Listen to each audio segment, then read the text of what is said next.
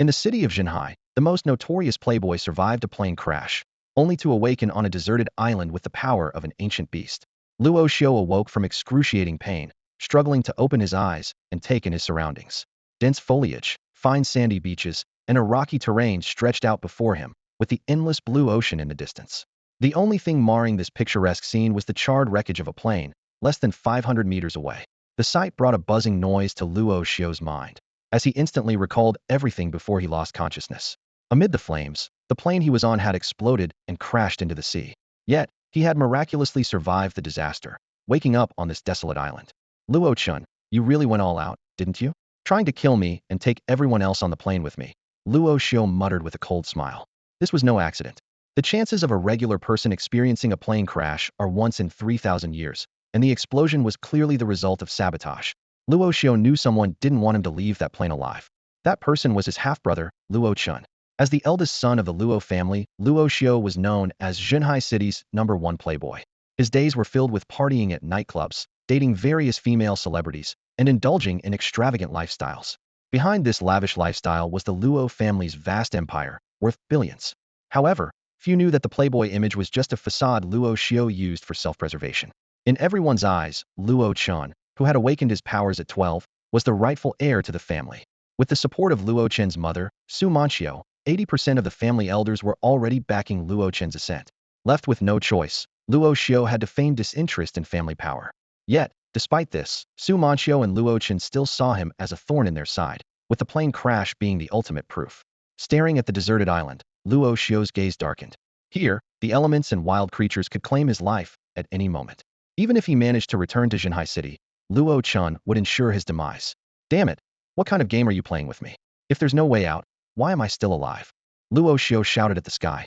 Just then, a cold, mechanical voice chimed in his ear. Ding! Congratulations to the host for successfully binding with the monster sign-in system. Would you like to proceed with the first sign-in? Opportunity often arises in the darkest moments.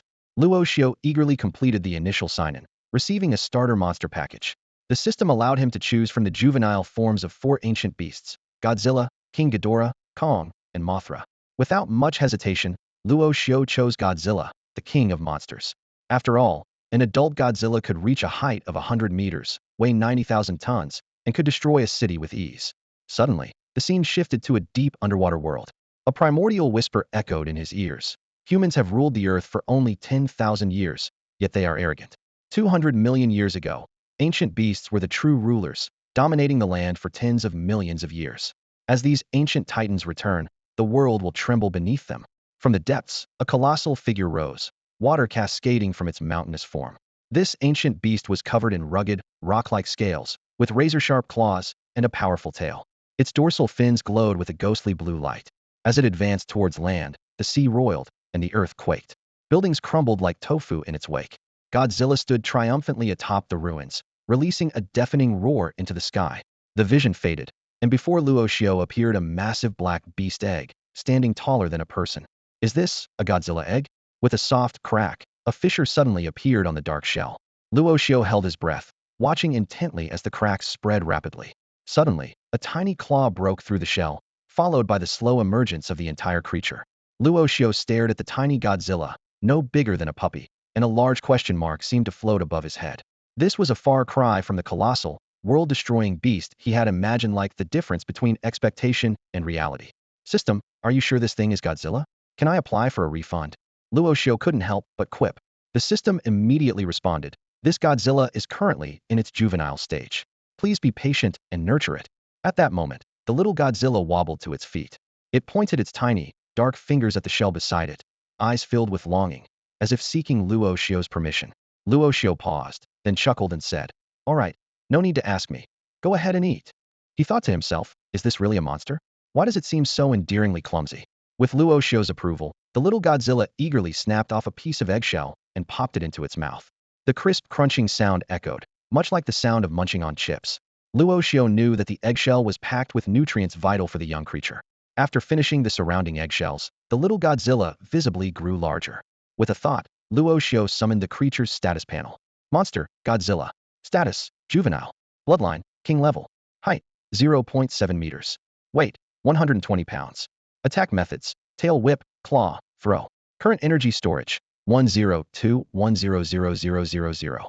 Current flesh energy storage 0100000. Current evolution points 0. After reviewing the status panel, Luo Xiu asked the system, "What are energy points, flesh energy points, and evolution points?" The system explained, "Energy points are consumed when Godzilla uses special attacks. Evolution points can be used to enhance monster skills. Flesh energy points are essential for Godzilla's advancement and can be acquired through devouring." Got it. Luo Xiu nodded, understanding that to grow stronger, Godzilla must continuously consume and evolve. Just then, a dark green lizard scurried past Luo Xiu. With quick reflexes, he grabbed a nearby rock and crushed the lizard's head with a single blow. Blood splattered, and the lizard died instantly.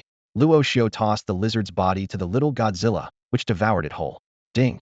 Godzilla successfully devoured a lizard. Flesh energy point 1, energy point 1. Seeing the experiment succeed, Luo Xiu's eyes lit up. However, he soon realized a problem. A single lizard provided a mere 1 point of flesh energy, which meant Godzilla would need to consume at least 100,000 lizards to reach the next stage. As Luo Xiu pondered a solution, a loud rumbling sound of hunger emanated from the little Godzilla's stomach. It looked at Luo Xiu with a pitiful expression, pointing to its stomach. The eggshells and lizard from earlier were far from enough to satisfy its hunger. Luo Xiu gently patted its black head reassuringly. "Don't worry, I'll get you some meat soon." He turned towards the jungle ahead, which was once a perilous island forest, but was now set to become their hunting ground. In the jungle, Godzilla demonstrated its prowess as a top predator. Its sharp claws pierced a monkey's chest in an instant, pulling out the bloody heart and swallowing it whole. It then tore apart the monkey's limbs, devouring them ravenously until not even a bone fragment remained. A system notification sounded. Ding! Godzilla successfully devoured a monkey, gaining 15 flesh energy points and 3 energy points. Since entering the jungle, Godzilla had already hunted 3 monkeys, 4 seabirds, and a forest python. Although it was still young, it displayed an astonishing hunting ability. However, its stomach seemed like a bottomless pit, always hungry. As it absorbed the flesh energy, Godzilla's size continued to grow, now standing over a meter tall, explaining its ever-increasing appetite. As night fell, Luo Xiu decided to rest for the evening and venture deeper into the jungle for larger prey the next day. The following day, Luo Xiu and Godzilla ventured deeper into the jungle. The constant hunting had grown Godzilla to over 3 meters tall, making it difficult for ordinary trees to conceal its presence. Suddenly, the jungle opened up to reveal a lake with a desolate island in its center. Astonishingly, a breathtakingly beautiful young girl lay asleep on the island. "There's actually someone alive in this godforsaken place," Luo Xiu exclaimed in surprise, eyes wide. He then directed Godzilla, preparing to have it swim him over to investigate. At that moment, a sound like distant thunder rumbled, and the ground began to shake. A gigantic ape king, 4 to 5 meters tall, charged towards them with a fierce, violent gaze. Godzilla roared ferociously, positioning itself between Luo Xiu and the giant ape king. The two massive beasts collided violently, both crashing back and breaking the trees beneath them. They quickly got back on their feet, roaring as they charged at each other again. Seeing this, Luo Xiu quickly moved aside. He knew well that in a battle of monsters, an ordinary person was as fragile as a blade of grass. If he wasn't careful, he might end up as a smear on the ground before Godzilla could even emerge victorious. Roar! The gigantic ape king's roar shook the heavens and the earth. Its mountainous body suddenly surged with power as it clamped Godzilla's neck with its iron-like grip. Its other fist turned into a mighty hammer, whistling through the air as it smashed into its opponent. Bang! Bang! Bang! The relentless blows rained down on Godzilla, each punch more ferocious than the last. Although Godzilla was naturally tough-skinned, it struggled to withstand this storm-like assault, and if not for its resilience, it might have already been pummeled into pulp by the savage ape king. Boom! In a fit of rage, Godzilla finally erupted, forcefully breaking free from the ape king's grip. Its massive tail, like a giant steel whip, slammed into the opponent's chest. The enormous body of the ape king was immediately sent flying, crashing heavily to the ground, seemingly dazed by the impact. The ape king shook its head and quickly got back on its feet. It scanned the surroundings, its gaze landing on a towering tree. With its thick arm, it effortlessly uprooted the tree and wielded it as a weapon. At this moment, the ape king realized that the monster invading its territory was no ordinary foe.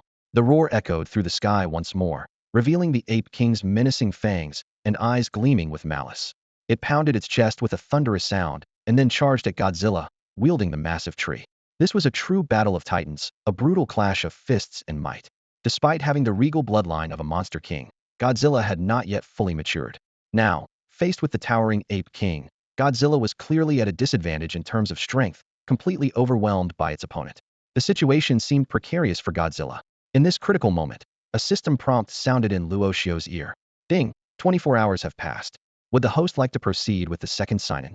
Luo Xiu realized that a whole day had passed since his first sign-in. Without hesitation, he responded, "Sign in."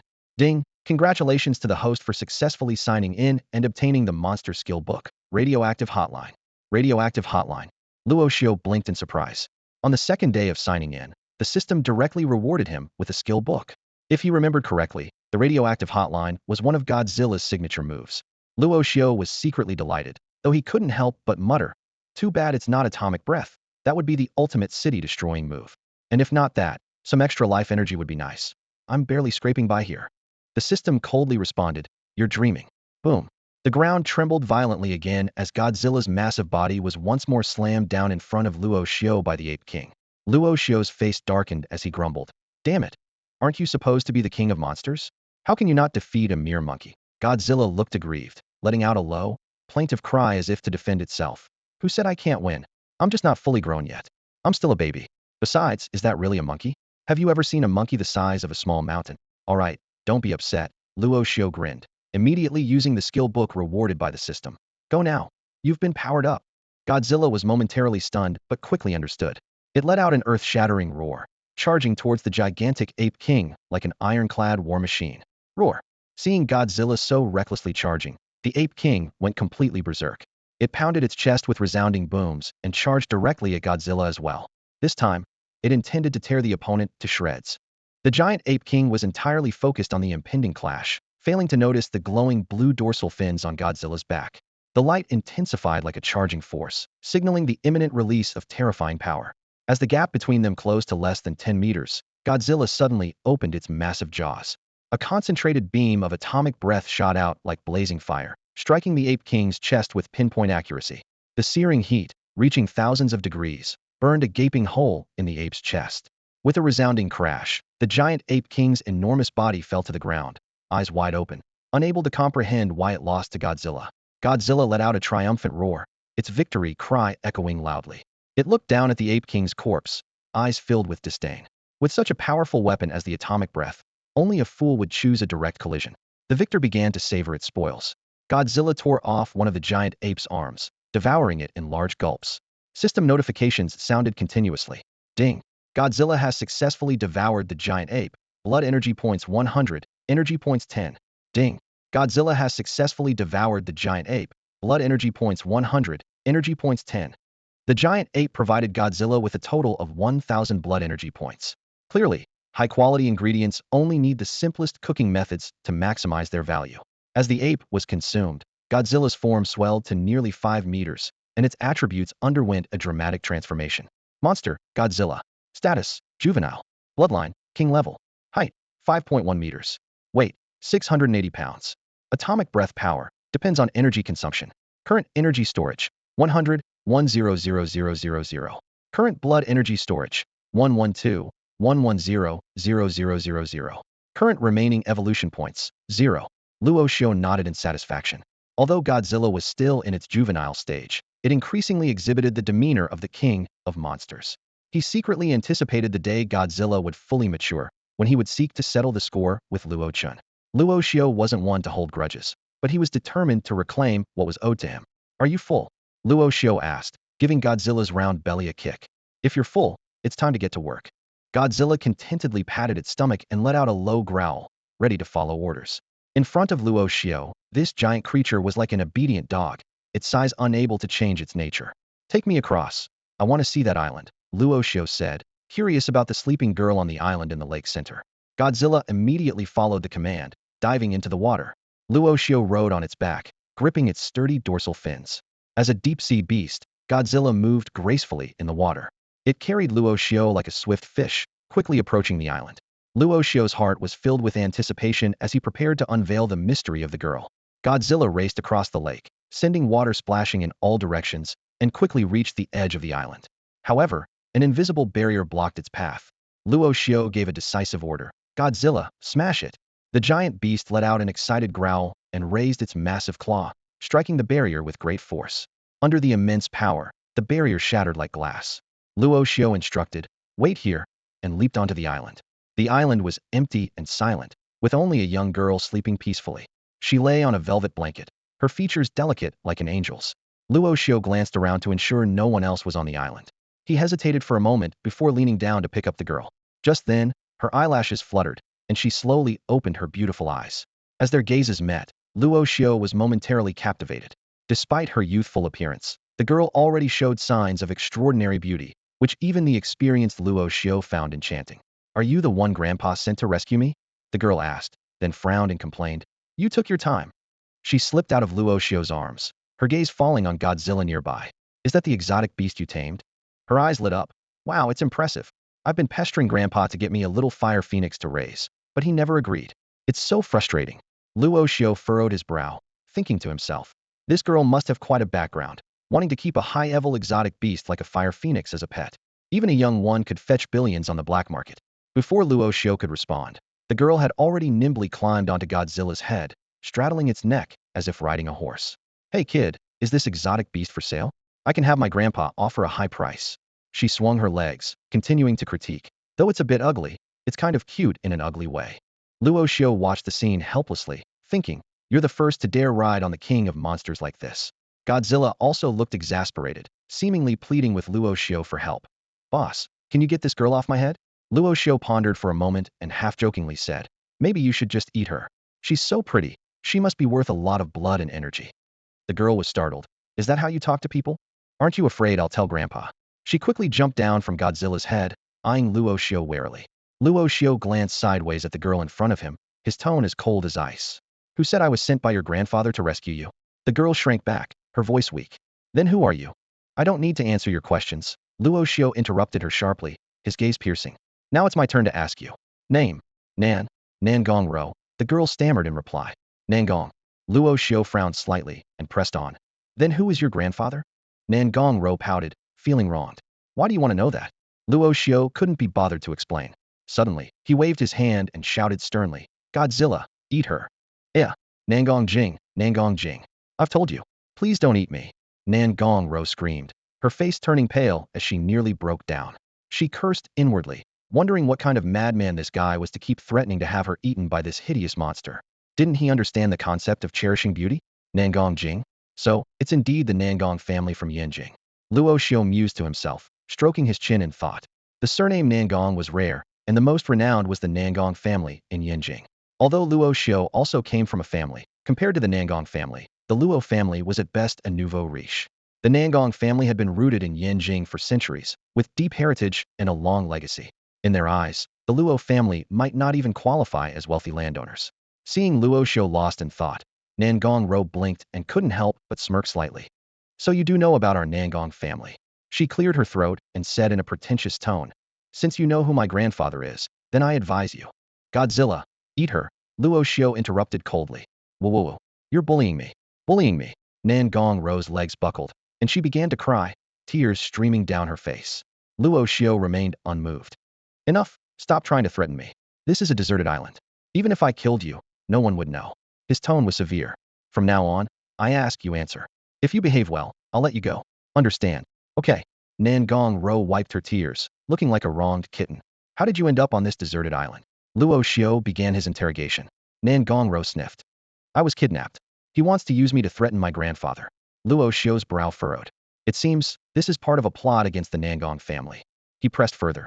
"Do you know who kidnapped you?" After asking, Luo Xiu felt a surge of alertness. If someone had brought Nangong Row here, could the kidnapper still be on this island? Nangong Row seemed to sense Luo Xiu's wariness and explained quietly. "It was too dark at the time, and I couldn't see his face. When I woke up, I was already on this island in the middle of the lake. The giant ape by the lake was left here to guard me, controlled by his mental power." She paused, adding, "The person who kidnapped me is probably not on this island. I heard him using a satellite phone to contact my grandfather while I pretended to sleep. It seemed like he was planning a face-to-face negotiation." Luo Xiu stood on the beach of a deserted island, his gaze sharp as he assessed the situation. Nangong Row had been kidnapped to this isolated island, clearly as a bargaining chip against the Nangong family. Even more alarming was that the mysterious figure behind this was a powerful psychic capable of controlling a giant ape as formidable as a mountain. A slight smile played on Luo Xiu's lips as he thought, "This person could never have anticipated that a wild card like me, stranded here due to a plane crash, would show up." The odds of this happening are unbelievably slim. He glanced at Nangong Row and said nonchalantly, "Meeting me is your good fortune. Otherwise, you might not even know how you died." Nangong Row forced a weak smile, though her mind was racing with anxiety. She thought to herself, "Yeah, being with you, I definitely know how I'd die, probably by being eaten by that beast next to you." Despite her inner urge to lash out at Luo Xiu, Nangong Row suppressed her anger and sweetly said, "Big brother, you're going to take me away from here, right?" Luo Xiu gave a non-committal smile. "I can save you, but once you're safe, your Nangong family will owe me a favor." Without hesitation, Nangong Row replied, "Of course, my grandfather adores me. If you really get me out of here, he won't treat you unfairly." "I don't need your assurance," Luo Xiu smiled. "I'll discuss the details with your grandfather. Don't think I don't know that if you get saved, the first thing you'll do is complain that I almost ate you, right?" Nangong Row pouted, her pretty face filled with grievance. This jerk had seen right through her. The next morning, as the dawn broke, Luo Xiu led a still drowsy Nangong Row to the seaside. Yawning, she lazily mumbled, "Why wake me up so early?" Luo Xiu explained calmly, "I'm taking you home. You don't want to stay on this godforsaken island forever, do you? Besides, the psychic who kidnapped you could return at any moment, so it's best to leave early." He gestured to the giant beast beside him. "All right, get on." Nangong Row hesitated, pointing at Godzilla. "You mean on its back?" Luo Xiu glanced at her with a hint of teasing in his voice. "If you'd rather ride on my back, that's doable too." Her face flushed instantly, and without another word, she climbed onto Godzilla's back. Luo Xiu stopped teasing her and mounted Godzilla as well, commanding in a deep voice, "Into the sea." Godzilla let out a low growl, its massive body slowly submerging into the endless ocean. To ensure Luo Xiu and Nangong Row could breathe normally, Godzilla kept its dorsal fins above the water. It was like they were aboard a unique monster yacht, and aside from the hard dorsal fins being a bit uncomfortable, it was an experience fit for royalty. Godzilla, born in the deep sea, is the undisputed ruler of the ocean. Although the Godzilla summoned by Luo Xiu hasn't fully matured, it can still reach an astonishing speed of 40 nautical miles per hour in the water. It cuts through the waves like a sharp sword, leaving a trail of white spray in its wake. However, Luo Xiu faced a dilemma. He didn't know which direction to command Godzilla to swim. Naively, he thought that as long as Godzilla kept moving in one direction, they would eventually reach the coastline.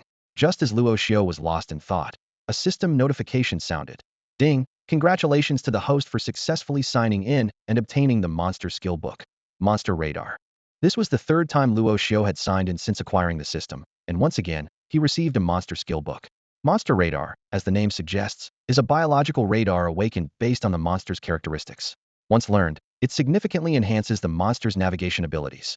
Looking at the skill book in his hand, Luo Xiu couldn't help but appreciate the system's thoughtfulness. Just when he was worried about finding his way home, the system provided this perfect navigation skill. Without hesitation, Luo Xiu chose to use the skill book. Upon learning the skill, Godzilla instantly awakened its ocean sonar ability. This ability uses ultrasonic reflections to locate all targets in the water, making it easy to determine the distance to land. Following Luo Xiu's instructions, Godzilla opened its massive mouth and emitted an invisible ultrasonic wave into the ocean. When the wave returned, Luo Xiu realized a harsh truth. They had been heading in the completely wrong direction. If they continued on their current path, they would have to cross most of the Pacific Ocean to see the shores of Mexico. With some luck, they might even pass by Hawaii and enjoy some summer vibes. Thinking of this, Luo Xiu felt the urge to slap himself. He knew he had a poor sense of direction, but he hadn't expected it to be this bad. Taking a deep breath, Luo Xiu resignedly said, "Godzilla, turn around." Godzilla began the arduous task of turning around in the ocean, a move that quickly caught the attention of Nangong Row. Curiously, she asked, "Weren't we going the right way? Why are we turning around?" Luo Xiu replied irritably, "Don't ask, or I'll eat you." Nangong Row wisely chose silence, merely whispering, "Oh." Meanwhile, on a distant deserted island, a man in gray descended from the sky like a meteor, landing beside the island in the lake. However, the scene before him left him momentarily stunned. Nangong Row, who should have been imprisoned on the island, was nowhere to be found. The giant ape he had been controlling through mental power had vanished as well, leaving only crimson bloodstains by the lake and trees snapped by force, silently telling of a fierce battle that had occurred. The gray-clad man's face twisted with rage, his fists clenching so tightly that his nails dug into his palms. He raised his head, roaring like a wounded beast. Who did this? His furious shout echoed across the deserted island, signaling that a new storm was about to unfold. Finally, they were almost there. After 3 days and nights of arduous journeying at sea, Luo Xiu and Nangong Row finally glimpsed the coastline. These past days had been sheer torment for them. When hungry, they could only gnaw on hard, dry fish. When thirsty, they had to sip sparingly from the fresh water they had collected from the island. Each night, as darkness fell, the piercing sea winds howled as if trying to penetrate their bones. Every night, Nangong Row had to curl up tightly, seeking warmth beside Luo Xiu. As the eldest daughter of the Nangong family, she had never faced such hardship. She inwardly complained. This man was a complete jerk, utterly clueless about taking care of a girl. Yet, Nangong Row didn't realize that in just these few days, she had developed an inexplicable dependence on Luo Xiu. Despite the difficulties, this period had become the most reassuring time since her kidnapping. As Nangong Row's mind wandered, fatigue washed over her once more. She yawned and, before she knew it, dozed off next to Luo Xiu. Wake up, we've arrived. When Nangong Row opened her sleepy eyes, she was surprised to find they had reached land. More startling was that she was lying on Luo Xiu's back, her arms naturally draped around his neck. Luo Xiu remarked teasingly, I must say, you sure can sleep. I've been carrying you for almost 10 minutes. Nangong Row immediately felt uneasy, her face turning a bright shade of red. Her embarrassment stemmed not only from Luo Xiu's teasing, but also from realizing his hands were awkwardly placed just below her waist. Put me down. I can walk by myself, Nangong Row mumbled, her face flushed with embarrassment. Without another word, Luo Xiu set her down. Nangong Row looked around and asked, where are we? A fishing village by the sea. It seems quite remote, Luo Xiu replied calmly. I'm planning to borrow a phone in the village to contact my family to pick me up. Nangong Row instantly felt a surge of excitement. Does that mean we can finally go home? No, it means I can go home, Luo Xiu said, casting her a sidelong glance. As for you, you'll stay at my place for a few days until I negotiate with your grandfather. Then I'll let you go. Of course, if you're willing, you could stay as my bed warmer. I wouldn't mind. Ugh, you scoundrel, who wants to be your bed warmer? Nangong Row retorted, yet her heart lightened at the prospect of returning home, her expression brightening with newfound vitality. Then, she cautiously asked, by the way, where's that fierce-looking beast of yours? Luo Xiu explained, it's not convenient for it to come ashore, so I left it in the shallows. He knew that such a massive creature coming ashore would certainly cause panic. To avoid unnecessary trouble, Luo Xiu decided to leave Godzilla waiting in the depths. Nangong Row chuckled and said, no wonder you don't keep talking about eating me now. Luo Xiu glanced at her, a slight smile on his lips. If you're willing, I can call it over for an extra meal now, and I'm sure it wouldn't refuse. Nangong Row immediately stepped back like a startled rabbit, waving her hands frantically. No, I'm just kidding, just kidding. Luo Xiu put on a serious face and said, all right, enough joking around. Let's head into the fishing village and gather some information. With that, he headed straight towards the village, and Nangong Row followed closely behind. Before long, the two arrived at a seafood restaurant in Penglai village. Luo Xiu and Nangong Row sat across from each other at a table filled with a variety of steaming seafood dishes. Stir-fried clams, pickled fish, charcoal-grilled yellow croaker, teppanyaki squid, sea cucumber soup, abalone rice. Both of them, famished, hardly hesitated as Luo Xiu ordered one of everything on the menu. Being near the sea, the menu was full of delicious and affordable seafood. Even though Luo Xiu ordered a table full of dishes, it would probably only cost 4 or 5,000 yuan. Normally, Luo Xiu wouldn't eat such low-end food, but at this moment, faced with this table of seafood, the two couldn't care less about their image and devoured the food ravenously. It's only when one hits rock bottom that they truly appreciate the beauty of life. Days of gnawing on wild fruit, drinking lake water, and eating roasted meat without salt on a deserted island had made Luo Xiu long for normal city life. If he stayed on that island any longer, he might as well have become a wild man. With her cheeks puffed out like a hamster, Nangong Row, her mouth full, mumbled, you ordered so much food. Can you finish it? And where did you get the money to pay? Do you even have any money on you? Luo Xiu casually replied, can I eat without money? If worst comes to worst, I'll just leave you here as collateral. Cough, cough. Nangong Row choked on her food, looking aggrieved.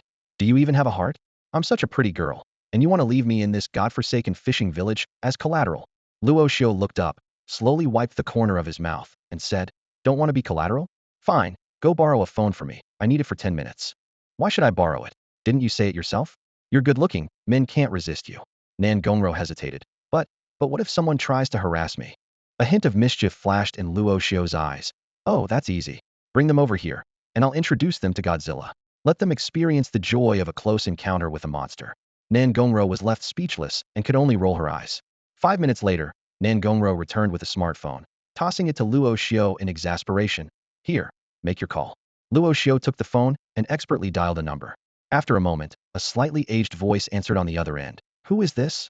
Calling me so late. Hearing the familiar voice, Luo Xiu took a deep breath and said calmly, Fu Bo, it's me, Luo Xiu. There was a gasp of astonishment on the other end of the line, followed by barely contained excitement. Young master? Is it really you? The slightly aged voice trembled. Ha! Young master, you're alive. It's truly a blessing from the heavens. Luo Xiu smiled slightly and said softly, Fu Bo, don't get too excited just yet. I need your help with something. Young master, just say the word. Fu Bo immediately promised, his tone earnest. No matter what it is, I'll take care of it right away. Luo Xiu glanced around and said, I'm currently in Penglai Village, a fishing village in Zhangzhou City. Come pick me up and bring a large transport plane. I have some things to bring back. Understood, young master.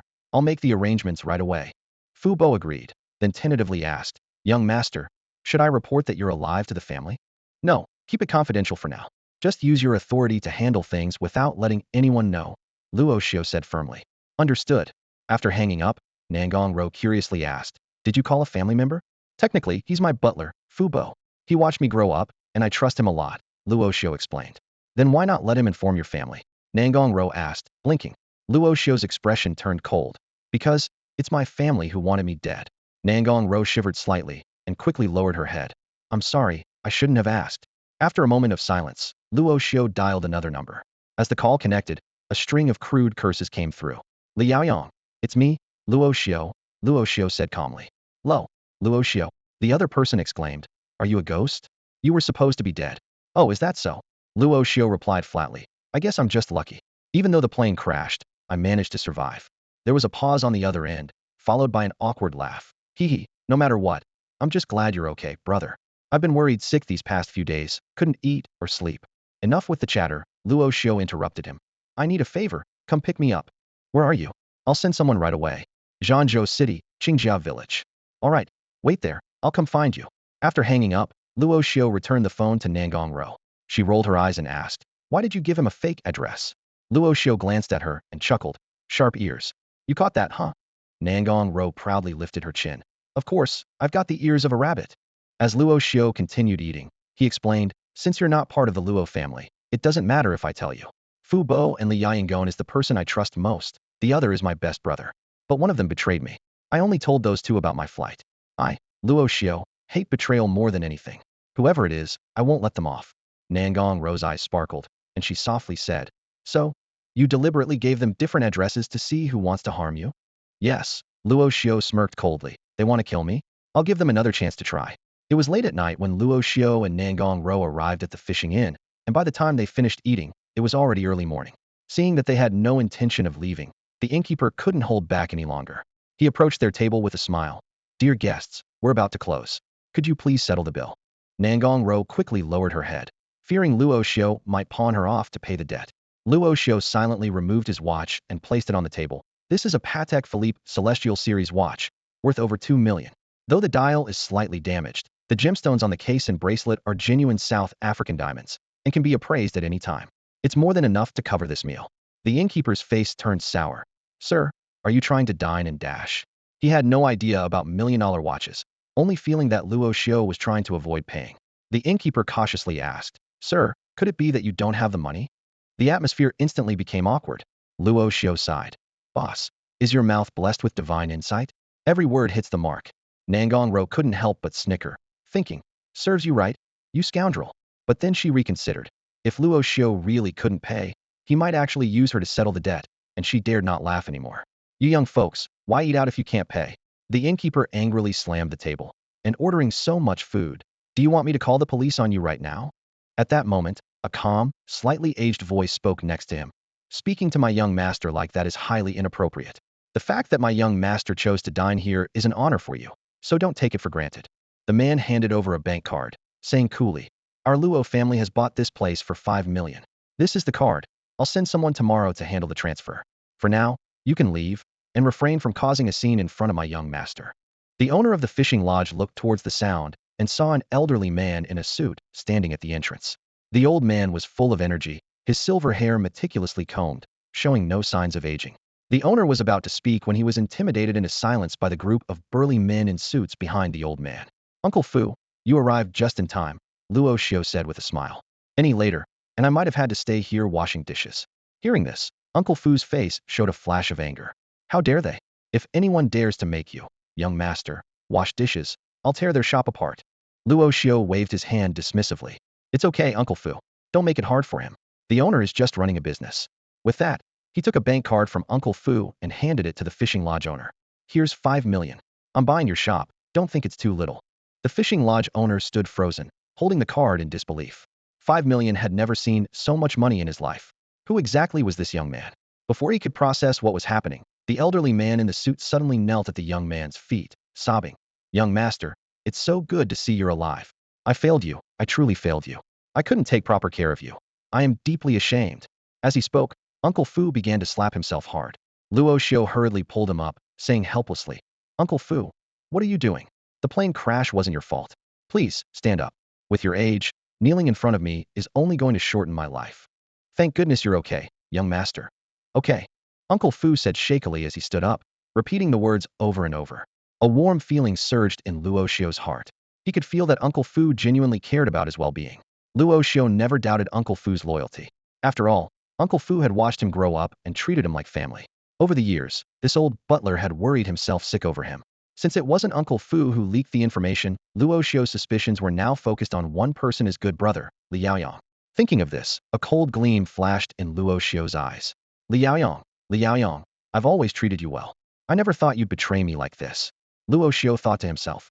Uncle Fu said earnestly, Young master, since you're alive, let's return to Shanghai city quickly.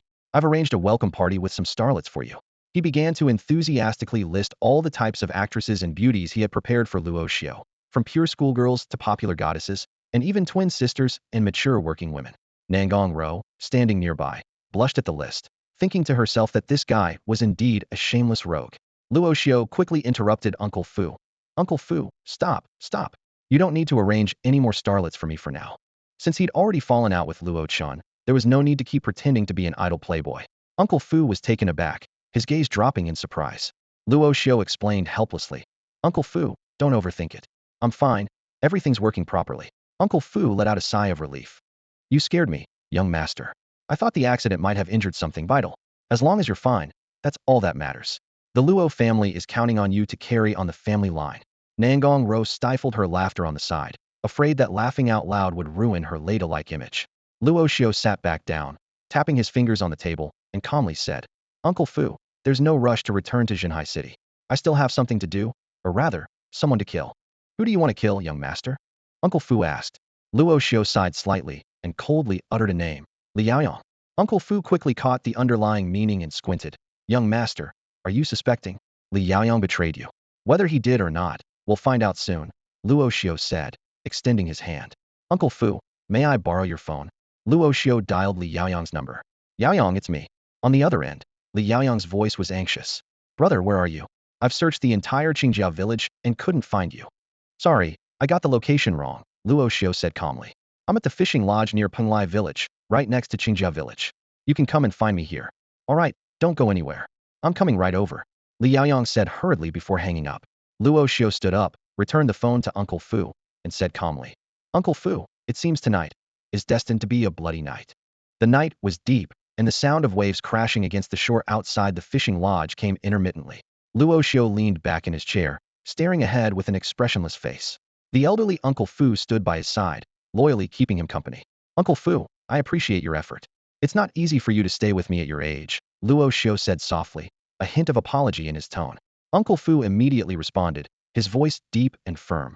Young master, there's no need for such formalities. I've watched you grow up. If anyone dares to harm you, I'd go to any lengths to protect you. Just then, the door of the lodge was suddenly flung open. A tall, handsome young man strode in. He spotted Luo Xiu immediately, his eyes lighting up as he opened his arms to embrace him. Brother, I've finally found you. I can't believe you're still alive. The newcomer, Li Yaoyang, wore a bright smile, looking friendly and approachable. However, Luo Xiu remained indifferent to Li Yaoyang's enthusiasm. He didn't move a muscle, not even to stand up. He simply picked up the teacup on the table, blew on it gently, and said coolly, Li Yaoyang, I didn't die? Are you disappointed? Li Yaoyang's smile froze, and he awkwardly replied, Brother, what are you saying? I'm relieved you're alive after the plane crash. Luo Xiu leisurely took a sip of tea, his gaze sharp as he stared at Li Yaoyang. So, you're saying the crash wasn't your doing? Li Yaoyang's expression turned uneasy, forcing a smile. How could it possibly be me? Luo Xiu finally looked up, his eyes flashing with a cold, piercing light. I just want to know, how much did Luo Chen offer you to betray me so openly? Li Yaoyang's expression flickered but quickly regained composure. He sneered. Luo Xiu, I really underestimated you. Benefits? Luo Chen is the rightful heir of the Luo family, with over 80% of the family elders supporting him. And you? What do you have besides an empty title as the eldest son? Did you really think I considered you a brother? You're nothing but a spoiled, useless playboy. Look in the mirror and see if you're worthy. To be honest, I was the one who informed Luo Chen about your flight, so he could send you to hell. But you got lucky and survived. Li Yaoyang's words were sharp and cutting. Uncle Fu could no longer hold back, slamming the table as he glared at Li Yaoyang. Li Yaoyang, what you're doing will bring divine retribution. Li Yaoyang glanced at Uncle Fu with disdain.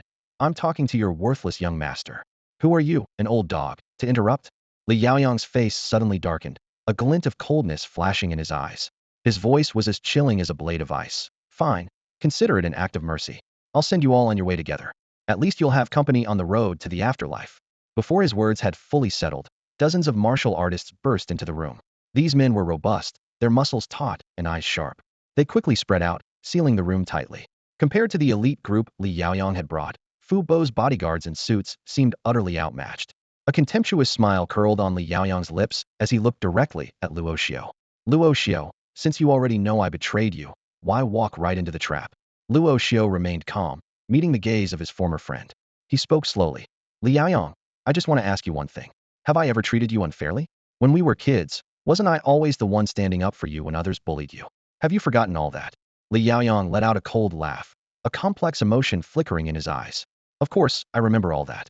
But what good does it do? Sure, you helped me many times, but that's all in the past. Now, you're just a talentless failure in cultivation, a useless mess that can't be propped up. His tone was full of disdain. In contrast, your brother Luo Chen is far superior. He and I truly hit it off at first sight. Luo Xiu chuckled, a hint of sarcasm in his eyes. So, you're content to be his lackey? Waiting for him to toss you a few scraps when he's in a good mood. Is that it? This comment seemed to hit Li Yaoyang's sore spot, and his face turned as dark as ink. Gritting his teeth, he said, Luo Xiu, I advise you not to refuse a toast only to be forced to drink a forfeit. Your life is entirely in my hands now. I can let you die swiftly, or I can slice the flesh from your bones, letting you die in the agony of 1,000 cuts. Li Yaoyang felt a flicker of triumph. Upon hearing that Luo Xiu was still alive, he immediately informed Luo Chen. Luo Chen not only lent him 50 martial artists at the blood condensation level, but also emphasized that under no circumstances should Luo Xiu return alive to Shanghai City. Martial artists are ranked in 5 levels: blood condensation, spirit aperture, divine mansion, void return, and saint ascension. Though blood condensation is the lowest, it doesn't mean they are weak. Quite the opposite. Any martial artist who has condensed their own blood essence and stepped into the blood condensation realm is as powerful as 10 ordinary men. The strength of 50 blood condensation martial artists is comparable to a 500-man elite army. Just as Li Yaoyang was basking in his advantage, a soft laugh interrupted his thoughts. Uft. Li Yaoyang frowned, his cold gaze locking onto Nangong Row. Suppressing his anger, he forced a smile and asked, Young lady, what's so funny? Nangong Row covered her mouth, stifling her laughter, and earnestly explained, I'm really sorry. I didn't mean to. I just thought of something amusing. She paused, then continued. It's just that I've never in my life seen someone so arrogant with only 50 blood condensation martial artists. I couldn't help myself and just laughed out loud. The room fell into a deathly silence. Li Yaoyang's voice, seething with anger, was particularly clear in the stillness. His face twisted into a menacing expression as he waved his hand and coldly commanded, Little girl, you're courting death. Kill them all. With Li Yaoyang's order, the blood-condensing realm warriors around them erupted with powerful energy, surging towards Luo Xiu like a tidal wave. The air was thick with tension and murderous intent.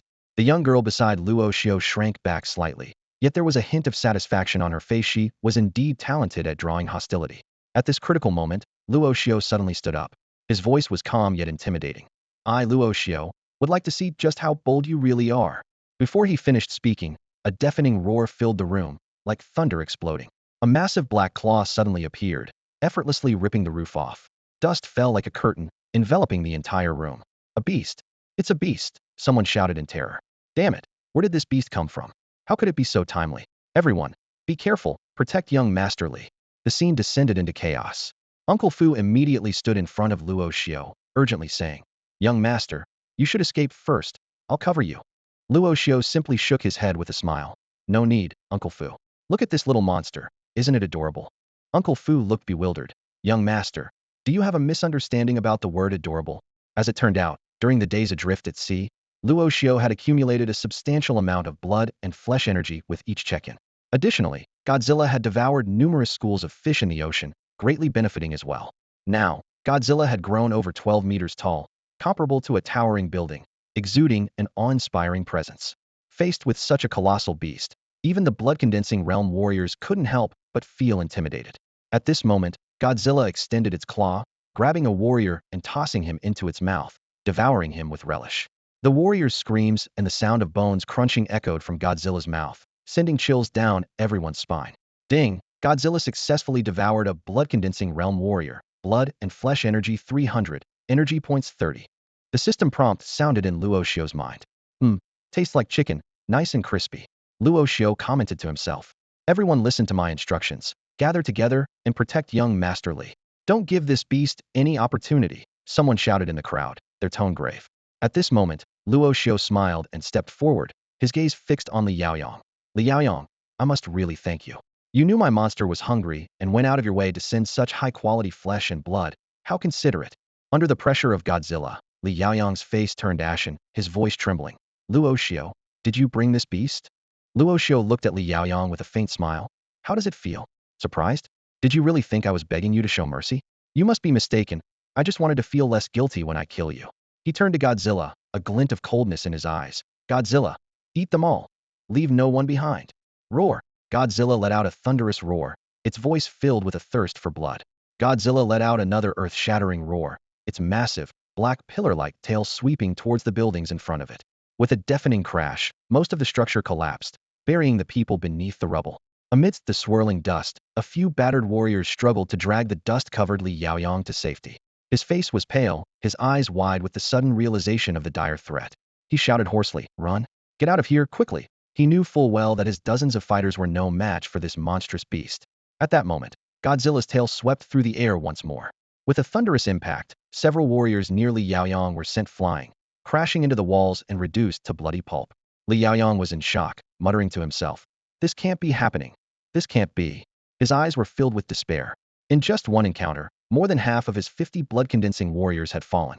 The scene before him was blood-soaked and nightmarish. Just as Li Yaoyong was consumed by despair, a figure suddenly stepped in front of him and whispered, "Young Master Li, I'll cover you. You need to escape." Li Yaoyong was momentarily stunned, then relieved. It was Qin Yan, his family's personal bodyguard, a genuine spiritual aperture expert, and more importantly, a fire element adept. Li Yaoyong frantically said, "Qin Yan, you must hold off this beast. Even if it kills you, hold it off. I'll contact the family and have them send help." With that, he turned and fled without hesitation, concerned only for his own life. Watching the scene unfold, Luo Xiu's eyes showed a flicker of interest. Godzilla had yet to face a spiritual aperture warrior. As he pondered, Qin Yan made his move. Flame blade. Qin Yan gritted his teeth and murmured, as fire elements gathered in his palm, forming a sharp blade of fire. With a flick of his wrist, he directed the flame blade towards Luo Xiu, aiming to strike the leader first. However, Godzilla's massive body shifted sideways instantly, shielding Luo Xiu from the fiery attack. Sparks flew, but Qin Yan's flame blade left no mark on Godzilla's scales. Impossible. Qin Yan's eyes widened in disbelief at the sight. Luo Xiu chuckled lightly. Really? You think you're just giving Godzilla a tickle? He turned to Godzilla. All right, Godzilla, show him what real heat is all about. Excited by the command, Godzilla roared, a ghostly blue light charging along its dorsal fins, before concentrating into its mouth. It unleashed an extraordinarily high-temperature beam atomic breath. With a sizzling sound, the scorching radioactive beam instantly engulfed Qin Yan, leaving not even ashes behind. Godzilla's power far exceeded Luo Xiu's expectations, effortlessly annihilating a Lingxiao realm martial artist in a heartbeat. Luo Xiu looked at the humanoid ashes on the ground and remarked with regret, "Boss, that was a bit of a waste. A Lingxiao realm warrior's energy could have been quite useful." Godzilla let out a simple roar, as if promising to control itself next time. Li Yaoyong, who was in the midst of fleeing, glanced back and was so terrified that he collapsed to the ground. His strongest guard was as fragile as an ant before this giant beast. "Luo Xiu, I beg you, for the sake of our years of friendship, show mercy and spare me." Li Yaoyong pleaded desperately, kneeling and kowtowing for mercy. Luo Xiu approached him, patting his cheek, and sneered, "Young Master Li, you weren't this humble when you called me a loser. If you spare me, I'll serve you for life." Li Yaoyong cried, "You want to take down Luo Chen, don't you? You can't do it alone. You need me. Luo Xiu remained unmoved. This treacherous dog had betrayed once and would surely do so again. He never believed in leniency, only in an eye for an eye. Fu Bo, tie up his limbs, make a few cuts, and throw him into the sea to feed the sharks, Luo Xiu ordered calmly. Li Yaoyang broke down completely, wailing, Luo Xiu, you demon. If we're talking about cruelty, who can compare to you, young Master Li? Luo Xiu turned away, ignoring the screams behind him. Li Yaoyang had brought this upon himself. If he was lucky, he would drown at the bottom of the sea. If not, he'd soon be devoured by sharks. Luo Xiu, Luo Chen won't let you go. Li Yaoyang laughed maniacally. I'll be waiting for you on the road to the underworld. Without looking back, Luo Xiu coldly replied. Don't worry, Luo Chen is next. Before dawn, Fu Bo had already directed the cleanup of the scene. Apart from the ruins left by Godzilla, there was no trace of any bodies. Young master, did you have me bring the transport aircraft just to take this guy home? Fu Bo asked, pointing at Godzilla. Uncle Fu looked up at Godzilla, whose massive size was like a mountain, and couldn't help but swallow hard. This colossal creature was far larger than any beast he had encountered in his lifetime. His mind was already racing with plans for preparations back home. A large supply of meat was essential, and if possible, acquiring the flesh of high-grade beasts would also be necessary. The appetite of this giant creature was likely to be enormous. Luo Xiu glanced at Godzilla, a wry smile forming on his lips. Fortunately, his family was well off. Otherwise, feeding this big guy would indeed be a challenge. Uncle Fu immediately understood and nodded seriously in agreement. Young master, I understand. I'll make arrangements as soon as we return. His eyes sparkled with excitement. For a long time, the young master had been criticized for his poor cultivation talent. But now, with this terrifying giant beast, he finally had the means to compete with Luo Chen. All right, everything's settled. Let's head back to Shanghai City. Luo Xiu stretched and walked straight towards the private plane. Uncle Fu waved his hand, instructing his subordinates to take care of the remaining tasks, and quickly followed Luo Xiu. Come on, follow the young master, we're heading home. Nangong Row stood there, dumbfounded, watching everyone board the plane in a grand procession, momentarily at a loss. Hey, wait for me. I haven't boarded the plane yet, she shouted anxiously, afraid of being left behind. When Luo Xiu opened his eyes again, he was lying on his comfortable bed at home. An unprecedented sense of comfort washed over him, prompting him to sigh. Damn, it's been a long time since I slept this well. In recent days, he had spent most of his time on Godzilla's hard scales. By comparison, his home Simmons bed was like heaven. At that moment, Luo Xiu wanted nothing more than to sleep on this bed for another day and night. Since he was already awake, Luo Xiu decided to complete his daily sign-in. He spoke directly. System, I want to sign in. Ding. The system's prompt sounded. Congratulations to the host for successfully signing in for 6 days, receiving the reward. Monster Space, 12 skeletal crawlers. Luo Xiu's spirits lifted. The 6 days reward was something new rather than just flesh energy.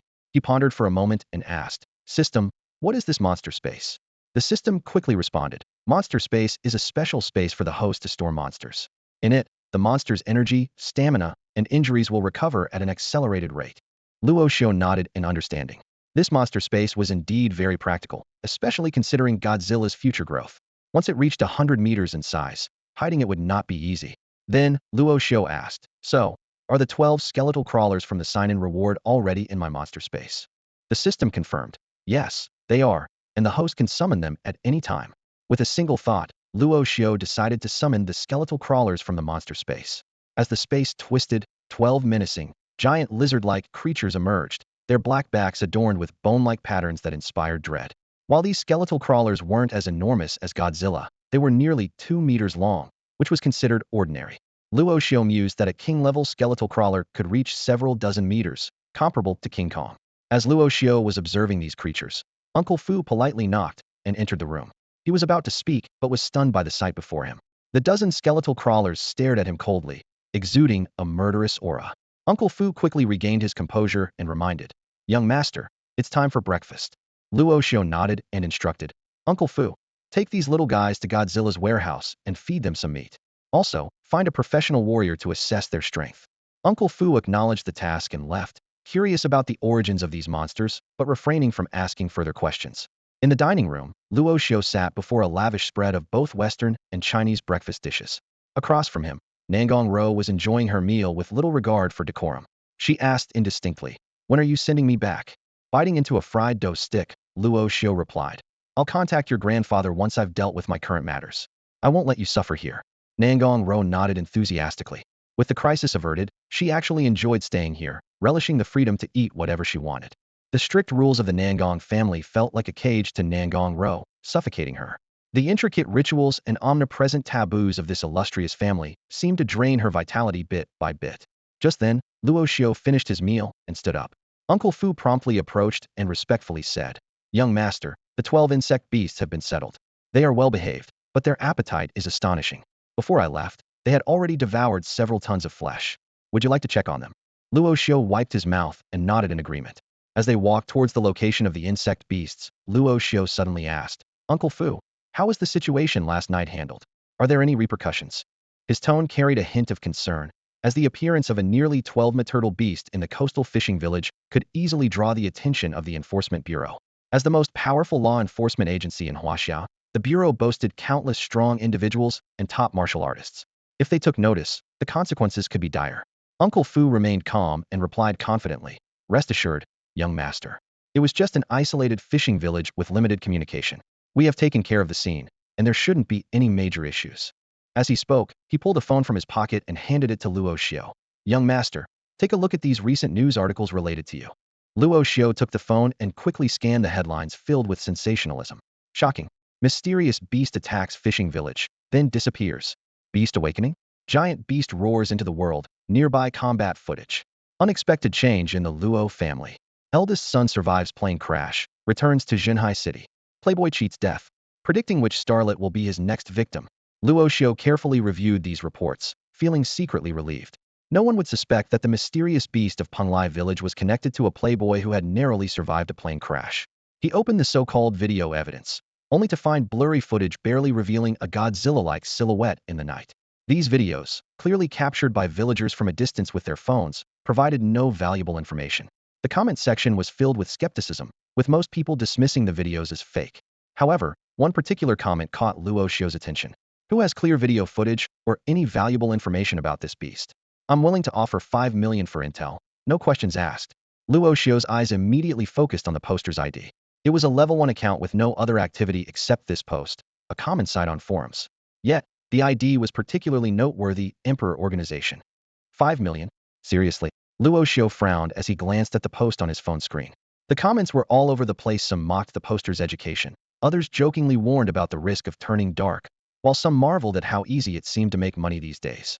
Skimming through the replies, Luo Xiu thought to himself, if someone is really willing to pay 5 million for such a video, I could just shoot a short clip of Godzilla and strike it rich. He handed the phone back to Uncle Fu and followed the old man to a massive warehouse.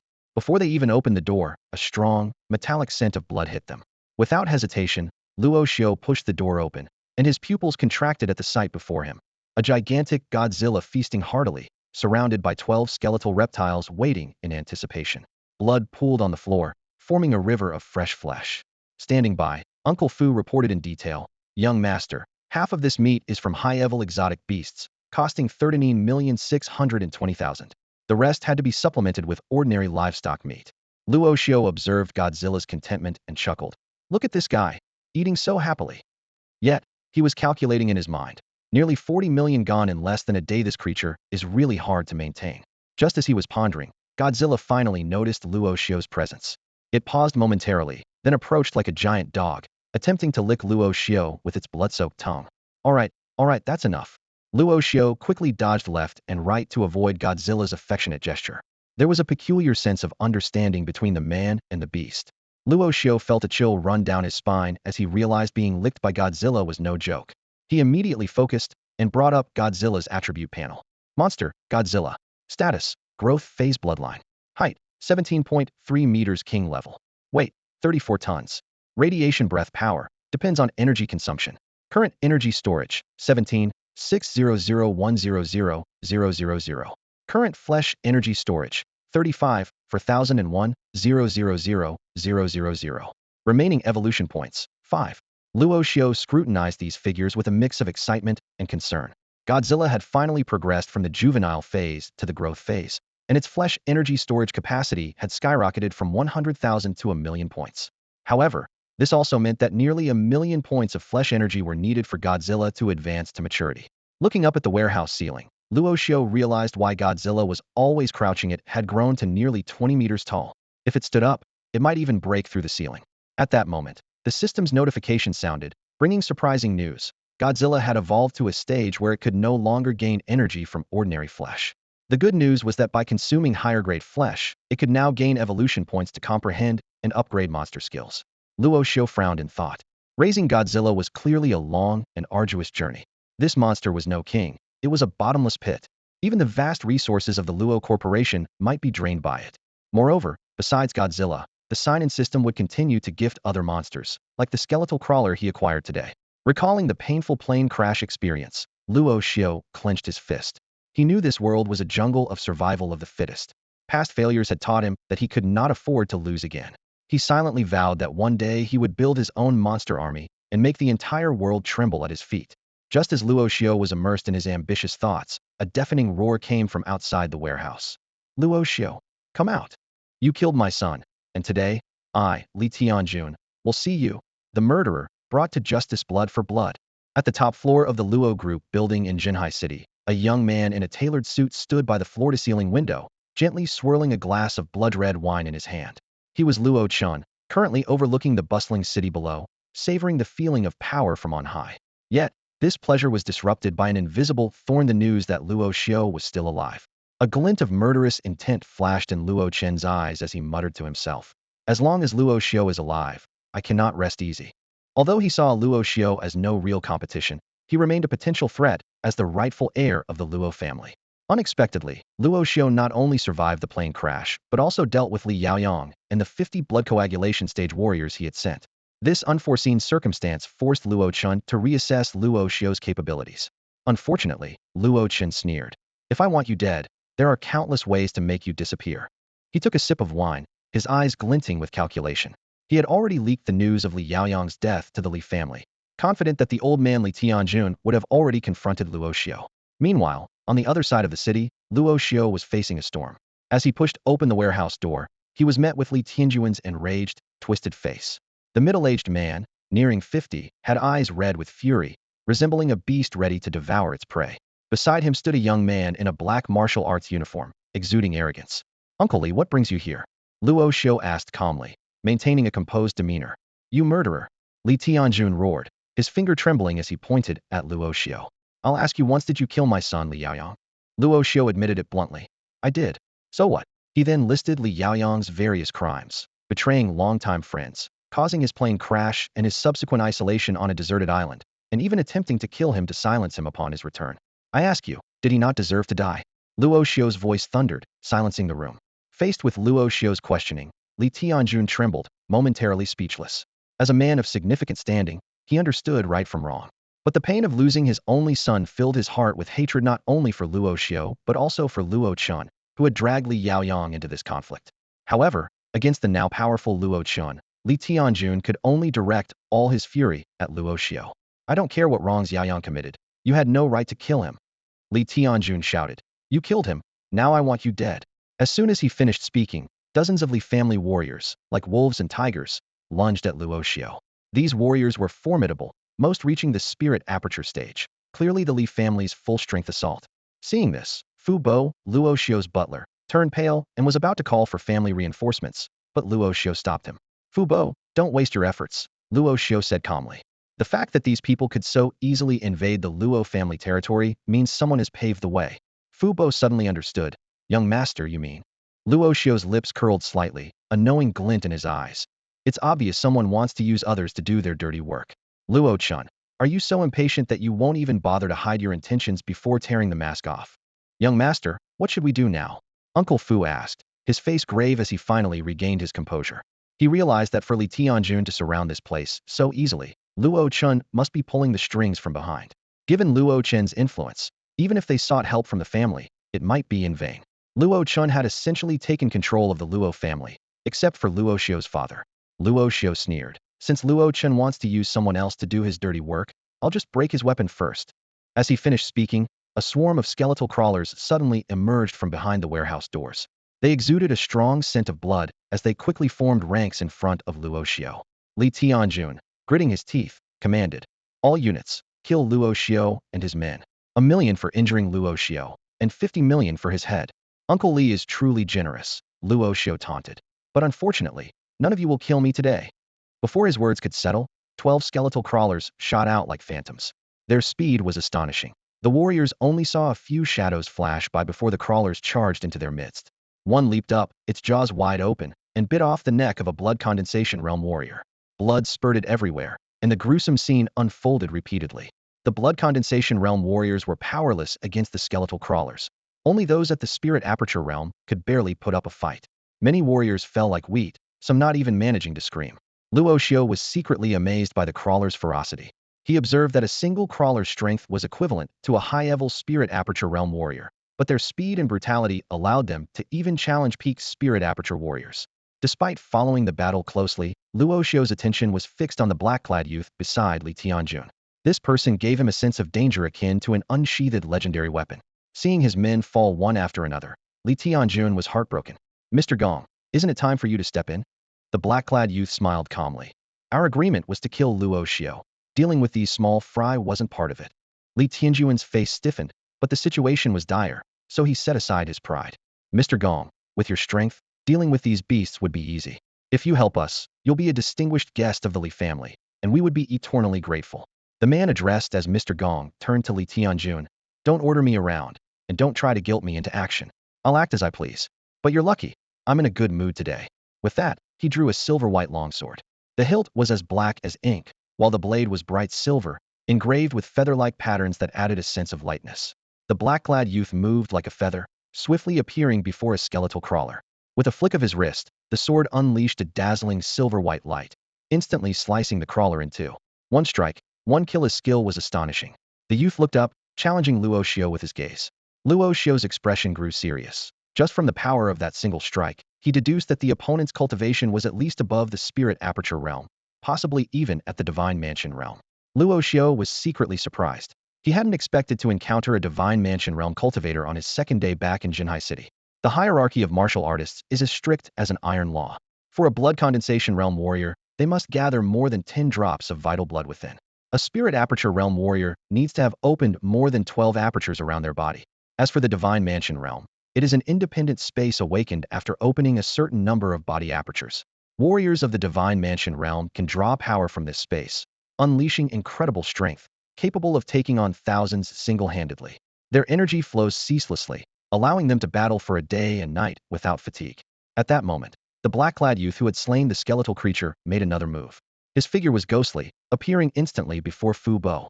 Although Fu Bo managed family affairs, he was also a high-level spirit aperture realm warrior, having opened numerous body apertures, which kept him vigorous even past 50.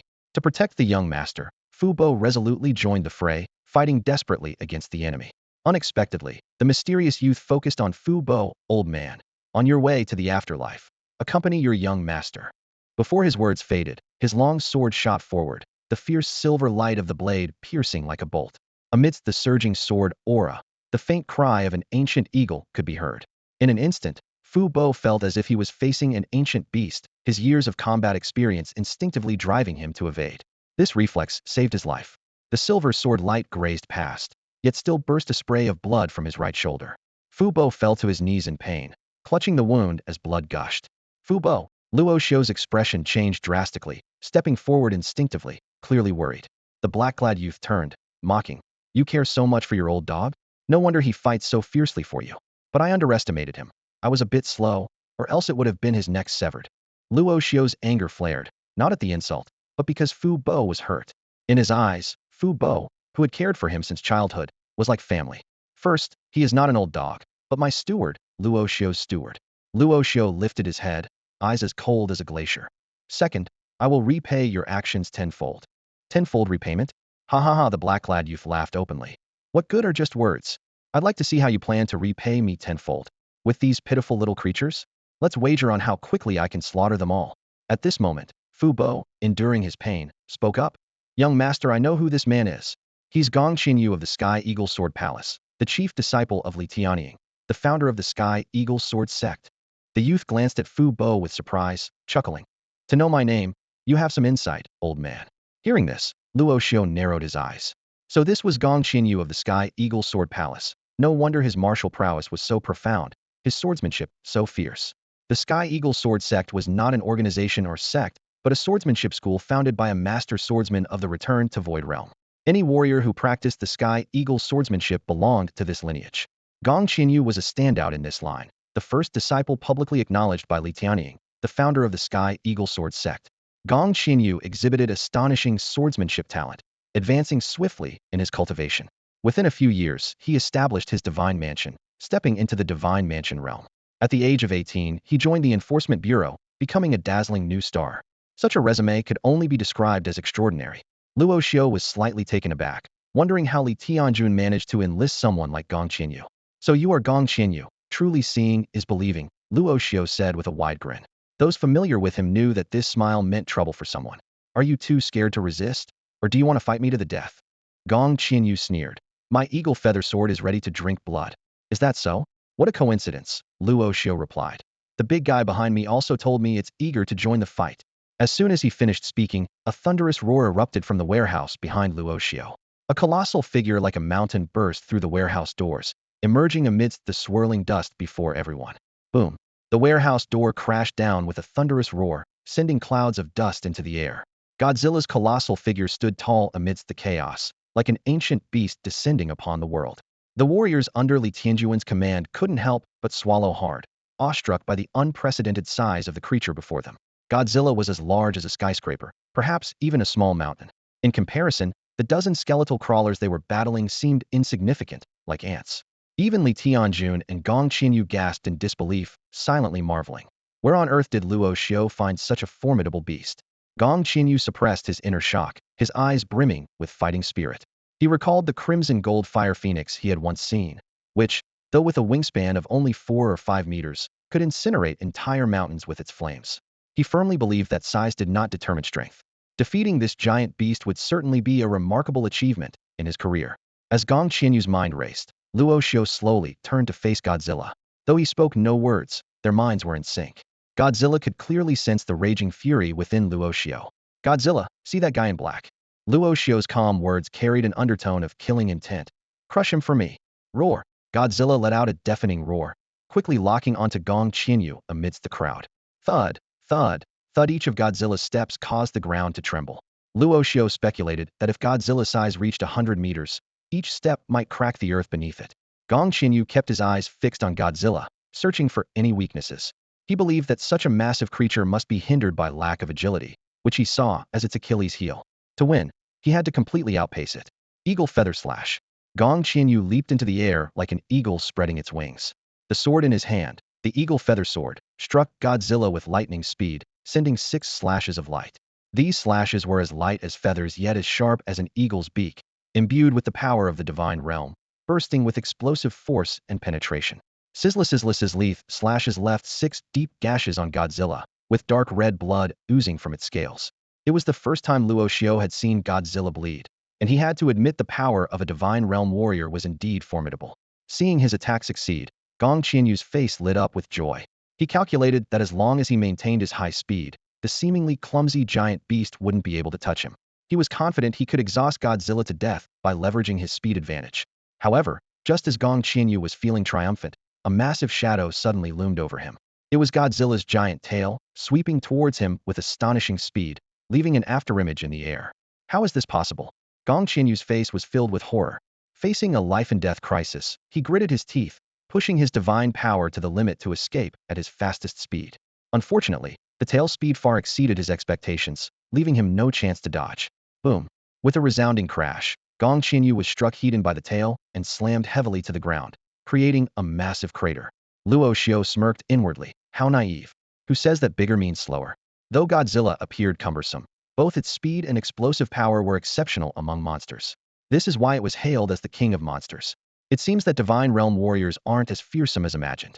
Though they could injure Godzilla, their bodies were so fragile that they couldn't get up after a single tail swipe. "Mr. Gong," Li Tianjun exclaimed, rushing towards the crater. Unfortunately, he forgot about Godzilla's presence.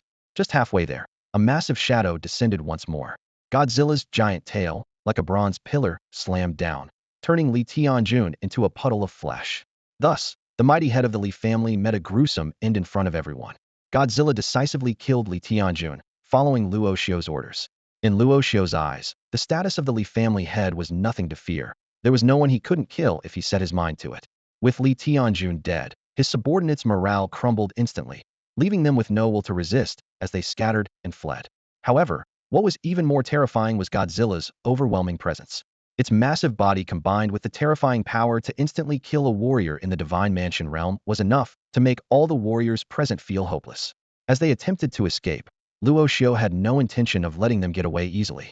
He immediately commanded the skeletal crawlers to charge forward, initiating a bloody massacre. Eradicate the roots was Luo Xiu's consistent principle. After the battle, Luo Xiu approached the injured Uncle Fu and said with concern, "Uncle Fu, you've worked hard. Rest well when we get back. I'll get the best healing ability users to treat you, so you don't suffer any lasting effects." Uncle Fu smiled gratefully and then said seriously, "Thank you, young master, for your concern. With today's advanced medical technology, even severed limbs can regenerate. My injuries are not a problem." He paused and continued, "With Li Tianjun dead, once the news spreads, the Li family will undoubtedly fall into chaos. This is the perfect opportunity for us to merge and acquire their assets. If handled properly, we can take over nearly 30 of the Li family's business, potentially profiting over 500 million. Upon hearing Uncle Fu's plan, Luo Xiu was taken aback. If not for Uncle Fu's suggestion, he wouldn't have thought of this. Truly, having an experienced elder is invaluable.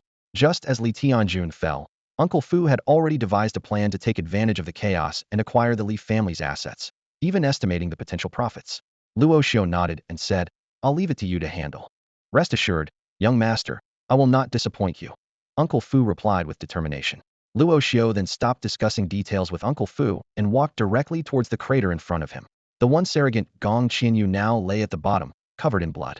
Though still alive, most of his bones were broken, leaving him unable to stand. Luo Xiu looked down at Gong Qianyu and said coldly, "From now on, I ask, you answer. Do you understand?" Gong Qianyu hesitated for a moment, but eventually nodded with difficulty. Under the circumstances, with his life in Luo Xiu's hands, he had no choice but to comply. "First question," Luo Xiu asked expressionlessly. "What did Li Tianjun offer you to make a move?" "He promised me 1 billion if I could kill you." Gong Qianyu answered with difficulty. 8 billion. Luo Xiu sneered. "I thought someone like you, Gong Qianyu, wouldn't be swayed by just 1 billion. With that, Luo Xiu picked up a hard stone from his feet and hurled it down, hitting Gong Qianyu right in the eye socket. Although Luo Xiu was not a martial artist, he showed no mercy to the severely injured Gong Qianyu. A piece of rubble struck Gong Qianyu's eye socket with precision, instantly bruising it. The sharp pain made Gong Qianyu let out a heart-wrenching wail. "Now, I'll ask you again. I want the truth," Luo Xiu said coldly, his eyes glinting dangerously. Gong Qianyu, struggling to endure the pain, spoke with difficulty. "This is the truth." Without a word, Luo Xiu bent down to pick up another piece of rubble. He mercilessly smashed it against Gong Qianyu's already broken rib. The sound of bones cracking was unmistakable, and Gong Qianyu's face contorted in agony, cold sweat streaming down. "Kill me if you must. Torture me if you dare." Gong Qianyu finally roared in desperation. "Aren't you afraid that one day the tables will turn?" Ignoring the threat, Luo Xiu said coldly, "If you don't tell the truth, I'll cut off your fingers, one by one. You know well the pain of losing a finger." Hearing this, despair washed over Gong Qianyu's face. He knew Luo Xiu wasn't bluffing. Recalling the scene moments ago when Luo Xiu commanded a beast to crush Li Tianjun into pulp, he shivered with fear. In Gong Qianyu's eyes, Luo Xiu, though young, was more terrifying than a demon. Gong Qianyu's expression shifted several times before he finally broke down and confessed. "It was Luo Chen. It was Luo Chen who arranged for me to do this and set up the meeting with Li Tianjun. Luo Chen set me up. He said if I could kill you, he would use the Luo family's resources to support my rise in the Enforcement Bureau, to make my career soar." So, it's Luo Chen again, Luo Xiu thought with a cold smile. His brother was determined to see him dead. "You're wrong," Luo Xiu said calmly. "Luo Chen didn't set you up. He just misjudged my current strength. Well, I've finished my questions, and you can rest in peace." Rest in peace. Gong Qianyu didn't immediately understand, but then realized with horror that Luo Xiu intended to kill him. "Wait, I know a lot about Luo Chen. I can tell you everything. Also, I'm an enforcer at the Enforcement Bureau and the top disciple of the Tianying Sword sect. If you kill me, the Bureau won't let you go. My master, Li Tianying, won't let you go either." This whole thing was Luo Chen's doing, not mine. Before Gong Qianyu could finish speaking, a series of shrill screams echoed from the pit. Luo Xiu had commanded a skeletal crawler to enter the pit, and it bit off Gong Qianyu's head. The young prodigy of Shanghai City met a tragic end at the bloodthirsty maw of the skeletal crawler. Looking at Gong Qianyu's headless corpse in the pit, Luo Xiu sneered. "Not involved at all? Those who aid the wicked deserve to die? Especially since you injured Uncle Fu. No matter what, I can't let you go." The bodies of Li Tianjun and Gong Qianyu lay on the ground, surrounded by the remains of dozens of warriors. all torn to pieces by the skeletal crawlers. Luo Xiu stood at the center of the battlefield, surveying the scene and contemplating the gains and losses of the battle. He had only lost 5 skeletal crawlers, and Godzilla had sustained only minor injuries, making it an undeniable victory. Luo Xiu quickly dismissed everyone, ensuring no one was around before he returned Godzilla and the remaining skeletal crawlers to the monster space, knowing their wounds would heal faster there. This battle brought Luo Xiu 2 important realizations. First, Godzilla's power far exceeded his expectations, as even divine realm warriors were no match for it. However, he was also reminded that Godzilla was not invincible. While 1 or 2 divine realm warriors posed little threat, hundreds or thousands of well-equipped, coordinated high-level warriors, or even more powerful void-returning or saint realm warriors, could yield a different outcome. Luo Xiu pondered. Even the ultimate creatures have limits, like ants that can overwhelm an elephant. Furthermore, there are technological weapons in this world more terrifying than high-level warriors. Realizing this, Luo Xiu resolved to keep a low profile until Godzilla reached its full potential. Stay under the radar, don't take unnecessary risks, he reminded himself. If someone does provoke me, like this time, I'll strike with overwhelming force and eliminate the threat completely. Luo Xiu was relieved that this was within the Luo family estate, so the commotion caused by Godzilla should not attract too much attention. However, he did not notice that, 2 to 3 kilometers away in the forest, a hidden figure was slowly becoming visible. Leaning against a tree, the person was filled with shock. I never imagined the legendary Titan beast actually exists, he murmured, recalling Godzilla's prehistoric beast-like form, feeling his throat go dry. I must report this to Professor Gudrian immediately. With that, he melded back into the shadows, as if he had never been there. Meanwhile, at a secret base of the Emperor Organization in Antarctica's Zero Observation Station, a voluptuous woman was briskly walking towards a reinforced alloy door, clutching a stack of documents. The existence of this observation station was known to very few, even within the Emperor Organization itself. She pulled out an ID card from her pocket and swiftly swiped it on the scanner beside the door. Instantly, a red light scanned her face from top to bottom. A beeping sound followed, accompanied by a mechanical female voice. Chu Nihong, level access, verification passed. With a soft click, the alloy door slowly opened. Chu Nihong confidently strode in, the sound of her high heels clicking crisply on the floor. Behind the door was not some mysterious place, but a regular office, Professor Guderian's office. Within the Emperor Organization, top researchers like Guderian enjoyed the highest level of protection. The office was simply furnished, with just a large bookshelf and a specially made alloy square table. The table was cluttered with various documents, scattered in disarray. Guderian was buried among them, focused on his work. Chu Nihong was unfazed by the scene and pulled out a chair to sit down, getting straight to the point. Old man, was it you who posted on the exotic beasts forum? Are you crazy? Posting there and offering a 5 million reward? Do you really think anyone would believe it? Guderian adjusted his glasses, a hint of helplessness flashing in his blue eyes. How many times have I told you? Call me Professor Guderian. I had no choice. The intelligence department had no leads, so I had to try something myself. Chu Nihong rolled her eyes. Fine, you're gathering intelligence. But couldn't you use a different ID? Did you have to use the Emperor Organization's ID? Afraid our reputation isn't big enough. Nobody knows anyway. Guderian scratched his head sheepishly. Chu Nihong waved her hand dismissively and crossed her legs. All right, I won't argue about that. So, what useful information have you gathered with that 5 million reward? At this, Guderian became animated, slamming the table as he stood up. You Chinese are too cunning. All scammers. I wanted video footage of the Pinglai fishing village monster, and what did they send me? Tom and Jerry, Calabash Brothers, Black Cat Detective, Pleasant Goat, and Big Big Wolf. And they had the nerve to ask for my 5 million. Luckily, I deleted the post in time, or I would have died of anger. With a chuckle, Chu Nihong couldn't help but laugh. She imagined Guderian eagerly clicking on one video after another, only to find they were all episodes of Tom and Jerry. The thought of his frustrated expression was quite entertaining. These people are really something, Chu Nihong thought to herself. They probably thought Guderian was joking, so they decided to play a prank on him too. Guderian gave a sidelong glance at the laughing Chu Nihong and asked, So, what brings you here? Surely it's not just to catch up with an old man like me? That doesn't seem like your style. You old rascal. Chu Nihong rolled her eyes and replied with mock irritation. I'm here to bring you some intel. If you're not interested, I'll just leave. No, please don't go. Seeing Chu Nihong turn to leave, Guderian quickly stood up and grabbed her arm, his face breaking into a smile. What kind of intel? Show this old man what you've got. You'll definitely be interested. Chu Nihong said confidently, tossing a stack of documents in front of Guderian and opening a laptop to play a video. As soon as the video started, Guderian's attention was immediately captured. His expression changed from confusion to shock, and finally to barely concealed excitement. Though the video was only 3 minutes long, Ghidorah watched it intently. After watching, Ghidorah looked up sharply, staring at Chu Nihong with urgency. This video, where did you get it? The intelligence department obtained it, or more precisely, I had Shadow acquire it, Chu Nihong explained. The day after mysterious beasts appeared in Penglai fishing village, there was big news in Shanghai city. It was reported that the eldest son of the Luo family, previously declared dead in a plane crash, had returned alive. The timing of these events was too coincidental, so I had Shadow keep an eye on the Luo family's young master. Surprisingly, it paid off. Chu Nihong's eyes sparkled with excitement. The Shadow, she mentioned, was a specialist in the intelligence department of the Emperor organization, possessing abilities to conceal their presence and skilled in reconnaissance. The video was recorded by Shadow while monitoring Luo Xiu, capturing the battle between Godzilla and Gong Qianyu. In the video, Godzilla's massive tail slammed Gong Qianyu into the ground with a swift, decisive blow. Ghidorah watched this scene repeatedly, his eyes fixated on the mountain-like grandeur of Godzilla, filled with fascination. This is truly the creator's favored creation, Ghidorah murmured to himself. I knew it, the ancient titans haven't completely vanished. This beast is the ultimate proof.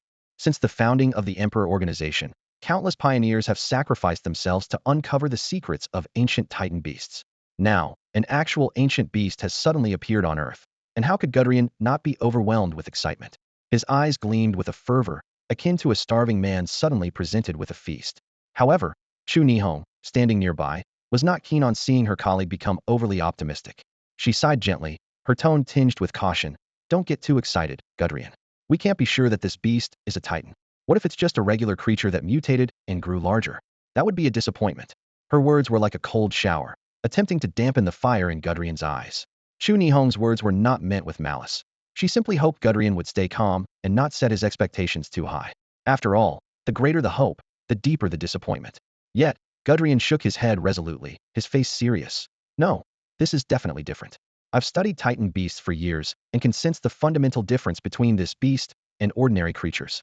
His tone was full of certainty, as if he had already seen through the essence of this mysterious being. Suddenly, Ghidorah thought of something and asked eagerly. By the way, is there evidence proving that the monster appearing in Shanghai city is the same one seen at Penglai fishing village before? Chu Nihong nodded in response, with a hint of surprise in her voice. Yes, the tech department has analyzed both video clips. The conclusion is that it's indeed the same monster. She paused and added. However, although it's the same beast, the tech department found that its size was noticeably larger when it appeared in Shanghai city. Hearing this, Ghidorah was momentarily stunned, then burst into joyous laughter. That's right. It must be right. This means the titan beast is still growing and has limitless potential for evolution. His voice was filled with excitement and anticipation, as if he could already see a future full of endless possibilities. Ha ha ha, these titan beasts, truly God's favored creatures. Professor Ghidorah laughed excitedly, his eyes gleaming with fervor. He turned to Chu Nihong beside him and continued to praise enthusiastically. Who else could possess such extraordinary gifts as they do? Chu Nihong pursed her lips, not responding. She thought to herself, this old man has really become obsessed with studying monsters. She recalled the recent events and frowned. The monster had appeared in both Penglai fishing village and Shanghai city, within just a day apart. No matter how gifted the titan beasts are, it's impossible for them to grow so much in just a single day. She couldn't help but wonder to herself, what? Do monsters have a growth spurt or something? After Ghidorah's initial excitement subsided, he calmed down. Taking a deep breath, he asked seriously, by the way, you mentioned before that this titan beast is somehow related to the Luo family's young master who survived a plane crash. Chu Nihong nodded, responding calmly. Yes, his name is Luo Xiu. According to the intelligence we received, he seems capable of commanding that beast. Upon hearing this, an unusual gleam appeared in Ghidorah's eyes. His voice trembled slightly with excitement. This boy can actually control a titan beast? That's unheard of. He suddenly stood up, waving his hands in excitement. Bring this boy to the organization immediately. I need to talk to him. Chu Nihong was slightly taken aback and hesitantly said, Professor, the monster's strength is formidable. Using force to bring the boy back might not be easy. Besides, she lowered her voice. It could easily attract the attention of the Enforcement Bureau. Ghidorah turned around, casting a cold glance at Chu Nihong. His tone carried a hint of disdain. Chu Nihong, I thought you were usually quite smart. Why are you being so foolish now?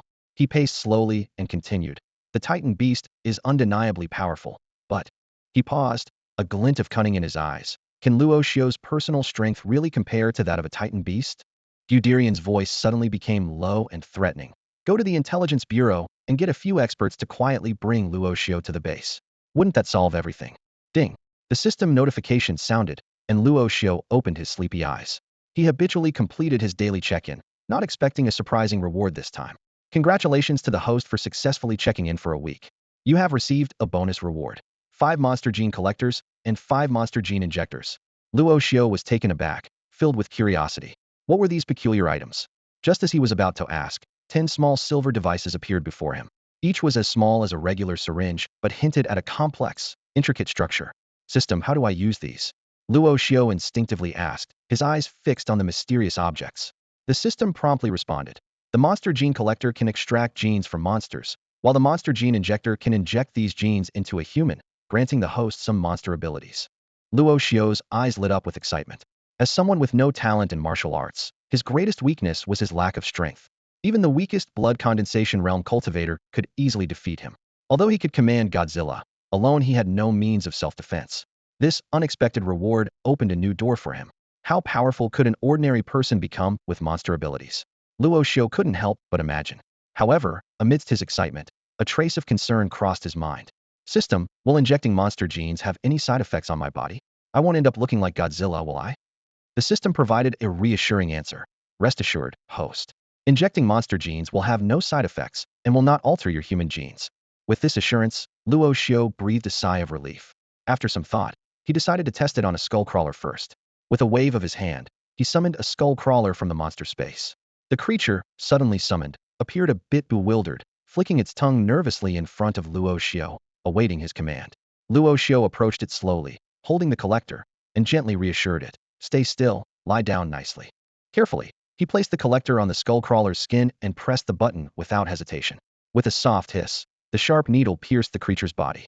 In just 5 seconds, the gene collection was complete. The collector detached automatically, leaving behind a vial of dark green liquid. Luo Xiu's heart raced as he realized this might be the biological gene of the skeletal crawler. Without hesitation, he filled a syringe with the liquid and aimed it at the vein in his right arm. Taking a deep breath, Luo Xiu gritted his teeth and injected it. The dark green liquid surged into his veins, spreading through his body like wildfire. Intense pain, as if pierced by thousands of needles, made Luo Xiu collapse and convulse, his face contorted. He cursed the system for deceiving him, only to receive a calm response. Pain is a necessary process. Please endure it patiently. Luo Xiu clenched his teeth, drained of even the strength to curse. As time passed, the pain gradually subsided. 7 or 8 minutes later, the agony finally faded. He was drenched in cold sweat, gasping for air as if he had just been pulled from the water. The system indicated a successful fusion, granting him the perception and speed of the skeletal crawler. Luo Xiu looked up, and it was as if the world had been reborn. Every object in the room was vividly clear, with details sharply defined. Suddenly, a fly buzzed past. In Luo Xiu's eyes, its movements slowed to a crawl. Not only was its flight path visible, but even the frequency of its wings beating 200 times per second was discernible. Luo Xiu marveled at this extraordinary insight. He couldn't help but wonder, with such perception and speed, could he see and dodge a bullet's trajectory? If so, wouldn't he be comparable to a cultivator at the level of the Divine Palace? With the right strength, the next time he faced an opponent like Gong Qinyu, he wouldn't even need to summon Godzilla. He could handle it himself with ease. With this thought in mind, Luo Xiu stood up and returned the skeletal crawler to the monster space. He decided to head to the martial arts training room at the Luo Manor to personally test the limits of this newfound ability. Luo Family Estate, Martial Arts Training Room. This grand structure, spanning an area comparable to 2 football fields, serves as an advanced training facility for the Luo family warriors and allied forces. With its comprehensive amenities and superior environment, it draws numerous martial artists daily. As Luo Xiu stepped into the training room, it was as if an invisible ripple spread through the air. All eyes instantly turned towards him, and whispers began to circulate. Look, isn't that the young master of the Luo family? Huh, more like the useless young master. Everyone knows that Luo Chen is the one in charge now. This playboy, only good for hanging out with celebrities, should have perished in that plane crash. With a body wasted by indulgence, he dares to come here. What a disgrace. Though these whispers were faint, Luo Xiu's hearing had become exceptionally sharp after merging with the skeletal reptile gene sequence. Every disdainful comment was clearly heard, yet he remained unfazed, walking straight towards the training hall. A middle-aged man, likely in his 30s or 40s, hurriedly approached him, his face plastered with a flattering smile. Young Master Luo, what a rare visitor. What brings you here today? Are you here to select some warriors? Rest assured, our Luo family warriors are all highly skilled and will certainly meet your expectations. Upon hearing this, The surrounding martial artists suddenly understood. So Luo Xiu was here to choose followers. Their expressions turned complex. Following a so-called useless young master was indeed embarrassing. But as the eldest son of the Luo family, he could at least guarantee a life of comfort. However, to everyone's surprise, Luo Xiu merely glanced at the man and calmly said, "I'm here to train. Can you arrange that for me?" As soon as Luo Xiu finished speaking, the warriors present fell into a stunned silence. They looked at the young master of the Luo family with disbelief, their eyes filled with surprise and a hint of doubt. Could it be that this pampered young man was genuinely here to train seriously? The middle-aged supervisor was momentarily taken aback, but quickly composed himself, putting on a respectful smile. "Young Master Luo, which area would you like to start training in?" Luo Xiu pondered for a moment and replied with determination, "Speed and reflexes. Let's begin with those two." "Very well, I will make the arrangements right away." The supervisor immediately took out his communicator and whispered a few instructions. Moments later, he turned back to Luo Xiu, his smile even more enthusiastic. "Young Master Luo, the kilometer gravity track for speed training and the neural response test room for reflex training are ready. Which would you like to experience first?" Observant individuals might notice that the supervisor used the word experience instead of train. Clearly, in his mind, Luo Xiu was merely indulging a whim to get a taste of a warrior's life. About 80% of the warriors in the training hall shared this sentiment, their eyes carrying a hint of amusement. Unperturbed by the surrounding gazes, Luo Xiu calmly said, "Let's start with the gravity track." Under the watchful eyes of many, Luo Xiu followed the supervisor to the kilometer-level gravity track in the warrior training hall. A large group of warriors from the Luo family also followed, some eager to see the spectacle. This supervisor is really daring, bringing young Master Luo to a place like this. With his frail frame, I bet he can't handle even twice the gravity, let alone run. Haha, it would be quite a sight if he collapses under the pressure halfway through. This supervisor might lose his job. Wouldn't a regular track suffice for young Master Luo? Who told him to treat this weakling like a serious warrior? The chatter continued, but Luo Xiu remained indifferent, walking directly towards the track. The middle-aged supervisor, following closely, anxiously reminded him, "Young master, I must warn you, running under double gravity is no easy task. It's like running with the weight of 2 bags of cement. If it becomes too much, just signal me, and I will immediately lift the gravity." After speaking, the supervisor nervously wiped the cold sweat from his forehead, clearly regretting his decision. If anything were to happen, he would be held accountable. Luo Xiu, however, appeared unfazed and waved his hand dismissively. "No need to worry. By the way, I haven't asked, what's the record for this kilometer-level gravity track?" The supervisor hesitated before answering. "The fastest time for blood condensation stage warriors is 3 minutes and 24 seconds, and for spirit aperture stage warriors, it's 2 minutes and 17 seconds. He paused briefly, adding, "As for divine mansion stage warriors, they generally don't train under double gravity, because it's too easy for them." Luo Xiu nodded slightly, indicating he understood the test rules. His eyes swept over the kilometer-long gravity track ahead, calculating silently. This track was primarily used to test the speed of coagulation and spirit aperture realm warriors.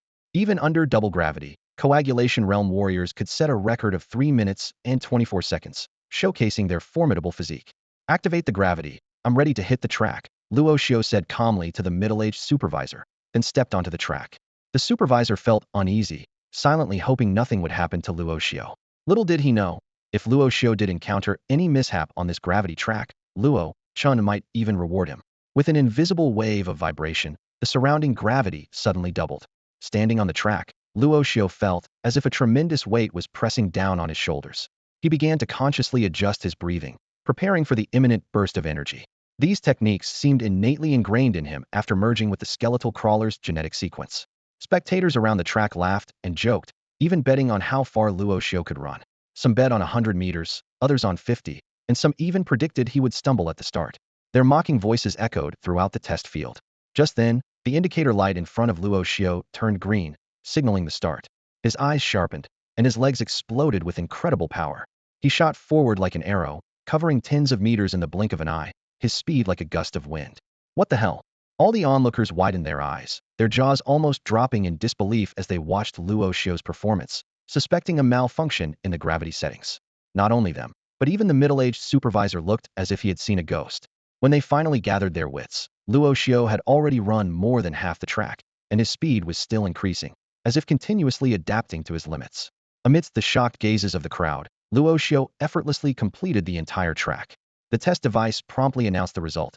Beep beep beep. This test result is 1 minute 56 seconds. This result left everyone stunned. Under double gravity, Luo Xiu had completed the entire 1,000 meters in just 1 minute and 56 seconds. This not only shattered the fastest record of Coagulation Realm warriors, but also surpassed the highest record of Spirit Aperture Realm warriors by a full 21 seconds.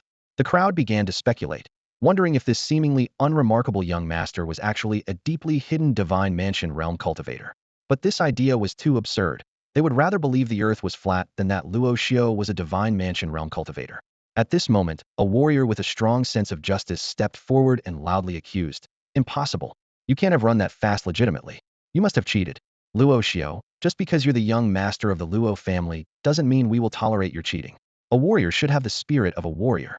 Depending on cheating to break others' records is despicable and utterly disgraceful." Luo Xiu responded to the accusation with a calm smile. "You think I cheated?" "Yes," the young warrior replied fearlessly, holding his head high. "A warrior must have integrity. Among us warriors, we can't tolerate even a speck of dust." Luo Xiu glanced around, pointing at a few people casually. "Besides you, I suppose there are quite a few others who think the same, right? You, and you, stand up." Though confused, those individuals stood up obediently. Luo Xiu turned to the middle-aged supervisor and said, "Come, throw these brothers onto the track and let them experience it for themselves, to see if I cheated." These were the ones who had been mocking and ridiculing Luo Xiu earlier. Under Luo Xiu's order, they were thrown onto the gravity track. As they felt the immense pressure making each step a struggle, their eyes filled with shock and bewilderment. They finally realized that Luo Xiu had indeed completed the entire kilometer track under double gravity, genuinely, and without any cheating. Luo Xiu stood in front of the gravity track, a faint, enigmatic smile on his lips as he glanced at the warriors still on the track. "Now, does anyone still doubt that I cheated?" His voice was not loud, yet it resonated clearly in the silent arena. The entire venue fell silent. The warrior who had previously questioned Luo Xiu lowered his head, his face full of shame. "I'm sorry, young master Luo Xiu, I misunderstood you. All right, you can come out now," Luo Xiu said calmly. The warrior obeyed, still carrying a hint of guilt on his face. Luo Xiu walked directly to the gravity control machine, unhesitatingly adjusting the gravity on the track to 10 times its normal level. Instantly, immense pressure descended, and those on the track were immediately pinned to the ground, struggling even to breathe, let alone stand up. "Before you speak ill of others next time, perhaps you should reflect on yourself first," Luo Xiu said, turning to the middle-aged supervisor. "Let them out in an hour, understood?" The supervisor was momentarily taken aback, then nodded repeatedly. "Understood. Understood." As Luo Xiu turned to leave, he couldn't help wiping the cold sweat from his forehead, thinking to himself, "Young Master Luo Xiu is truly ruthless. 10 times gravity for an hour is practically a death sentence." Luo Xiu didn't give the initial doubter too hard a time, recognizing that the young man was simply driven by an overzealous sense of justice, unable to tolerate any perceived wrong. After leaving the gravity track, Luo Xiu, guided by the supervisor, arrived at the second station, the neural response test room. This room, just over 100 square meters, was simply furnished, with a dark red circle about 3 meters in diameter painted in the center. What was unique were the walls, embedded with devices resembling Gatling guns, their barrels riddled with dozens of holes, all aimed at the circle's center. The middle-aged supervisor explained the test rules in detail. Stand within the circle for 3 minutes, dodging specially designed rubber bullets fired from all directions.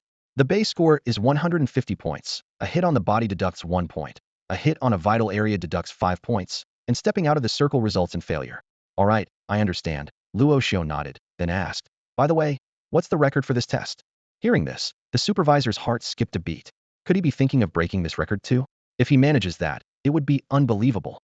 Since the Luo family's martial arts training room opened, no one has ever broken 2 records in a single day. If I remember correctly, the middle-aged man paused. The highest score in the blood condensation realm is 62 points, and in the spirit aperture realm, it's 107 points, set by a martial artist extremely skilled in agility, and it remains unbroken. Luo Xiu was slightly surprised. "So low? Is this really that difficult? Let me give it a try." With that, he stepped into the dark red circle. As Luo Xiu entered, the circle's edge suddenly emitted several hazy red beams, enveloping him. The test officially began. The gun barrels on the walls began to rotate rapidly in a clockwise direction, instantly firing countless rubber bullets towards Luo Xiu's position. The bullets' trajectories were chaotic, shooting into the circle in a disordered manner, directly targeting Luo Xiu. The difficulty is indeed significant. Luo Xiu's eyes narrowed slightly, his pupils constricting. The skeletal reptile genes in his bloodline activated, making the bullets seem to slow down in his eyes. With keen perception, Luo Xiu tracked the flight path of each bullet, perfectly using his speed to evade all attacks. To the observers, Luo Xiu's movements were ghostly within the circle, flawlessly dodging wave after wave of bullets. A single thought emerged in everyone's mind, passing through a sea of flowers, not a single leaf touching him. This guy is simply a monster. That was terrifying. There were several bullets he narrowly avoided, and I thought they would hit. This can't just be luck. People actually say young Master Luo of the Luo family is a failure. My goodness, if this is failure, then what am I? Human trash. As Luo Xiu's astounding performance unfolded in the neural response test room, the murmurs of the warriors shifted from disbelief to astonishment, finally transforming into admiration. After 3 minutes, a mechanical voice announced, in 180 seconds, the tester was hit 7 times, with 0 hits to vital areas. After deducting the base score, 7 points. The tester's final score is 143 points. The moment the tone sounded, announcing a score of 143, the entire testing room was plunged into a stunned silence. Everyone's eyes widened in disbelief as they stared at the scoreboard, as if doubting their own ears. Luo Xiu had just spent a full 3 minutes amidst a barrage of bullets, and had only been hit by 7 rubber bullets. This score not only shattered the previous record, but elevated it to an unattainable level.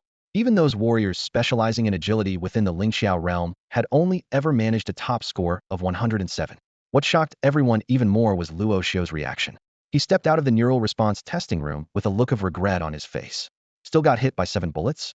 Seems like my speed isn't fast enough. He sighed, sounding dissatisfied with his performance. This scene almost made the surrounding warriors want to curse out loud.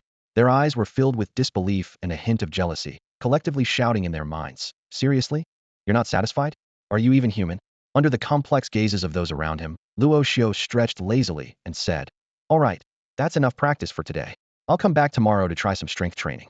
This statement was like a bomb dropped in their midst. Someone couldn't help but blurt out, "You're coming back tomorrow? Are you planning to break every record here before you're satisfied?" Ignoring their reactions, Luo Xiu left the testing room. Shortly afterward, Luo Xiu arrived at the Luo family estate's warehouse. This was the place where he had ordered Godzilla to kill Li Tianjun and Gong Xinyu, a battle that had even caused the entire warehouse to collapse. However, thanks to the Luo family's wealth and manpower, the warehouse framework had been rebuilt within just half a day. Though not yet fully completed, it was sufficiently concealed. Luo Xiu chose this location for its seclusion, ideal for absorbing monster genes. He knew that if he summoned Godzilla in his room, the entire house might collapse. Upon entering the warehouse, Luo Xiu summoned his latest monster acquisition, a colossal beast resembling King Kong. This was his reward for 7 consecutive days of checking in, a creature as robust as a dragon, with muscles like steel. Roar! The moment King Kong appeared, it let out an excited roar, deafeningly loud. "Keep it down. Aren't you afraid of being hurt?" Luo Xiu grumbled, giving King Kong a kick, only to feel as if he'd kicked a steel plate, wincing in pain. King Kong seemed to realize its mistake, exhaling 2 puffs of white air from its nostrils, looking a bit sheepish. Luo Xiu sized up the towering, over 10-meter-tall King Kong beast, and with a thought, its attributes appeared before him. Monster, King Kong. Status, growth phase. Bloodline, dominant level. Height, 15 meters. Weight, 29 tons. Attack methods, heavy punch, body slam, throw. Current energy storage, 0100000. Current flesh energy storage, 010000000. Remaining evolution points, 0. Heavy punch, body slam. Luo Xiu murmured to himself, with those attack methods, it's definitely a brute. Luo Xiu carefully studied the data on King Kong, his brow furrowing as a detail caught his attention. He looked up at the system interface hovering in the air and asked, "System, I noticed that King Kong's bloodline is only classified as dominant. That doesn't seem right. King Kong and Godzilla should be on the same level of monsters, shouldn't they?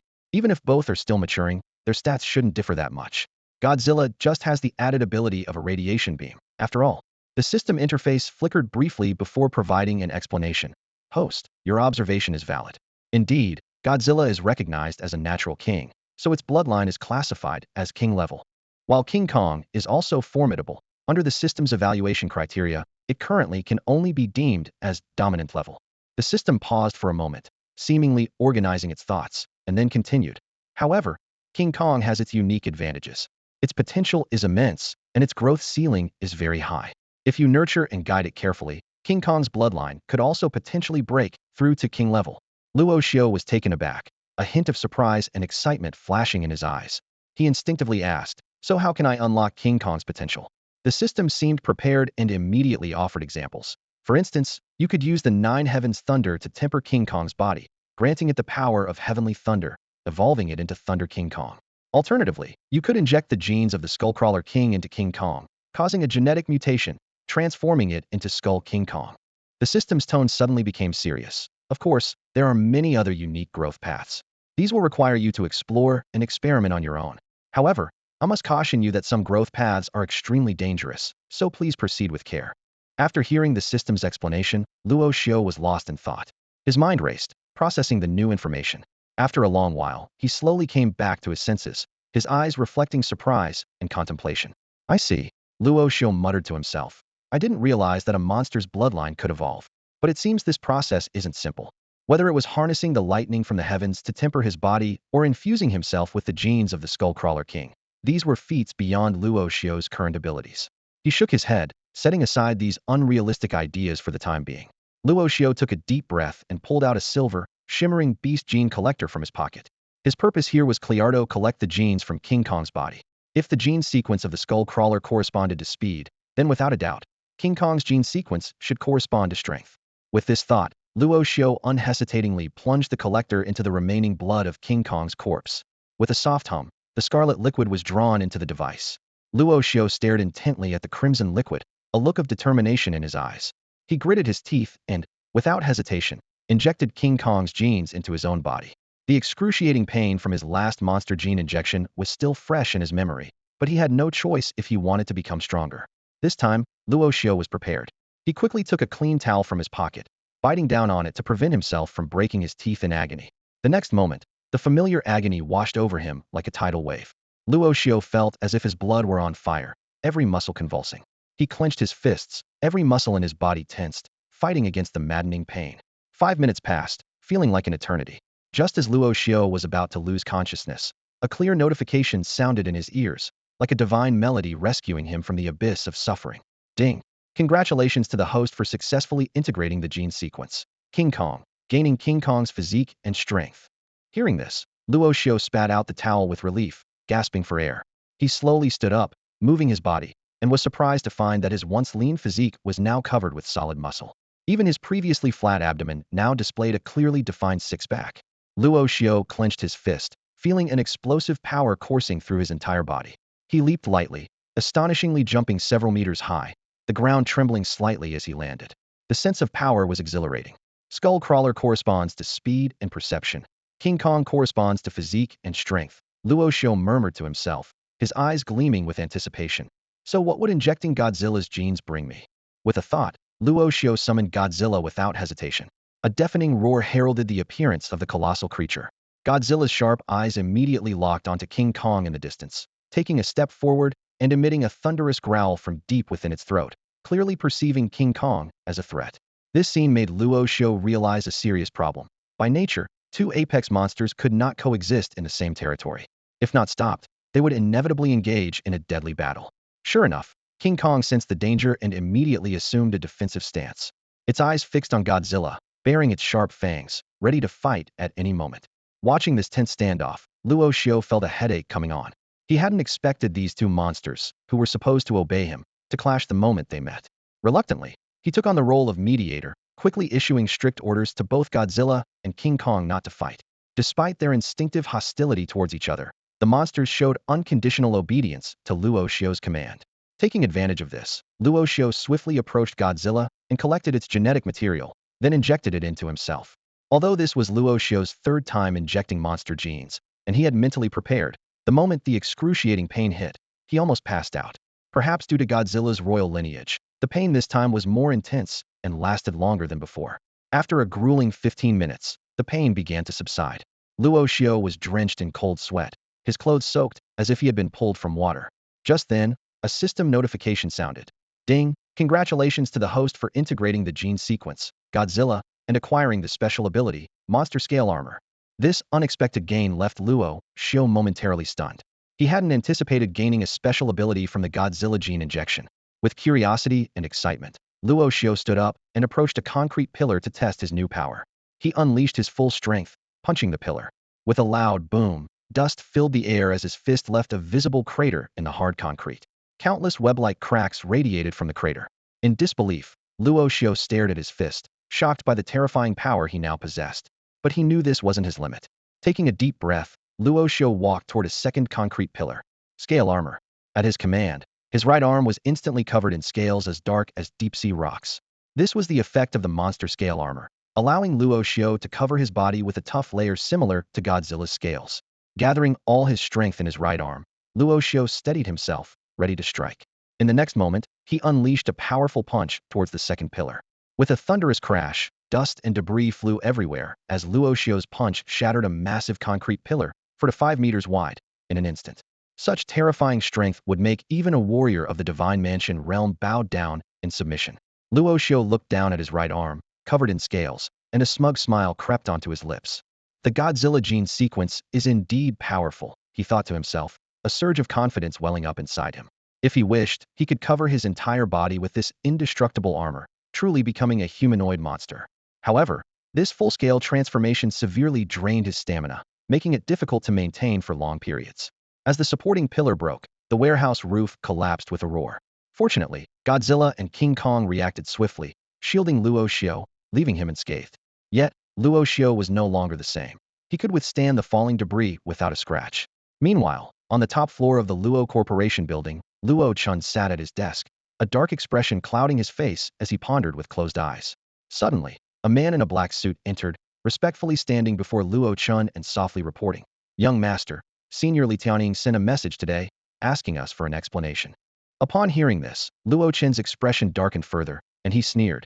His disciple Gong Qianyu was killed by Luo Xiu, not me. Why is he coming to me? The man in the suit remained silent, knowing that speaking out of turn could provoke the young master's displeasure. Serving a powerful figure was like serving a tiger. One wrong move could lead to an untimely end. Luo Chen continued coldly. Ever since my master went into seclusion, these people have shown me less respect. Now any Tom, Dick, or Harry dares to try extorting the Luo family. Who does Li Tianning think he is? Just a mere return to Void Realm warrior. He founded the Tianning sword sect, and now thinks he's someone important. Once my master reaches the Saint Realm, I'll see if this old fool dares to even breathe in my presence. The man in the suit quickly agreed. Young master, you've tirelessly gathered so many rare treasures for your master. He's just one step away from reaching the Saint Realm. This time, he's bound to succeed. Then, no one in Shanghai City will dare show you any disrespect. Under this flattery, Luo Chen's expression softened slightly, and he asked, any news about Luo Xiu lately?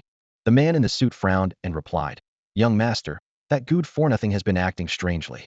Tonight, he unexpectedly went to our family's martial arts training hall and broke both the speed and neural reaction tests, stunning all the warriors there. Oh, is that so? Luo Chen raised an eyebrow, clearly intrigued. The man in the suit recounted everything that happened in the training facility to Luo Chen in detail. Luo Chen narrowed his eyes slightly, secretly astonished. This Luo Xiu, who was once an insignificant ant he could easily crush, had now become a formidable opponent. Luo Chen recalled past failures. Luo Xiu surviving the plane crash, the 50 blood condensation realm warriors he sent being completely wiped out, and even the deaths of Li Tianjun, the head of the Li family, and Gong Qianyu from the Tianning sword sect, at Luo Xiu's hands. The man in the suit attempted to reassure him. Young master, I don't think you need to worry too much. The training facility mainly consists of blood condensation and spiritual aperture realm warriors who haven't seen much of the world.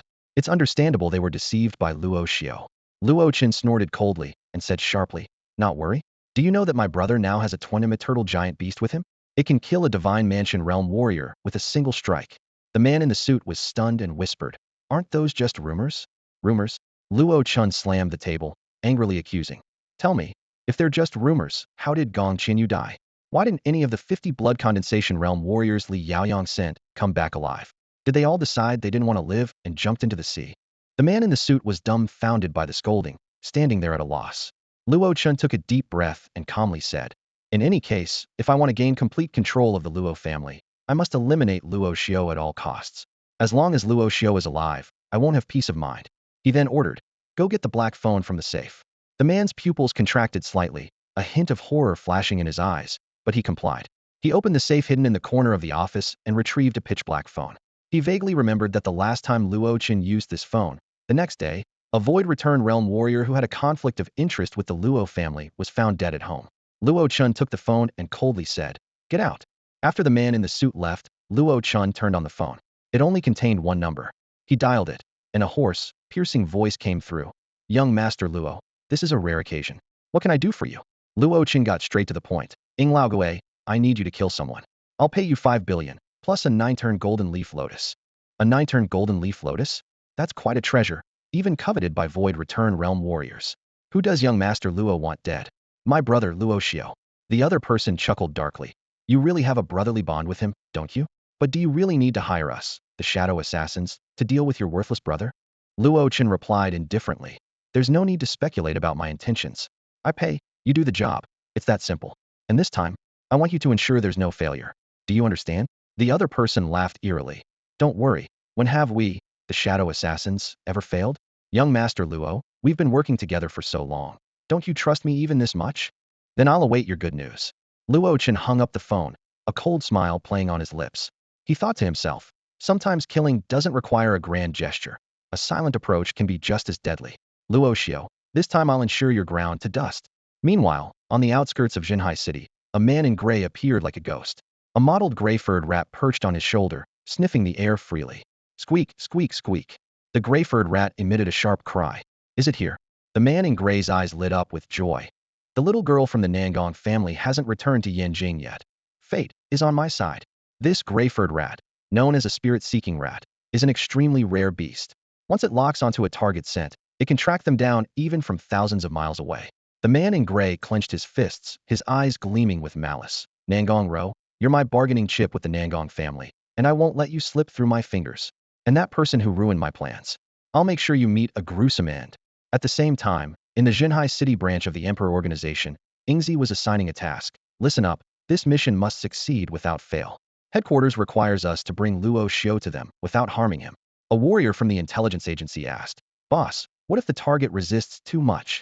Ingzi replied flatly. Then break his limbs, stuff his mouth with clothes, and take him back to headquarters, ensuring he can't commit suicide. The warrior thought to himself, you just said headquarters doesn't want the target harmed, but breaking his limbs apparently doesn't count as harm in your book, does it? As night fell, Luo Xiu lay in bed, reflecting on the recent events that seemed like a dream. The addition of Godzilla and King Kong had given him the power to rival Luo Chen. However, his ambitions extended beyond that. With the help of the monster sign-in system, he had the capability to build a massive monster army, not only to conquer China, but to make the whole world tremble under his iron rule. To him, the city of Shanghai seemed insignificant. Luo Xiu closed his eyes and contemplated his future plans, unaware that outside the Luo family estate, at least 3 factions were watching closely. In the darkness, 3 warriors at the pinnacle of the Divine Mansion realm moved like phantoms. One of them grumbled, the president sent the 3 of us to deal with that useless young master of the Luo family? Seems like overkill. Shut up, the leader snapped. This is to ensure everything goes smoothly. Luo Chen has offered a high price. There's no room for error.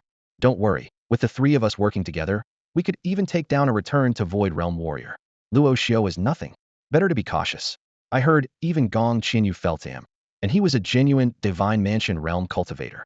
These words silenced the other 2. They had all heard of Gong Qinyu, a renowned prodigy in Shanghai. After a moment, the leader instructed, Second brother, you and I will infiltrate and swiftly take Luo Xiu's head. Third brother, stay on guard outside and handle any trouble. Understood. The 2 replied, then vanished into the night. Meanwhile, a man in gray, Lin Luan, coldly watched the Luo family estate. Guided by a spirit-seeking mouse, he had found his way here. Behind him followed dozens of exotic beasts, each exuding a bloodthirsty and wild aura, their crimson eyes glaring in the dark. It seems the Luo family of Shanghai rescued Nangong Row, Lin Luan sneered. In the past, he would have feared the Luo family, but to reclaim Nangong Row, a crucial bargaining chip, he could no longer care. Miss Nangong, do you realize the gravity of your mistake? Lin Luan muttered. Because of your escape, everyone in this estate who stands in my way will die. As he finished speaking, an iron-armored rhinoceros covered in silver scales let out a low roar and charged toward the iron fence of the Luo family estate. At the same time, 3 figures hung upside down like bats from the eaves of the rooftop, perfectly blending into the night. Even if someone passed by, they would likely go unnoticed. Boss, should we make a move? One of them whispered. A voice crackled over the radio. Wait a bit longer. Wait until Luo Xiu is asleep. The success rate will be higher. As an important leader in the intelligence group of the Emperor Organization, Shadow was not only powerful but also meticulous. Years of intelligence work had taught him the importance of patience. The 3 Divine Mansion realm warriors fell silent, waiting for further instructions. About 3 or 4 minutes later, Shadow's voice came through again, this time with surprise. Something's wrong. Besides us, it seems someone else is also targeting Luo Xiu. Just then, a gust of night wind stirred the curtains in Luo Xiu's room. He opened his eyes and muttered, "The wind is strong tonight." Luo Xiu got up and walked to the window to close it. However, just as he reached out to draw the curtains, a sharp glint of cold light flashed. A hand holding a dagger slashed towards Luo Xiu's neck with lightning speed. The angle was cunning, and if it hit, it would sever a major artery, killing Luo Xiu instantly. "Kid, you're even easier to kill than I thought," a sinister voice whispered in his ear. "Really? I actually think you're dumber than I imagined," Luo Xiu replied with a smile. The moment the attacker struck, Luo Xiu had already unleashed his full power, grabbing the assailant's wrist. No matter how vicious the attack, the dagger could advance no further. Luo Xiu tilted his head and asked with a smile, "Why are you so confident that such a clumsy infiltration technique could escape my senses?" The perception abilities of the skeletal crawler are no joke. Even before the intruder attempted to sneak into the room, Luo Xiu had already sensed their presence. He slowly walked towards the window, deliberately pulling the curtains to both lower the intruder's guard and give them a chance to make a move. In that instant, a shadow approached stealthily, only to have Luo Xiu precisely seize their wrist. A look of incredulous horror appeared on the intruder's face. They clearly remembered that Luo Xiu had been resting with his eyes closed, yet still managed to accurately track their movements. Such sensory perception was terrifying. In fact, Luo Xiu had surpassed ordinary visual perception. Much like how hounds rely on smell, pythons use infrared, bats utilize ultrasound, and some marine animals sense magnetic fields. Luo Xiu, having integrated the skeletal crawler's genes, could accurately pinpoint each intruder even with his eyes closed. "Since you're already here, you might as well stay," Luo Xiu shouted, his right arm bursting with tremendous strength. He pulled the figure in black into the room, creating an arc in the air before slamming them heavily onto the ground. Bang! The figure in black created a crater upon impact, spewing blood. Struggling to rise, they were shocked. How could the supposedly talentless Luo Xiu possess such terrifying strength? "Did I say you could get up?" Luo Xiu said coldly, ruthlessly crushing the opponent's knee with his foot. The sound of cracking bones echoed as the figure in black curled up like a cooked shrimp, letting out a piercing wail. At this moment, another figure in black, seeing his brother so grievously injured, charged forward with a dagger in hand, eyes burning with fury. His speed was astonishing, the dagger slicing through the air like a crescent moon aimed at Luo Xiu's throat. Clang! The sound of metal clashing rang out as the dagger failed to harm Luo Xiu in the slightest, instead being blocked by a layer of scales as fine as snake skin. This was the monster armor Luo Xiu had gained by merging with Godzilla's genes. "Trying to kill me? Let me send you on your way first." Luo Xiu swiftly turned, his scale-covered right hand clamping onto the opponent's neck like an iron vice, instantly extinguishing their life force. A martial artist of the Divine Mansion realm fell just like that. Luo Xiu turned to the figure in black on the ground, whose knee had been shattered, his gaze cold as ice. "If I'm not mistaken, Luo Chen sent you to kill me, right? You will die a miserable death." The figure spat venomously, swallowing a poison capsule hidden under their tongue. As an assassin, failure meant death, and a quick end was preferable to torture. In his final moments, he was left with nothing but endless regret. Regret for taking this mission and underestimating Luo Xiu. The young man before him, capable of dispatching 2 Divine Mansion realm martial artists in a single encounter, was no waste. Luo Chen would never have imagined in his wildest dreams that the brother he always looked down upon had become his most formidable opponent. Meanwhile, outside, the third brother frowned, noting the prolonged silence from his older siblings. As he pondered, a gray-clad figure suddenly appeared silently before him. Tension gripped him as he tightened his hold on his dagger. "Who are you?" Though he didn't know the stranger's identity, the aura of danger was palpable. "Step aside," the gray-clad man said coolly. "And if I refuse?" the third brother retorted, suspecting that this person might be Luo Xiu's protector, determined to prevent him from passing. "I don't have time for games. If you won't move, then die." The gray-clad man lifted his gaze, unleashing a powerful mental force. Dozens of bloodthirsty beasts emerged from behind him, surrounding the third brother. "You're a psychic?" the third brother exclaimed in horror, forced to fight with all his might against the beast horde. 30 seconds later, the gray-clad man departed swiftly with the beast horde, leaving behind a mangled corpse and a ground stained with crimson. Luo Xiu never expected that the gray-clad man who was hunting him would actually help him by eliminating an assassin from the Shadow Kill Association.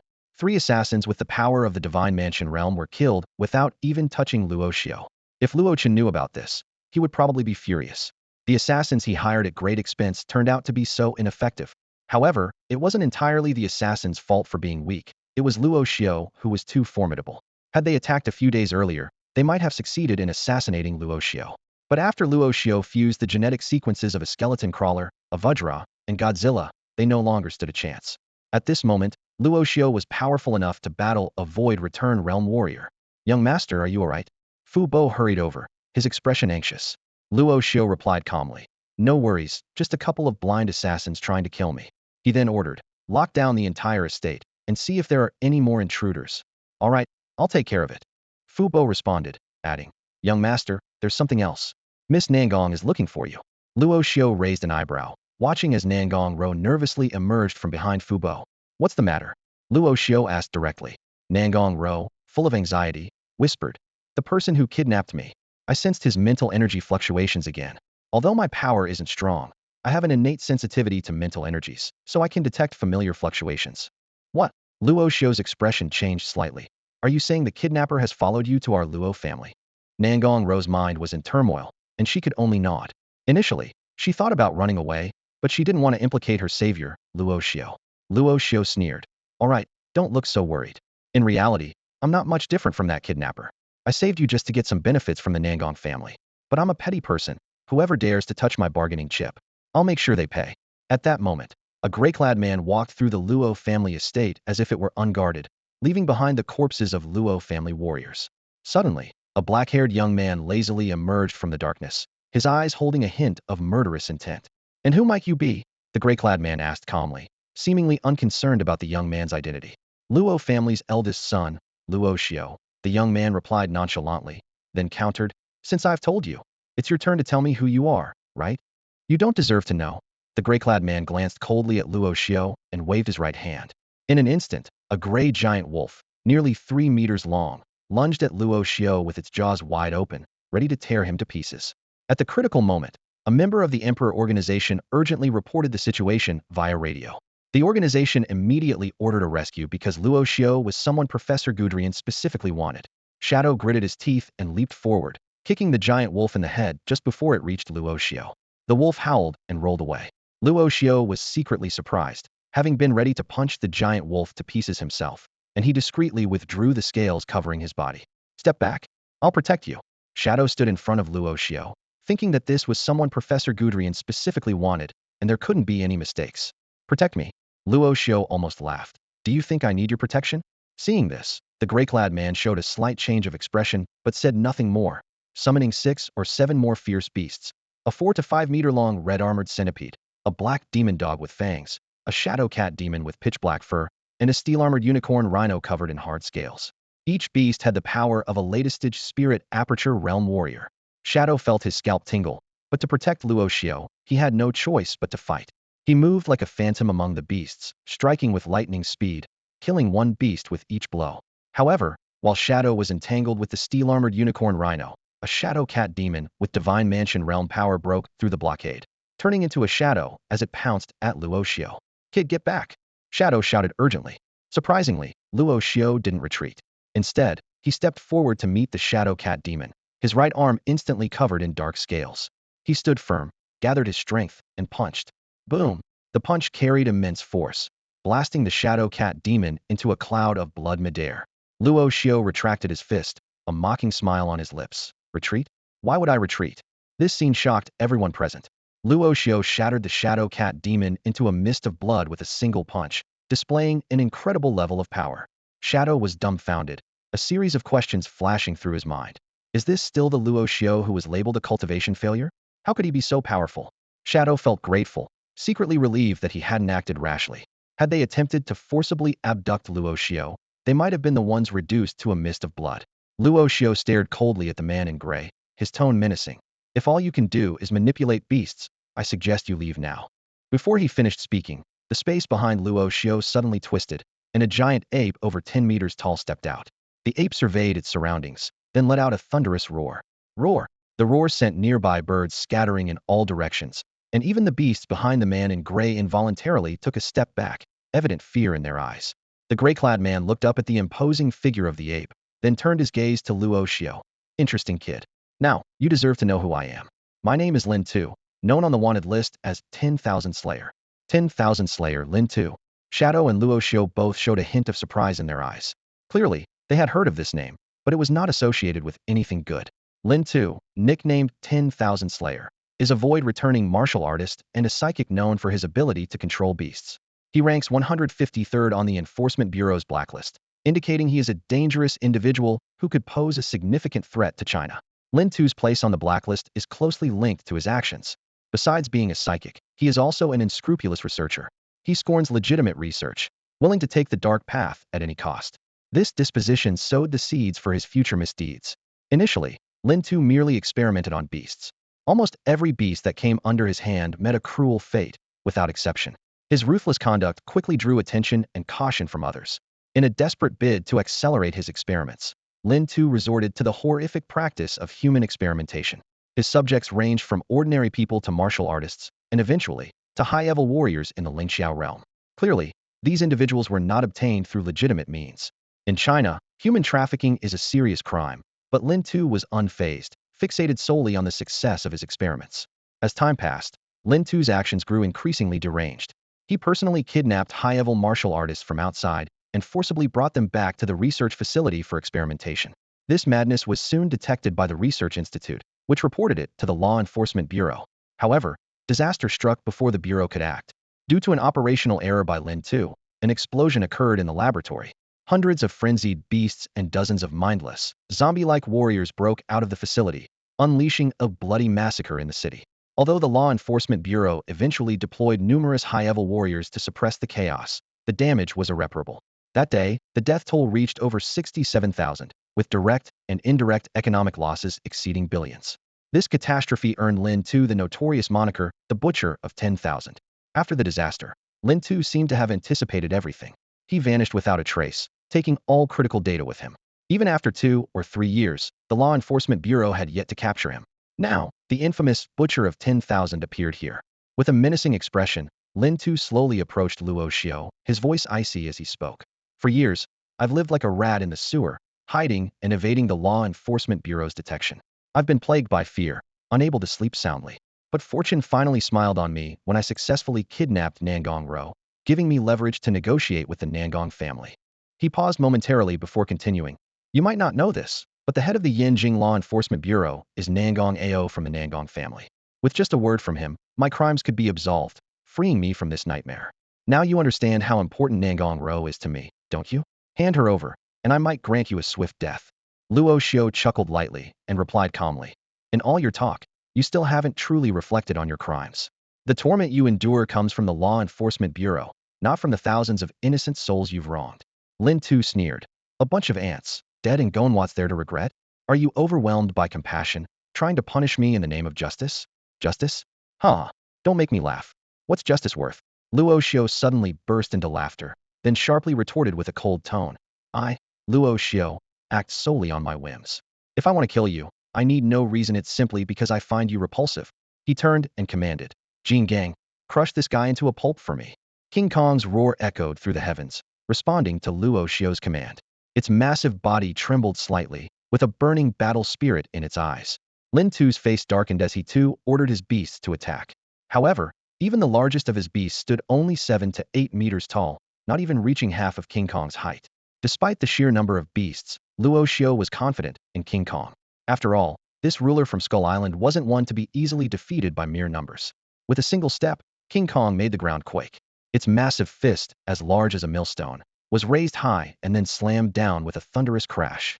The leading black demon wolf was instantly crushed, its skull shattered, leaving it lifeless on the ground. Luo Xiu couldn't help but think to himself, that's what you call getting your head bashed in. After taking down the demon wolf, King Kong charged into the beast horde, its fists swinging like heavy hammers. Each punch could shatter an enemy beast's bones, rendering it helpless. Just then, a lurking emerald giant python seized the opportunity and shot out like an arrow, sinking its fangs into King Kong's left arm. The paralyzing toxin from its fangs began to spread through King Kong's body. With a furious roar, King Kong easily tore the python away. In its hands, the terrifying creature seemed no more than a mere string. With a violent yank, the python was ripped in two, its green blood raining down and corroding the grass, a testament to its potent venom. Seeing this, Lin Tu smirked confidently. Kid, I must admit, your giant ape is strong. But once bitten by my nether venom python, its venom will quickly spread, paralyzing it completely. Indeed, the emerald toxin spread visibly from King Kong's wound. However, what happened next stunned Lin Tuesday. After a brief moment of swaying, King Kong stood firm, pounding its chest and letting out a skyward roar, revealing sharp fangs. With this roar, the neurotoxin seemed to retreat as though suppressed by some powerful force. Lin Tu's expression turned grim. Luo Xiu turned to him with a teasing smile. Looks like your python's venom isn't all that impressive.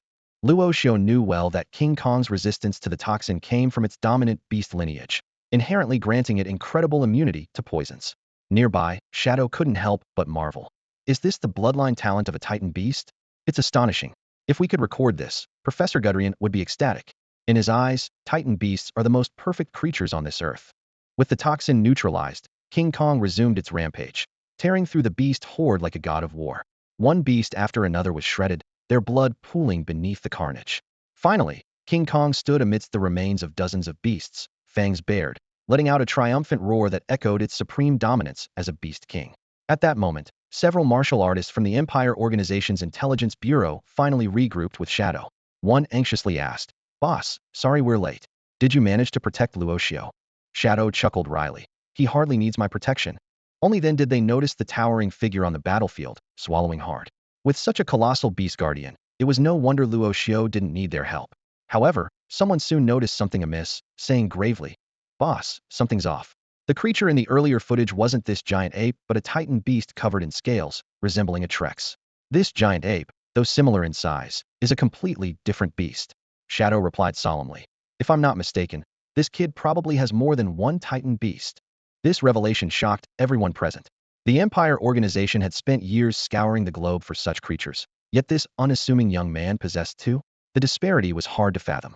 Shadow took a deep breath and continued. "Our mission is likely to fail. Under these circumstances, capturing Luo Xiu alive is impossible. Moreover, our intelligence on Luo Xiu was completely wrong. He's not some talentless individual. He's a 9 million genius. I don't know his exact strength, but I suspect he can hold his own against a void-returning martial artist."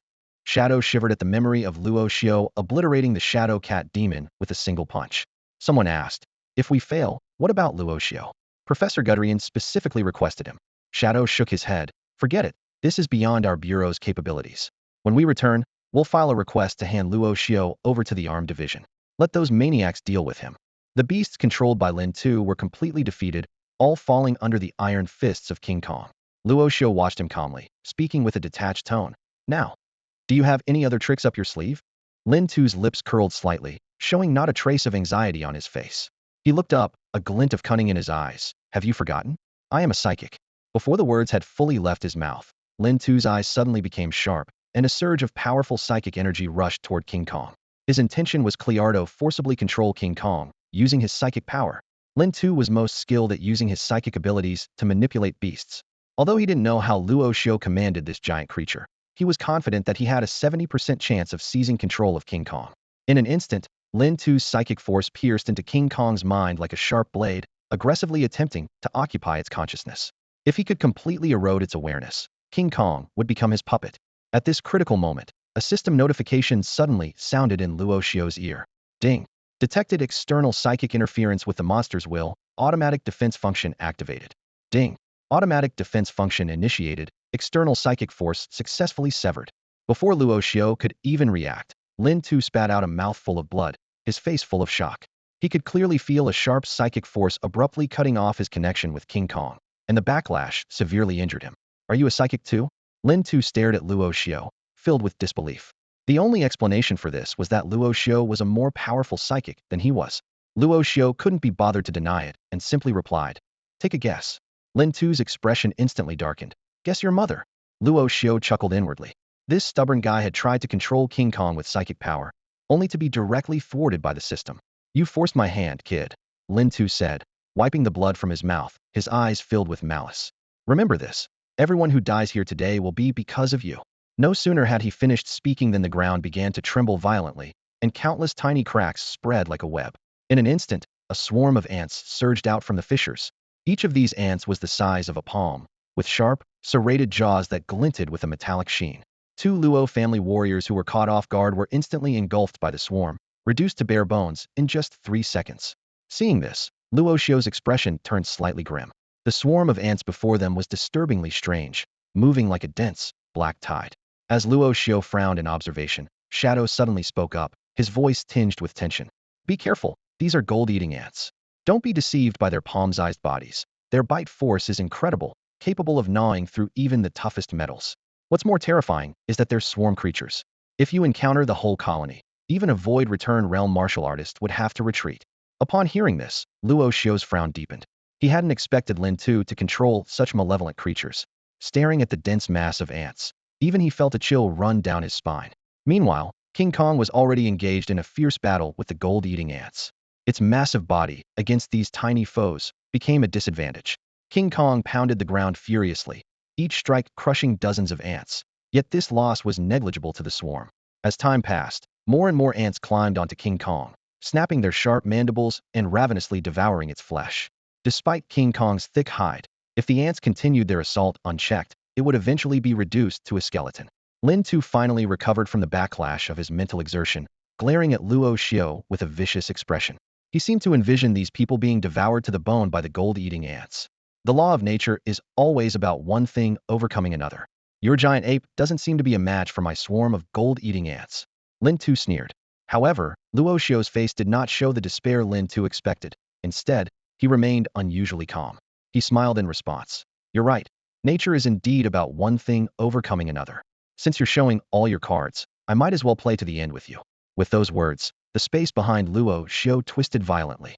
A towering figure, reminiscent of an ancient demon god, stepped out, exuding an overwhelming aura. Following it were several giant lizard-like skeleton creatures, acting as the vanguard for this monstrous king. It has appeared. Shadow gazed at the beast that seemed like a god descending to earth, his heart trembling as if he were being strangled. Godzilla's icy eyes scanned the surroundings, finally locking onto Lin Tuesday. In the next moment, a bluish energy glow flickered from its dorsal fins, segment by segment, eventually converging in its mouth, emitting a brilliant and scorching light. Atomic breath. The searing beam of radiation, thousands of degrees hot, swept across the ground, instantly turning it into scorched earth. Under the terrifying heat, a large number of gold-devouring ants were reduced to blackened cinders, and the air was filled with the scent of burning. At the same time, a few skeletal reptiles darted into the ant swarm like lightning, their long tongues lashing out like whips, each flick scooping up a dozen or more ants into their gullets. Compared to the brute force of the mighty King Kong, who was helpless against these tiny ant beasts, Godzilla was undoubtedly their nemesis. No matter how vast the swarm, under Godzilla's radioactive beam, they were nothing more than lambs to the slaughter. Furthermore, Godzilla's body was covered in rock-hard scales, making it nearly impossible for the ants to find a weak spot, even if they tried to attack en masse. Luo Xiu stood proudly before the enormous creature, his gaze piercing as he looked at Lin Tu, boldly declaring, "Come, step forward, and behold the divine might." A fierce glint flashed in Godzilla's cold eyes as its massive head suddenly turned towards Lin Tuesday. In an instant, the molten-hot radioactive beam surged from its mouth, carving a scorching path on the ground straight towards Lin Tu's direction. Damn it, Lin Tu hadn't anticipated that Godzilla would so swiftly target him. In a critical moment, he quickly summoned most of his mental power to form an invisible psychic barrier in front of him. It's worth noting that psychic warriors were exceedingly rare, with perhaps 1 in 1,000 ordinary warriors possessing such abilities. Compared to ordinary warriors, psychic warriors had a more diverse and mysterious repertoire. However, against Godzilla's nearly absolute power, any tactic seemed futile. Lin Tu's psychic barrier temporarily held back the radioactive beam, but under the relentless high temperature, cracks soon appeared on its surface. In just a few seconds, with a deafening crash, the psychic barrier shattered. The dazzling beam instantly breached the defense and shot straight at Lin Tuesday. Moments later. As the white light dissipated, a massive crater, steaming white, appeared on the ground. Lin Tu was half kneeling in the pit, half of his body already burned away by the intense heat, with blood boiling and bubbling at his once sight that was chilling to behold. Such injuries would have been fatal to an ordinary person, but fortunately, as a cultivator of the void return realm, Lin Tu's body and mental strength were exceptionally powerful, allowing him to barely cling to life. The shadow watched this unfold, feeling a tightness in his throat, momentarily at a loss for words to describe the scene. Lin Tu was ranked 153rd on the blacklist, known for his ruthlessness, yet he was so easily overpowered by Godzilla. Just how terrifying was this giant beast's strength? If faced directly, the opponent could likely defeat him within 3 moves. Yet now, such a formidable character was being utterly overpowered by Godzilla in front of Luo Xiu, without any chance to fight back. Luo Xiu watched coldly, a slight smirk of disdain playing at the corner of his mouth. Behind Fu Bo, Nangong Row's eyes sparkled as she stared intently at Luo Xiu. She was secretly amazed. This guy is incredibly strong. Although the Nangong family had many powerful martial artists, Nangong Row had never seen anyone as formidable and domineering as Luo Xiu, as if the entire world revolved around him. It's natural for people to admire the strong. It's human nature. Although Nangong Row might not even realize it herself, Luo Xiu had already left an indelible impression on her heart. Her breathing quickened slightly, and a faint blush appeared on her cheeks.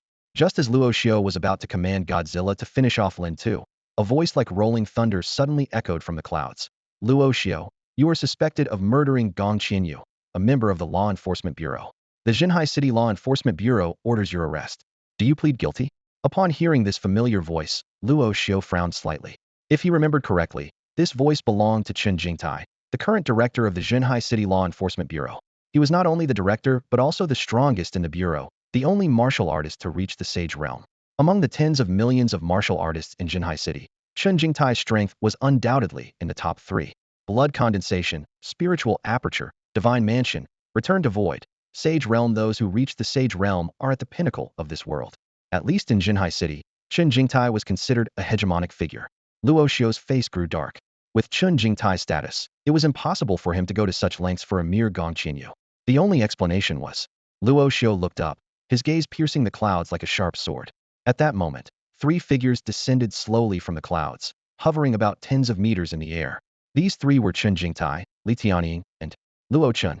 Chen Jingtai, the foremost figure in Shanghai City's Law Enforcement Bureau, a Sage Realm martial artist with unfathomable strength.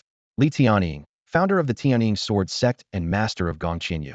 Though a return to Void Realm martial artist, his strength surely surpassed Lin Tuesday. As for the last one, Luo Chen, though currently only at the initial return to Void Realm, was undoubtedly the true orchestrator of all this. Because among the 3, he was the one who most wanted Luo Xiu dead. Luo Xiu was secretly alarmed, unsure of what deal Chen Jingtai and Li Tianying had struck, but it was remarkable that Luo Chen could enlist someone like Chen Jingtai. It seemed he had underestimated his brother after all. Facing the pressure of a Sage Realm martial artist, Luo Xiu remained composed, stepping forward without a trace of fear. He looked up, directly at Chen Jingtai, and loudly retorted, "You say I'm guilty? Well, I must ask, what crime have I, Luo Xiu, committed?" Luo Xiu's voice thundered, echoing around him. What crime have I committed? He stood tall, his gaze unwavering, showing no fear in front of the powerful cultivator. Shadow stood nearby, filled with admiration, thinking that perhaps only Luo Xiu could remain so unyielding under such pressure. Li Tianying sneered, speaking before Chen Jingtai could. What crime? Your question is laughable. You've killed an enforcer from the Martial Law Bureau, a crime punishable by law. And moreover, you killed my disciple. Whether publicly or personally, I must assist Director Chen in bringing you to justice. Luo Chen stood to the side with a hypocritical smile, feigning concern. Brother, I never thought you'd be like this. I want to help you, but you know our Luo family stands for justice and can't harbor criminals. So, I advise you to surrender peacefully. Luo Xiu looked up at Luo Chen's pretentious act and couldn't help but laugh out loud. Luo Chen frowned and asked, "What are you laughing at?" Luo Xiu composed himself and replied calmly, "I'm laughing at how well you play the hypocrite. You clearly want to kill me, yet you find all these excuses. If you want to accuse someone, you'll always find a reason. If it weren't for Gong Qianyu and Li Tianjun leading dozens of fighters to besiege the Luo family, why would I have acted against them? By the way, Luo Chen, where were you then?" After being exposed, Luo Chen didn't get angry but instead laughed. "Luo Xiu, you're indeed clever and patient. You almost fooled me. I guess your previous reckless behavior was all an act? To make me lower my guard so you could seize control of the Luo family? Luo Xiu, how can I let you live?" Luo Xiu shook his head, responding calmly. "Do you know I've never wanted to compete with you for control of the Luo family?" Luo Chen was momentarily taken aback, then snarled, "I don't care if you did or not. Anyone who might become an obstacle in my path, I, Luo Chen, will eliminate. And you, Luo Xiu, are one of them." Luo Xiu sighed inwardly. His brother had gone completely mad. Though ambitious and cunning, he was destined to achieve nothing great. Beneath that human facade lay the heart of a beast. Luo Xiu recalled those fantasy novels he'd read, where villains often made foolish decisions, sending henchmen only slightly stronger than the protagonist, essentially aiding in their training. In that sense, Luo Chen was a fitting antagonist. At least, whenever he targeted Luo Xiu, he always used deadly tactics. From the moment the plane crashed, Luo Chen's pursuit of Luo Xiu escalated step by step. He first sent 50 blood condensation realm warriors. Then came Li Tianjuan's revenge, followed by the prearranged attack by Palace Qinyu, a warrior of the Divine Mansion realm, and finally, an assassination attempt by 3 members of the Shadow Kill Society. Each attack was more ruthless than the last, yet Luo Xiu always managed to escape danger. After the latest assassination attempt failed, Luo Chen was furious. His eyes glinted coldly, and a sinister smile played on his lips. "Luo Xiu, This time you won't escape, he murmured, then turned to face the two powerful figures behind him. Luo Chen had enlisted Li Tianying and Qin Jingtang, two top experts from Shanghai City. Their presence filled the air with an oppressive tension. Luo Chen planned to use the charge of Luo Xiu killing an enforcer to eliminate him once and for all. You must be curious how I managed to enlist the help of these two big shots, right? Luo Chen said with a smug grin. I offered Li Tianying 20 of the Luo Group's shares, not only as compensation for Palace Qianyu's death, but also to employ him as a guest of our Luo family. As for Director Chen, that was a favor owed by my master, which I called in for this occasion.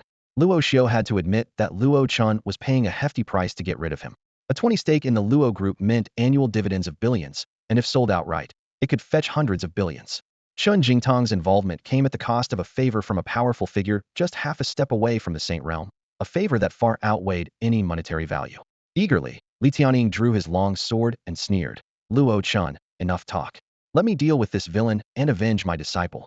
He shamelessly referred to Qin Jingtang as a senior, revealing his lack of dignity. Qin Jingtang simply nodded lightly. Make it quick. With the nod of approval, Li Tianying instantly turned into a blur, diving towards Luo Xiu like a raptor, his sword gleaming with a chilling light. At this critical moment, King Kong roared and unhesitatingly stepped in front of Luo Xiu. Its massive right arm, as strong as a boulder, swung towards the airborne Li Tianying, its momentum so powerful that it made the surrounding air tremble. King Kong's determination to protect its master was unmistakably clear. You beast, courting death. Li Tianying stood in midair, his eyes brimming with murderous intent, showing no fear of the colossal giant before him. With a flick of his wrist, his silver sword transformed into 100 streaks of light. Eagle sword technique, 100 feather strike. The sword lights rained down, slashing the giant's right arm.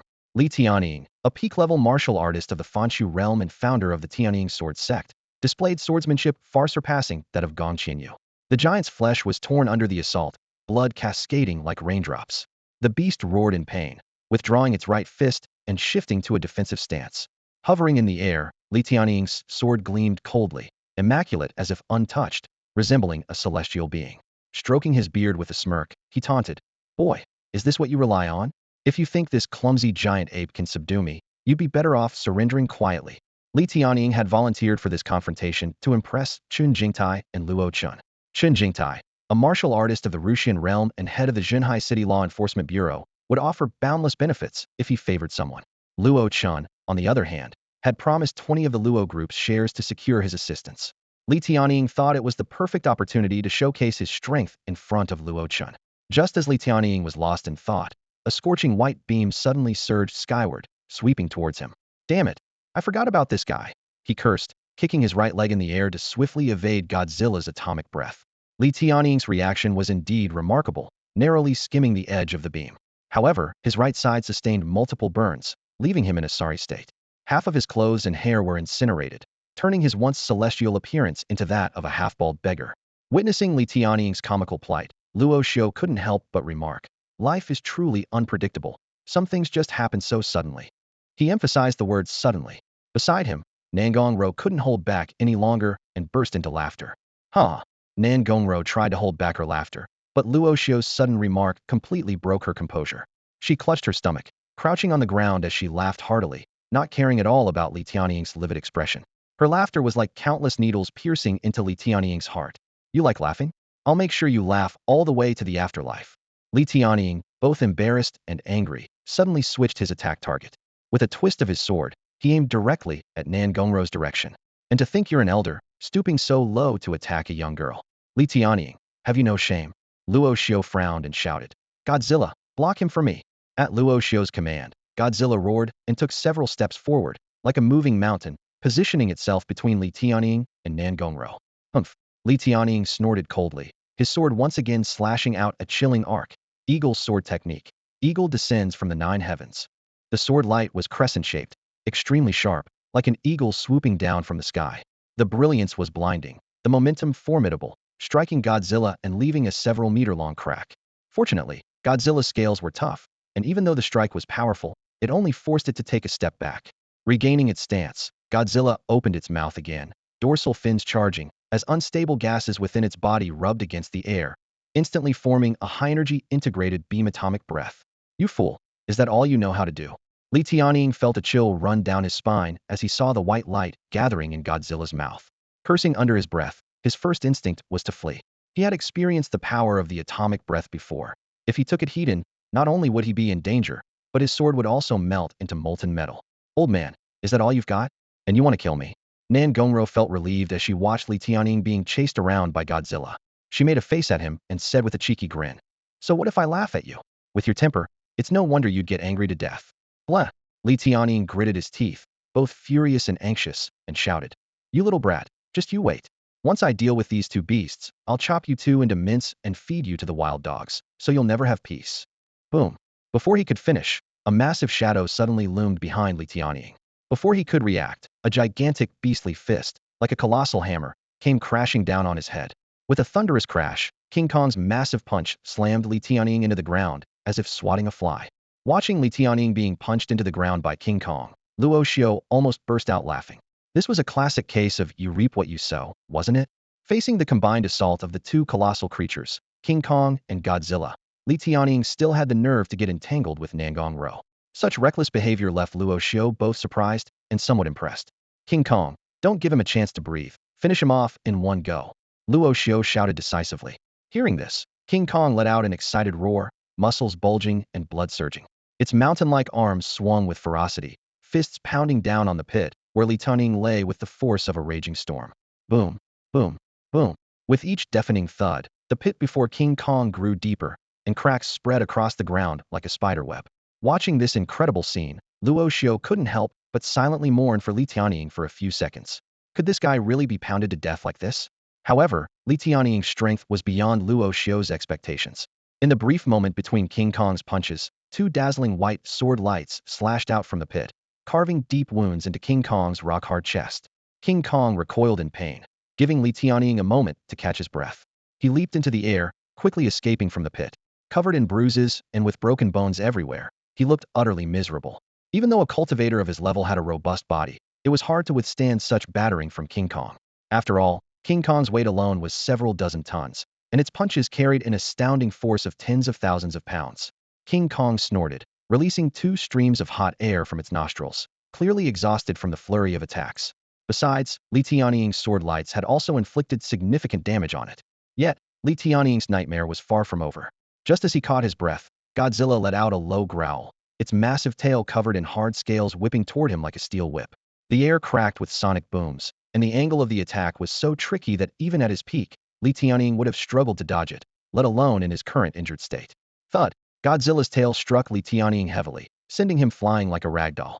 He spat out a mouthful of blood, unsure how many more bones had broken. Despite Li Tianying's dire condition, Luo Xiu showed no intention of letting him off. He immediately commanded King Kong to pursue, aiming to finish him off while he was down. This was the first collaboration between Godzilla and King Kong, and under the onslaught of these two monster titans, Li Tianying was utterly defeated, with no chance to fight back. Although the two monsters were each unruly in their own right, under Luo Xiu's command, they cooperated flawlessly. Kong charged in pursuit, finally catching up to Li Tianying, who had been sent flying by Godzilla's massive tail. Kong let out a deafening roar, his right arm's muscles bulging like steel, and unleashed a punch as powerful as a cannon blast, creating shockwaves in its wake. Li Tianying saw the beast's fist coming straight at him, and a look of despair flashed across his face. Ignoring his pride, he shouted hoarsely, "Senior Chen, help me." Chun Jingtai and Luo Chen, who had been silently observing the battle, heard the cry for help. Luo Chen's expression turned cold as he cursed under his breath, "Useless," and then turned to say, "Senior Chen, I must trouble you to step in." Although Li Tianying was his man and needed rescuing, Luo Chen's opinion of him dropped even further. Chun Jingtai chuckled lightly. "No need for formalities, young Luo. It's a simple task." Before he finished speaking, he vanished into a blur, appearing instantly before Li Tianying. Facing Kong's colossal punch, which carried the force of 10,000 pounds, Chun Jingtai calmly extended his right palm, tracing an arc in the air. The highest good is like water. Water benefits all things without contention. As Chun Jingtai spoke, ripples suddenly emanated from his palm. Kong's heavy punch landed as if on an invisible barrier, creating waves, yet Chun Jingtai remained unperturbed. "Little monkey, sometimes brute force alone isn't enough." Chun Jingtai smiled, grasping the air to form a long spear of flowing water in his hand. To everyone's surprise, this saint-level powerhouse was a water attribute ability user. Water element spear technique, shatter. Chun Jingtai murmured, his body moving like a swallow through the air, instantly appearing before Kong. Wielding the water elemental spear, his energy surged, concentrating in his arms, and he swept it out forcefully. A loud bang resounded as the water elemental spear traced a stunning arc, striking Kong heavily. The massive, mountain-like body trembled violently, and with that blow, was sent soaring through the air, flying back dozens of meters. The massive King Kong, weighing nearly 30 tons, was astonishingly sent flying by a single strike from Qin Jingtai, crashing heavily to the ground and raising a cloud of dust. Luo Xiu witnessed this scene and couldn't help but gasp in shock, his mind reeling with disbelief.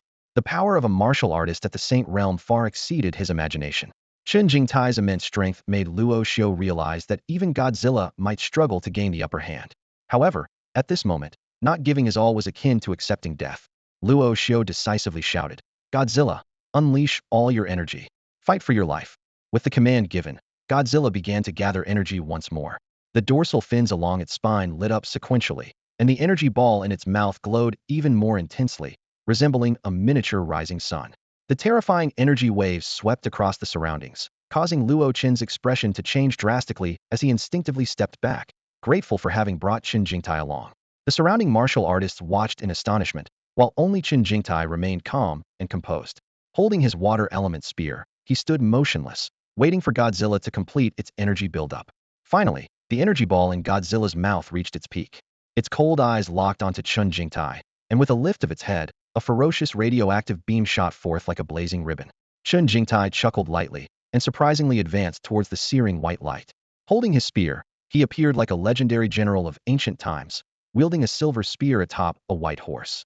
Water element spear technique. Water dragon's roar, he murmured, and a mighty ancient dragon, formed from water elements, coiled around the water element spear, exuding an extraordinary and formidable presence.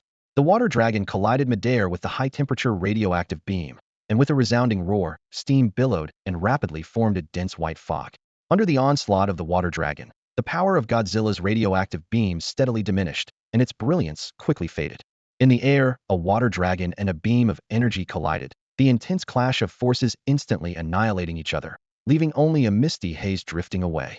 Qin Jingtai lowered his spear, standing midair, and said emotionlessly, "Being able to withstand my water dragon's roar, your strength as a beast is indeed impressive." Luo Xiu's face turned slightly cold at these words, feeling no joy from the compliment. He knew all too well that he had lost his last chance. The energy within Godzilla had been completely depleted, while Qin Jingtai still appeared full of vigor, clearly capable of continuing the fight. Even if Godzilla and King Kong joined forces, they would struggle to contend with this saint-level warrior. At that moment, Luo Chen burst into laughter. "Luo Xiu, did you really think you could stir up any trouble in front of a saint-level warrior? You're overestimating yourself. What do you amount to? Let me tell you, you're destined to be crushed under my foot for the rest of your life." Seeing victory assured, Li Tianying's face twisted into a malicious grin. "Kid, keep acting arrogant. Weren't you just so cocky? Just wait. I'll soon carve you up piece by piece, leaving you in agony, unable to live or die." He then turned his gaze to Nangong Row. "And your little girlfriend." Li Tianying's words even made Qin Jingtai frown. In his view, Li Tianying's behavior was crossing a line. However, since Li Tianying was following Luo Chen's orders and Qin Jingtai had been hired by Luo Chen, he chose to remain silent.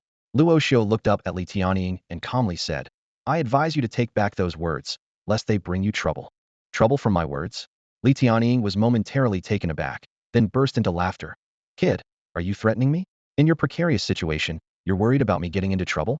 If you're so interested, I might show some mercy and let you live a bit longer, so you can see how I toy with your beautiful little girlfriend." As Li Tianying's words became more outrageous, Nangong Row, infuriated, nearly ground her teeth to dust and pointed at him, shouting, "Say one more word, and I'll tear your mouth apart." "Oh, this little girl has some spirit." Li Tianying's face darkened, sneering. "I want to see where you get the nerve to speak to me so rudely." As tensions peaked, an elderly figure suddenly descended from the sky like a meteor, landing on the ground in an instant. A fierce wind arose, sharp as a blade. A chilling, aged voice slowly echoed, "Well, this old man would love to see which wretched beast dares to speak of selling my beloved granddaughter, Nangong Jing, into a brothel." As the slightly aged voice rang out, Qin Jingtai's usually calm demeanor finally showed a hint of disturbance. His brows furrowed, and a flicker of surprise crossed his eyes. As a martial artist of the Saint Realm, the fact that he couldn't sense the presence of this elder was undoubtedly an unsettling signal. Qin Jingtai quickly weighed the possibilities in his mind. Either this elder was overwhelmingly powerful, his presence was so faint it was like dust, or he was a master of concealment. Any of these scenarios was enough to put Chen Jingtai on alert. At that moment, Li Tianying sternly demanded, "Who are you?" His gaze was fixed intently on the unexpected visitor before him. The elder was dressed in a neat linen tang suit, his silver hair meticulously combed back, his posture ramrod straight, exuding an aura of authority without even trying, showing no signs of frailty despite his age. However, the elder did not respond. He merely cast a dismissive glance at Li Tianying and raised his right hand, making a motion in the air. Smack! A crisp slap resounded in everyone's ears. Li Tianying's cheek instantly turned to one side, a bright red handprint appearing on his face, with a trickle of blood even seeping from the corner of his mouth. Everyone present widened their eyes in disbelief. An elder, who appeared out of nowhere, had just delivered a slap across the air to a returned-to-void realm martial artist. Such a feat sent shivers down the spines of all present. The elder finally spoke, his voice full of disdain. "Do you think you have the right to question my name?" Luo Xiu silently cheered inside, thinking this old man was a master in the art of making an impression. At that moment, Nangong Row suddenly rushed to the elder, her voice choked with sobs. "Grandfather, you're finally here. I thought you had abandoned me." She wrapped her arms tightly around the elder's waist, complaining pitifully, "You don't love your precious granddaughter anymore. I was kidnapped for so many days, and you didn't even send anyone to rescue me. I was all alone, trapped on a deserted island, suffering so much." She wrinkled her reddened nose, resembling a kitten that had been grievously wronged. Upon hearing the word grandfather, Li Tianying's jaw nearly dropped. He had always assumed Nangong Row was merely Luo Xiu's kept woman, but who would have thought she had such an astonishing background? A sense of foreboding surged in Li Tianying's heart. The elder's tone immediately softened as he gently patted Nangong Row's back. "Don't cry. Don't cry. Grandfather is here." Nangong Jing gazed at his tearful granddaughter with deep affection. He took a deep breath and gently reassured her. "You've really been through a lot lately. Don't worry, anyone who wronged you won't get away with it." As soon as he finished speaking, Nangong Jing's eyes turned sharp as he looked at Lin Tu, who was lying nearby, barely alive. "Xiaoro, is that the villain who kidnapped you?" Nangong Row nodded firmly in confirmation. Nangong Jing snorted. "This scum dared to use you as leverage to negotiate with the Nangong family." With a flick of his right index finger, an invisible force pierced through Lin Tu's forehead like a bullet. Lin Tu let out a muffled groan, slumped over, and died on the spot. The martial artists present were stunned by the scene. To take a life with just a flick of the finger, could Nangong Row's grandfather be a saint-level warrior? They couldn't help but marvel at how common saint-level warriors seemed to have become. Nangong Jing turned with a murderous gaze toward Li Tianying. "Now, it's your turn," he said calmly, his tone carrying undeniable authority. "That Luo family boy was right. Your mistake was speaking so recklessly. Considering you're somewhat of a strong figure, I'll give you the chance to take your own life." Feeling the crushing pressure of Nangong Jing's killing intent, Li Tianying struggled to plead. "Elder." "Silence." Nangong Jing interrupted harshly. "I'm offering you the last shred of dignity. Speak another word, and I'll send you on your way right now." Usually kind and gentle, Nangong Jing was now furious for the sake of his granddaughter. Nangong Row was his only weakness, and Li Tianying had unwittingly provoked him. Li Tianying's face turned ashen with despair. Chen Jingtai couldn't bear to watch any longer. He sighed, stepped forward, and respectfully intervened. "Elder," my friend spoke out of turn. "Could you find it in your heart to spare him?" Nangong Jing's eyes widened in anger as he retorted, "Out of turn?" He seemed quite pleased with himself. "Do you think I'm easy to negotiate with? Everyone wants to bargain with me? Get out. I'm telling you, I'm going to kill this guy today. Anyone who tries to stop me will die too. If you're not convinced, go ahead and try. You think being a saint makes you invincible? Bah, what's a saint-level warrior to me? A bunch of short-sighted kids." Nangong Jing's furious tirade left everyone around him speechless and astonished. They were shocked by his audacity to openly scold saint-level warriors. The rebuke from Nangong Jing was like a thunderclap, leaving Chen Jingtai momentarily bewildered. He squinted, carefully scrutinizing the remarkable old man before him, his mind swirling with questions. Who exactly is this person? Does he truly possess such extraordinary abilities, or is he merely bluffing? Taking a deep breath, Chen Jingtai forced himself to remain calm.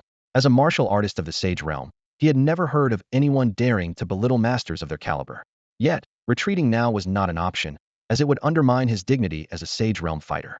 Besides, he had always been confident in his own abilities.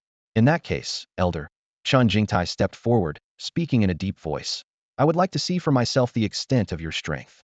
Nangong Jing casually picked his ear, his eyes filled with disdain. It's been too long since I last fought.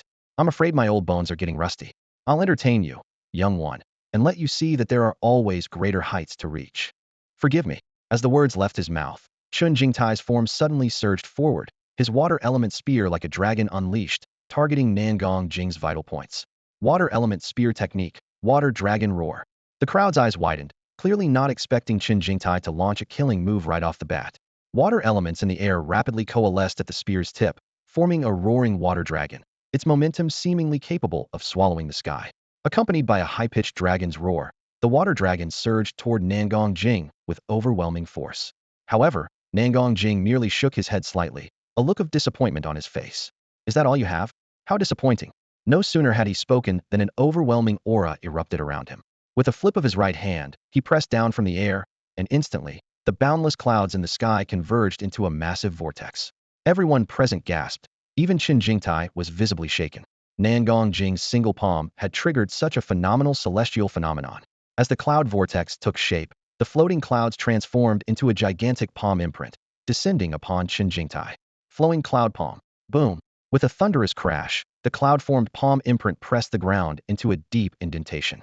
Qin Jingtai was pinned at the bottom. Even the water dragon he was so proud of shattered under the pressure. Ugh. Even someone as strong as Qin Jingtai couldn't withstand the pressure, spitting out a mouthful of blood. On the sidelines, Luo Xiu watched with his heart pounding. Such a domineering palm. Even a tough-skinned and thick-boned person like a titan would likely have dozens of bones broken. Although he had anticipated that Nangong Jing was formidable, he hadn't expected the old man to be so powerful that even a sage realm martial artist was no match for him. Nobody would believe such a thing if it were told. Grandpa is the best. Nangong Row cheered, waving enthusiastically for her grandfather. Nangong Jing, pleased with his granddaughter's praise, stroked his beard with pride and said, "Of course. Just see who your grandpa is." Shadow, watching from the sidelines, felt his worldview crumbling. He had always considered himself quite capable, even among Divine Mansion realm fighters. But in this battlefield, he felt as insignificant as an ant. King Kong, Godzilla, Li Tianying, Qin Jingtai, Nangong Jing, any one of them could easily crush him. And right beside him, this seemingly inconspicuous girl, Nangong Row, had the most formidable background in the entire arena. This world was truly insane. Nangong Jing's flowing cloud palm left a massive palm imprint on the ground, with the bloodied Qin Jingtai lying within, staring blankly at the sky. His injuries weren't severe, as he could clearly feel that Nangong Jing had held back at the critical moment. What truly left Qin Jingtai feeling powerless was the mental blow. He had never imagined he would be defeated so swiftly, so effortlessly. At that moment, a soft pop echoed. Nangong Jing fulfilled his promise, crushing Li Tianying's head midair. The latter didn't even have time to resist before he was sent to the afterlife. Against a monster of Nangong Jing's caliber, a mere void return realm fighter like Li Tianying stood no chance. Nangong Jing walked up to Qin Jingtai, who looked up with a bitter expression and asked, "You're not going to kill me?" "In consideration of your master's sake, I won't kill you," Nangong Jing said indifferently, casting a glance at Qin Jingtai. "But don't let it happen again." That simple statement sent shockwaves through Qin Jingtai's heart. "You know my master?" he asked, eyes wide with disbelief. Nangong Jing nodded. "If I remember correctly, your master should be that old, ghostly Lin Luan, right? I have some ties with him. Your water element spear technique was clearly taught by him. It's just a pity you haven't mastered it. That water dragon roar, if executed by old ghostly, could definitely rival my flowing cloud palm." Qin Jingtai abruptly stood up, urgently asking, "Is my master still alive? Where is he now?" "These are matters you need not concern yourself with. With your current strength, you have no right to inquire," Nangong Jing replied lazily. "But I can tell you, your master is alive and well." He paused, then added, "Let me also tell you something. The so-called sage realm is not the pinnacle of martial arts. At most, it's just half a step into the realm of the truly strong. You've been stuck in this small place of Shanghai City for too long, inevitably becoming a bit arrogant, like a frog at the bottom of a well, thinking the pinnacle of martial arts is nothing more than this. But you have no idea, this world is vast beyond measure." The words of Nangong Jing struck Qin Jingtai like a heavy hammer, hitting him hard at heart. He was stunned, memories of the teachings from his master, Li Luan, years ago flooding his mind. Back then, he was just an abandoned orphan, and if not for his master's care, he would never have achieved what he had today. The memories came rushing like a tide. In his youth, Qin Jingtai practiced spear techniques by the sea day after day. Through the changing seasons, his martial skills advanced rapidly, reaching the realm of returning to the void by 25. Yet, despite his extraordinary talent, he was repeatedly defeated in sparring with his master, left in a sorry state. Li Luan often warned him, "This world is far broader than you can imagine. In the path of martial arts, the strong are as numerous as the trees in a forest."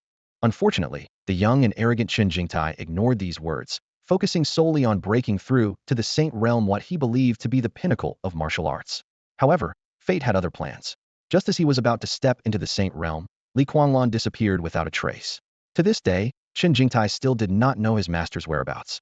Now, the elderly man before him claimed that Li Qianlan was still alive. Even more shocking was the revelation that the Saint Realm was not the end of martial arts, but merely the beginning of true power. Normally, Qin Jingtai would dismiss such claims, but now he had to believe it because he had almost been killed by a single strike from this old man. Thank you, Elder, for enlightening me. Qin Jingtai respectfully bowed, his tone sincere. Nangong Jing waved his hand dismissively. That's enough. There's nothing more for you here. You may leave. With that, he turned and walked toward Luo Xiu. Seeing this, Luo Xiu immediately bowed. Greetings, Senior Nangong. Nangong Jing squinted, sizing up Luo Xiu, and chuckled. You young man. You're quite interesting. Was it you who rescued my granddaughter? Yes, Luo Xiu admitted straightforwardly. Nangong Jing's expression turned cold as he asked sternly. Since you saved Rower, why didn't you inform me immediately? Faced with Nangong Jing's authority, Luo Xiu remained calm and replied. Because I hadn't yet decided how to negotiate terms with the Nangong family. Oh, Nangong Jing was momentarily taken aback, then sneered. You've got some guts, daring to negotiate with the Nangong family. Do you realize that with a word, I could wipe out your family's billions in assets? Luo Xiu smiled, unfazed. I'm well aware that the Nangong family's power could achieve that. But I saved your granddaughter and resolved a major concern for you. Surely that grants me the right to negotiate. Ha! Nangong Jing laughed heartily. Well said, young man. Regardless of your skills, I respect your courage. He turned to Nangong Row, smiling as he asked, Granddaughter, in these past few days, has this young man mistreated you? Nangong Row hesitated for a moment, then decisively shook her head. No. No, he has treated me quite well. Actually, Nangong Row wanted to say a few more bad things about Luo Xiu, but she swallowed her words, fearing her grandfather's disapproval. She was secretly surprised at herself for considering that jerk situation. Nangong Jing nodded and then asked, So, in your opinion, should Grandpa give him some benefits? This tricky question caught Nangong Row off guard. She bit her lip and nervously twisted her sleeve, pretending to think for a moment before shyly replying. I think we should offer him some benefits. Our Nangong clan is big and influential. We can't afford to lose face in front of outsiders. Good, my granddaughter makes a valid point. Nangong Jing agreed verbally, but was secretly amused. This girl wasn't really concerned about the family's reputation. She clearly had feelings for that boy. He didn't expose his granddaughter's little secret and turned to Luo Xiu, saying, Young man, while I'm still impressed with you, feel free to make a request. Luo Xiu pondered for a moment, then held up 2 fingers and said, I want the corpses of 2 Saint Realm beasts. If that's not possible, some of their flesh will do.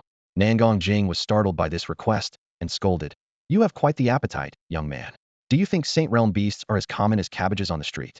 Luo Xiu requested the corpses of Saint Realm beasts to feed Godzilla and King Kong. The higher the grade of the beasts they consume, the greater the enhancement they receive. If King Kong could devour a complete Saint Realm beast, its monster lineage might even elevate from a Dominator level to a King level. At this moment, Nangong Row leaned over to Nangong Jing, playfully tugging his arm. Grandpa, it's just the corpses of 2 Saint Realm beasts, nothing major. Didn't you slay a few Thunder Tribute beasts not long ago? Nangong Jing sighed. You little girl, you really leave me no choice. He thought to himself. She hasn't even confirmed her relationship with him, yet she's already siding with him. However, exchanging the corpses of 2 Saint Realm beasts for his granddaughter's safety is worth it. With a wave of his right hand, his ring glowed, and 2 beast corpses suddenly appeared before Luo Xiu. In life, these beasts were as powerful as Saint Realm warriors. One was the thunder-devouring Sky Wolf, which lived by consuming lightning, and the other was the raging flame Thunder Bear, possessing both thunder and fire attributes, both extremely rare.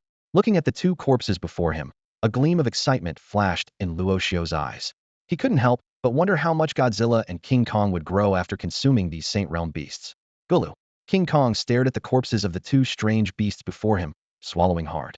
He could sense the immense energy contained within these bodies, which to him was an absolute delicacy. If Luo Xiu hadn't spoken yet, King Kong might have already lunged forward to feast. In contrast, Godzilla appeared much calmer. Yet even so, Luo Xiu still caught a glimpse of desire in its eyes. All right, don't just stand there.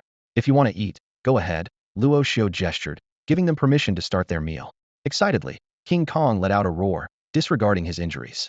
He pounded his chest and eagerly ran over. Here, 1 each. Choose for yourselves, Luo Xiu said. Without hesitation, King Kong chose the corpse of the fiery Thunder Bear. He felt the energy within this beast was more violent, perfectly matching his taste. Godzilla followed closely, stopping in front of the corpse of the thunder-devouring sky wolf. It tore off a large chunk of flesh with its claws and began to chew it slowly. The way the two beasts ate was a stark contrast. Godzilla chewed methodically, while King Kong devoured his meal ravenously. King Kong tore off one of the bear's thick paws and gnawed at it like a primitive human from ancient times. Though these two beasts had the power of the Saint Realm, their sizes weren't particularly enormous, roughly estimated at around 10 meters. This was due to different evolutionary paths. Such beasts focused on absorbing the spiritual energy of heaven and earth to purify their inner energy, while Godzilla and King Kong leaned more towards physical growth. A mature Godzilla could easily surpass 100 meters, and at that size, even a Saint Realm beast would likely be crushed with a single step. As the ancient rulers of Earth, Godzilla-type monsters had a terrifying level of dominance. As the two beasts feasted, system notifications kept ringing in Luo Xiu's ears. Ding! Godzilla successfully devoured the thunder-devouring sky wolf. Flesh energy, 5,358. Energy points, 650. Ding! King Kong successfully devoured the fiery thunder bear. Flesh energy, 5,892. Energy points, 470. The continuous notifications made Luo Xiu marvel internally. The flesh of Saint Realm beasts is impressive, with just one bite adding over 5,000 flesh energy. Then, Luo Xiu turned to Nangong Jing, trying to build rapport. Senior Nangong, you must have taken the corpses of these two beasts from a Sumi ring, right?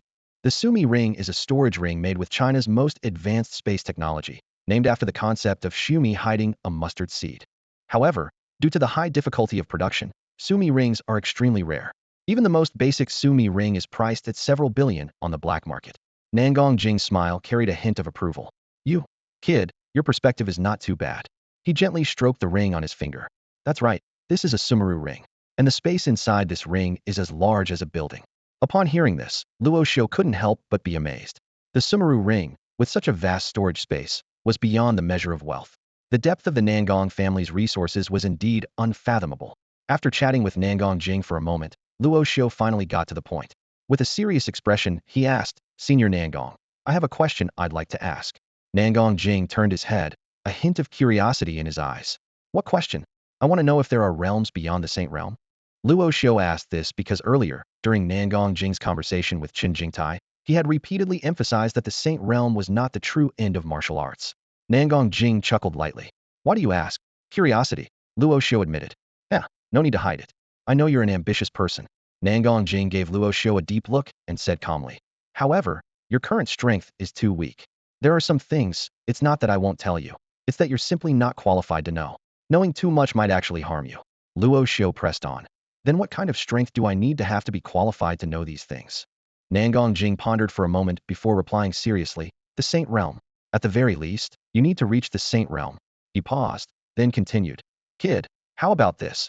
Let's make a gentleman's agreement. When you can kill a martial artist in the Saint Realm, come find me. By then, I'll tell you some secrets about this world. Hearing this, Luo Xiu felt a surge of excitement and nodded firmly. All right, it's a deal. After encountering these matters, Luo Xiu increasingly felt that the world he was in was far more complex than he had originally thought, shrouded in layers of mystery. Only by gaining enough strength could he personally unveil these mysteries. Just as Luo Xiu and Nangong Jing reached their verbal agreement, the system's prompt sounded in his ear once more. Ding! King Kong has successfully devoured the corpse of the wild flame violent thunder bear, acquiring its complete bloodline, and is now undergoing bloodline fusion. Fusion progress, 149. Seeing the fusion progress bar, Luo Xiu was overjoyed. King Kong was indeed fusing with a new bloodline after devouring the Saint Realm beast's corpse. He couldn't help but anticipate the changes that would occur once the fusion was complete. However, before King Kong's bloodline fusion was finished, the system's prompt sounded again. Ding! Godzilla has successfully devoured the corpse of the thunder-devouring sky wolf, and has learned a new skill, nuclear particle cannon. Hearing this prompt, Luo Xiu was momentarily stunned, then his face lit up with joy. King Kong fusing a bloodline, Godzilla learning a new skill. This was a double blessing. Ding! Fusion progress reached 100. King Kong has successfully merged with the bloodline, evolving the bloodline of the blazing Thunder Bear Lord. The system notification sounded again as King Kong's bloodline mutated, evolving into Thunder Flame King Kong, with its bloodline level jumping from Dominator to King. Luo Xiu eagerly looked up to observe, and the King Kong before him had undergone a tremendous transformation. Its body was now larger and more robust, with muscles like forged steel, containing destructive power. Most striking were the new azure lightning patterns on its beastly form, with even its eyes flickering with lightning. With a thought, The attribute panel of Thunderflame King Kong appeared before Luo Xiu. Monster, Thunderflame King Kong. Status, growing. Bloodline, King level. Height, 20 meters. Weight, 37 tons. Attack methods, Thunderflame Heavy Punch, Thunder Force, Flash Thunder Sprint. Current energy storage, 478 for 100000. Current flesh energy storage, 1245001000000. Evolution points, 5. Luo Xiu nodded in satisfaction. By devouring just one Saint Realm beast, King Kong had gained nearly 120,000 points of flesh energy, its size skyrocketing to 20 meters and its weight soaring. Moreover, with the bloodline evolution, King Kong's combat style had also changed. Although its new attack moves were still primarily melee, this did not affect King Kong's essence as a power-type monster. In comparison, Godzilla appeared more versatile, capable of both melee and ranged attacks, reigning as both the land's dominator and the ocean's king. Excitedly, King Kong pounded its chest, letting out an earth-shattering roar. The azure lightning patterns on its fur suddenly illuminated, with lightning swirling around its body, exuding an imposing aura. This scene happened to face Godzilla, as if flaunting its evolution results. However, Godzilla merely glanced at King Kong indifferently and then opened its massive mouth. The dorsal fins on its back began to hum and throb with azure electromagnetic particles, emitting an energy wave that made one's heart race. In the blink of an eye, these particles converged into a charged particle energy mass, forming in Godzilla's mouth. Boom! Godzilla suddenly unleashed a charged particle cannon, striking the nearby ground. With an earth-shattering explosion, the ground instantly formed a pit over 10 meters deep. Residual charged particles danced across the charred land, creating a daunting scene. Luo Xiu gasped in awe at the power of the charged particle cannon. Just moments ago, the smug King Kong now stood frozen. Godzilla turned its head, casting a condescending glance at King Kong, silently declaring, "You will always be the little brother." Luo Xiu was thrilled, noting that Godzilla was no longer limited to just its radiative heat beam. The two attacks each had their own characteristics. The radiative heat beam was highly concentrated with heat, while the charged particle cannon was more powerful and covered a wider area, though it consumed more energy. Just this one demonstrative charged particle cannon had consumed at least 3,000 energy points, much to Luo Xiu's dismay. Despite King Kong also evolving to a king-level bloodline, it seemed that Godzilla's combat strength still held a slight edge. At this moment, Nangong Jing approached Luo Xiu, exclaiming, "Luo Xiu, these two beasts of yours are truly remarkable. Such rapid evolutionary growth is something I've never heard of." Luo Xiu humbly replied, "It's all thanks to the two Saint Realm beast corpses you gifted me, senior. I can't thank you enough." Nangong Jing waved his hand. "No need to thank me just yet. It's what you deserve. By the way, have you considered developing in Yinjing? A small place like Shanghai City can hardly contain you." Nangong Jing, with his sharp insight, saw Luo Xiu as a young tiger destined to roar in the mountains. A place like Shanghai City, where even someone like Chun Jingtai could dominate, was truly not suitable for Luo Xiu, as it would hinder his future growth. Luo Xiu chuckled lightly. "Rest assured, senior, I will definitely leave Shanghai City, just not now. Before that, I have some personal grudges to settle." Nangong Jing nodded thoughtfully. "I've looked into your background, and the grudge you're referring to is likely with Luo Chen, who hired Chun Jingtai to deal with you, right? That guy is indeed cunning. He fled at the first sign of Chun Jingtai's defeat. If you're willing, our Nangong family can take care of this trouble for you." Nangong Jing spoke casually. With the Nangong family's power, wiping the Luo group off the map of Shanghai City would be a simple task, let alone dealing with a mere Luo Chen. However, Luo Xiu shook his head and politely declined. "No need. I don't like owing people favors. Besides, it's more satisfying to personally settle my own scores.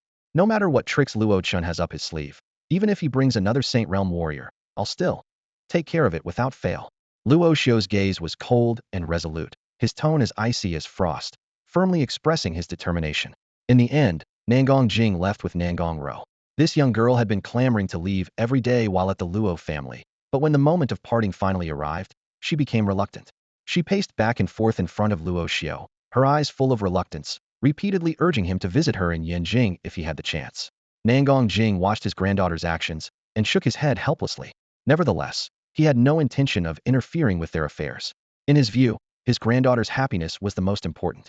If he were to force her into a marriage just for the sake of social status, how would that be different from selling his granddaughter? Isn't life meant to be about pursuing what you truly want?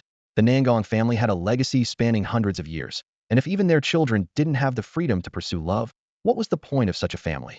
In this regard, Nangong Jing's thinking was quite progressive. He quietly observed Luo Xiu, pondering to himself. This young man, though not yet fully matured, has potential far superior to Qin Jingtang. How could such a gifted young man not be a match for his granddaughter? With this thought, Nangong Jing even considered the idea of bringing the two together. After Nangong Jing left with Nangong Row, Shadow approached Luo Xiu with a sense of relief. While Nangong Jing was present, he hadn't dared to speak a word, fearing that he might anger the elder, who could easily obliterate him with a mere flick of his hand. Luo Xiu looked at Shadow coldly and asked in a detached tone, "Who exactly are you people?" He had a suspicion that this group initially came for him, but the sudden appearance of Lin Tu forced them to protect him instead. Shadow took a deep breath and explained, "We are members of the Emperor Organization. Our organization has long been researching the ancient Titan beasts, which include the two beasts at your side. When the beasts appeared in Penglai fishing village, it quickly caught our attention. A professor in our organization is very interested in your two beasts, so..." Luo Xiu interrupted, speaking calmly. "So, you came here intending to kidnap me?" Hearing this, Shadow broke into a cold sweat and quickly waved his hands, saying, "No, no, we just wanted to talk to you." In the current situation, he had no leverage. Whether it was King Kong or Godzilla, either could easily kill him. He even suspected he might not be a match for Luo Xiu himself. "Talk." "All right," Luo Xiu said calmly. "I don't care what organization you are or how powerful you are. If you want to talk to me, show some sincerity. Either have the person behind the scenes come and talk to me personally, or bring me the corpse of a saint-level exotic beast as a meeting gift. Then, I'd be more than happy to visit." Having tasted the benefits of a saint-level exotic beast's corpse, Luo Xiu had developed a craving. One such corpse could provide hundreds of thousands of points of flesh energy. If there were several, Godzilla and King Kong could instantly leap into maturity. If saint-level exotic beasts weren't so rare and hard to find, Luo Xiu would have considered taking Godzilla to hunt a few himself. Listening to Luo Xiu's demands, Shadow couldn't help but feel a little embarrassed. This guy's appetite was quite large, asking for a saint-level exotic beast's corpse right off the bat. However, given Professor Guderian's obsession with Titan beasts, he might agree even if it were 5 or 10. "All right, I'll convey your message to the organization. If there's an opportunity, I'll contact you again," Shadow said softly, wiping the sweat from his forehead. Luo Xiu nodded and said, "Okay. And a word of advice, don't try to test my limits. I'll let it slide this time, but if it happens again, whether it's trying to kidnap me or threatening me by kidnapping my family, I will fight your Emperor organization to the end. If you don't believe me, feel free to try." Listening to Luo Xiu's calm yet indisputable tone, Shadow felt a shiver run through him. He felt as if this young man in his early 20s was more like a beast in the jungle, ready to devour anyone who crossed him. The morning after the great battle, Luo Xiu awoke from his slumber. The battle from the previous night felt like a dream. If it weren't for the still unclean traces of destruction in the Luo family estate, he might have doubted whether he had truly experienced that fight.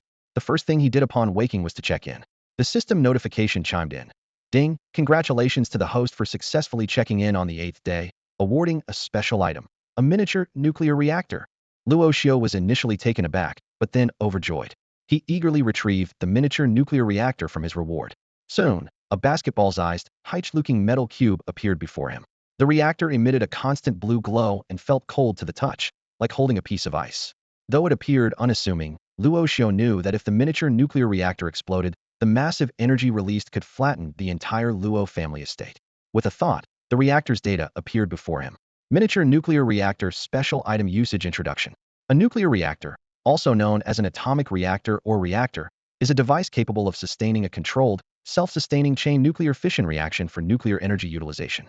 The energy produced by nuclear fission is enormous, so use with caution. Holding the miniature nuclear reactor, Luo Xiu's thoughts became active once more. He considered that Godzilla, a creature that thrived on consuming nuclear energy, might experience something extraordinary if it swallowed this reactor. Luo Xiu arrived at a clearing in the estate and without hesitation, raised his hand to summon Godzilla. Since this colossal creature had already been revealed to everyone, he decided there was no need to hide it anymore. The space around him suddenly twisted, and Godzilla's formidable figure appeared before Luo Xiu. Roar! Godzilla let out a thunderous roar that echoed above the estate. Its cold gaze quickly scanned the surroundings, a hint of confusion in its eyes. Clearly, it expected to be summoned for a battle, but found no enemies around. A smile tugged at the corners of Luo Xiu's mouth as he retrieved a miniature nuclear reactor from behind him. "Here, have something good to eat," he said, his voice carrying a note of anticipation. Godzilla's enormous eyes immediately locked onto the reactor, an unusual look of longing in them. As a beast capable of consuming nuclear energy, its sensitivity to such energy was exceptionally keen. Over time, Godzilla had evolved to develop organs similar to atomic reactors within its body, used for storing nuclear energy. Although Luo Xiu's Godzilla was already formidable, it still lagged behind its counterparts that had been exposed to nuclear radiation. For Godzilla, nuclear energy was akin to a second life. Sensing Godzilla's desire, Luo Xiu unhesitatingly used all his strength to throw the nuclear reactor towards it. The massive creature opened its jaws wide, swallowing the miniature reactor whole. Among many monsters, perhaps only Godzilla had the audacity to consume a nuclear reactor in such a manner. For other monsters, even a miniature reactor could be lethal or cause severe damage if it exploded inside them. The energy conversion efficiency of a nuclear reactor far exceeds other energy sources, with a very high energy density. Just 1 kilogram of uranium-235 fully fissioned releases energy equivalent to burning 2,700 tons of standard coal. Even the device in Iron Man's chest that powers his armor is essentially a small nuclear reactor. This highlights the incredible energy a nuclear reactor contains. After Godzilla swallowed the reactor, its body suddenly glowed with a ghostly blue light. This light flickered, as if it were charging. Luo Xiu couldn't help but marvel internally. This was like Godzilla's superpower bank, charging for 5 minutes and powering up for 2 hours. As the blue light within it flickered, Godzilla's aura continued to rise. A system notification chimed in at the right moment. Ding! Godzilla has successfully absorbed the miniature nuclear reactor and obtained a nuclear energy crystal. We did it! Luo Xiu exclaimed with joy, his eyes fixed on Godzilla. At this moment, Godzilla's status updated to Monster, Godzilla, Growth Stage Bloodline, King Level, Height 23.3 meters, Weight 43 tons. Its radioactive beam and charged particle cannon's power would vary with the energy consumed. Luo Xiu gazed at Godzilla's attribute panel in front of him, his eyebrows raising slightly. The function of the nuclear energy crystal surprised him, automatically generating 100 energy points per hour, totaling 2,400 points a day. For Godzilla, which consumes a huge amount of energy, this was undoubtedly a godsend. Even more exciting was the fact that the shattered nuclear energy crystal could forcefully activate the ultimate skill, atomic breath. Luo Xiu felt a thrill in his heart. It was practically a trump card that could reverse the tide of battle at any moment. However, just as he was reveling in this joy, the system's warning suddenly sounded. Godzilla is currently in its growth phase. Using ultimate skills like atomic breath forcibly will result in severe injuries to Godzilla. Please choose carefully. Hearing this, Luo Xiu was stunned, inwardly marveling at the power of atomic breath. At the same time, he realized the necessity of using it cautiously, as he didn't want anything to happen to the Godzilla he had painstakingly nurtured. As Luo Xiu was lost in thought, Uncle Fu hurriedly approached, interrupting his contemplation. Young master, someone is looking for you, Uncle Fu said urgently. Who is it? Luo Xiu asked instinctively, somewhat puzzled. I don't know. It's a woman, and a very beautiful one at that, Uncle Fu replied. Do you need me to take you to meet her? Before he could finish speaking, a shapely figure had already appeared in Luo Xiu's line of sight. Immediately, a captivating, alluring voice sounded in his ear. No need to take him.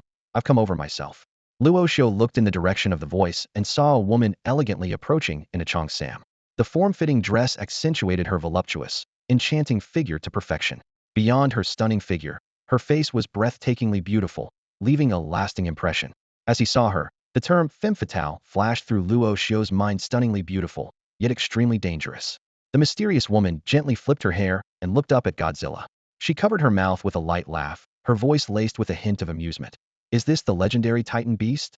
Such a size is truly, impressively colossal. Luo Xiu's expression turned slightly cold as he stared sharply at the alluring woman before him. Who exactly are you? He asked in a deep voice, with a hint of caution. The woman smiled gracefully, extending her delicate hand. I am Chu Nihong, the chief overseer of the Huaxiao region for the Emperor Organization. She introduced herself, her voice as clear as a silver bell. Professor Guderian sent me. Luo Xiu frowned, pondering for a moment until memories of the Emperor Organization surfaced in his mind. Without hesitation, he spoke with a touch of sarcasm. Did you bring a gift for our meeting? If not, I'm afraid I don't have much time to entertain you. To Luo Xiu, no beautiful woman could compare to the high-grade beast meat that could rapidly enhance Godzilla and King Kong. Chu Nihong's smile remained unfazed as she calmly replied. I did. I've arranged for 4 peak-level returning void beast corpses from our organization's warehouse, which will be delivered to your Luo family shortly. Luo Xiu clicked his tongue, slightly disappointed. Just returning void level? That seems a bit low. Oh well, even ants have some meat. It's better than nothing. Chu Nihong's smile momentarily faltered but quickly returned to normal. She elegantly explained. Indeed, a few returning void beasts corpses aren't much, but they signify our Emperor Organization's sincere intent to negotiate with you. If the deal concludes smoothly, we'll offer benefits that will surely satisfy you. Luo Xiu nodded, a glint of interest in his eyes. All right then, if we're going to talk, let's have a proper discussion. I'm quite curious about what your Emperor organization wants. Chu Nihong smiled as she revealed the purpose of her visit. Professor Guderian sent me to inquire if you would be willing to sell those two Titan beasts to our Emperor organization. Not for sale. Luo Xiu refused without hesitation, his tone resolute. Those two beasts were his livelihood. He wouldn't sell them even if he had to sell himself. Chu Nihong seemed to have anticipated this and calmly proposed a second option. Since you're unwilling, let's discuss a second transaction. Our organization wants to collect genetic samples from your two beasts for experimentation. If you agree, name your price. Luo Xiu pondered for a moment, then grinned. Genetic samples? Sure. A flat rate 10 saint-level beast corpses. Chu Nihong's expression instantly darkened, clearly not expecting Luo Xiu's exorbitant demand. Luo Xiu remained unfazed and continued. We can negotiate the price. If you truly think I'm asking for too much, there's nothing I can do. Chu Nihong took a deep breath, raised a slender finger, and stated firmly, 100 billion. $10 billion, plus the corpse of a saint-level beast. That's the best offer I can make. Chu Nihong spoke urgently, her eyes filled with anticipation. Luo Xiu glanced at her lazily, a hint of disdain in his voice. Money is useless to me. This statement hit like a heavy blow, leaving Uncle Fu wide-eyed in shock. He thought to himself, $10 billion. That's almost as much as the entire Luo Corporation's assets. And yet, the young master rejected it without hesitation. Truly, he is remarkable. Luo Xiu continued, his tone carrying a trace of impatience. I can't be bothered to waste words with you. Either bring me something that truly interests me, or please leave. Faced with Luo Xiu's firm stance, Chu Nihong gritted her teeth in frustration. She thought to herself, this guy doesn't seem like a young master of a noble family at all, more like a rogue. Taking a deep breath to calm herself, she said in a steady voice, 2 saint-level beast corpses, plus a piece of information. Luo Xiu was slightly taken aback and raised his head in surprise. If I remember correctly, my asking price was 10 saint-level beast corpses, wasn't it? I'd like to know what kind of information is worth 8 corpses. Chu Nihong replied calmly. You know very well that our Emperor organization can't meet your price. 2 saint-level corpses are already the limit. It's just about collecting some genes, you won't be at a loss. And I assure you, this information will definitely interest you. With his arms crossed, Luo Xiu smiled faintly. In that case, we have a deal. Now, I'm curious to hear what kind of information makes you so confident.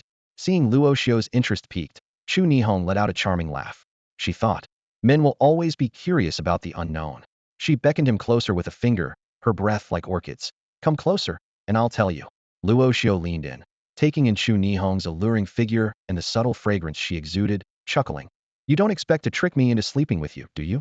Sorry, I'm not interested. Chu Nihong's expression froze for a moment, the first time her allure had been dismissed. She retorted lightly, you have a sharp tongue. Then she leaned in closer to Luo Xiu's ear and whispered, what I want to tell you is that your 2 Titan beasts aren't the only ones of their kind in the world. Our Emperor organization has set up a zero monitoring station in Antarctica, one of our most secretive bases. We chose Antarctica because beneath its ice lies a 100-meter-class beast like a demon god. We've named it Emperor Monster, Ghidorah. The king of monsters, Ghidorah. Luo Xiu's expression instantly turned serious, and he was utterly shocked. He never expected that such a terrifying monster actually existed in the hidden corners of this world. Initially, Luo Xiu did not take the Emperor organization seriously, believing they had at most a few martial artists at the Saint Realm. He confidently thought that once Godzilla and Kong grew stronger, they could completely disregard the existence of these martial artists. However, this news completely overturned his understanding, as the Emperor organization demonstrated their astonishing means and resources. After a moment of contemplation, Luo Xiu calmly asked, since you've already found the Titan beast, why are you coming to me for the monster genes from Godzilla and Kong? Chu Nihong smiled and explained, there are multiple reasons. Firstly, although these beasts are all called Titan beasts, there are significant differences among them. Naturally, our Emperor organization hopes to collect a wider variety of monster genes. Secondly, Ghidorah, which is currently frozen, is still in a dormant state. Even if we extract cells from it, their activity is weak and of no research value. Luo Xiu nodded in understanding but quickly raised a second question. Since you found the dormant Ghidorah, why not awaken it? Chu Nihong shook her head with a bitter smile. Awaken it? Your idea is too naive. Once a giant monster of this magnitude awakens, not only would our Emperor organization struggle to control it, but it would also pose an unprecedented disaster for the entire world. Compared to Ghidorah, this ultimate creature, the 2 monsters behind you are like newborn babies. Luo Xiu pondered to himself. If he guessed correctly, Ghidorah, frozen beneath the Antarctic ice, should have already matured, possibly even reaching its ultimate form. In contrast, Godzilla and Kong, still in their growth phase, seemed much weaker. Just in terms of size, Ghidorah already exceeded 100 meters, while the 20-meter Kong might not even reach Ghidorah's knees if it jumped. Chu Nihong continued. Moreover, up until now, our Emperor organization still hasn't found a way to control the monsters.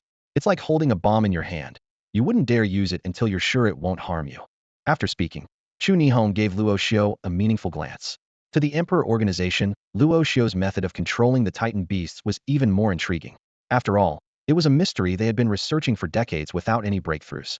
Faced with Chu Nihong's meaningful gaze, Luo Xiu showed no reaction and simply whistled to himself, as if her implication had nothing to do with him. Luo Xiu stood amidst the monsters, his gaze sharp as he surveyed the surroundings. Chu Nihong's questioning voice echoed in the air. Why are you looking at me? It's none of your business how I command these monsters. Her tone carried a hint of disdain. It's not like I stole these monsters from your family. If you have the skills, you should get yourself a monster system too. Silence spread between them, the air seeming to freeze for a few seconds. Suddenly, Chu Nihong's expression turned serious as she spoke slowly. The reason I'm telling you about Ghidorah is because I have other motives. She paused, taking a deep breath. If possible, one day in the future, our Emperor organization might need your help. Luo Xiu raised an eyebrow, intrigued, and asked, Oh? You need my help? What kind of help could I possibly offer? Chu Nihong's eyes grew serious, and she lowered her voice. Ghidorah is very likely about to awaken. Her words landed like a bombshell in Luo Xiu's mind. Recently, data from the monitoring station shows that Ghidorah's cell activity is increasing, its bodily functions are gradually recovering. Once its functions fully recover, it won't be long before it truly awakens. Ghidorah awakening? Luo Xiu murmured in disbelief, his mind going blank. 100-meter-class beast with royal bloodline was about to awaken? It seemed like a fantasy. Chu Nihong seemed to read his thoughts and said sternly, I'm not joking. We hope you can help your two Titan beasts grow quickly. Otherwise, just relying on the Emperor organization's strength might not be enough to suppress this awakened monster king. Just as Chu Nihong finished speaking, a system notification suddenly rang in Luo Xiu's ears. Ding! Congratulations to the host for successfully triggering the random mission, Birth of the Monster Emperor. Ghidorah's subjugation battle. The system's voice echoed in Luo Xiu's mind, followed by a detailed task description. The monster Emperor Ghidorah, located beneath the Antarctic ice, is about to awaken. Although detected early by the Emperor organization, their strength alone is insufficient to resuppress the awakened Ghidorah, thus seeking the host's assistance. Killing or resealing Ghidorah will complete the mission. The mission rewards dazzled Luo Xiu. Monster Emperor Gift Pack. Upon opening, you will receive 500,000 points of flesh energy and one initial form of Ghidorah. Emperor Ghidorah Juvenile, King Ghidorah Juvenile, Demon King Ghidorah Juvenile, Mechanical King Ghidorah Juvenile, or Star Devouring Ghidorah Juvenile. Luo Xiu's mind raced, surprised by the numerous formidable forms of Ghidorah, though all were in their juvenile stages. To nurture them into powerhouses would require significant effort. However, once Ghidorah matured, it would rival Godzilla. Even a non-crimson Godzilla might not be a match for Ghidorah. Yet, a tinge of doubt rose in Luo Xiu's heart. The system seemed outrageous, expecting him to take two adolescent monsters to Antarctica to challenge the ultimate form of Ghidorah. It felt like a suicide mission. Fortunately, Ghidorah hadn't fully awakened yet. This meant Luo Xiu still had time and opportunity. His mind raced as he began strategizing on how to tackle this daunting task. Luo Xiu stood to the side, secretly regretting. If only I could be rewarded with an ultimate form Ghidorah, it would truly be an unstoppable force, defeating gods and demons alike. His muttered words were inadvertently overheard by Chu Nihong. What are you talking about? Chu Nihong asked, puzzled. Luo Xiu quickly shook his head, coughed lightly to cover his embarrassment, and then said seriously, nothing. I've already got the information on Ghidorah. If you need help when the time comes, I, Luo Xiu, will definitely lend a hand without hesitation. Chu Nihong was taken aback by his words, a hint of surprise flashing in her eyes. How did this guy suddenly change his tune? She had thought Luo Xiu wouldn't agree to help so easily. You really agreed? Chu Nihong asked tentatively, biting her lip. Luo Xiu straightened his back, looking righteous and solemn.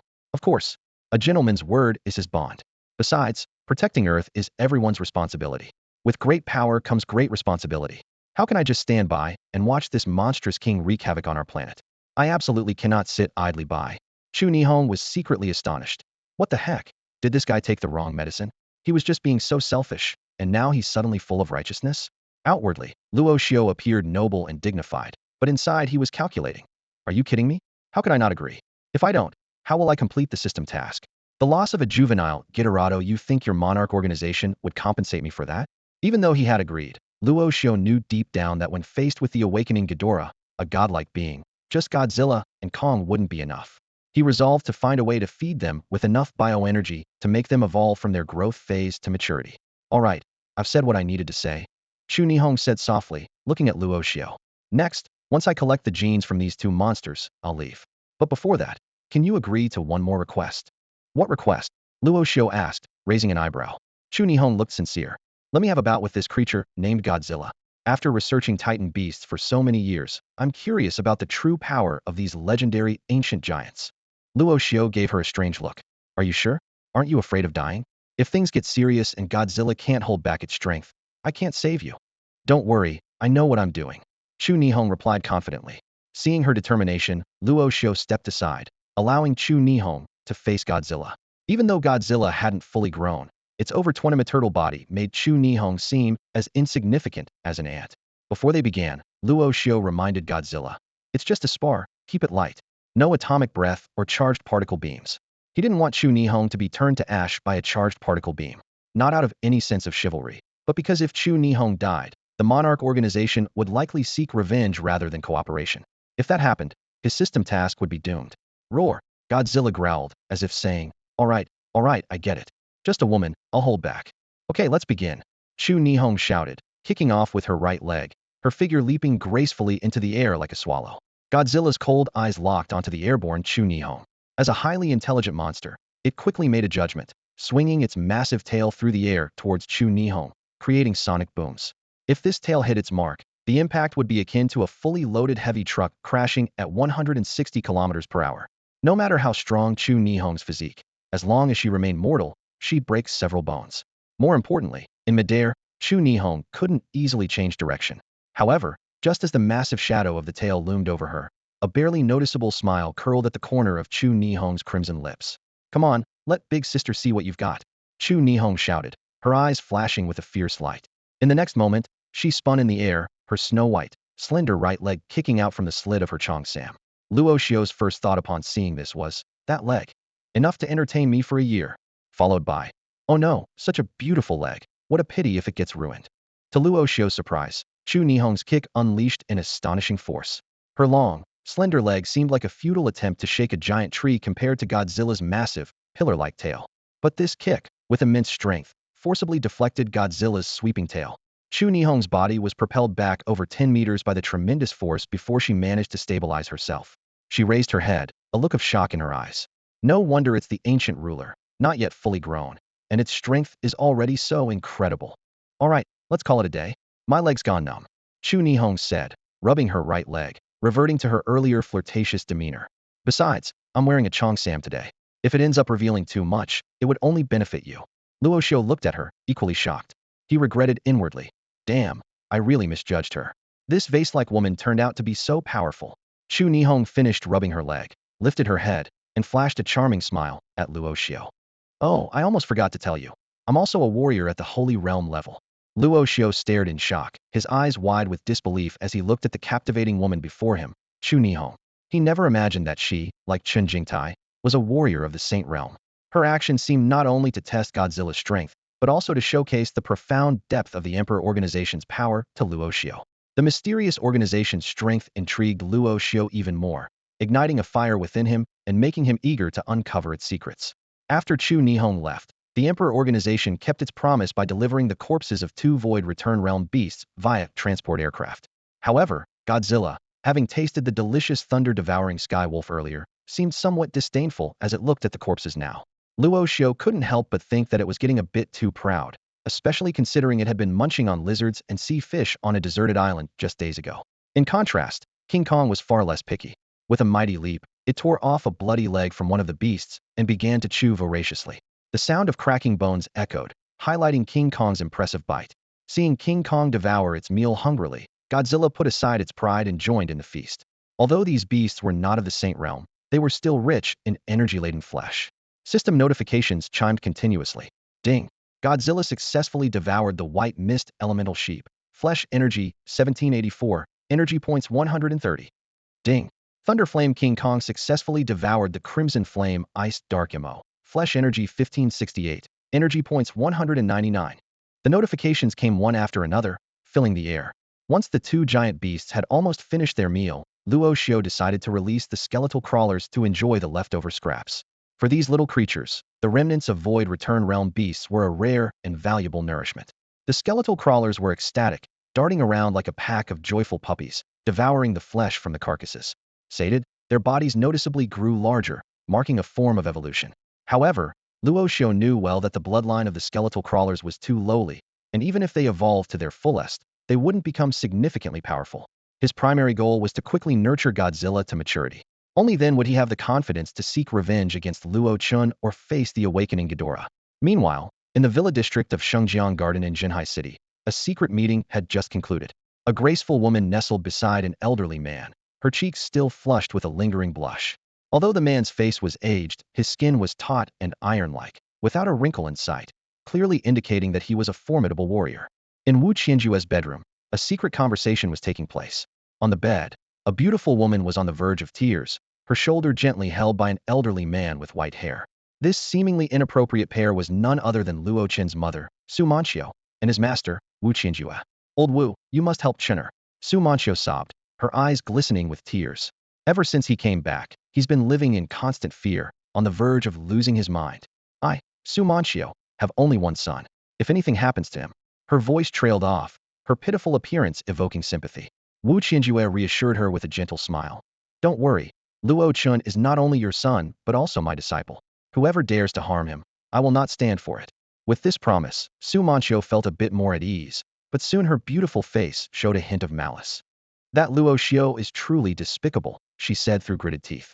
"While Chen'er works tirelessly for the family business, he's out there living recklessly. Now he even wants to kill Chen'er and take over the Luo family business. He's nothing but a venomous snake." In just a few words, Su Manqiu managed to pin all the blame on Luo Xiu, demonstrating her skill in twisting the truth. Wu Qianjue said calmly. "Enough, there's no need to say more. I treat Luo Chen as my own son. If anything happens to him, how can I not intervene? Besides, I've recently reached the Holy Realm. No one can oppose me now." It turned out that Wu Qianjue had recently broken through in his cultivation and had reached the Holy Realm, greatly increasing his strength. However, Wu Qianjue continued. "That kid got lucky, managing to connect with the Nangong family. Even Qin Jingtai was defeated, which was quite unexpected. What should we do then?" Su Manqiu asked, her face full of worry. Wu Qianjue sneered, "Don't worry. That kid only has a slight connection with the Nangong family. Them helping him once is the most they would do. Once the favor is repaid, they might not care about his fate. Even if they wanna, what can they do? If I want to kill Luo Xiu, it won't take more than a moment. No matter how powerful the Nangong family is, can they possibly reach Shanghai from Yanjing in such short time?" Wu Qianjue's tone was extremely arrogant, not taking the Nangong family seriously at all. In his eyes, Luo Xiu was as good as dead. "Now, my dear," Wu Qianjue said, gently stroking Su Manqiu's hair and lowering his voice, "stop worrying about these things. Once Luo Xiu is dead, your son will be the undisputed master of the Luo family. By then, the entire Shanghai city will be yours to command. I've done this much for you. How do you plan to repay me?" "Oh, you're so annoying," Su Manqiu playfully chided, her voice soft and seductive. "Don't worry. I'll make sure to serve you well." With that, she slowly lowered her head. Ding! A system notification chimed, and golden text appeared before Luo Xiu. "Congratulations, host, for successfully signing in for 15 days. You have received a special item, Monster Altar." Luo Xiu was briefly taken aback, then his face lit up with anticipation. As a seasoned user of the system, he had long understood the pattern of sign-in rewards. Ordinary days usually yielded generic attributes like blood energy and energy points, but special days like the 7th, 10th, or 15th always brought surprises. Monster Altar? What's this new thing? With a thought, a mysteriously ancient stone platform appeared out of thin air before him, hued in a deep purple. The platform was engraved with countless enigmatic symbols, resembling ancient runes. What caught his eye even more were the numerous interconnected blood grooves on the altar's surface, converging at the center. The system promptly provided a detailed introduction. The Monster Altar is a one-time use item, originating from an ancient mystical altar. It can summon monsters by sacrificing living beings. The stronger the life force of the beings sacrificed, the more destructive the summoned monster. However, these summoned monsters will vanish once their energy is depleted. Interesting, Luo Xiu's eyes sparkled. Even though the summoned monsters can't exist permanently, this thing could come in handy at the right moment. He carefully stored the altar away, already contemplating its potential future uses. Later, Luo Xiu arrived at an open field, raised his hands, and called out softly, "Godzilla, King Kong." The space warped instantly, and two colossal creatures materialized out of nowhere. Compared to 5 days ago, They had grown significantly. Godzilla now stood nearly 60 meters tall and weighed over 500 tons. King Kong, though slightly shorter, was over 50 meters tall and weighed more than 400 tons. In just 5 days, these two beasts had shown a staggering appetite, consuming at least 1,000 tons of high-grade exotic beast flesh daily. Luo Xiu spared no expense, feeding them the flesh of divine realm beasts, which cost him nearly 2 billion in assets. If not for his substantial wealth, he might have been overwhelmed by these gluttons. What pleased Luo Xiu even more was that, with their size surpassing the 50-meter mark, Godzilla and King Kong had officially entered their mature phase from their growth phase. He knew that once they fully matured, they would become true 100-meter giants, with their weight reaching tens of thousands of tons. Only then would Godzilla truly deserve the title King of Monsters. Looking at the two ever-growing giants before him, Luo Xiu nodded in satisfaction. Not bad, not bad at all. Luo Xiu couldn't help but marvel at the two gigantic beasts before him. Today marked the day he would finally seek revenge against Luo Chen. Since Luo Chen had fled last time, the coward hadn't dared to show his face again. But Luo Xiu hadn't given up. His desire for vengeance burned as fiercely as ever. A scene from the movie A Better Tomorrow, which he had watched in his teens, flashed through his mind. The iconic moment when Mark Gore lit a cigarette with a banknote was vivid, but what resonated even more deeply was the powerful line. I've waited 3 years just for a chance. I want to prove to people that what I lost, I will take back with my own hands. This line was etched into Luo Xiu's heart like a brand. He swore to himself that no matter what it was, even if he no longer cared for it, he would reclaim anything he had lost with his own hands. In the heart of Shanghai City, the Luo Group tower stood tall and imposing. Luo Xiu stood before this skyscraper, filled with a mix of emotions. It was not only the Luo family's enterprise, but also the economic hub of the entire city. Inside, over 80 of the city's elite gathered, managing billions in financial transactions each day as wealth accumulated at a staggering pace. However, Luo Xiu wasn't here to admire the view today. He had one singular goal: destruction. Suddenly, an earth-shattering roar echoed all around. Godzilla's immense and intimidating form slowly emerged. Its body was covered in cold, dark scales that resembled an impregnable rock wall. Its cold eyes exuded an imperial majesty. Then, Luo Xiu opened the monster space again and summoned Thunderflame Kong. As soon as Kong appeared, it was surrounded by crackling lightning. It pounded the ground with force, creating countless cracks, and excitedly beat its chest, letting out a series of wild roars. Kong was so exhilarated because it had been containing its battle spirit for 5 whole days. During this time, it had been cooped up in the manor, only able to eat and eat. The restless Kong had even considered challenging Godzilla, but the proud Godzilla had simply ignored it. Although Kong was battle-hungry, it understood that provoking Godzilla might result in a severe thrashing. The appearance of the two colossal beasts immediately caught the attention of the entire street. Luo Xiu leaped up, landing steadily on Kong's shoulder. He took a deep breath, his gaze sharp as a knife, fixed on the towering building ahead. He shouted fiercely, "Luo Chen, get out here! Lu Chen, get out here right now!" Luo Xiu's furious shout echoed like thunder across the busiest district of Shanghai City. The headquarters of the Luo Corporation stood tall, surrounded by thousands of onlookers who had gathered in an instant. The crowd surged like a tide, blocking the streets completely, a sea of heads stretching as far as the eye could see. Yet, no one dared to come within 100 meters of Luo Xiu. The reason was clear: two terrifying giant beasts stood beside him, Godzilla and King Kong. Their presence sparked gasps and chatter among the crowd. Oh my god, where did these two monsters come from? This is terrifying. Are they some kind of mutated beasts? I've never seen such massive creatures. This is incredible. I need to record this and post it online. Are you crazy? Call the authorities. Wait, look. It seems like someone is controlling these monsters. Someone was standing on the giant ape's shoulder just now, shouting for Lu Chen to come out. Lu Chen, the young master of the Luo Corporation? Who has he crossed?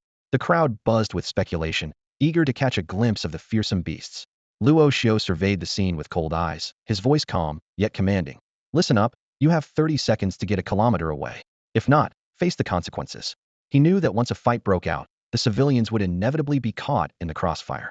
Even if he tried to control Godzilla to avoid harming innocents, in such a dense crowd, collateral damage was unavoidable. However, the crowd remained oblivious to the impending danger. A yellow-haired thug, cigarette dangling from his lips, was the first to shout defiantly. You think you can just tell us to leave? Who do you think you are? Is this street yours? Just because you have two monsters doesn't mean you can boss us around. Believe me, the authorities will deal with you. Following him, a middle-aged office worker in a suit stepped forward, raising his voice. Young man, I think he's right. This street isn't yours. If you're going to take over like this, you owe us some compensation. Luo Xiu glanced at him coldly, a smirk playing on his lips. All right, I'll give you some.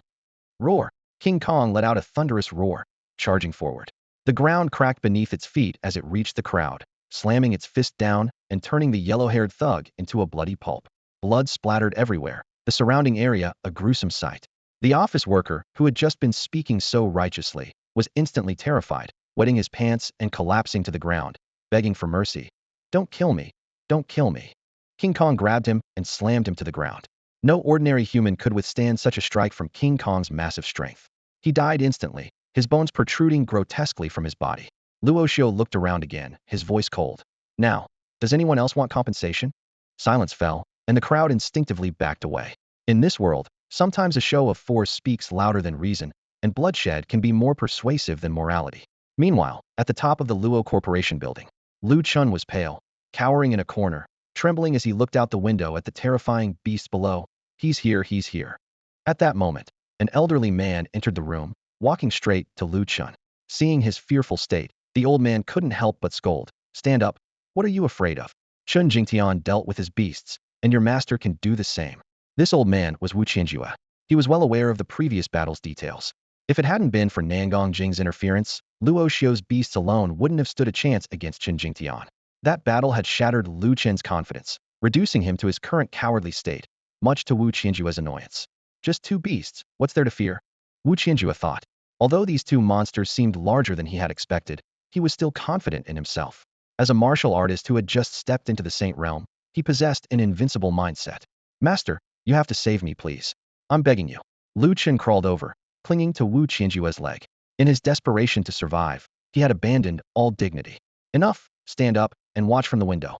I want you to see how your master deals with this boy. Wu Qianjue said, shaking off Lu Chen and walking to the window. Bang!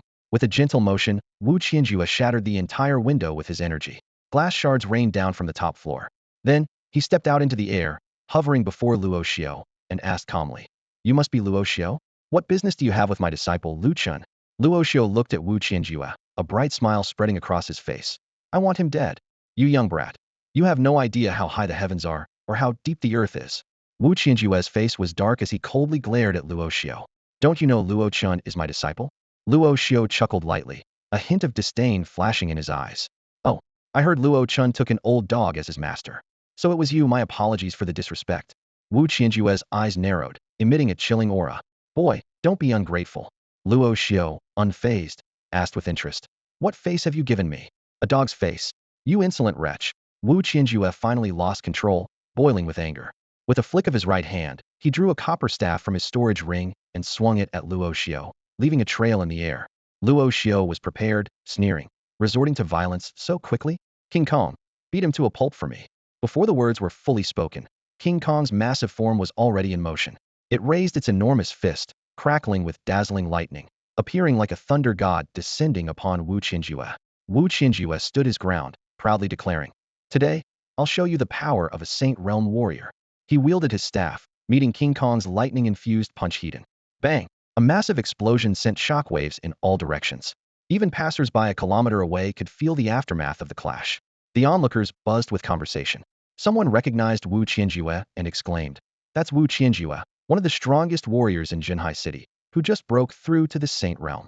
A Saint Realm warrior? Then he should be able to handle these two beasts, right? Don't worry, the Saint Realm is the pinnacle among warriors. If even he can't manage it, we might as well say goodbye to Shanghai City. However, the situation unfolded contrary to everyone's expectations. Though King Kong was forced back a step, Wu Qianjue was sent flying over 10 meters before he barely steadied himself. He forced himself to say, Your beast is nothing special. Yet inside, he was secretly alarmed. Damn it, where did this ape get such strength? Luo Xiu sneered. Nothing special? Then let me show you just how nothing special it is. King Kong, don't worry about energy consumption. Take this old man down, and I'll treat you to a feast. Upon hearing the word feast, King Kong became visibly excited. Its entire body flickered with lightning patterns, blue flames of lightning rising as if an ancient demon god had descended. This was King Kong's evolved ability into Thunder Flame, King Kong, the power of thunder. With a roar that shook the ground, King Kong moved like a flash of lightning, appearing before Wu Qianjue in an instant. Wu Qianjue's eyes widened in disbelief. How is this possible? King Kong gave him no time to think, delivering a punch that sent Wu Qianjue crashing into a nearby skyscraper. The entire building shook violently as Wu Qianjue, bloodied, became embedded in its wall. Before he could recover, King Kong's massive hand reached for him again. Furious lightning surged from its palm, paralyzing Wu Qianjue completely. In King Kong's grasp, Wu Qianjue was as insignificant as an ant. With a furious roar, King Kong dragged Wu Qianjue from the top of the building, smashing through multiple floors, finally slamming him onto the concrete ground below. Perhaps those who have jumped from buildings can experience the sensation of falling from dozens of meters high, but Luo Xiu was certain that very few could endure what Wu Qianjue did, crashing through 10 floors in one go. From the rooftop to the ground, Wu Qianjue's body left human-shaped craters on each floor, with debris and dust flying everywhere. Luo Xiu crossed his arms and sneered. So, this is the strength of a Saint Realm warrior? Not much to brag about. He had already prepared thoroughly, ensuring both Godzilla and Kong were fully powered. Unexpectedly, Wu Qianjue was so weak that even the Thunder Flame Kong, enhanced by the power of thunder, had beaten him beyond recognition without Godzilla needing to step in.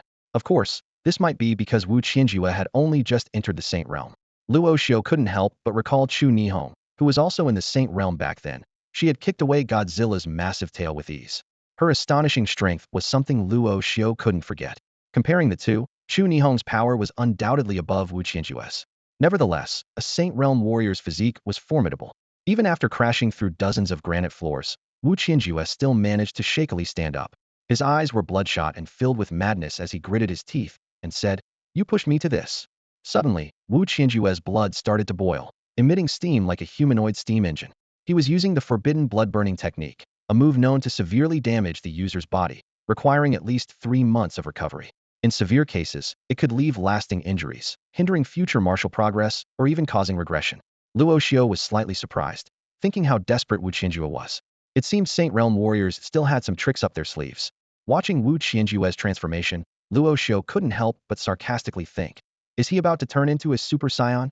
Meanwhile, at the headquarters of the Shanghai City Law Enforcement Bureau, a young officer burst through the doors urgently reporting, something's wrong. Multiple enforcers have reported that 2 giant beasts have appeared in front of the Luo Corporation building and are fighting a high-level warrior. The situation is critical. Chen Jingtai, who was handling official duties, turned pale upon hearing this. He looked up and asked in a deep voice, "Has the identity of the warrior fighting those beasts been confirmed?" The young officer quickly replied, "Yes. It's Wu Qianjue, who recently broke through to the Saint Realm." Chen Jingtai fell silent, and the young officer, seeing his hesitation, urged, "Director, the situation is urgent. Please make a decision quickly. Reports indicate that Wu Qianjue is severely injured. If the beasts continue rampaging, the consequences will be dire." However, Chen Jingtai sternly ordered, "I understand. Our bureau should not interfere too much in this battle. Issue orders to evacuate civilians to prevent unnecessary casualties. If those beasts continue to harm innocents after the battle, I will personally take action to subdue them." The young officer wanted to protest, but Chen Jingtai interrupted harshly. "No buts. That's an order. If you understand, then go execute it."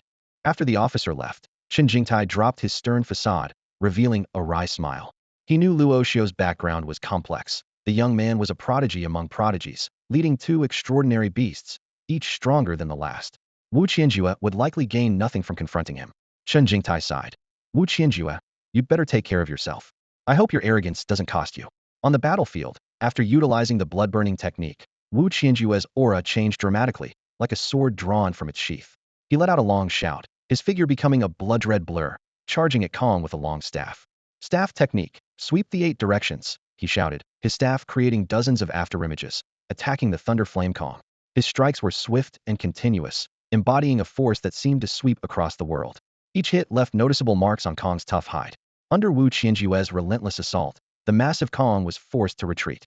Kong repeatedly tried to grab Wu Qianjue, but each time Wu Qianjue's keen combat instincts allowed him to evade, driving Kong into a rage. Growing bolder, Wu Qianjue laughed wildly. "Come on, little monkey. Show me what else you've got." His eyes gleamed with the thrill of revenge. Kong cast him a cold glance, and in the next moment, a giant palm swung out of nowhere, smacking Wu Qianjue toward where Godzilla stood. Bang! Wu Qianjue was sent flying by a strike from the giant ape, but he quickly steadied himself midair. In his blood-burning state, his resilience had significantly increased. Surprisingly, the force of the strike was unexpectedly light, as if it wasn't meant to be fatal. Roar! The giant ape roared again, and Wu Qianjue sneered. "Stupid monkey, are you getting angry because you can't kill me? Don't worry, for making me pay such a huge price, I'll definitely take you down." The fury from his earlier humiliation burned within him. and he vowed to torment the giant ape to sate his anger. Before he could finish speaking, a massive shadow loomed over him. Alarmed, Wu Qianjue turned to see Godzilla's enormous, scale-covered tail coming straight at him. Bang! With a loud crash, Wu Qianjue was slammed into the ground, creating a massive crater. Roar! The giant ape roared again, its voice full of mockery and triumph. Wu Qianjue immediately realized he'd been tricked. The giant ape's strike wasn't meant to harm him, but to deliver him right to Godzilla. Damn it! I'm going to kill you. Wu Qianjue spat out a mouthful of blood and prepared to rise, only to find Godzilla's cold eyes already locked onto him.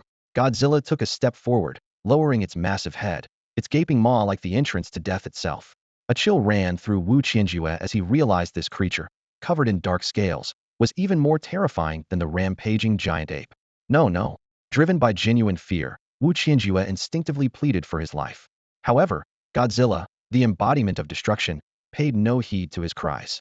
It was like a tyrannical king from ancient times, wielding the blade of slaughter, offering submission or death. But Godzilla required no one's submission. Its purpose was purely to destroy. Boom! A brilliant blue atomic breath formed in Godzilla's mouth and was released in an instant.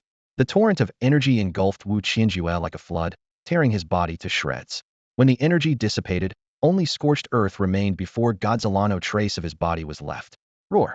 The giant ape roared once more, seemingly declaring that even without Godzilla's help, it could have defeated Wu Qianjue. As a monster with royal blood, its pride was immense, not wanting to be looked down upon by Godzilla. However, Godzilla merely cast a cold glance at it, uninterested in responding. From start to finish, the battle lasted less than 5 minutes. After Wu Qianjue's defeat, the onlookers erupted into chaos. Oh my god, is this for real? Not even a martial artist of the Holy Realm could stand against these two giant beasts. Heavens, could this be the end of the world? Are these two creatures monsters sent by the heavens to destroy our city? Where are the enforcers? Besides evacuating people, aren't they going to send anyone to restrain these beasts? Haha, I've already uploaded this live video online, and in just 5 minutes, the views are almost at 30,000. Everyone run. If even a Holy Realm martial artist is defeated, no one can protect our city. The crowd was in total disarray, some in despair, some excited, and many still watching the spectacle, showcasing the myriad facets of human nature. Amidst the unprecedented chaos, Luo Xiu walked alone into the Luo family tower. He was going to settle the score with Luo Chen. On the top floor of the Luo family tower, Luo Chen was almost in a state of shock after witnessing the entire battle. He could not fathom how his once invincible master had perished in an instant, leaving no trace behind. Just then, Luo Xiu appeared at the door. Luo Chen, you've tried to kill me 4 times. Now, it's time to settle the score between us. Luo Xiu's voice seemed to come from the depths of hell. Luo Chen spun around, cold sweat pouring down as he forced a smile. Brother, even though we're half-brothers, we grew up together, didn't we? Have you forgotten all those years of brotherhood? Luo Xiu's lips curled into an amused smile. Shouldn't I be asking you that? It wasn't me who drove you to this dead end, it was you. Luo Chen. No, it wasn't. Luo Chen's face turned pale, full of fear. Luo Xiu noticed him staggering closer. When they were less than 10 meters apart, the fear on Luo Chen's face vanished, replaced by a crazed, vicious expression. Luo Xiu, I'm going to kill you. Luo Chen growled through clenched teeth, then lunged at Luo Xiu like a wild beast. As Luo Chenfei lunged forward, his skin transformed into hardened steel, showcasing his prized ability steel skin. With this advantage, he was nearly unbeatable among warriors of the same rank. However, he now faced Luo Xiu. Luo Xiu smirked coldly, taunting. Come on, let's see who's tougher. Before his words even faded, beast-like scales rapidly spread from his chest, covering his entire body. Bang! Luo Chen's steel-like fist was effortlessly caught by Luo Xiu. Then came a sharp crack, as Luo Chen's wrist was twisted and broken by Luo Xiu. Luo Xiu beamed with a bright smile, mocking, is that all? This can't be. I'll kill you. Luo Chen growled through gritted teeth, ready for a desperate fight. With his wrist captured, he swung a whip-like kick towards Luo Xiu. Clang! The steel whip kick landed solidly on Luo Xiu, but it felt like hitting a mountain. Luo Xiu remained unmoved, while intense pain shot through Luo Chen's right leg, as if his bones were shattering. Luo Xiu chuckled disdainfully. At this moment, he had fused the genetic sequences of 2 king-level monsters, King Kong and Godzilla. With King Kong's physique and Godzilla's scales, his defense was astonishing. Luo Chen's strength couldn't budge him. Kneel! Luo Xiu's expression darkened as he raised his right foot high, then slammed it down on Luo Chen's knee. This stomp carried the force of 100 tons, like a massive bronze pillar crashing down. Crack! Luo Chen's knee shattered instantly, the excruciating pain twisting his face as he was forced to kneel on one knee. Luo Xiu coldly watched Luo Chen, delivering another lightning-fast kick, breaking his other leg. Can't even kneel properly, he mocked. Luo Xiu, you won't die well. Luo Chen shouted desperately, cold sweat pouring from his forehead. Luo Xiu said no more, grabbing Luo Chen's head and slamming it against the wall. Once, twice. With each increasing force, the cracks in the wall deepened. Luo Chen's curses and cries gradually weakened, eventually ceasing entirely. Blood trickled down the wall, which now bore a large dent. Releasing his grip, Luo Chen's lifeless body slid down the wall. Luo Chen, in the end, perished at Luo Xiu's hands. Taking a deep breath, Luo Xiu turned and left. This battle, which shook the entire city of Shanghai, came to a close. Luo Xiu retracted Godzilla and King Kong into the monster space, but the crowd of onlookers lingered, unwilling to disperse. News of the event spread rapidly throughout Shanghai city. The sudden visit from Chu Nihong made Luo Xiu frown. The alluring woman smiled and said, "I've come to congratulate you, of course. Isn't it worth celebrating when you've finally avenged your enemies?" Luo Xiu glanced at her coldly, his tone indifferent. "Of course, it's worth celebrating, but I doubt your intentions are that genuine." Chu Nihong immediately put on a pitiful look, clutching her chest with tears welling up in her eyes. "Your words, they really hurt. I've always been sincere with you, yet you see me in such a bad light." Luo Xiu raised an eyebrow with a smirk. "Hurt? Need me to soothe it for you?" Chu Nihong's expression changed instantly, gritting her teeth.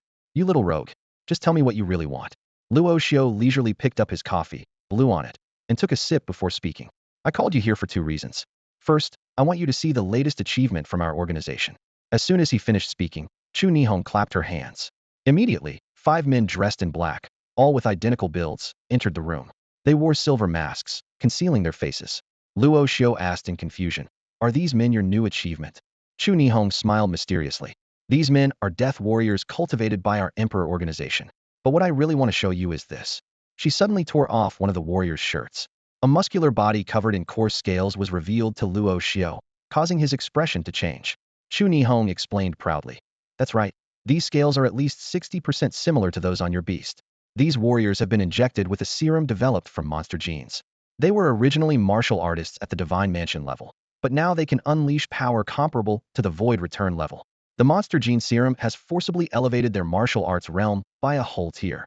A flicker of surprise crossed Luo Xiu's eyes, clearly not expecting the Emperor organization's research to progress so quickly.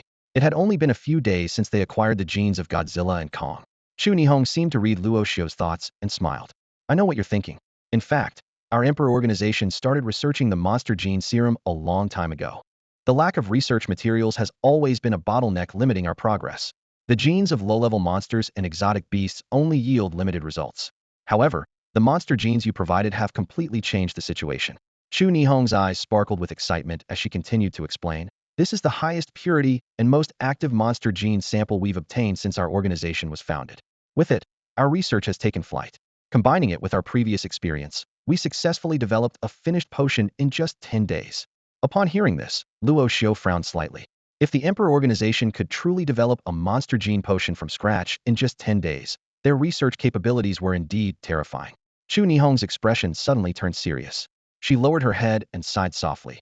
"However, while this potion is remarkably effective, it also has severe side effects. After consumption, a warrior's cell activity will increase significantly, but their metabolism will accelerate dramatically. An ordinary person's body simply cannot withstand such drastic changes." She looked up, meeting Luo Xiu's gaze directly. "Look at the warriors behind me. Originally, as warriors at the Divine Residence level, they could easily live to be 100. But after being injected with the monster gene potion, their lifespan has been brutally reduced to just 1 year." Luo Xiu was shocked by her words. He hadn't expected the potion to come at such a high cost, akin to making a deal with the devil. Chu Nihong continued, "In the lab, we once injected a Divine Residence level warrior with an excessive dose of the potion. For 5 minutes, he possessed power comparable to the Saint Realm, easily piercing through a half-meter-thick titanium alloy door. But after those 5 minutes, he aged rapidly, turning into a mummified corpse within seconds." Luo Xiu shook his head and said calmly, "This is a warning to you, all monster power is not something mortals can covet." Yet Chu Nihong appeared unusually resolute. "No, if we can completely resolve these side effects, the entire human society will undergo an unprecedented transformation." Her eyes shone with fervent zeal. What a madwoman, Luo Xiu thought to himself, but he did not pursue the topic further. Instead, he asked, "All right, I understand the gene potion situation. Now, Tell me about the second reason you came to see me. Faced with Luo Xiu's direct inquiry, Chu Nihong hesitated slightly. She pressed her lips together, gave Luo Xiu a deep look, and then said solemnly, "Our Emperor organization has decided to awaken the Emperor monster beneath the Antarctic ice Ghidorah ahead of schedule." Luo Xiu's brow furrowed sharply, a trace of disbelief flashing in his eyes. "What did you say? Awaken Ghidorah ahead of schedule?" His voice was filled with shock and confusion. That's practically asking for death.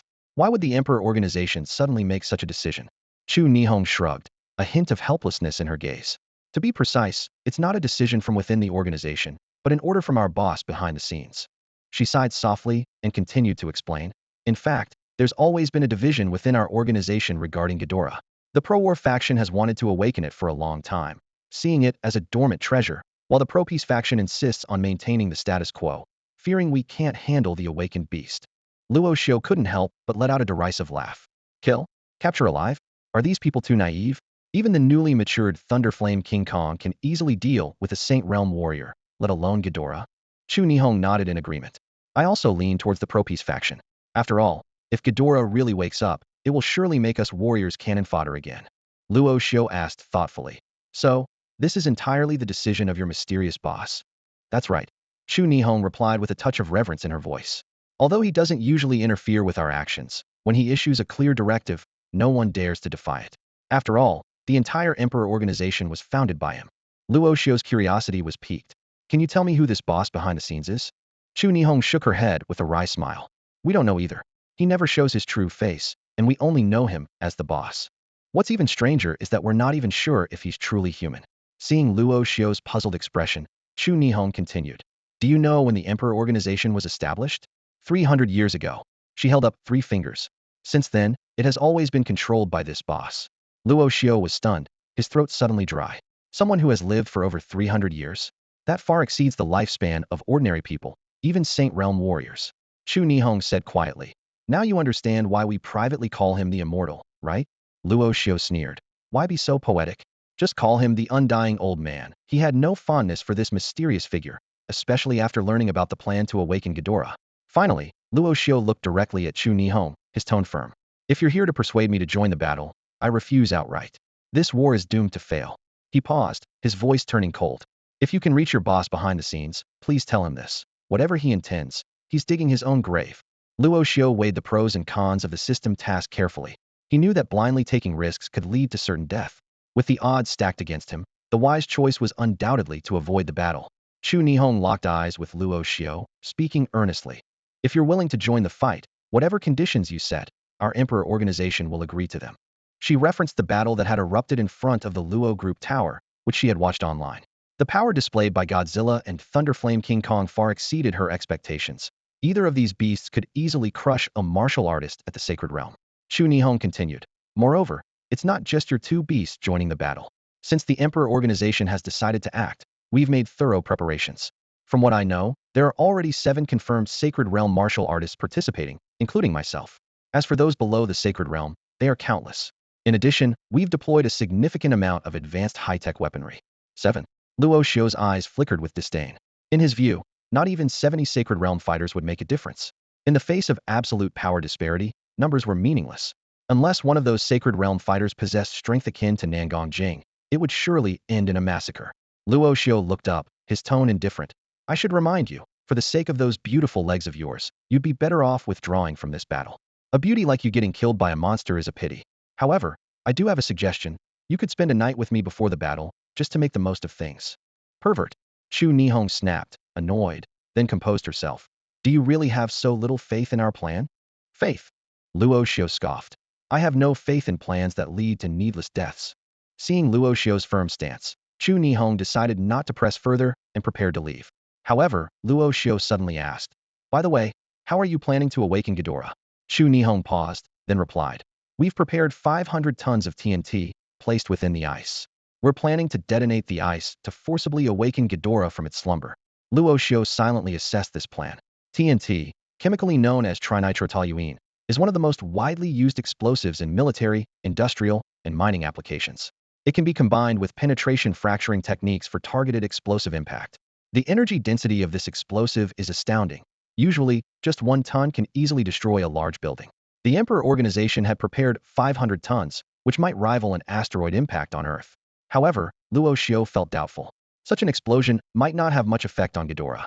The Titan's body structures grant them incredible resistance to impact. Even the force of hundreds of tons of explosives can hardly shake these giants, let alone a king-level creature like Ghidorah. However, Chu Nihong's words gave Luo Xiu a new perspective. Luo Xiu looked up, his eyes glinting with thought. He spoke slowly. Perhaps. I can agree to join this battle. But I have two conditions that you must meet.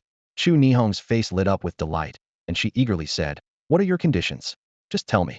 The Emperor organization had given her great authority to recruit Luo Xiu, so she wasn't worried about him making any excessive demands. Luo Xiu raised one finger. "First, I need the corpses of high-level beasts, preferably those at the Saint Realm. If that's not possible, those at the Void Return Realm will do, and the more, the better."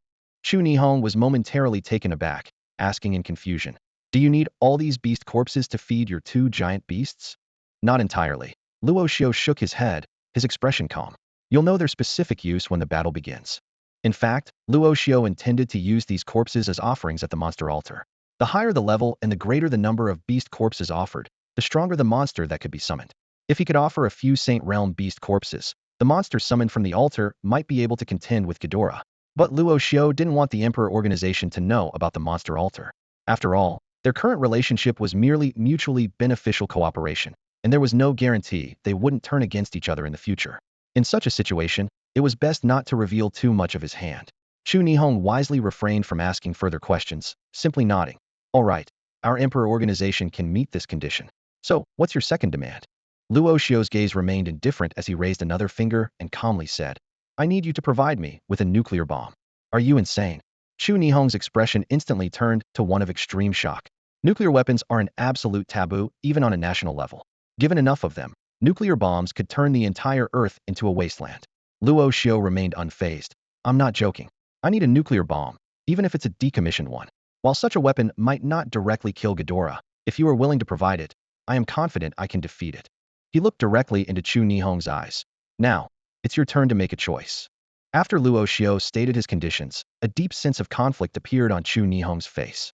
The first condition was manageable. The Emperor's organization had enough power to acquire a few Saint Realm beast corpses. But the second condition left her stunned. Luo Xiu actually wanted a nuclear bomb. What does this kid want with a nuclear bomb? Is he planning to cook with it? Chu Nihong thought to herself sarcastically. Despite her surprise, she had to admit that Luo Xiu had a point. Even a weapon as powerful as a nuclear bomb posed little threat to Ghidorah. The fearsome nature of a nuclear bomb lies not in the explosion itself, but in the aftermath, the chain reactions like radiation, water contamination, and the spread of nuclear fallout, which can turn an entire region into a wasteland. Historical records show that the mushroom cloud from a nuclear blast contains radioactive dust that mixes with the moisture in the clouds, forming highly radioactive black rain. This rain contaminates the soil, rivers, and lakes, leading to the agonizing deaths of refugees who consume the polluted water within days. Nuclear bombs bring nothing but destruction to humanity. However, this immense destructive power is nearly ineffective against Titan beasts. Powerful Titans can withstand nuclear explosions with their bodies. Otherwise, the Emperor's organization wouldn't be so conflicted about awakening Ghidorah. They could just drop a nuke and be done with it. After careful consideration, Chu Nihong took a deep breath and calmly said, "This matter is beyond my authority. I need to consult my superiors before I can give you an answer." "Take your time," Luo Xiu replied with a smile, then added, "But keep in mind, my patience has limits. You'd better respond before I change my mind. Don't worry, I'll get back to you within 3 days, whether we agree to your terms or not." After the negotiation, Chu Nihong left the Luo family without delay. Luo Xiu leaned back in his chair, rubbing his slightly throbbing temples, a hint of helplessness on his face. He had planned to take control of the Luo family and lay low in his own territory for a few years, waiting for Godzilla and Kong to reach their full potential before considering any further actions. But plans often fail to keep up with changes.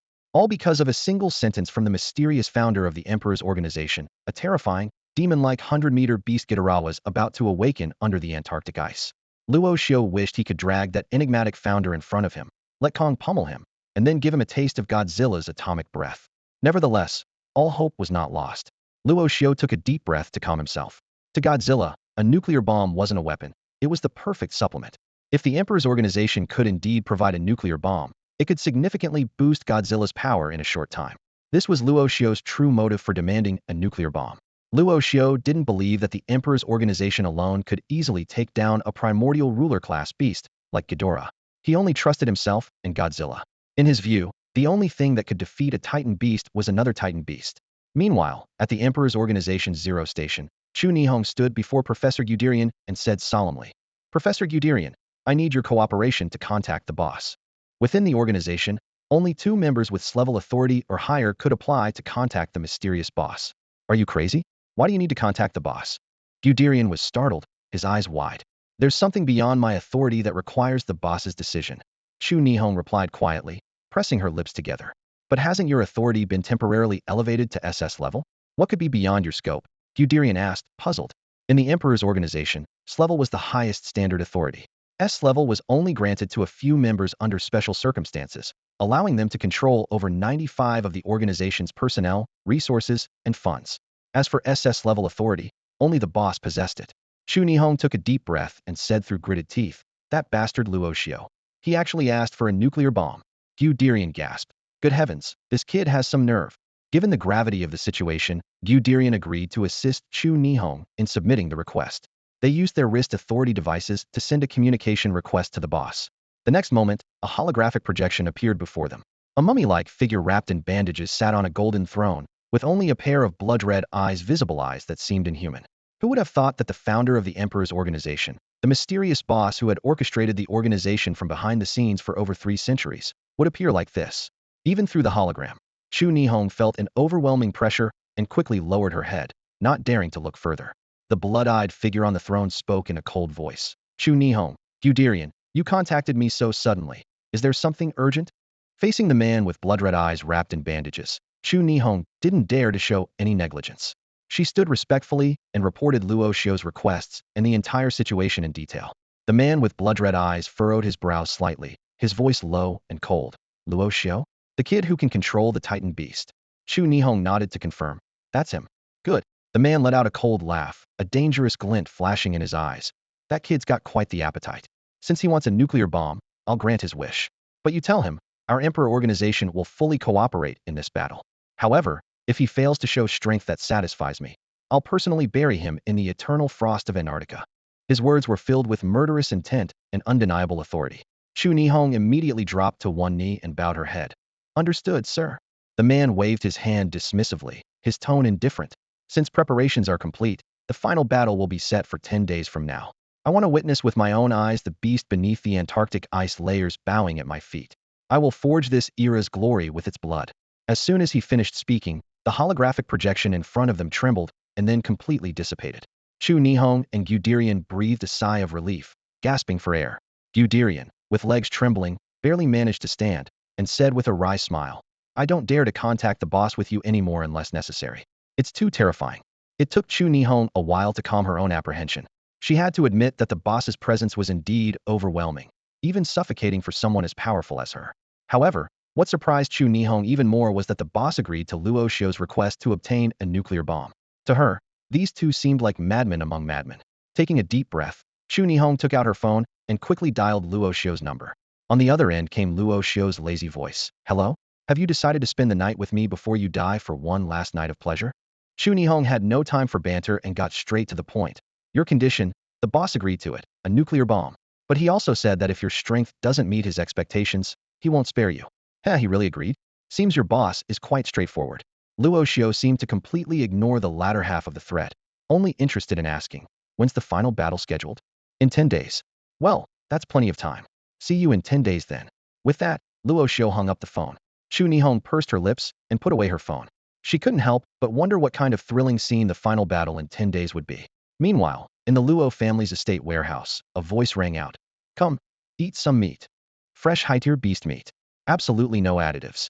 Luo Xiu declared boldly as the heavy-duty trucks behind him rolled in. The truck beds tilted, and the meat cascaded down like a waterfall, filling the air with a rich, metallic scent. This batch of rare ingredients was half provided by the Emperor organization, and the other half sourced through Luo Xiu's family connections. As soon as Thunderflame King Kong saw the meat, its eyes lit up, and it roared with excitement, eagerly diving into the feast. In contrast, Guzong maintained a dignified demeanor, meticulously selecting meat that suited its palate and eating with grace. Watching the two giant beasts devour their meal, Luo Xiu smirked. Eat your fill, because in 10 days, we're going to pull off something big. If we lose, it's over, but if we win." He paused. "I'll get you a Ghidorah as a lackey."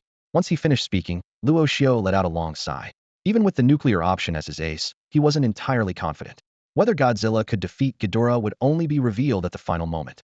Meanwhile, at the Emperor Organization's Zero Monitoring Station in Antarctica, a secret meeting was underway. 7 Saint-level powerhouses gathered, and the atmosphere was tense. Chu Nihong surveyed the room and got straight to the point. "We all know why we're here. We need to devise a battle plan for the upcoming Ghidorah campaign." No sooner had she spoken than a burly, blond Caucasian man stood up, his tone tinged with discontent. "Chu, I don't understand why we top-tier fighters have to cooperate with some young kid in battle." His comment was met with a chorus of laughter. Chu Nihong's expression darkened as she replied coldly, "Reynolds, now's not the time for complaints." At this, a bald man with brown eyes interjected in fluent Russian, "I agree with Reynolds. Why should we cooperate with that Chinese kid? Andre, could crush him like a chick with one finger." He mimed an exaggerated crushing motion, eliciting more laughter. "Enough." Chu Nihong slammed the table, her gaze cutting across the room like a knife. "Because he has 2 titan beasts towering tens of meters high by his side. If anyone doubts him, feel free to challenge him, I won't stop you." As soon as Chu Nihong finished speaking, the conference room fell silent. Everyone present had different expressions, clearly weighing the strength of the 2 giant beasts beside Luo Xiu. However, the silence didn't last long. Reno, with his arms crossed, broke the silence with a sneer, "Relying on external forces? Without those 2 beasts, I could beat this kid so badly his mother wouldn't recognize him." "Well said." Andre stood up abruptly, placing a foot on his chair with a defiant look. "So what if there are 2 titan beasts? We have 6 martial artists of the Holy Realm here. Are 2 beasts really that difficult to handle?" The other 4 martial artists echoed their sentiments, although less vehemently than Reno and Andre. Clearly, they were not entirely pleased with the battle plan. Each of these Holy Realm warriors carried their own indelible pride, making it almost impossible for them to accept being subordinate to others. Chu Nihong frowned, taking a deep breath before speaking. "This is the boss's decision. If anyone has doubts, feel free to contact the boss directly." She had no choice but to invoke the boss's authority to try and quell the rebellious warriors. However, Reno was unimpressed. With a dismissive snort, he retorted, "Chu, stop using the boss to pressure us.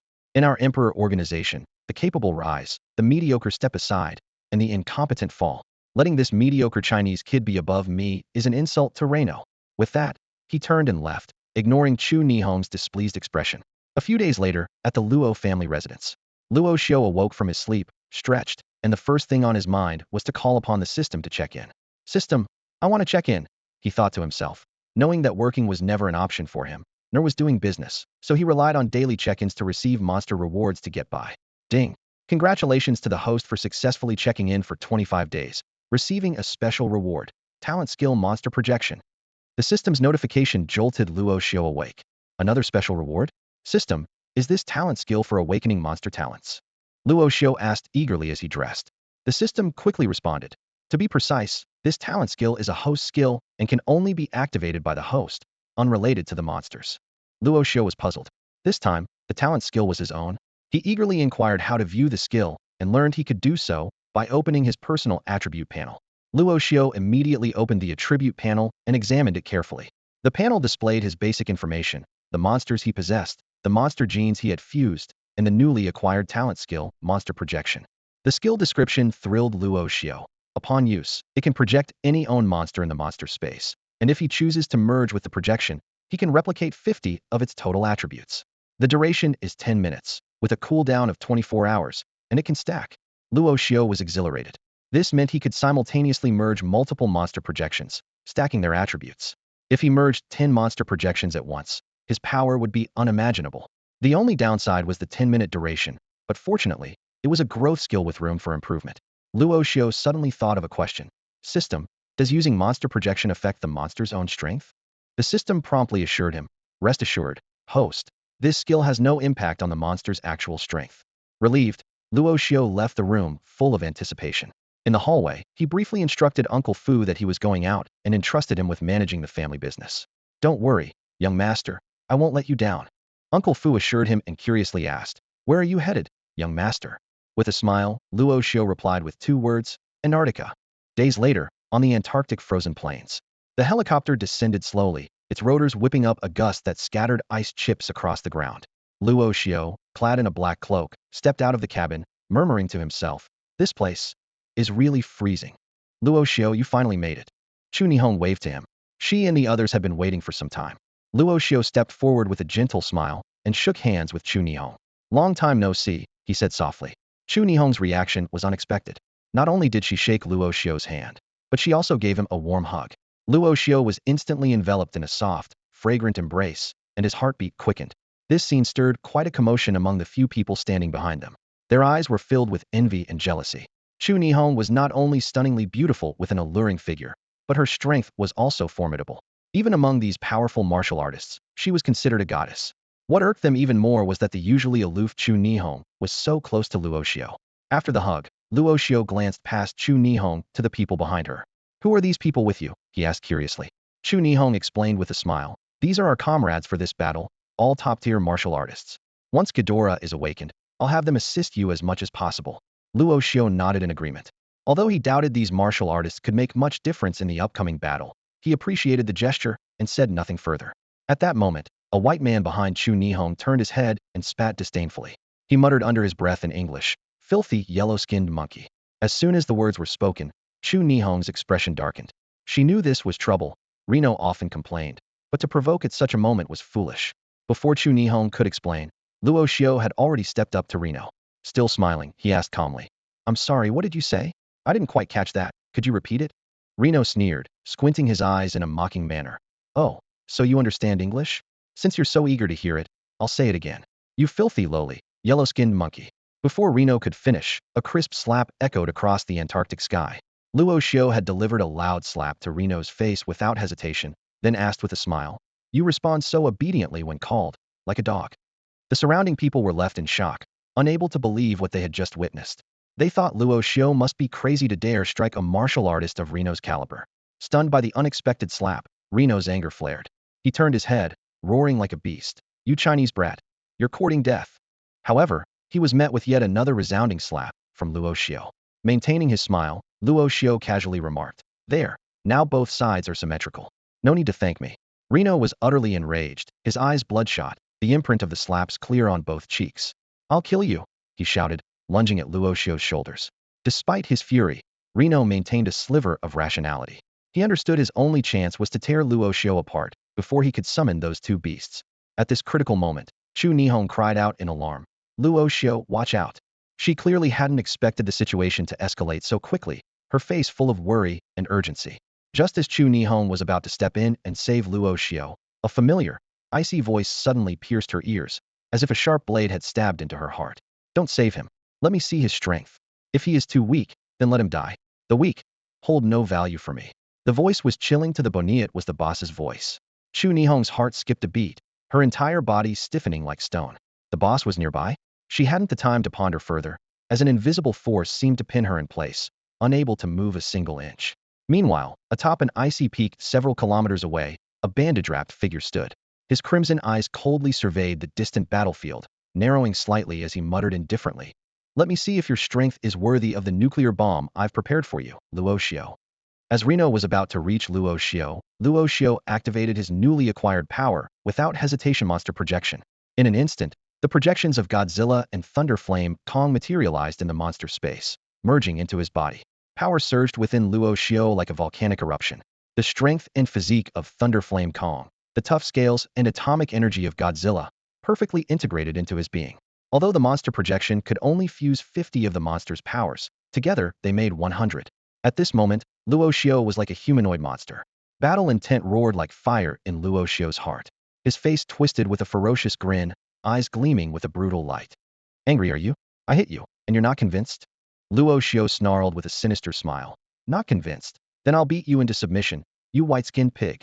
Reno had just reached Luo Xiu when Luo Xiu, like a phantom, instantly moved behind him. Before Reno could react, a vicious elbow strike slammed into his spine.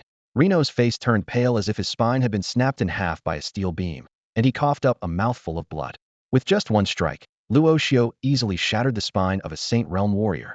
Luo Xiu disdained flashy martial arts. He possessed overwhelming strength and the most straightforward, lethal techniques. Reno lay on the ground like a dead dog, continuously vomiting blood.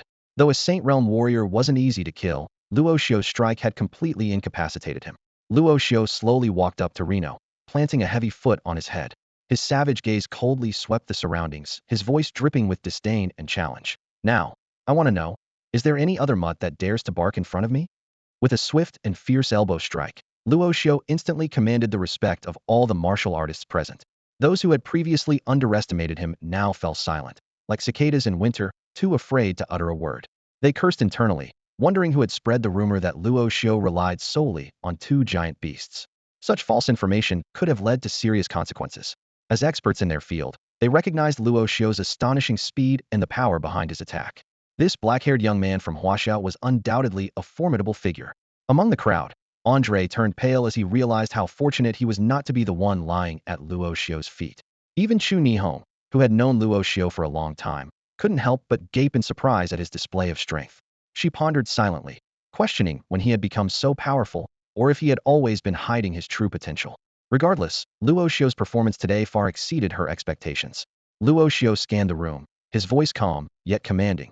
Before the battle begins, there's something you all need to know. If you continue with your arrogance as martial artists, I guarantee you'll meet a grim end. The terror of Ghidorah is beyond your imagination. Frankly, you wouldn't even be a snack for it. I don't care about your lives. I just don't want you arrogant fools dragging me down during the fight. As he finished speaking, Luo Xiu raised his right hand, and the space behind him opened to reveal colossal beasts. Godzilla and Thunderflame Kong emerged, towering like mountains. Godzilla roared skyward, exuding imperial majesty, while Thunderflame Kong was enveloped in brilliant blue lightning, its massive form radiating raw power. The martial artists present were left in awe, realizing that seeing these beasts in person was vastly different from watching them on a screen. It was only when faced with such overwhelming creatures that humans could truly grasp their own insignificance. Godzilla now stood at 65 meters tall, resembling a moving skyscraper, each step capable of shattering the ice beneath. Notably, after surpassing 50 meters, Godzilla's growth in height slowed, but its weight increased dramatically, soaring from several hundred tons to nearly 10,000 tons. The system explained that as Godzilla matured, its muscle fiber density would reach unprecedented levels.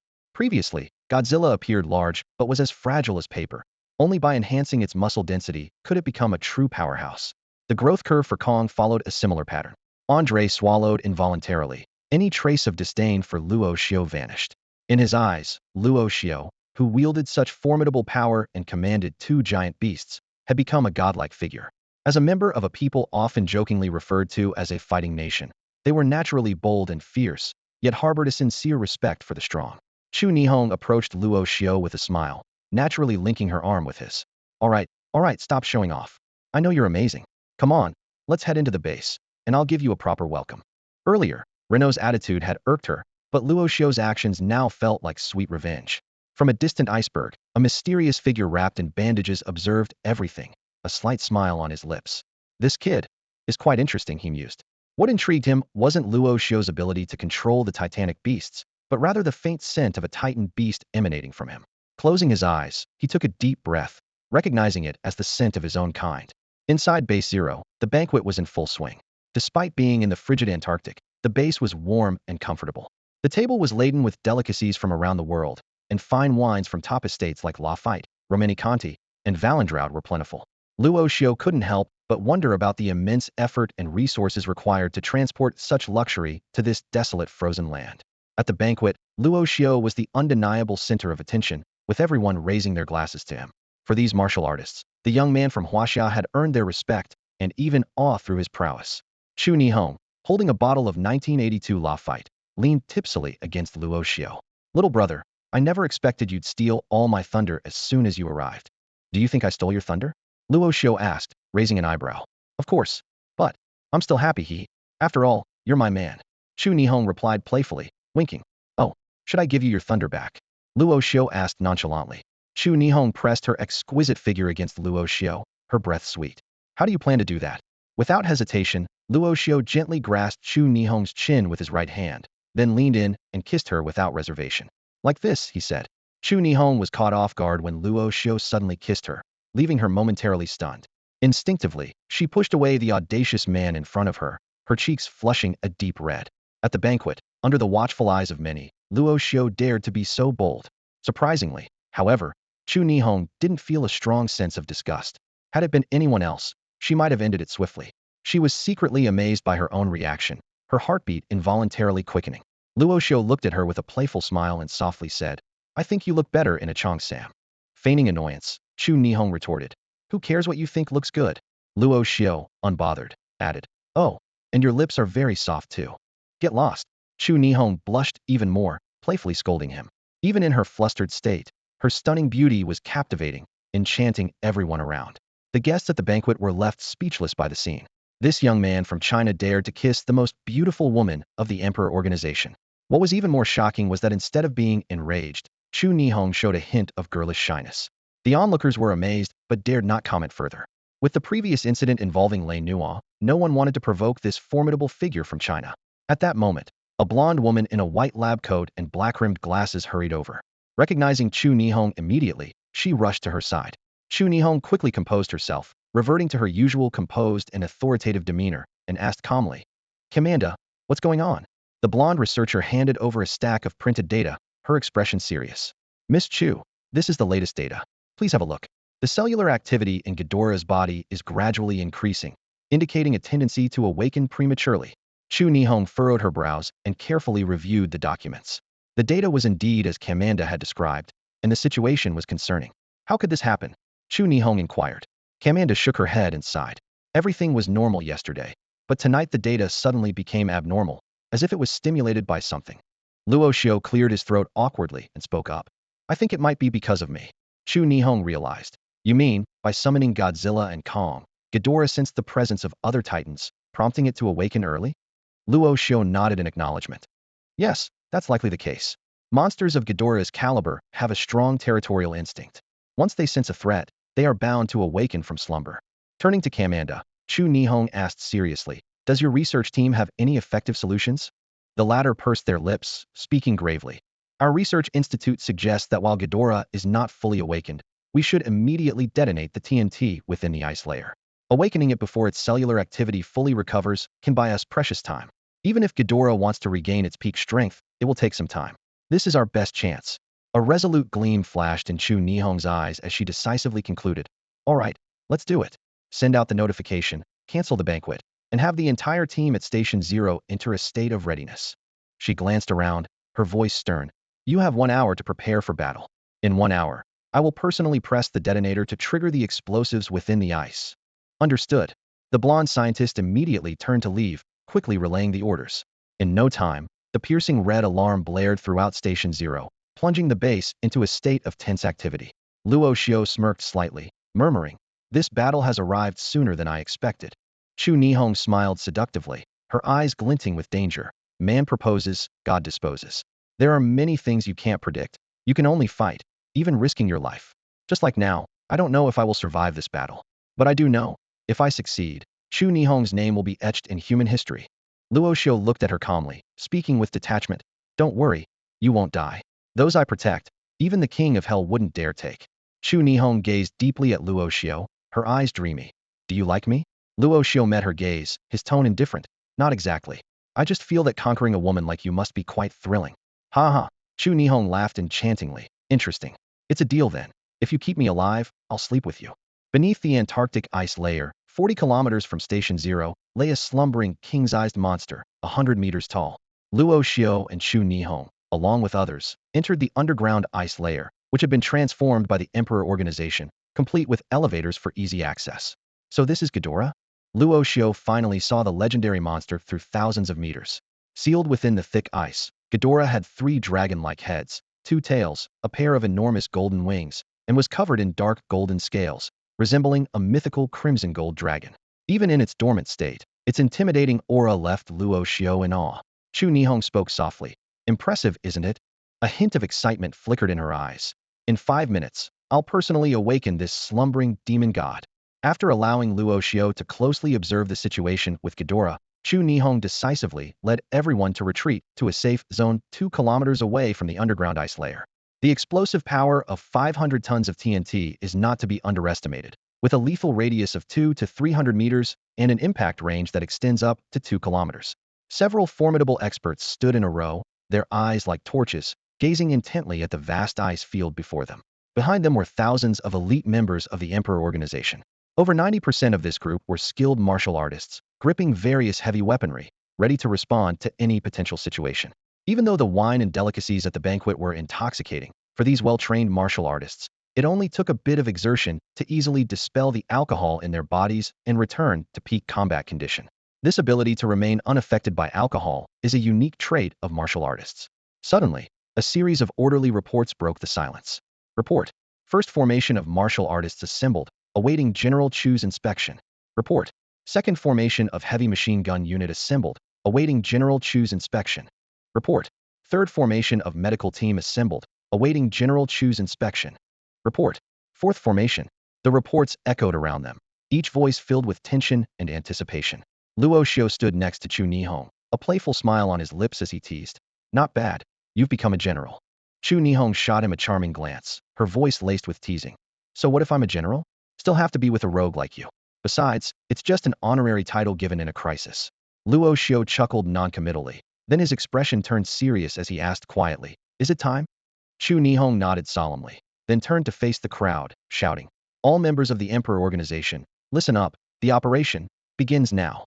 As soon as she finished speaking, Chu Nihong pressed the detonator in her hand without hesitation. In an instant, a deafening explosion roared in everyone's ears, threatening to tear their eardrums apart. Immediately following, continuous blasts erupted from the center, with a towering shockwave sweeping through like a sharp blade. The blinding white light from the explosion was as dazzling as the midday sun, almost blinding everyone present. As the explosions continued, the ice layer in front of Luo Xiu began to collapse continuously. Cracks spread rapidly like a spider web, even extending beneath their feet. Amidst this apocalyptic scene, Chu Nihong remained calm and shouted, everyone hold steady, do not panic. The ice layer beneath us is stable enough and will not break. Her words were full of confidence, as precise calculations from the Research Institute had shown that the explosive force of 500 tons of TNT, while formidable, was not enough to affect the area where they stood.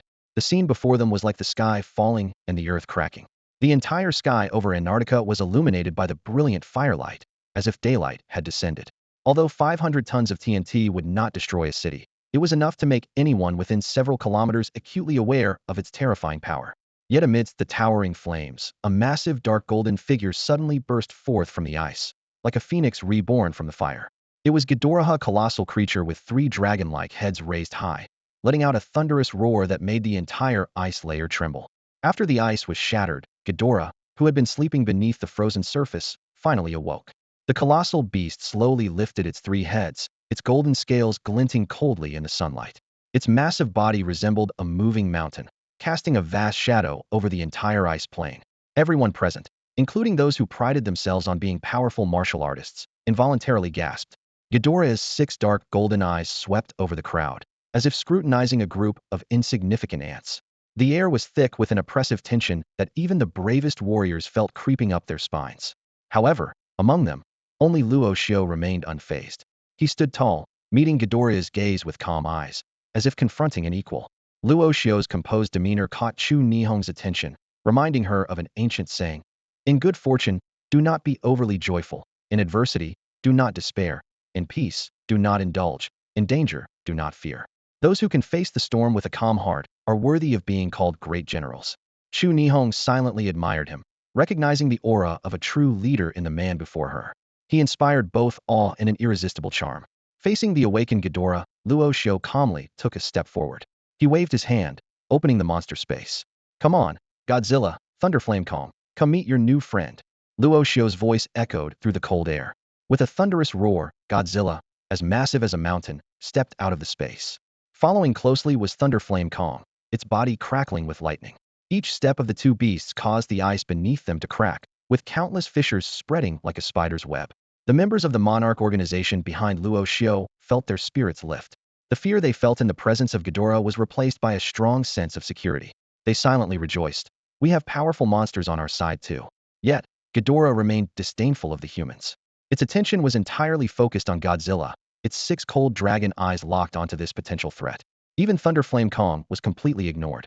In Ghidorah's eyes, only Godzilla was a worthy adversary. Ghidorah could not tolerate another mighty beast in its territory. Its 3 enormous dragon heads reared up, unleashing a deafening roar at Godzilla. This roar carried endless fury and a warning, as if commanding Godzilla to leave its domain immediately. Bring up all the prepared beast corpses, Luo Xiu suddenly instructed Chu Nihong, as the tension between the giant beasts Ghidorah and Godzilla reached its peak. Though Chu Nihong didn't understand Luo Xiu's intention with the beast corpses, she responded without hesitation. All right. She quickly relayed the order, and soon, the beast corpses were being brought forward. The first to appear were 5 saint-level beast corpses: the nether flame tiger, the golden-winged roc, the purple thunder leopard, and the wild water turtle, among others. Even in death, they exuded a terrifying aura. The fact that these saint-level beast corpses were collected in just a few days spoke volumes about the capabilities of the Emperor organization. Following them, dozens of void-returning level beast corpses were brought in. Though these lower-tier corpses couldn't compare in quality to the saint-level ones, their numbers were considerable. With a thought, Luo Xiu summoned an ancient altar covered in mysterious engravings. Help me move all the beast corpses onto the altar, he said calmly. Members of the Emperor organization sprang into action, with even saint-level warriors assisting in the transport.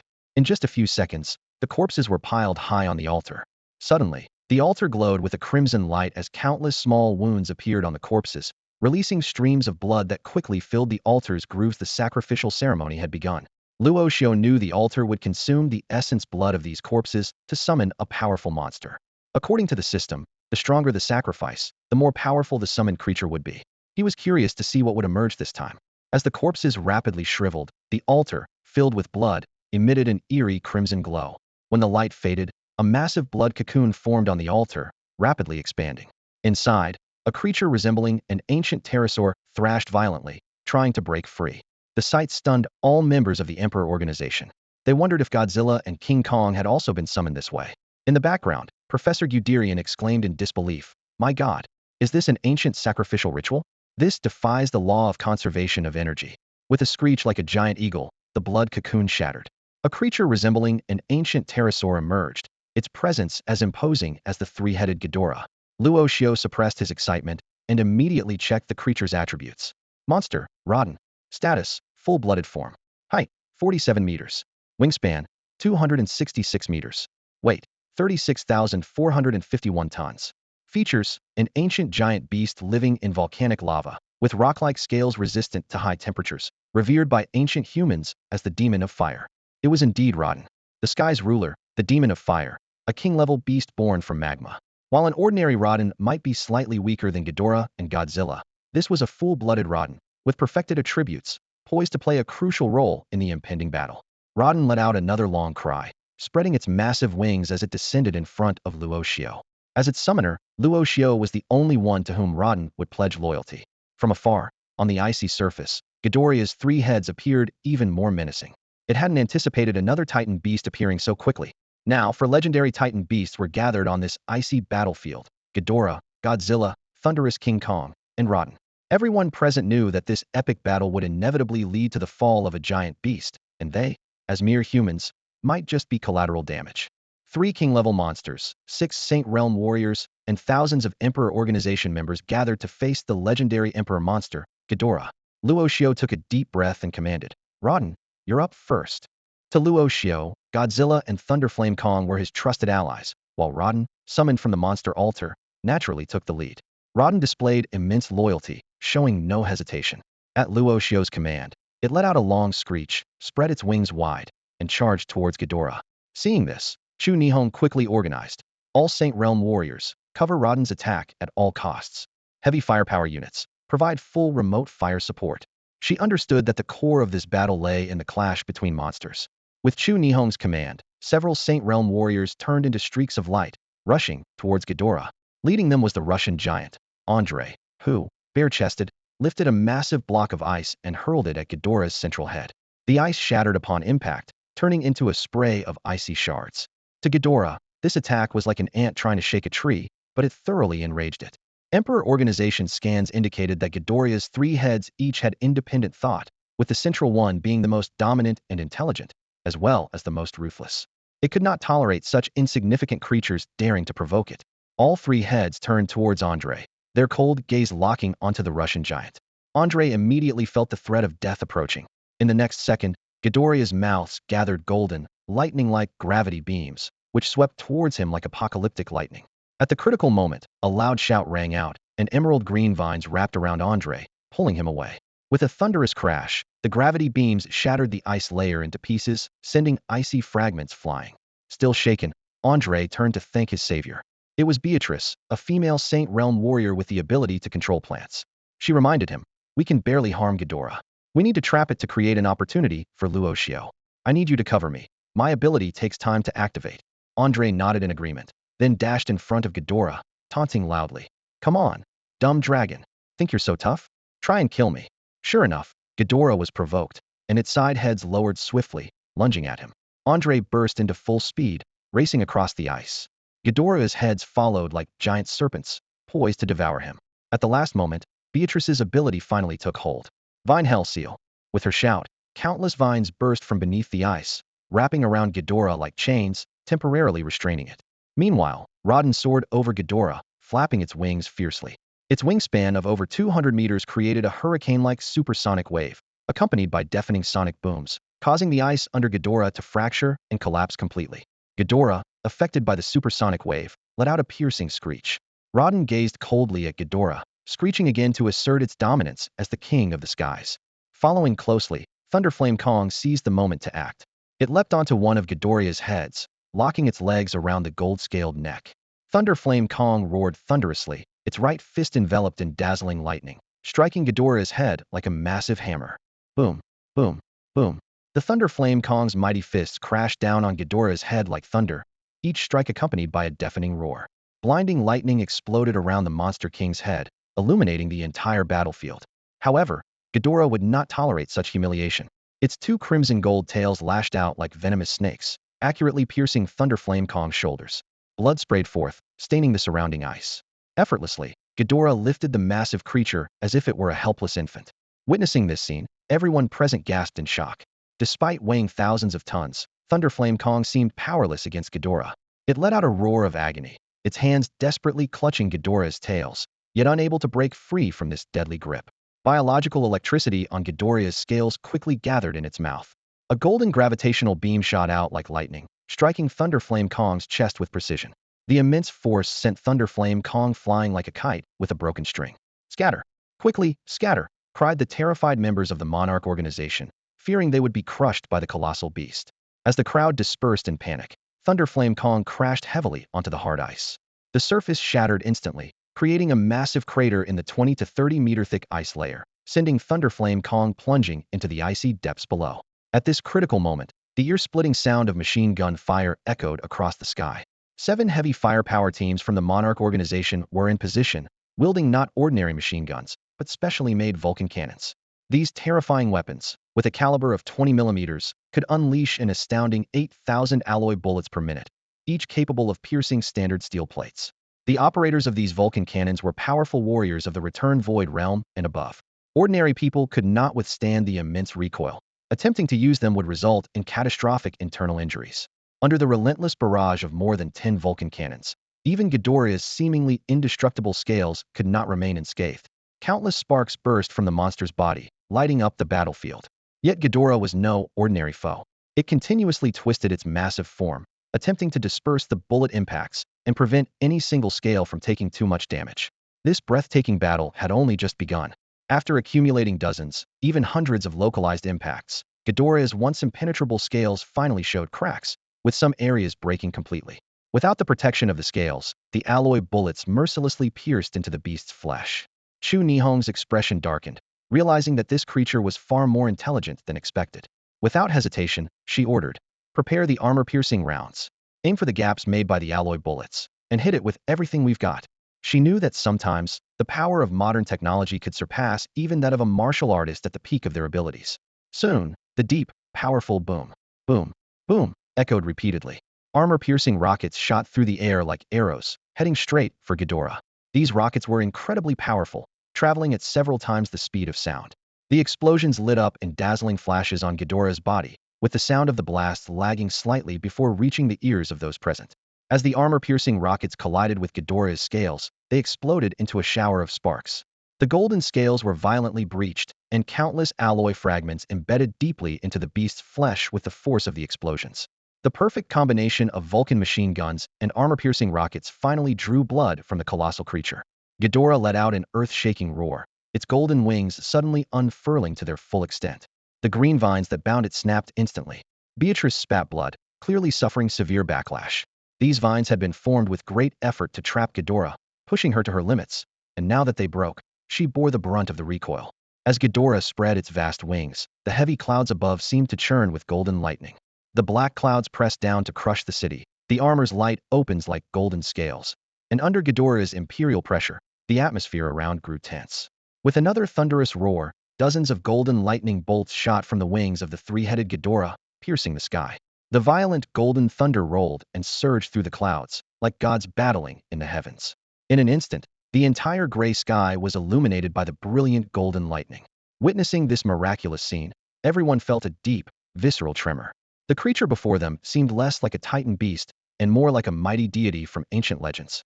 Amidst the collective awe, endless golden lightning suddenly crashed down from the clouds, like divine retribution. Andre, seeing Beatrice weakened and unable to withstand the golden lightning, was filled with rage. Without hesitation, he leapt forward to shield her with his body. Earlier, Beatrice had saved him, and now it was Andre's turn to face the golden celestial lightning for her sake. Boom! Golden thunder, like the wrath of the heavens, poured down under Ghidorah's command. Even Andre, a powerful sage, struggled to withstand the apocalyptic force. His back was instantly charred, and he fell like a broken kite right in front of Beatrice. Fortunately, his robust physique barely kept him alive. However, the other members of the Emperor organization weren't so lucky. Over 10 Vulcan cannons and hundreds of members were either killed on the spot or plunged into the fractured ice, with no survivors. The sky collapsed, the ice fields shattered, and Ghidorah, in its fury, fully revealed its terrifying nature. The remaining members of the Emperor organization were ashen-faced, their despair evident. This is impossible. There's no way we can win against something like this. It's too terrifying. Sending us against such a titan beast is nothing short of a death sentence. Run for your lives. There's still a chance to survive if we escape now. Seeing the morale crumble, Chu Nihong's expression hardened, and she shouted, "What are you afraid of? Lightly injured, carry the heavily injured a kilometer away. The rest of you, follow my orders and continue to suppress Ghidorah." Before her words even settled, Chu Nihong drew a jet-black battle blade from her back. Her long legs propelled her off the ice, launching her like an arrow towards Ghidorah. As the commander of this battle, she understood the importance of leading by example. Focusing her energy, Chu Nihong's blood surged. The black blade in her hand sliced through the air, sending a several-meter-long black slash towards Ghidorah. Clang! The sound of metal clashing echoed across the ice. Chu Nihong's strike cut a deep gash in Ghidorah's unbreakable golden scales. Although insignificant to the massive Ghidorah, it was a mark left by a human's power alone. Chu Nihong's strike was a declaration. Ghidorah is not invincible. Roar! Ghidorah roared, locking its gaze on the human woman, its dark golden eyes filled with murderous intent. With its intelligence, it knew Chu Nihong was the leader of these humans. Once more, endless lightning-like golden energy formed in Ghidorah's mouth. 3 golden gravity beams swept towards Chu Nihong. As one of Ghidorah's lethal moves, even the tough-skinned Thunderflame King Kong found it hard to withstand, let alone a human like Chu Nihong. Fortunately, Chu Nihong reacted swiftly. The moment Ghidorah showed its intent to kill, she maneuvered in midair, escaping. However, the golden gravity beams still created a massive crater in the ice. Though she avoided a direct hit, the powerful energy shockwave sent her flying. Ghidorah showed no signs of stopping. As Chu Nihong was flung back, its 3 heads lunged at her with lightning speed. At this critical moment, a massive azure figure burst from beneath the ice, leaping high. It was the Thunderflame King Kong, lying in wait in the icy sea. Seizing the opportunity, it delivered a thunderous punch midair, striking one of Ghidorah's heads with overwhelming force. This unexpected attack caught Ghidorah off guard. Its remaining 2 heads went into a frenzy, biting at King Kong. Meanwhile, Rodden, who had been circling above, suddenly dove down at near supersonic speed. Its ancient pterosaur-like claws ignited with fiery light, pinning another of Ghidorah's heads to the ground. The rapid change in the battle left the Emperor Organization's members stunned. In the blink of an eye, 2 of Ghidorah's heads were forcibly subdued. Roar! The last central head let out an earth-shattering roar. This sudden turn of events infuriated Ghidorah. Its proud head was restrained by these inferior beasts. As the central head roared in anger, a bright, white beam shot from afar. It was Godzilla's atomic breath. With searing heat, it struck Ghidorah's head directly. Godzilla roared lowly, advancing on Ghidorah. It gripped Ghidorah's neck with its massive claws, slamming it onto the ice. Before Ghidorah could lift its head again, Godzilla's enormous foot stomped down hard. With a loud crash, half of Ghidorah's head was driven into the ice. At this moment, a small figure emerged from the swirling ice debris, walking up to Ghidorah. It was Luo Xiu. Ghidorah glared furiously at the human before it. It could sense that this tiny ant was the true master of the three titan beasts. Seeing Ghidorah's three heads firmly restrained, Luo Xiu smirked. You dare lay a finger on my woman? He had promised to keep Chu Nihong alive, and so she would be. The enormous Ghidorah and the diminutive Luo Xiu stared at each other. To Ghidorah's fury, it sensed contempt in the eyes of this tiny ant. Roar! Bioelectricity coursed through Ghidorah's golden scales, radiating a brilliant golden light. In the next second, Ghidorah's wings flapped powerfully, lifting it into the air. It soared thousands of meters into the sky, carrying the three titan beasts with it. Luo Xiu stared in shock at Ghidorah in the sky, the three-headed golden dragon far more powerful than he had imagined. Even with its heads restrained by the giant beasts, Ghidorah could still flap its wings and soar into the sky with the three titan beasts. A fully realized Ghidorah was indeed a terrifying force.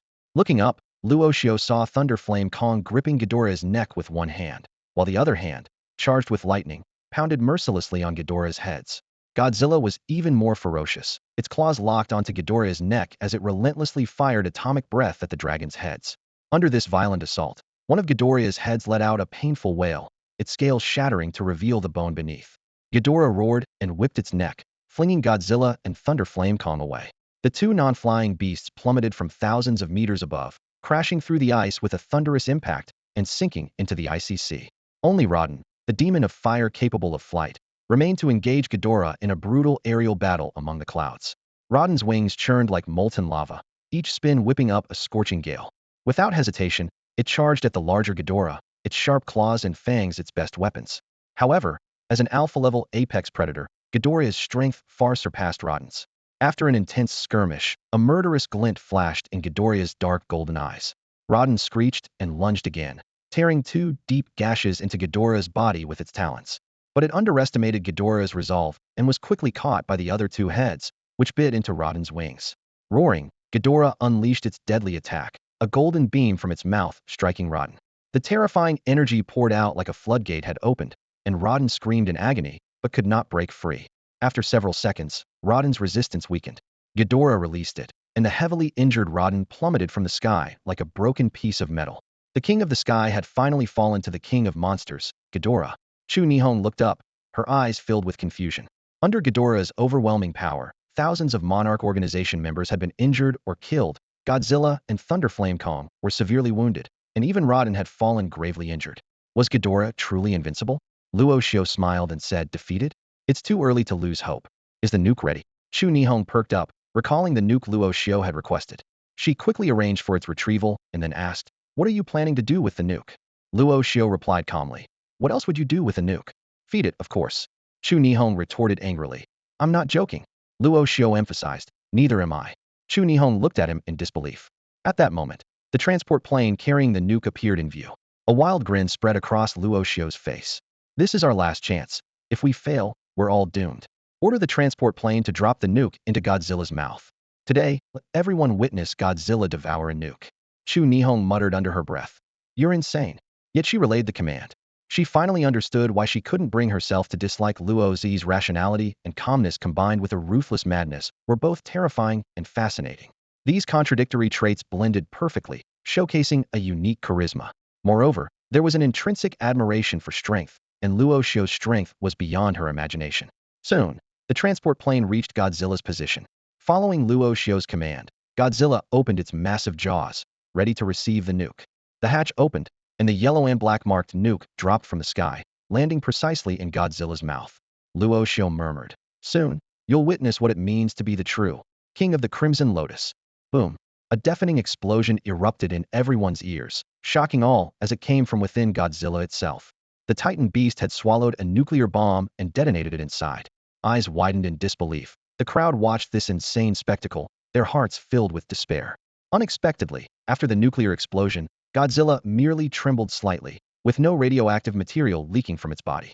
It turned out this ancient ruler could completely absorb all the radiation from a nuclear blast. In the next moment, Godzilla underwent an astounding transformation. Its scales began to crackle, the surrounding air rapidly heated up, and the ice beneath its feet melted swiftly. It was as if its blood was burning fiercely, and its heartbeat thundered around. Godzilla roared to the sky, its scales turning an eerie crimson, continuously emitting scorching steam, like an ancient demon god born from molten lava. This was Godzilla's burning form, the true king of monsters. A glint of excitement flashed in Luo Xiu's eyes. He knew burning Godzilla had three stages: semi-burning, quasi-burning, and the true burning form. This Godzilla, which had swallowed the nuclear bomb, was in its most powerful true burning state. Ghidorah felt extremely uneasy, spreading its wings, its three heads emitting shrill cries, even summoning golden lightning from the clouds, attempting to warn burning Godzilla to stay away. Luo Xiu sneered, knowing Ghidorah was already afraid. Luo Xiu issued no commands, granting burning Godzilla complete freedom. It took a step towards Ghidorah, instantly melting the thick ice beneath, steam enveloping the surroundings. Meanwhile, its dorsal fins glowed with an increasingly bright crimson light, accumulating energy. Chu Nihong sensed the danger, loudly warning everyone to prepare for defense. In the next instant, a terrifyingly hot flame pulse emanated from Godzilla's dorsal fins, seemingly warping the entire world. Within a kilometer radius, members of the Imperial organization below the Saint Realm were instantly reduced to ashes. Only a few who escaped in time survived. This was one of burning Godzilla's deadly moves, the thermonuclear pulse. Even Ghidorah was overturned by this terrifying pulse, with several large holes burned into its dragon wings. Finally, unable to hold back, Ghidorah roared, unleashing three golden gravity beams, trying to push back this formidable opponent. However, burning Godzilla remained unfazed, relentlessly advancing against the gravity beams step by step. Ultimately, burning Godzilla stood before Ghidorah like the Grim Reaper. It roared once more, its dorsal fins lighting up again with blinding crimson light. The despair-inducing heat was accumulating. Burning Godzilla's nuclear burning ray was about to unleash. Sizzling, the red lotus burning ray swept forward like the inferno of hell, instantly engulfing one of Ghidorah's heads. Under the cataclysmic heat, its scales and flesh melted away like snow and ice, turning to ash in a blink. Even the seemingly indestructible skull couldn't withstand the scorching ray, disintegrating into dust that vanished into the frigid air. The power of Red Lotus Godzilla was terrifying. With just a single breath, it obliterated one of Ghidorah's heads effortlessly, showcasing a world-ending force. If there ever were a demon king of hell, it would likely be no more fearsome than this. Ghidorah's remaining two heads roared thunderously, their cries filled with anger, defiance, fear, and even a hint of despair. Unyielding, it fired two golden gravity beams directly at Red Lotus Godzilla's head. However, Red Lotus Godzilla was unfazed. It raised its massive, lava-like crimson claw and effortlessly blocked the oncoming gravity beams. With a low growl, it swiftly seized another one of Ghidorah's heads, tearing into it with its gaping maw. Its sharp teeth pierced through Ghidorah's neck, casually discarding the head as if it were trash. Even with Ghidorah's tenacious life force, the severed head writhed wildly on the ice like a decapitated serpent. But with two heads lost, its chances of victory were utterly diminished. Against the not yet fully realized Red Lotus Godzilla, Ghidorah was destined to be crushed. Another Red Lotus burning ray screamed through the air, descending like divine retribution upon Ghidorah's last head. With a resounding crash, the grievously wounded Ghidorah fell, sending a spray of ice shards into the air. Red Lotus Godzilla showed no mercy, raising its colossal, volcanic foot and stomping down viciously on Ghidorah's body. It intended to end its opponent's life in the most brutal manner possible. Boom! With a deafening explosion, Ghidorah's massive torso shattered under Red Lotus Godzilla's stomp like a fragile eggshell. Golden lightning erupted, and the chaotic energy surged outward, throwing even the most advanced warriors off their feet. The mighty monster king Ghidorah ultimately fell on this vast ice field.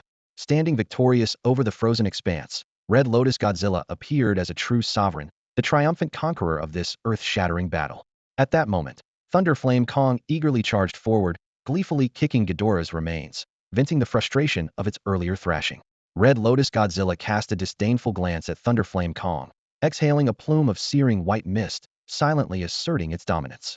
Upon witnessing the scene, the Thunder Flame King Kong immediately retracted its fangs, adopting a docile and obedient demeanor in front of Red Lotus Godzilla. Its eyes showed absolute submission to Godzilla, as if ready to follow commands at any moment. At that moment, the Thunder Flame King Kong truly realized how naive and laughable its previous thoughts were. It had once dared to challenge Godzilla, but seeing King Ghidorah's dire state, that notion vanished completely. The Thunder Flame King Kong thought to itself that if it were facing the normal form of Godzilla, it might still have the courage to compete. After all, as a king-level monster, who would easily back down. But now, with Godzilla having evolved into its Red Lotus form after consuming a nuclear bomb, the terrifying aura it emitted made Thunder Flame King Kong shiver. It certainly did not want to become a piece of charcoal-grilled King Kong in Red Lotus Godzilla's mouth. Luo Xiu watched the scene, feeling both amused and helpless. This handsome creature from Skull Island changed its attitude so quickly it was astonishing. It was submissive in front of Red Lotus Godzilla, yet when facing other Titan beasts, it was aggressive and fierce, almost like two different creatures. As King Ghidorah met its complete demise, the members of the Monarch organization erupted in joyous celebration. Some were in tears, others burst out laughing, and cheers rang out continuously. We won? We really won. Huh. A great victory. What is a monster king if it falls before us? Although they were not the main characters of this battle, they had paid unimaginable costs for this moment. Now, this hard-earned victory finally brought a perfect conclusion to their sacrifices. From now on, the internal archives of the Monarch organization would no longer contain the Zero monster.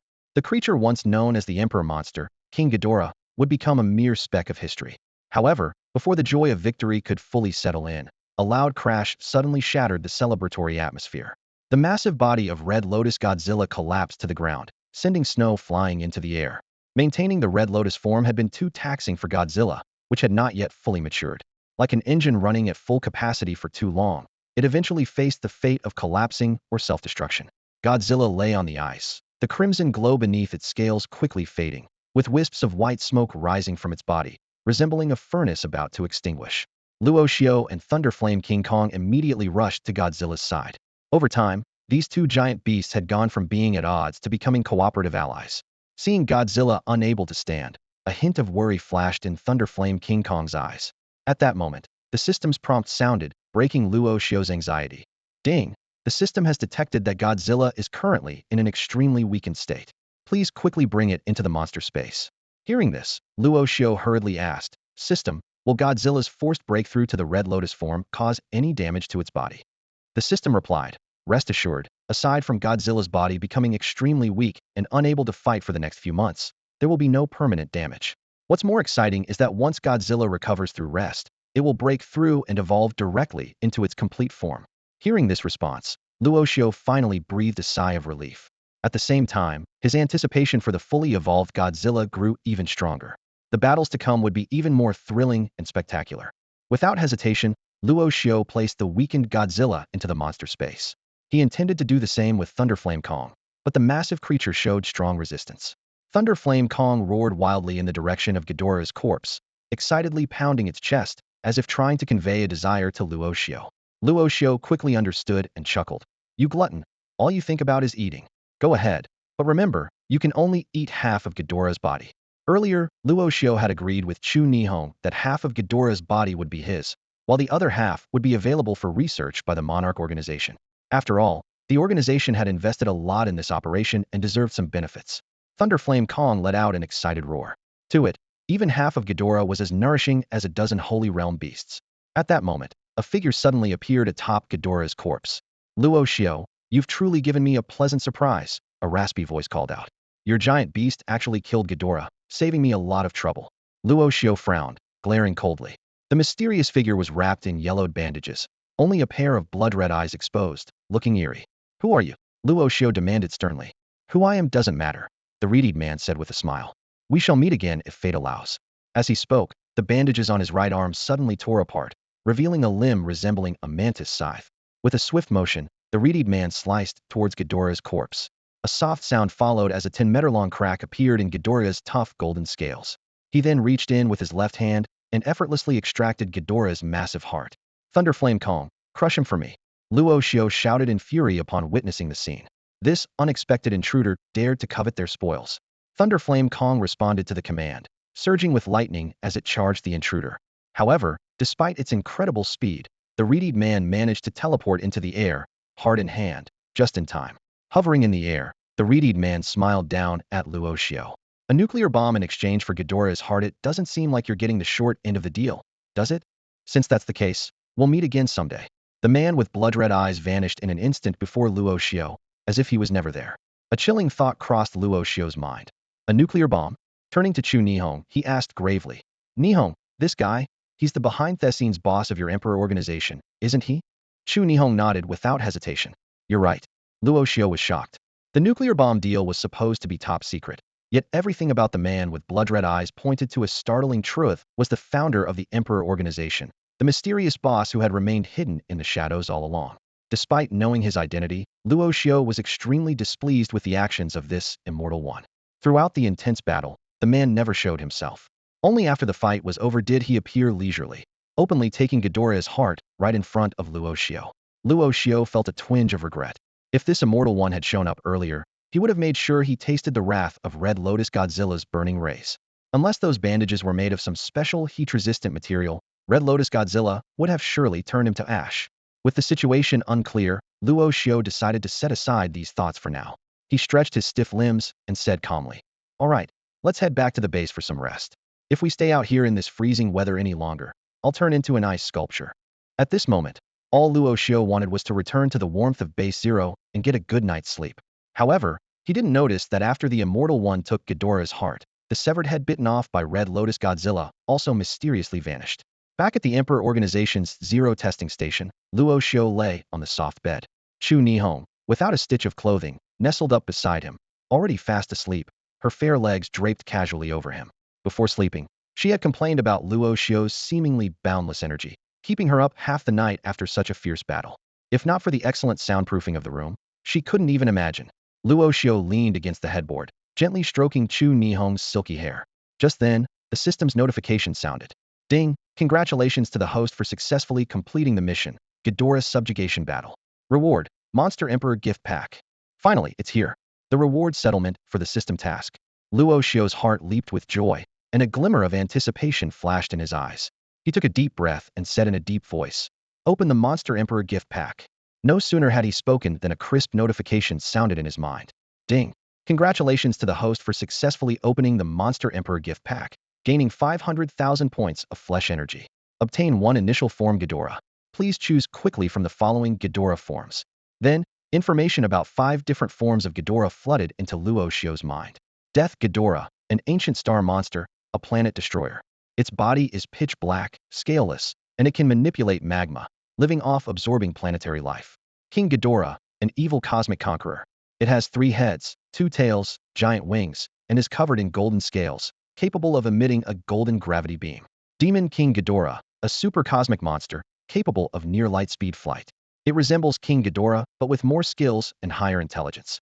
Besides gravity beams, it can unleash triple tornadoes and anti-gravity rays. Mecha King Ghidorah, a modified version of King Ghidorah's remains. It has a steel body equipped with laser beams, mechanical claw chains, and solar-powered destruction cannons. Star Eater Ghidorah, a high-dimensional monster, known as the Golden Void King. It can devour planets, create black holes, and transform into void, standing nearly godlike at the top of the cosmic food chain.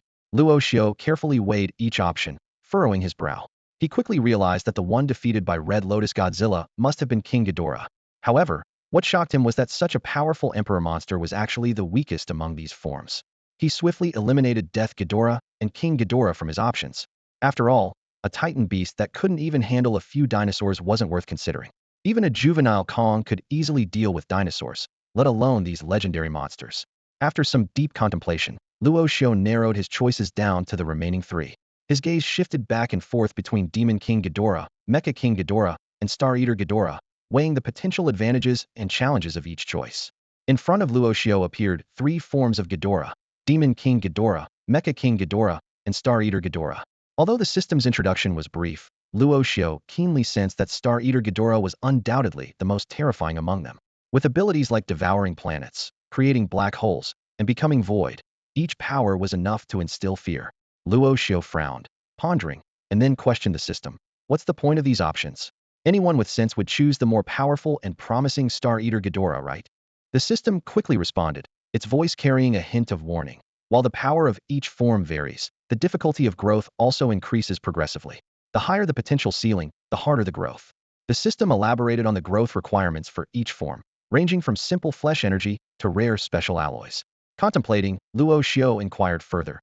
So, does Star Eater Ghidorah need to absorb planetary energy to evolve? The system's answer left Luo Xiu in a dilemma. Star Eater Ghidorah can indeed absorb flesh energy, but this would severely limit its potential. Without planetary energy, it might be weaker than King Ghidorah. Luo Xiu fell into deep thought. Choosing the ordinary King Ghidorah seemed more prudent. By providing enough high-grade flesh, he could quickly cultivate a powerful force. Especially with Godzilla currently dormant and his own forces lacking, this option was quite appealing. However, opting for safety meant forsaking greater possibilities. Luo Xiu clenched his teeth, a resolute glint in his eyes. I choose Star Eater Ghidorah, he vowed silently. In this world, the fiercest prevail. Playing it safe only leads to being trampled. Planetary energy? One day I'll obtain it. As long as I'm alive, I'll make sure you live up to the name Star Eater. The system's voice chimed in at the right moment. Congratulations to the host for successfully choosing and receiving the reward. Star Eater Ghidorah. A golden egg materialized in front of Luo Xiu, smooth as a mirror, but only the size of a palm. As Luo Xiu stood in surprise, cracks suddenly appeared on the eggshell, as if heralding the arrival of a powerful life. Crack! With a soft sound, the golden eggshell before Luo Xiu finally shattered. Three small, golden heads curiously peeked out. It was none other than the legendary star-eating Ghidorah, known for devouring planets. Yet, the tiny creature before Luo Xiu made it hard for him to imagine its future destructive power. The young star-eating Ghidorah's necks were only as thick as Luo Xiu's little finger, looking like a miniature version of Ghidorah. However, it differed from the ordinary Ghidorah. Its body was enveloped in a faint golden glow, with scales that shone a bright crimson gold, exuding a divine radiance, unlike the duller dark gold of a king Ghidorah. Chirp, chirp, chirp. The little Ghidorah immediately approached Luo Xiu upon seeing him, rubbing its three small heads against his fingers, appearing adorably innocent. Luo Xiu couldn't help but laugh, and with a thought, the attributes of this young star-eating Ghidorah appeared before his eyes. Beast, star-eating Ghidorah unawakened, juvenile. Bloodline, star destruction level. Height, 57 centimeters. Weight, 1.2 kilograms. Attack methods, constriction, biting, strangulation, gravitational ray. Current energy storage, 581000000. Current flesh energy storage, 0100000. Current remaining evolution points, 0. Luo Xiu marveled at this being the weakest monster he had ever seen, as even the lowest-tier skeletal crawlers could easily devour it. However, he found some solace in the fact that the star-eating Ghidorah's bloodline surpassed the king level, reaching the higher star destruction level. It would likely take a long time and significant effort to nurture this little one into a true powerhouse. As Luo Xiu pondered, the little Ghidorah began munching on the eggshell. As it ate, its body gradually swelled, soon growing to the size of 2 palms. Luo Xiu gently tapped its head, thinking about how quickly it was growing. At that moment, Chu Nihong awoke from her sleep and, upon opening her eyes, saw the miniature Ghidorah. She widened her sleepy eyes in surprise and asked, "Could this be?" Luo Xiu nodded with a smile. "You're not mistaken. This is Ghidorah. To be precise, it's barely the same species as the Ghidorah we fought before, but not quite the same kind." Chu Nihong, not really listening to Luo Xiu's explanation, asked with curiosity, "Where did you get it?" "It came with a phone top-up," Luo Xiu lied without batting an eye. "Are you kidding me? You expect me to believe a phone top-up gives you this thing?" "Humph, if you don't want to say, then forget it." Chu Nihong pouted, her attention drawn back to the star-eating Ghidorah. "Hee hee, this little guy is so cute now. It's hard to imagine it will grow into such a terrifying monster." Luo Xiu chuckled, not telling Chu Nihong that once fully grown, this little one would be more terrifying than a king Ghidorah, capable of destroying Earth.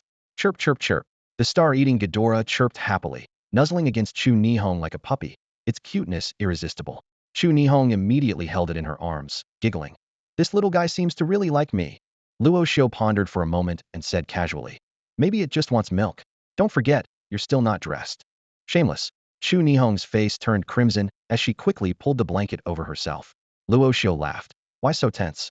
It's not like I haven't seen it before." Then he raised his right hand, sending the star-eating Ghidorah into the monster space. "Little one, you're still too young to compete with your dad for a woman. Since you're awake and it's still early, how about we?" "Pervert. Let's turn off the lights first." Meanwhile, on a massive iceberg in Antarctica, a figure wrapped in bandages stood. Before him lay a massive, bloody heart. Though it had lost its vitality, golden lightning still flickered within. "Finally got it. Ghidorah's heart." The bandaged man's blood-red eyes flashed with excitement. Though he could easily defeat a King Ghidorah, he had to use others to avoid revealing his presence. Fortunately, Luo Xiu did not disappoint him. "Only by consuming this heart can my monster body become more perfect." The reedied man grinned wickedly, then opened his mouth filled with sharp fangs and ravenously devoured the heart. He had consumed many titan beasts on Earth, but Ghidorah was an exception. Ghidorah was not an Earth creature, but a top predator from the universe. This was why he was so eager to awaken Ghidorah. Only by devouring stronger beings could his monster body evolve. Under the reedied man's frenzied devouring, the massive heart was reduced to remnants, with crimson blood staining the entire ice surface. The high-speed train G41497 raced past, and Luo Xiu sat in the first-class cabin, leisurely scrolling through his phone. He was secretly amazed at the handling methods of the Emperor organization. The earth-shattering battle in Antarctica had not been noticed by the outside world at all. He carefully went through the recent news, but couldn't find a single word about the fight. Luo Xiu put down his phone and turned to look out the window. The fast-moving train made the scenery swiftly retreat, and his thoughts drifted away with it. The final stop of this high-speed train was the capital of China Yinjing. Nangong Jing had once promised him that as long as he achieved strength comparable to the Saint Realm, he would reveal the true secrets of this world. Now Luo Xiu not only reached this realm, but even killed a terrifying existence like Ghidorah. Shanghai City could no longer contain Luo Xiu's ambitions. He entrusted all the Luo family's businesses to Uncle Fu and prepared to leave this place that had once captivated his heart. Even top martial artists like Qin Jingtai were nothing but ants in Luo Xiu's eyes.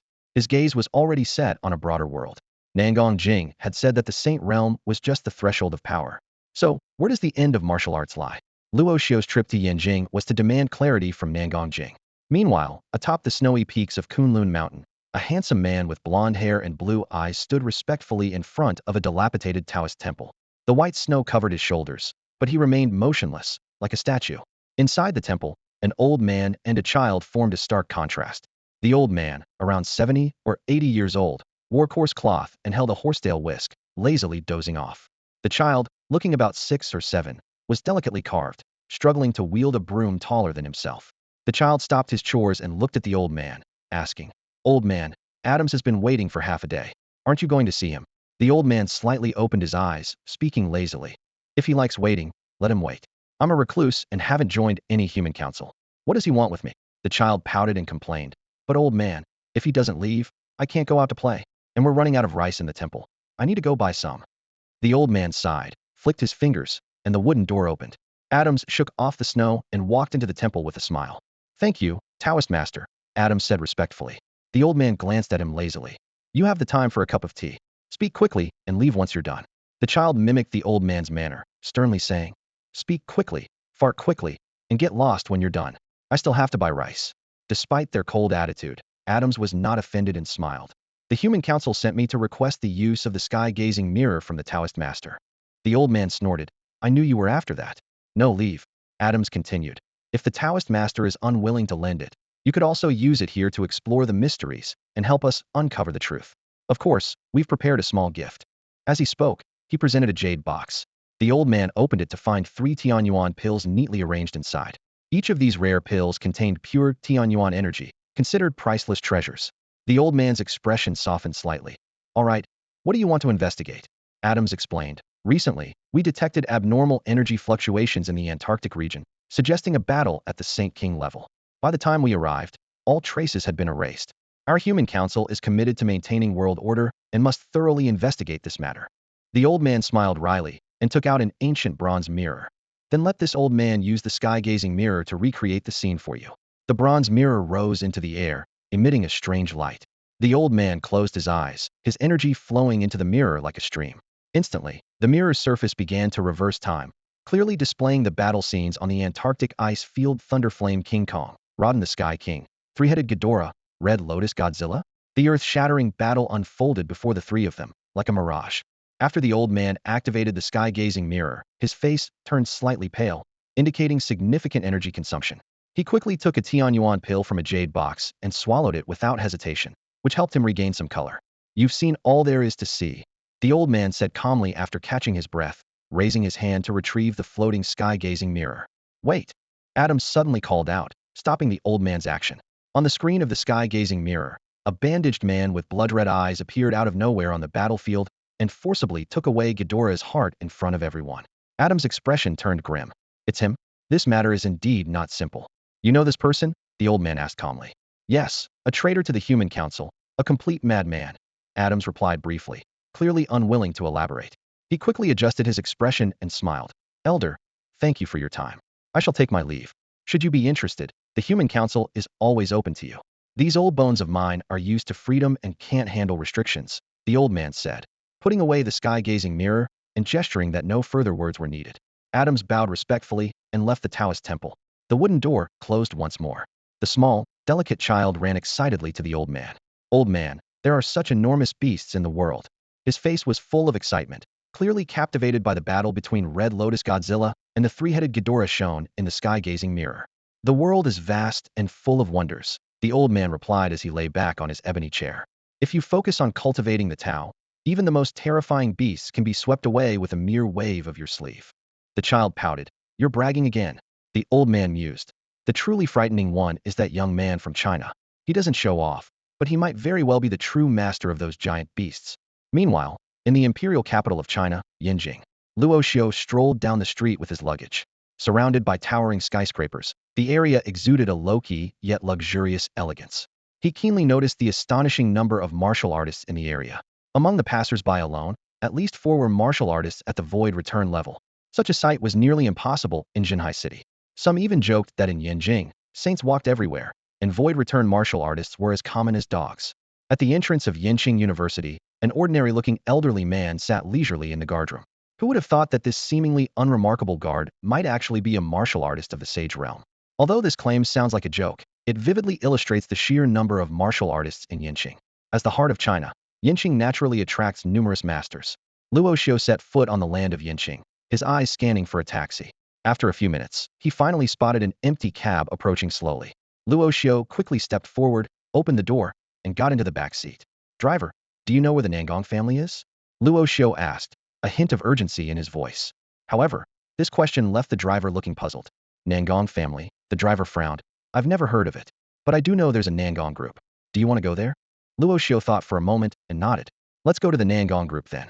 As the car merged into the traffic, Luo Xiu watched the scenery swiftly pass by outside the window, secretly amazed.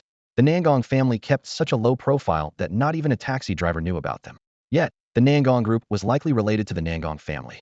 After all, in Yinqing, who would dare use the Nangong name for business without a connection? Over 20 minutes later, the taxi stopped in front of a grand commercial building. Luo Xiu got out, looking up at the structure towering in the heart of Yinqing city, marveling at the Nangong family's immense wealth. Carrying his luggage, Luo Xiu strode toward the building's entrance. However, as soon as he stepped into the lobby, 2 vigilant security guards stopped him. Sir, do you have an appointment?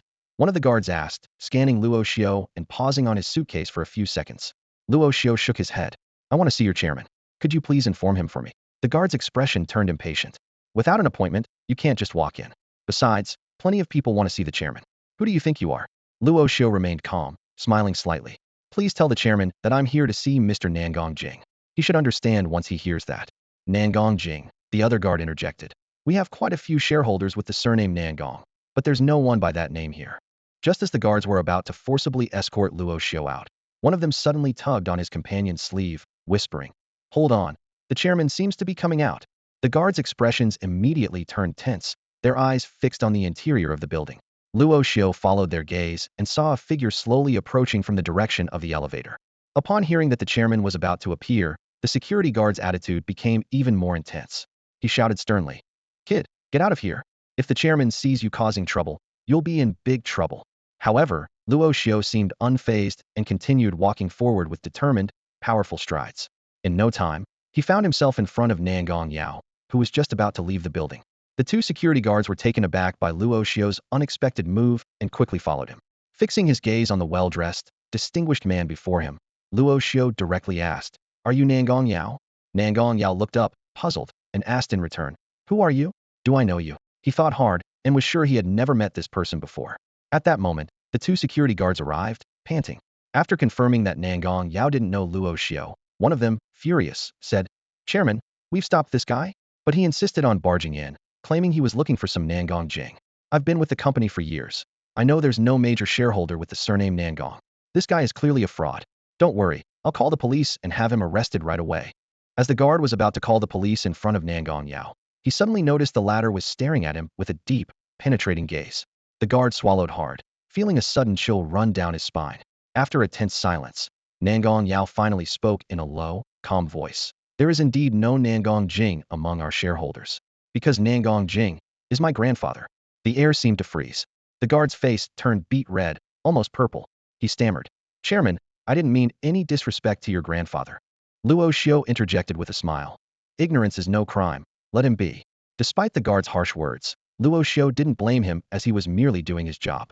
Nangong Yao waved his hand dismissively, saying, All right, since the guest says so, I'll deal with you later. Then, turning to Luo Xiu, his tone softened considerably. Are you a friend of my grandfather? Luo Xiu replied with a smile. Not exactly a friend, just an acquaintance. May I ask your name? My surname is Luo, given name Xiu. Luo Xiu. Nangong Yao paused, then suddenly embraced Luo Xiu tightly. overwhelmed and nearly speechless. So, it was you who saved my sister. I can't thank you enough. You have no idea how worried I was during the days she was kidnapped. I couldn't eat or sleep, fearing the worst for her. You can't imagine the joy I felt when she returned. I won't say more. From now on, you are my savior. Luo Xiu watched as the tall, handsome young man hugged him and cried. He thought to himself, what on earth is going on here? It turned out that Nangong Yao was the grandson of Nangong Jing, and Nangong Row was the granddaughter. They were indeed siblings. Luo Xiu never expected that this seemingly composed man was actually a doting brother at heart. Luo Xiu gently patted Nangong Yao on the shoulder, speaking in a soothing tone. Mr. Yao, there's no need to be so emotional. It was just a small favor, and besides, old master Nen has already rewarded me generously. Nangong Yao wiped the tears from the corners of his eyes and quickly regained his composure. He said seriously, I apologize for losing my composure, but my sister's safety cannot be measured by mere compensation. Mr. Luo, if you ever need anything in Yanjing, I, Nangong Yao, will do my utmost to assist you.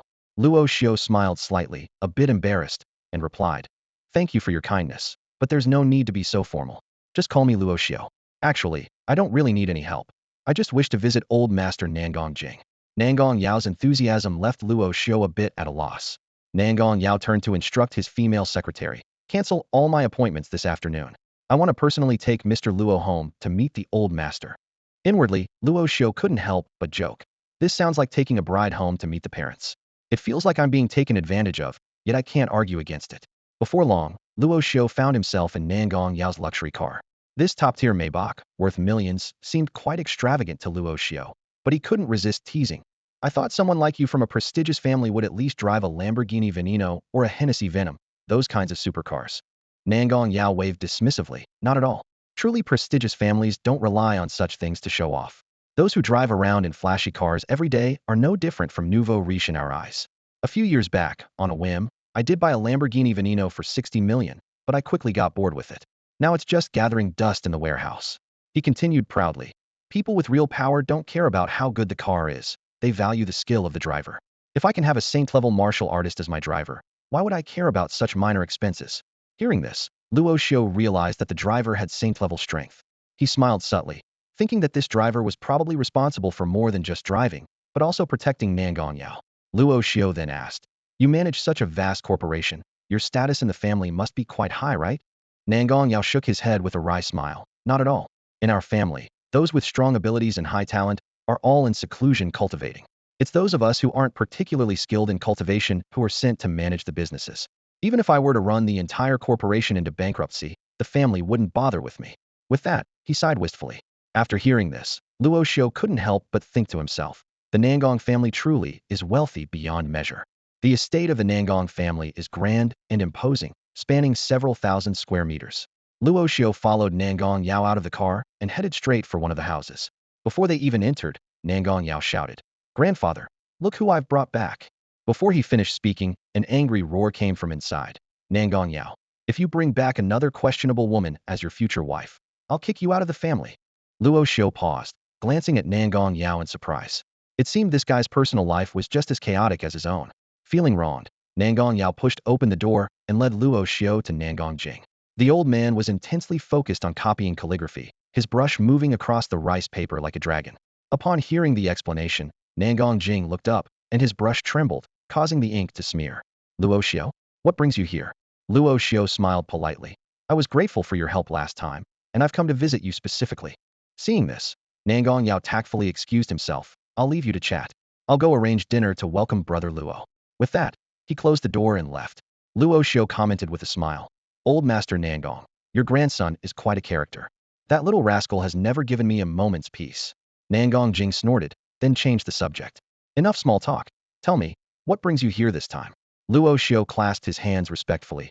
I wish to ask your guidance on what lies beyond the Saint Realm. Nangong Jing was surprised. You've reached the Saint Realm? Luo Xiu calmly replied. I can defeat Saint Realm martial artists as easily as if they were chickens. Nangong Jing was taken aback, knowing Luo Xiu wasn't lying.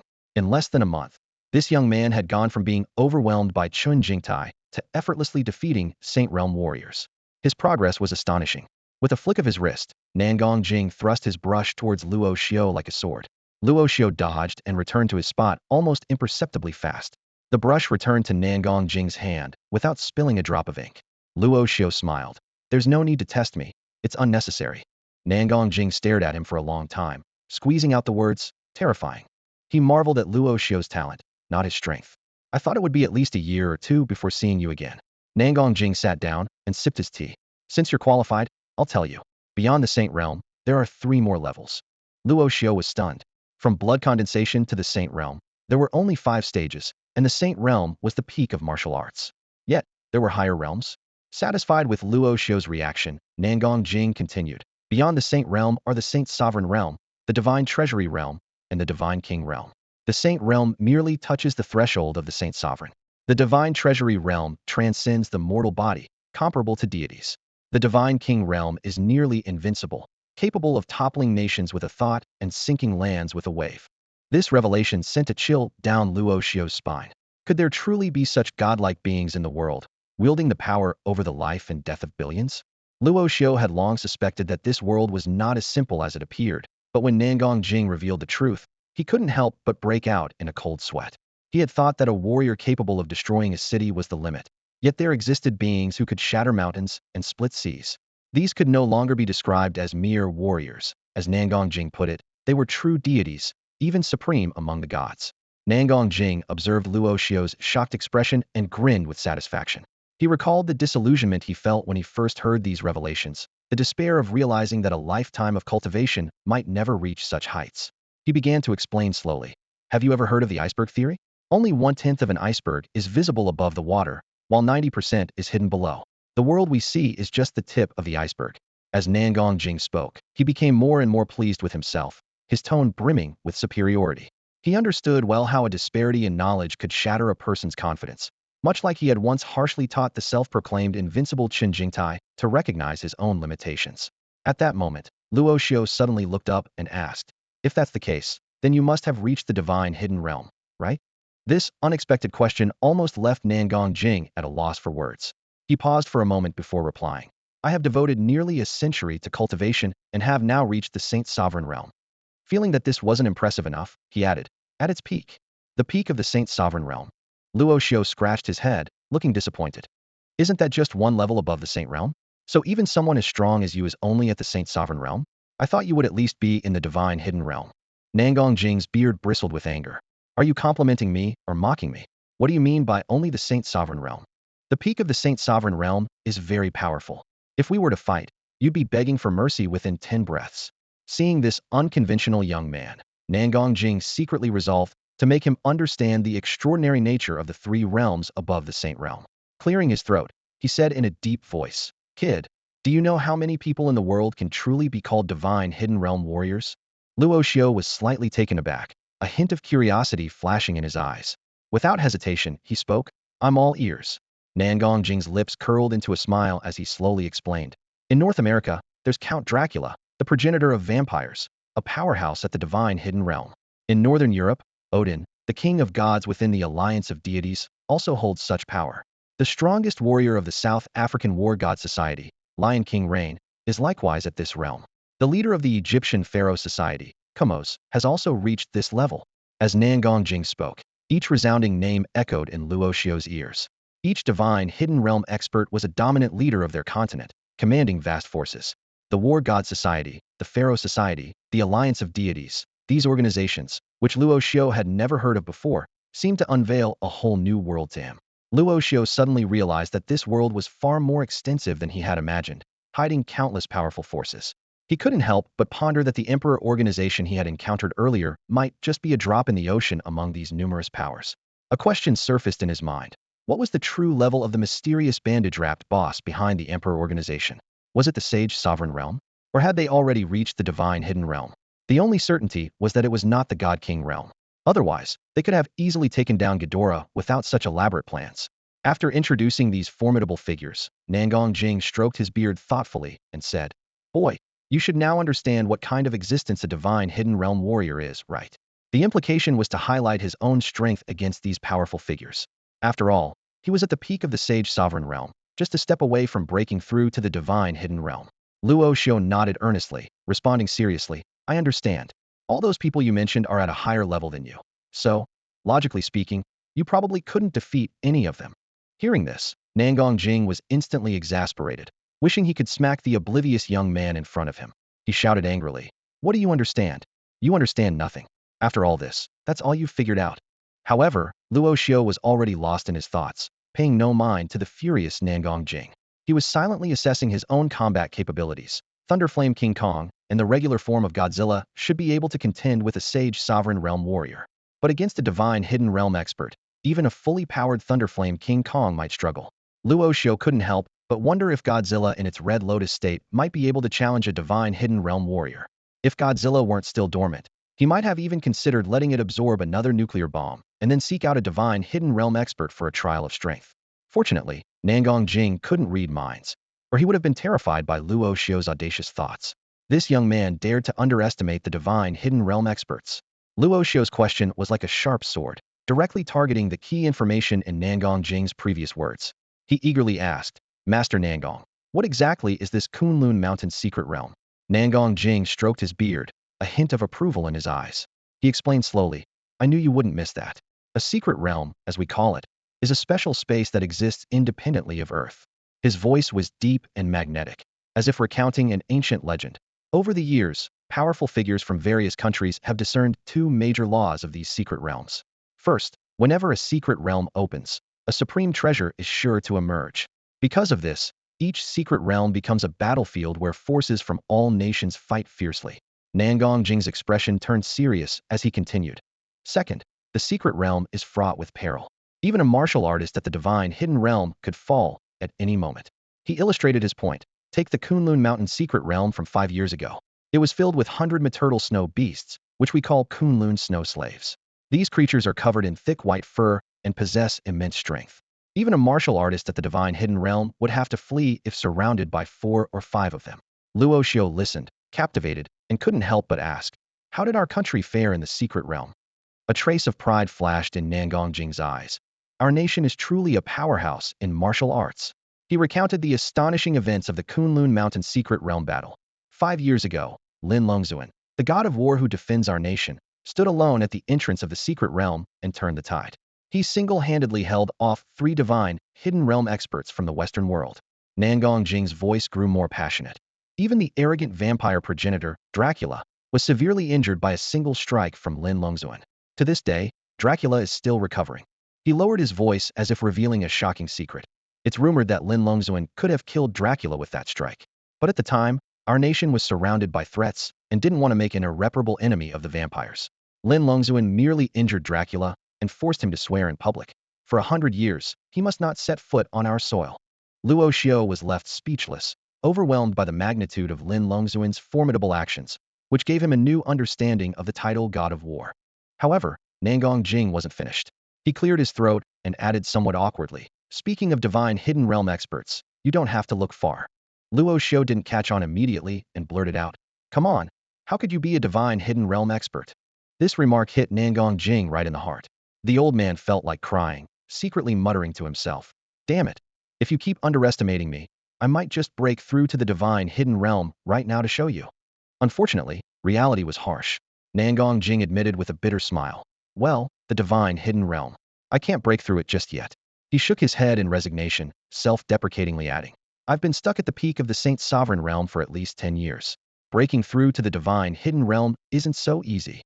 The opening of the Beihai secret realm is like a thrilling adventure, with the one 3 years ago being particularly terrifying. As soon as the martial artists stepped into the realm, they were caught off guard by a catastrophic trial. A towering wave, 10,000 meters high, surged towards them. This wasn't ordinary seawater, but a highly corrosive acidic liquid, so powerful that even those in the Saint Sovereign realm could hardly escape unscathed. Many martial arts masters perished in this horrifying acidic tsunami, their remains completely dissolved, vanishing without a trace. Nangong Jing's description made Luo Xiu gasp, his heart pounding violently.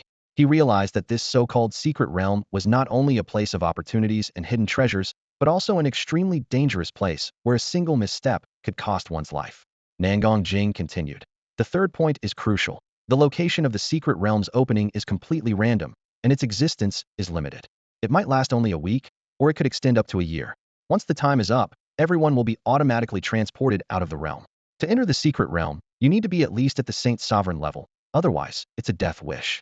As for someone like Qin Jingtang, a martial artist at the Saint Realm, he doesn't even qualify to know about the realm's existence. Hearing this, Luo Xiu couldn't help but feel a twinge of sympathy for Chen Jingtang. This martial artist at the Saint Realm seemed to have become a benchmark for measuring strength in Nangong Jing's eyes, constantly used for comparison. Luo Xiu respectfully cupped his hands in thanks to Nangong Jing. Thank you, Senior Nangong, for clarifying. Nangong Jing waved his hand, his tone calm. No need for formalities. Your strength has already reached the appropriate level. Even if I didn't tell you, you would eventually come across this information. In fact, anyone willing to put in the effort to study could figure out most of it. Luo Xiu was taken aback by this, puzzled. Guess? Can such things really be guessed? Nangong Jing chuckled and asked in return, let me ask you, how long has martial arts flourished since the revival of spiritual energy?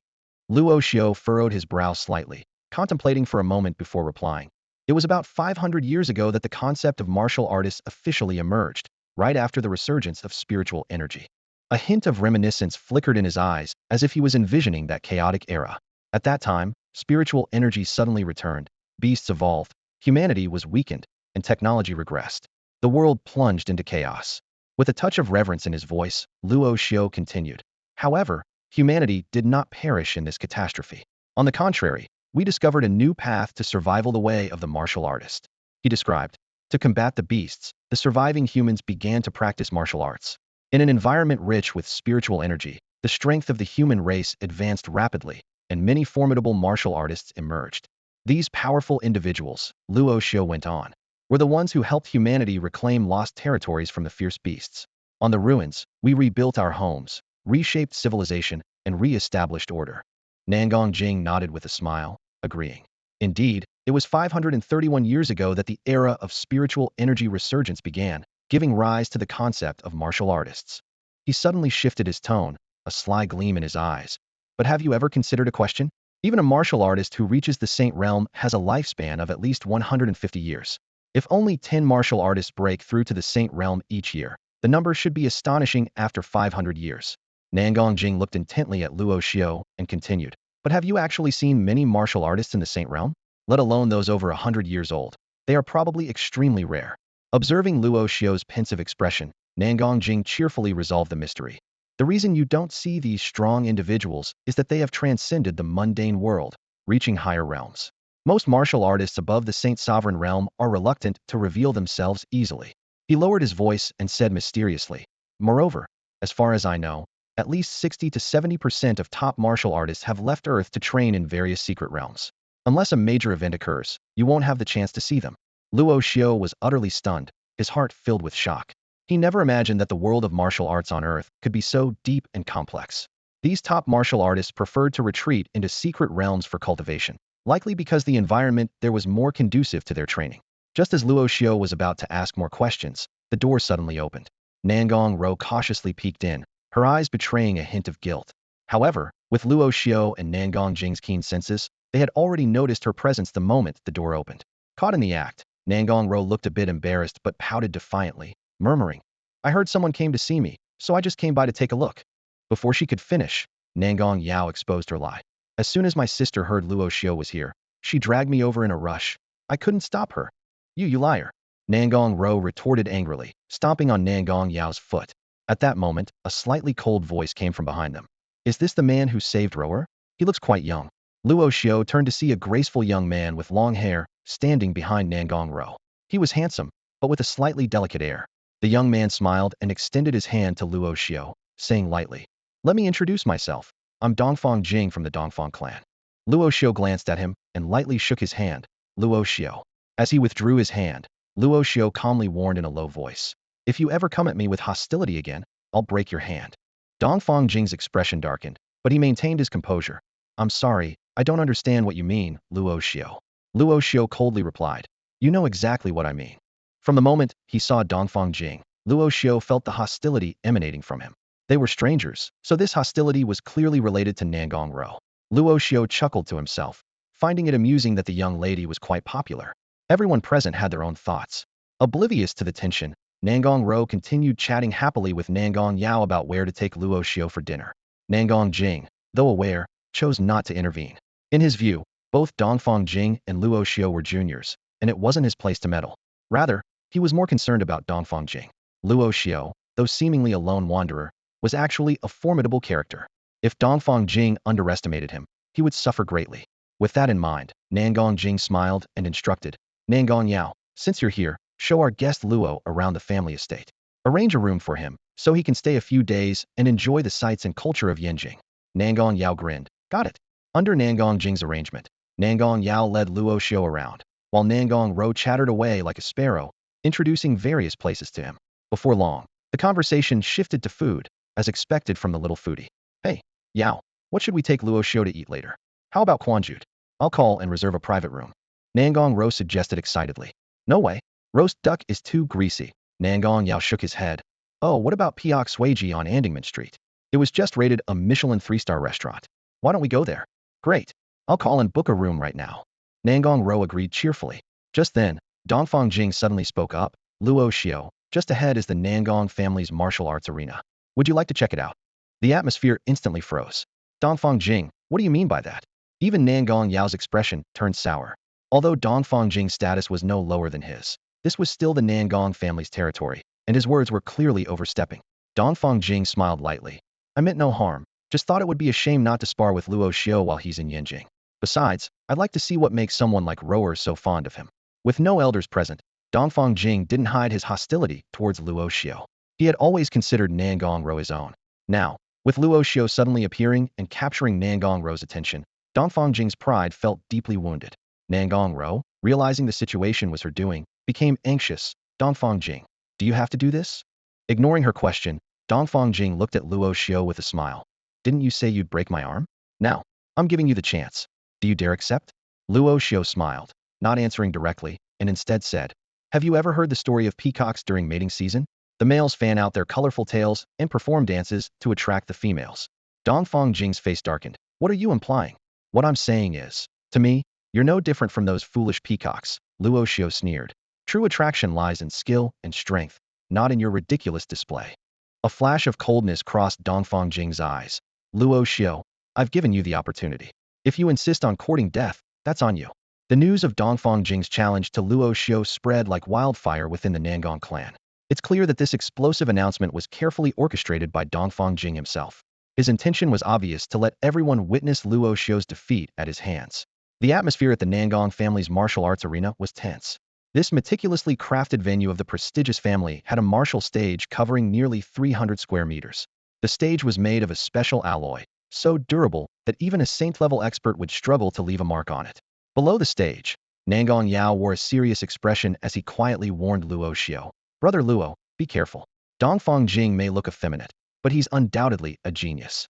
He reached blood condensation at 5, opened the divine mansion at 12, entered the void return at 17, and by 22, he was already a saint-level warrior. He gritted his teeth. Honestly, if I had the strength, I would have beaten that pretty boy long ago. He's always buzzing around my sister like a fly. It's infuriating. Luo Xiu patted Nangong Yao's shoulder, a confident smile playing on his lips. Don't worry, I'll make your dream come true. Inwardly, he scoffed. A genius? I love taking down geniuses. On the other side of the arena, Dongfang Jing's eyes were cold as he whispered to an elderly man in his 60s or 70s beside him. Uncle Joshuan, I'm going to finish that kid off on stage. If anyone tries to interfere, you stop them. This elder was Dongfang Joshuan, Dongfang Jing's protector and a genuine saint sovereign. He asked in surprise, young master, you intend to kill him? Dongfang Jing sneered. Why not? He's just a nobody. Is there anyone Dongfang Jing, can't kill? Just because he happened to save Ro once, he thinks he can climb up the Nangong family tree and rise to power? Uncle Joshuan, just keep people away, and I'll take care of the consequences myself. Hearing Dongfang Jing's almost obsessive tone, Dongfang Joshuan sighed inwardly. Their young master was indeed talented and powerful, but his biggest flaw was his excessive arrogance, unable to tolerate any disrespect. In the audience, a graceful woman who bore a striking resemblance to Nangong Row was chiding her. Ro, are you out of your mind? How could you fall for a bumpkin from some backwater place? What's wrong with Dongfang Jing? He has a prestigious background, good character, exceptional skills, and he's head over heels for you. If it were me, I'd be over the moon. But you don't appreciate it, and instead chase after some rustic nobody. The sharp-tongued woman was Nangong Row, a cousin in the Nangong family. Despite her lovely appearance, her words were cutting. Nangong Row's face flushed with urgency as she defended herself. Don't talk nonsense. I didn't chase after anyone. Besides, I really dislike Dongfang Jing. He's so two-faced, always different in public and private. It's too fake. Nangong Row's face flushed with anger as she stomped her foot, speechless. She did have some feelings for Luo Xiu, but she couldn't quite tell if it had reached the level of affection. Being accused of throwing herself at him felt too much. Nangong Row shook her head discreetly, feeling a bit disdainful of her cousin's behavior. She recalled the numerous times she had hinted to Dongfang Jing, almost to the point of throwing herself at him, yet he remained indifferent. She couldn't help but wonder to herself, what was so special about Nangong Row? Besides her pure and cute appearance, she hadn't even developed a figure yet. Thinking of this, Nangong Row glanced down at her own impressive figure and sighed inwardly. Although she outwardly discouraged her cousin, she secretly felt a sense of schadenfreude.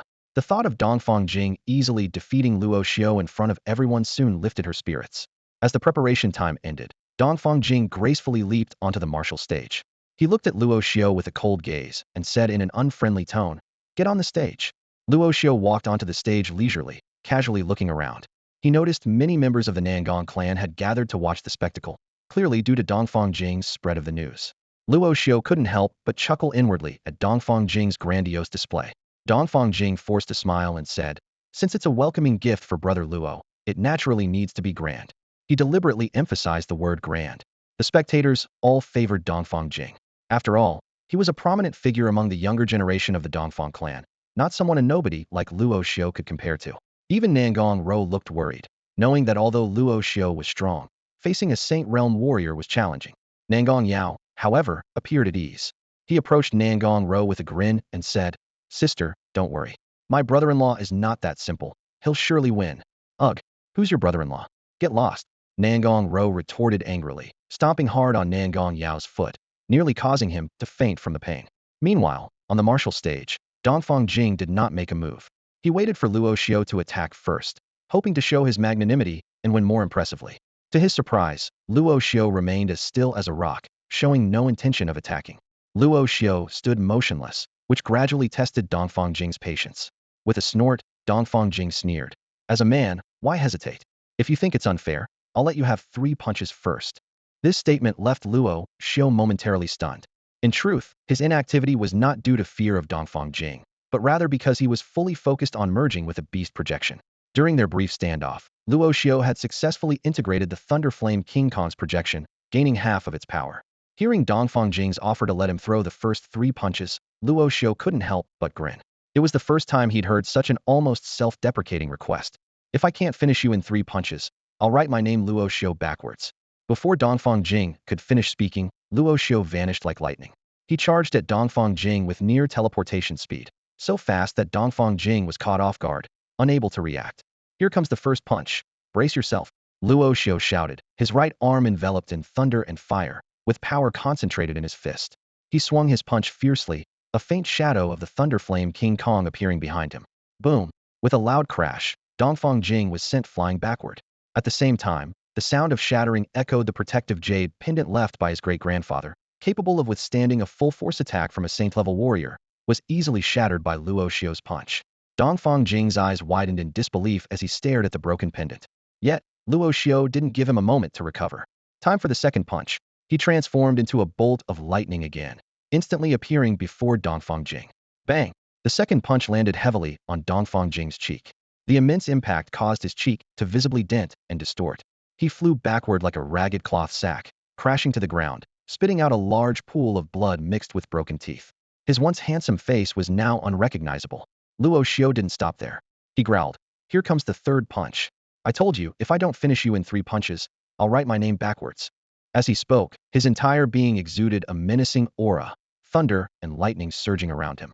He stood like a wrathful thunder god, exuding a dominant, fierce, and intimidating presence that commanded the entire scene. No one could have anticipated that the seemingly laid-back young man with black hair had such a fierce and violent side. Luo Xiu's fists rained down on Dongfang Jing, each punch accompanied by the sound of breaking bones. This savage onslaught was beyond even what a beast could muster. Nangong Row was dumbfounded, her mouth agape, and unable to close. Dongfang Jing, whom she regarded as exceptional, was being mercilessly beaten by the obscure Luo Xiu without any chance to fight back. The scene was so vivid that Nangong Row even questioned whether she was dreaming. As Luo Xiu prepared to deliver a third punch, a powerful aura erupted from the stands. "Stop right now." Dongfang Jiuxuan's thunderous shout echoed throughout the arena as he darted toward the battlefield like lightning. If he didn't intervene, his young master would be beaten to death. Dongfang Jiuxuan's palms descended like a mountain, aiming to suppress Luo Xiu. The might of a Saint Sovereign Realm warrior was fully displayed in his hands. Even before the palm wind arrived, Luo Xiu felt as if he were carrying a mountain on his shoulders. "You old fool, how dare you stop me?" Luo Xiu's eyes turned red, and he roared like a beast. If Godzilla weren't in a state of slumber, he could have easily withstood this pressure by merging with the beast's projection. Dongfang Jiuxuan remained expressionless, coldly stating, "This is just a friendly spar, no need for such brutality." In truth, had Luo Xiu not demonstrated his astounding power, he would have likely perished at Dongfang Jing's hands. After all, Dongfang Jing had intended to kill from the start of this so-called spar. Blame it on not having any backing. Dongfang Jiuxuan took a deep breath, continuing to press his palms down on Luo Xiu. Thunderflame Colossus. Luo Xiu stopped resisting, shouting, "You really think just because my big brother isn't awake, I can't handle you?" A thunderous roar erupted as a massive thunder flame giant ape appeared behind Luo Xiu, its size like a mountain. The giant ape roared, swinging its fists toward Dongfang Jiuxuan. Boom! The two forces collided, shattering Dongfang Jiuxuan's concentrated energy palm instantly. Under the terrifying power of the Thunder Flame Colossus, his body was violently flung backward, a trace of blood trickling from the corner of his mouth.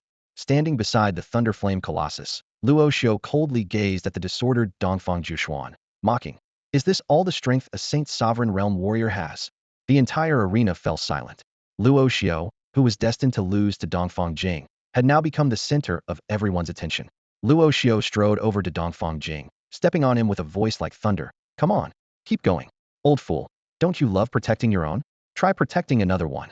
Dongfang Jing, already severely injured, was further agitated by Luo Xiu's step and fainted with a muffled groan. Luo Xiu lifted his head, his gaze sharp as a sword piercing toward Dongfang Jiuxuan, shouting fiercely, "What does having backing matter? I'll beat up your protector too." In the study of the Nangong family, Nangong Jing was calmly practicing calligraphy, his expression serene. Suddenly, a clan member burst in, flustered, and exclaimed, "Master, something big has happened." Startled, Nangong Jing's brush slipped, ruining the calligraphy. He looked up, displeased, and said, "Haven't I taught you? Keep calm in the face of big matters. How can you accomplish anything with such agitation?" The clan member took a deep breath and urgently explained, "Luo Xiu is sparring with Dongfang Jing on the martial stage." Nangong Jing remained indifferent. Two youngsters sparring. What's so unusual about that? Dongfang Jing might be a genius, but Luo Xiu isn't lacking either. He thought to himself, even if Luo Xiu loses, it will be a good test of his character. The clan member anxiously interrupted, "But Dongfang Jing is nearly beaten to death by Luo Xiu. And Dongfang Jiuxuan has also joined in." "What?" Nangong Jing almost dropped his brush in shock. Furious, he slammed the table and stood up. "That old scoundrel dares to cause trouble in my Nangong family." The clan member was nearly in tears from anxiety. "Master, please go and take a look. Luo Xiu is too ruthless. Even Dongfang Jiuxuan is almost beaten to death by him." Nangong Jing was bewildered. "What did you say? Dongfang Jiuxuan is nearly beaten to death by Luo Xiu? Isn't he a Saint Sovereign stage martial artist?" He immediately got up. "Lead the way, I'll take a look." On the martial stage, Luo Xiu was stepping on Dongfang Jing's head, coldly watching the fierce battle between the Thunderfire Vajra and Dongfang Jiuxuan. Dongfang Jing was utterly humiliated, and Dongfang Jiuxuan was in a sorry state. His clothes were torn, his body covered in blood, looking as pitiful as a beggar. Luo Xiu taunted, "Old geezer, put some more effort into it. If you keep slacking off, I'll kick your young master's head like a ball." With that, he pressed Dongfang Jing's face harder. Dongfang Jiuxuan was incensed, pulling out a crimson longsword, biting his tongue tip to spit out a mouthful of blood essence. The inscriptions on the sword suddenly lit up, flames roiling, exuding a terrifying aura. At this critical moment, Nangong Jing appeared, effortlessly intercepting Dongfang Jiuxuan's lethal strike. He said coldly, "Dongfang Jiuxuan, isn't it shameful to make things difficult for the younger generation? Let's stop this." Dongfang Jiuxuan watched in frustration as his all-out attack was easily neutralized, feeling utterly wronged. He raged internally. "Which eye of yours saw me making things difficult for the younger generation? It's clearly this brat who's been tormenting me. That lightning gorilla nearly beat me into a pulp. I finally mustered the strength to counterattack, and you blocked my ultimate move." At this moment, Dongfang Jiuxuan felt more wrong than Do-yi, wishing he could cry his heart out right there. Nangong Jing gazed at Dongfang Jiuxuan, who was battered and in a sorry state, and couldn't help but sigh inwardly. He initially thought Luo Xiu could at most spar with someone at the Saint Realm, but he hadn't expected this young man to be powerful enough to suppress a Saint Sovereign Realm warrior. Even more shocking was that the massive ape, which once could send Qin Jingtai flying with a single swipe, had now grown into a towering thunderflame King Kong, standing 60 to 70 meters tall. Looking up at the colossal figure that seemed to reach the sky, Nangong Jing felt a twinge of disbelief. What kind of miraculous growth hormone did this kid give it? Its growth rate was astonishing. Just as Nangong Jing appeared, Luo Xiu quickly began to complain, tears in his eyes. Grandpa Nangong, thank goodness you're here. The Dongfang clan is bullying me, using their strength to oppress the weak, and even threatened to fight me to the death. If you had been a moment later, I might not have made it out alive today. Luo Xiu's words were so heartfelt, as if he had suffered a great injustice. Everyone present was stunned, their minds racing with a single thought. Is this the same Luo Xiu who just threatened to beat Dongfang Jiuxuan to a pulp? His acting skills and ability to change his tune so quickly could earn him an Oscar. Even Nangong Jing's expression froze. He inwardly cursed. This brat thinks I'm a fool? Bullying the weak? If I hadn't arrived in time, you might have beaten him to death. At that moment, the Thunderflame King Kong let out a low growl and pointed at its own wounds, then at Dongfang Jiuxuan, clearly indicating, see these injuries? That old man did this to me, and it hurts. The spectators were completely dumbfounded. Like master, like beast, this pair was equally adept at acting. Everyone knew the so-called wounds on the Thunderflame King Kong were little more than superficial scratches. Seeing this, Dongfang Jiuxuan almost coughed up blood in anger. Clutching his chest, he shouted, Senior Nangong, don't listen to his nonsense. You dare to twist the truth and accuse others first. Shut up, Nangong Jing roared, cutting him off. Do you have any right to speak here? Nangong Jing was furious, thinking, do you really take me for a fool? Do you think I need your explanation? You dared to act out in the Nangong family's territory, and I haven't even settled that score with you yet. After reprimanding Dongfang Jiuxuan, Nangong Jing turned to glare fiercely at Luo Xiu. And you, kid, lying with your eyes open, the Dongfang clan bullying the weak? Don't make me laugh. The head of Dongfang Jing is still under your foot. Luo Xiu seemed to realize that Nangong Jing's attitude was off and quietly withdrew his foot, pretending nothing had happened. Meanwhile, on the stands of the martial arena, Nangong Yao watched in shock. Wow, my brother-in-law is something else. First, he stepped on Dongfang Jing, then defeated Dongfang Jiuxuan, and that Thunderflame King Kong was like an ancient demon god, exuding an aura that made it hard for everyone around to breathe. Nangong Aoshue felt her face burning with embarrassment. Every word she had spoken before now felt like a slap in the face. And the Dongfang Jing she had once admired was now being trampled under Luo Xiu's foot like a dead dog. Nangong Yao nudged Nangong Row with his elbow, curious. Sis, be honest. Has brother-in-law always been this fierce? Yeah, he's always been this fierce, Nangong Row replied instinctively. In her memory, Luo Xiu had never lost a fight. As soon as the words left her mouth, she realized the ambiguity and blushed, stomping on Nangong Yao's foot. Ugh, who's your brother-in-law? How would I know if he's fierce? Go ask him yourself. Nangong Yao was bewildered. What did I do to deserve this? I just asked a question. On the other side, Dongfang Jiuxuan took a deep breath, trying to calm himself, and said firmly, Senior Nangong, I respect you as a senior, which is why I didn't make things more difficult for this kid. But today, you must give our Dongfang family an explanation. Nangong Jing found himself in a dilemma. Dongfang Jiuxuan alone wasn't a problem, but the issue was that Dongfang Jing had the entire Dongfang clan behind him. The Nangong and Dongfang families had been allies for generations, and mishandling this could affect their relationship. Yet, he couldn't bring himself to punish Luo Xiu. After all, aside from being a bit heavy-handed, Luo Xiu wasn't really at fault. From what he knew, it was Dongfang Jing who had provoked Luo Xiu and spread the word about the duel. Nangong Jing cursed inwardly. This troublesome kid. Why did you have to stir up trouble? Even though Luo Xiu was in the right, the Dongfang clan wouldn't let it go. This wasn't about right or wrong anymore. It was about saving face. A family genius getting beaten up on someone else's turf, while the backing family remained silent. How could that be? Besides, Luo Xiu had indeed been a bit ruthless. Nangong Jing had seen with his own eyes that Dongfang Jing had lost several teeth and was still lying on the ground. Seeing that Nangong Jing wasn't responding, Dongfang Jiuxuan frowned and said in a deep voice, Since Senior Nangong is unwilling to decide on this matter, so be it. I've already informed the clan leader of the entire situation through a communication jade. It won't be long before the clan leader arrives to negotiate with you on how to deal with this person. With these words, the entire audience was in an uproar. The current head of the Dongfang clan was going to come in person. Is the head of the Dongfang clan coming? Luo Xiu's heart sank, and he couldn't help but furrow his brows. This was undoubtedly bad news for him. The aristocratic families in Yanjing were like colossal entities, deeply rooted and influential. Anyone who could serve as a clan leader was certainly no ordinary person, likely a powerful figure at the spirit concealment level. Luo Xiu began calculating his options. At this moment, his brother had not yet awakened, and the star-devouring Ghidorah had not matured. He was utterly incapable of facing a spirit concealment level martial artist. He took a deep breath, his mind racing as he considered his strategies. Although he knew Nangong Jing would do his utmost to protect him, Luo Xiu was reluctant to entrust his life to someone else.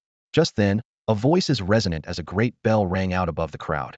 Elder Nangong. It's been a long time. As the voice faded, a middle-aged man with a square, dignified face appeared out of thin air, landing firmly before everyone. There was no doubt that this was Dongfang Lai, the current head of the Dongfang clan. Surprisingly, Dongfang Lai did not immediately demand accountability, even after seeing the pitiful state of Dongfang Jing. Instead, he began exchanging pleasantries with Nangong Jing.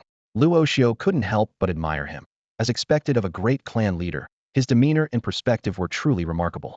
Nangong Jing smiled and replied, "Clan leader Dongfang, I hope you've been well."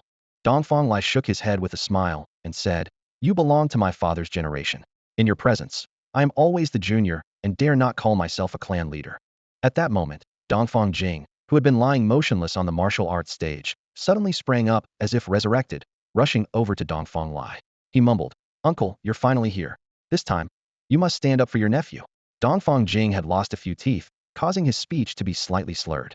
Dongfang Lai gave him a long look and shook his head helplessly, saying, "Today, do you still feel you haven't embarrassed yourself enough?"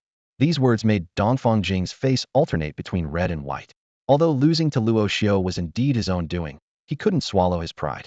Dongfang Lai then turned to Nangong Jing and said solemnly, "Elder Nangong, today's matter was originally a sparring match between two juniors, and I shouldn't interfere. But the person who fought with Jinger was excessively ruthless. If we don't punish this, it would imply that anyone can bully members of the Dongfang clan. So, I must take this boy back to the Dongfang clan and discuss his punishment with the Council of Elders. I hope you understand, Elder Nangong." With that, he nodded slightly to Nangong Jing, apologizing. These words made Nangong Jing feel a headache coming on. If Dongfang Lai had come and immediately taken action, he wouldn't have had to think much, and could have directly engaged in a battle, letting the strongest decide the outcome. But now, the situation had become more complicated. Nangong Jing found himself in a dilemma. Although the young man spoke politely, he clearly did not regard the Dongfang clan with any respect, displaying an obvious arrogance. Dongfang Jiushuan sneered, a ruthless gleam in his eyes. "We'll take him back to the clan and teach him a lesson. Let's see if he's really as tough as he thinks." Beside him, Dongfang Jing remained silent, but his eyes betrayed a hint of venomous resentment. The humiliation brought by Luo Xiu made him wish he could tear him apart. Dongfang Lai's gaze was resolute. He decided to end this quickly and restore the Dongfang clan's honor. Without hesitation, he formed a claw with his right hand and lunged at Luo Xiu. Roar! The Thunder Flame King sensed danger and roared, stepping in front of Luo Xiu. However, its strength was no match for a warrior of Dongfang Lai's caliber. "Get out of the way!" Dongfang Lai shouted, swiping his right hand to send the massive Thunder Flame King sprawling to the ground. He continued his advance toward Luo Xiu, unstoppable. At this critical moment, an immense force suddenly intervened, causing Dongfang Lai to halt as if trapped in a quagmire, held back by countless invisible hands. "Nangong Sr., are you stopping me?" Dongfang Lai whipped around, his gaze sharp as a blade, fixing on Nangong Jing. He was certain that only Nangong Jing had the power to impede him. However, Nangong Jing appeared bewildered. He was still contemplating whether to save Luo Xiu when Dongfang Lai was inexplicably stopped. As everyone stood in bewilderment, an ancient voice slowly resonated. "Young Dongfang, mastering martial arts requires first mastering the heart. Such impatience in your actions may not be wise." The voice, like an ancient bell, seemed to emanate from above. Luo Xiu looked up, his eyes widening in disbelief. A colossal turtle head, as large as a mountain, was emerging above the open martial arts arena. It turned slowly, as if scrutinizing the crowd. Was this truly a turtle? Its head alone was nearly the size of the Thunder Flame King's half-body, hinting at an unimaginably vast body. Even a fully grown Titan beast might not match such a size. Nangong Jing's expression changed drastically, and without hesitation, he knelt in the air, respectfully saying, "Junior Nangong Jing pays respect to the ancestor of Tianyuan." Nangong Jing was the first to kneel, and the clansmen of the Nangong family followed suit, their eyes filled with reverence. The appearance of the giant tortoise caused Dongfang Lai's expression to change slightly. After a moment of hesitation, he chose to kneel in midair, saying, "Junior Dongfang Lai pays respect to ancestor Tianyuan." Dongfang Jiuxian forcibly pressed Dongfang Jing to the ground, making him kneel. At this moment, Luo Xiu was the only one in the martial arts arena who hadn't knelt, as he had no idea what was happening and didn't understand why everyone was kneeling to this giant tortoise. On the stands, Nangong Row asked in a low voice, "Brother, Is this giant tortoise really our Nangong family's guardian sacred beast? Nangong Yao nodded helplessly, inwardly sighing at his sister's boldness. He explained in a low voice, "This is ancestor Tian Yuan. Even grandfather addresses him with utmost respect, so don't speak carelessly. Strong beings have sharp hearing and might have already heard you." Nangong Row suddenly realized and whispered, "Brother, if it's the sacred beast our family worships, why is it called ancestor Tian Yuan? Are we its descendants?" Nangong Yao broke into a cold sweat, feeling as though ancestor Tian Yuan had glanced at them. He quickly explained, "It's the ancient divine beast, the Tian Yuan sun-moon tortoise, older than our ancestors, and has made great contributions to our family, so we all respectfully call it ancestor." In midair, Dongfang Lai looked serious. He couldn't understand why the Nangong family's guardian sacred beast appeared at this moment. As far as he knew, this Tian Yuan sun-moon tortoise hadn't been seen for 7 or 8 years, and many Nangong clansmen had only heard of its name. "Xiao Jing, what happened?" The deep and resonant voice of the Tian Yuan sun-moon tortoise echoed. To hear it refer to the nearly 100-year-old Nangong Jing as a junior was surreal. Nangong Jing dared not delay and reported the sequence of events in detail. Dongfang Lai didn't dare to interject, knowing full well that in the presence of the Tianyuan sun-moon tortoise, he had no right to speak. In terms of both seniority and strength, he, an ordinary god-treasured realm martial artist, was far inferior to this unfathomable being.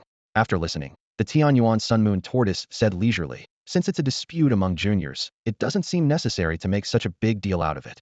Dongfang Lai gritted his teeth and said unwillingly, "Senior Tianyuan, if it were just a normal spar, it would be fine, but this boy was too ruthless. If Dongfang Jiuxian hadn't intervened, Jinger might have been beaten to death." The Tianyuan sun-moon tortoise grinned and said, "How can young people lack spirit? These minor injuries, I'll heal them, so don't pursue it further." As it spoke, it spat out a dark blue water orb, emitting a mysterious sun and moon light, which floated towards Dongfang Jing and enveloped him. Dongfang Jing's injuries quickly healed, though his broken teeth did not regenerate. Dongfang Lai took a deep breath and cupped his hands in gratitude. "Thank you, Senior Tianyuan." Dongfang Jing also bowed in thanks, but there was a flicker of resentment in his eyes. He understood that after the Tianyuan sun-moon tortoise intervened, his uncle Dongfang Lai couldn't say much more. After the matter was resolved, Dongfang Lai left with Dongfang Jing and Dongfang Jiuxian. The Tianyuan sun-moon tortoise did not leave. It looked deeply at Luo Xiu and said calmly, "You, come with me." Upon hearing the words of the Tianyuan sun-moon turtle, Luo Xiu was taken aback, his heart filled with tumultuous waves of shock. This giant turtle had come specifically for him. Luo Xiu couldn't help but feel a sense of caution. Although the turtle had just saved him, its true intentions remained a mystery. A shiver involuntarily ran down his spine as a ludicrous thought crossed his mind. Could this old turtle have taken a liking to him? Nangong Jing also appeared puzzled and respectfully inquired of the Tianyuan patriarch, "Why have you sought him out, patriarch? This young man once saved my granddaughter, and we share a bit of history." It was well known that this giant turtle was usually quite lazy, often sleeping for years on end, so its keen interest in Luo Xiu was truly baffling. The Tianyuan sun-moon turtle responded calmly, "Don't worry, I just want to ask this young man a few questions. I won't harm him." With that, it offered no further explanation. Despite having many doubts, Luo Xiu decided to follow the giant turtle. He vaguely sensed that this colossal creature bore him no ill will. After all, given its power, if it truly wanted to harm him, it wouldn't need to go through such elaborate measures. Soon, Luo Xiu found himself beside a vast lake, seemingly endless and spanning hundreds of thousands of square kilometers, clearly the turtle's habitat. Standing silently by the Tianyuan sun-moon turtle with Lei Yanjin Gang, he awaited its words. The turtle's massive size was intimidating, making even the 7-dimma turtle Lei Yanjin Gang look as small as an ant beside it. Suddenly, the Tianyuan sun-moon turtle spoke slowly. "Young man, the giant ape beside you. It should be a titan beast, correct?" "Your insight is impressive, senior," Luo Xiu replied, though he remained vigilant, worried the turtle might have its eyes on Lei Yanjin Gang. With a sly grin, the Tianyuan sun-moon turtle said, "Let it come onto my back and give me a good massage." Luo Xiu was speechless. The old turtle actually wanted the titan beast to give it a massage. With no other choice, Luo Xiu gave a signal, and Lei Yanjin Gang understood, leaping onto the shell of the turtle and starting to pound away. "Not bad. Feels good," the Tianyuan sun-moon turtle said, stretching its neck and closing its eyes in enjoyment. "Oh, a bit harder. That's the right strength." Watching this scene, Luo Xiu was at a loss for words. The thunderous punches of Lei Yanjin Gang, which could crush a Saint Sovereign Realm warrior, had become mere massage tools for this giant turtle. He couldn't help but wonder if he had been summoned just to have Lei Yanjin Gang provide a massage. Just as Luo Xiu was mulling over this, the Tianyuan sun-moon turtle suddenly spoke again. "In that space of yours, There should be another Titan beast, right? Luo Xiu was startled. This turtle could see through his monster space. But it was slightly mistaken. Luo Xiu's space contained not just one, but two Titan beasts. The yet immature star-eating Ghidorah was also quietly residing there. Perhaps its weak presence had gone unnoticed. What do you mean by this, senior? Luo Xiu asked cautiously. The Tianyuan Sun Moon turtle replied in a calm tone. You need not worry too much. I have no ill intentions. I just wish for you to summon that Titan beast so I can take a look. Luo Xiu hesitated for a moment before responding. Senior, my Titan beast is too weak and has fallen into a slumber, so it might not be convenient to summon it. I hope you understand. Indeed, I can feel its very weak presence. The Tianyuan Sun Moon turtle nodded, pondering for a moment before saying, but it's all right, summon it, and I might be able to help. After much deliberation, Luo Xiu eventually decided to summon Godzilla. In its overloaded red lotus state, Godzilla appeared lifeless, its scales having lost their former luster. Luo Xiu looked at Godzilla with concern, wondering when it might awaken. However, Luo Xiu failed to notice that the moment Godzilla appeared, the Tianyuan Sun Moon turtle's body trembled, its eyes revealing a complex expression. Indeed, this familiar aura. The Tianyuan Sun Moon turtle thought to itself. Even after tens of millions of years, I cannot forget. But compared to the king of monsters in my memory, this Godzilla has yet to fully mature. Is it its offspring or a bloodline descendant? The Tianyuan Sun Moon turtle spoke slowly. Young man, your Titan beast is indeed in a dire state. To recover on its own completely, it would take at least 3 months. Luo Xiu was amazed by the turtle's insight. The system had also estimated a few months, but this giant turtle had pinpointed it to 3 months. But I can help you, the Tianyuan Sun Moon turtle said, changing the subject. Can you really help me, senior? Luo Xiu asked in disbelief. The Tianyuan Sun Moon turtle did not respond verbally, but instead opened its massive mouth, releasing a large ball of azure water that enveloped Godzilla's massive body.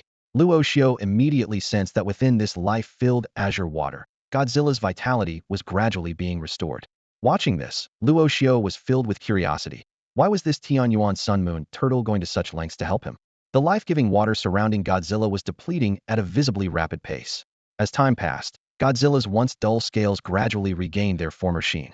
Luo Xiu watched this transformation with a glimmer of joy in his eyes.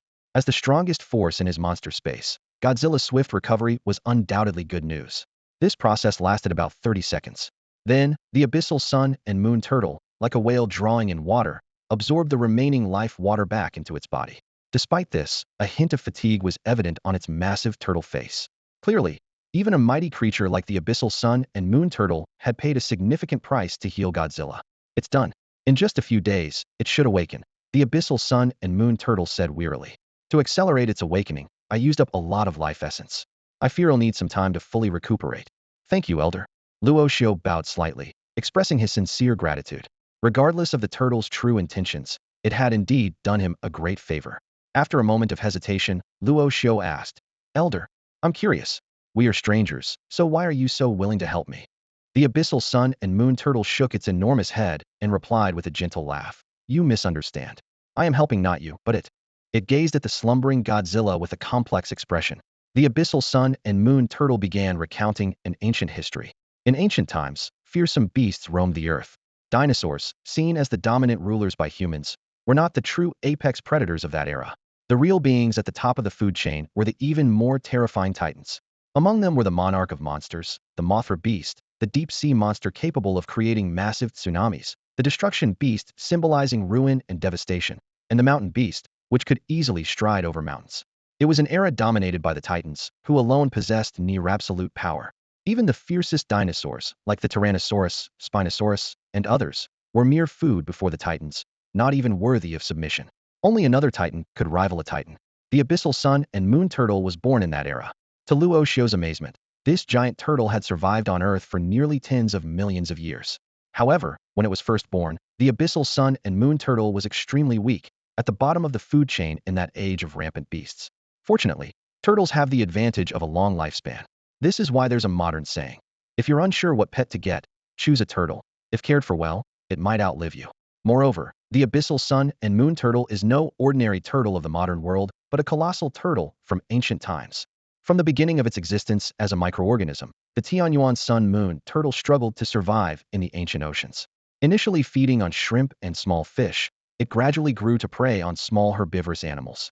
This period in its life can only be described as treading on thin ice, for the Tianyuan sun moon turtle today. Every day was a fight for survival. Its shell was not yet hardened, and any carnivorous dinosaur could easily bite through it, making it a tasty meal. This constant threat honed the Tianyuan sun moon turtle's exceptionally sharp instincts. It learned to immediately flee at the first scent of danger, a seemingly cowardly act that was its only means of survival in a world where the strong preyed on the weak. After 12 arduous years of growth, the Tianyuan sun moon turtle finally reached a size of over 10 meters. In modern times, such a giant turtle would certainly cause a sensation. However, in ancient times, even at this size, it was still relatively small compared to the colossal creatures of the era. Dinosaurs like Seismosaurus, Posidoneosaurus, and Brachiosaurus could reach lengths of 20 to 40 meters, not to mention the titanic beasts that dwarfed even these dinosaurs. In the year the Tianyuan sun moon turtle reached this milestone, it faced the most dangerous challenge of its life. A domineering Mosasaurus took over the waters it called home. During that age, apart from the titanic beasts, Mosasaurus was considered the apex predator of the seas. Forced to leave its familiar habitat, the Tianyuan sun moon turtle began searching for a new territory to survive. However, the crisis was far from over.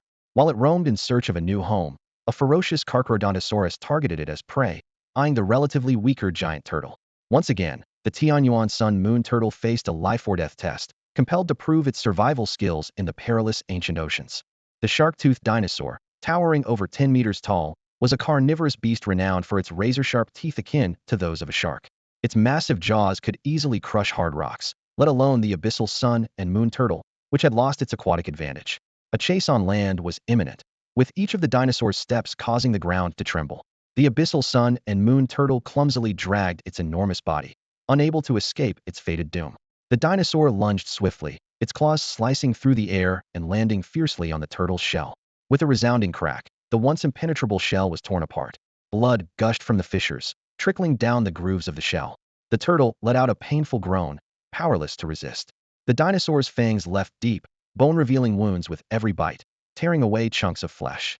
In its despair, the turtle's eyes flashed with unwillingness, resentment, and anger. It couldn't comprehend why it was doomed despite its caution. Was its existence merely to serve as food for these dinosaurs? The feeling of injustice surged within its chest with no outlet for release. In its final moments, 2 lines of bloody tears rolled down the turtle's eyes. Its consciousness began to blur, as if it could see the shadow of death approaching. Just then, the sky darkened suddenly. A colossal figure loomed over the battlefield. Before the dinosaur could react, an enormous claw descended from the sky, crushing the vicious predator into a bloody pulp with a thunderous crash. The turtle was stunned, unable to believe what it had witnessed. It slowly lifted its head, meeting a pair of cold, dark golden eyes. Those eyes held unparalleled ferocity, brutality, and cruelty, yet were imbued with a majestic authority befitting a king. Years later, the abyssal sun and moon turtle learned the identity of its savior. It was the apex predator, the ruler revered by all titanic beasts, the undisputed ultimate overlord of the world king of the monsters, Godzilla. After exchanging a glance with Tianyuan sun moon turtle, Godzilla turned away without hesitation. In the turtle's memory, those indifferent eyes held neither sympathy nor mercy. Godzilla's act of stepping on the shark-toothed dinosaur was not out of rescue, but mere happenstance, just as it chose not to step on the Tianyuan sun moon turtle.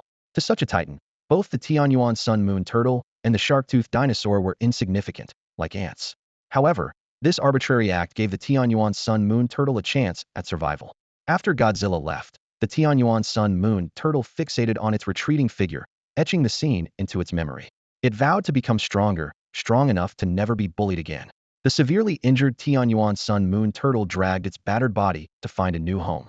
Over time, it grew larger and stronger, its size increasing from 15 to 25 meters. Ordinary dinosaurs were no longer a match, and even the sharp teeth of ferocious carnivorous dinosaurs could not harm it. Then, the Tianyuan sun moon turtle witnessed another unforgettable scene. One day, a massive volcano erupted, spewing molten lava like a flood.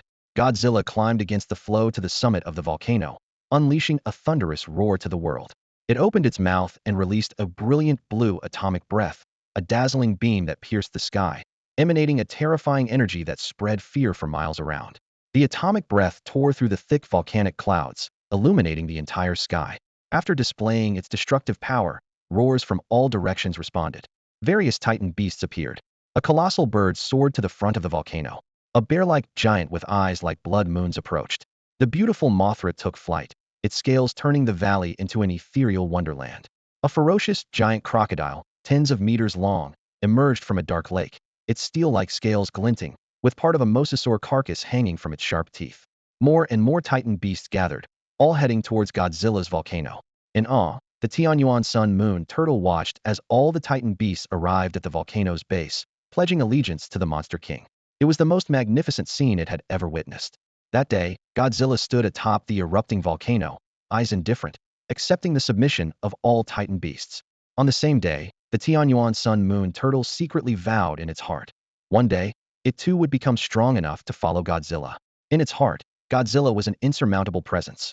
Its lifelong goal was not to surpass Godzilla but to become a follower like those titan beasts. To achieve this dream, the Tianyuan Sun Moon Turtle strove for nearly a century to barely gain enough strength.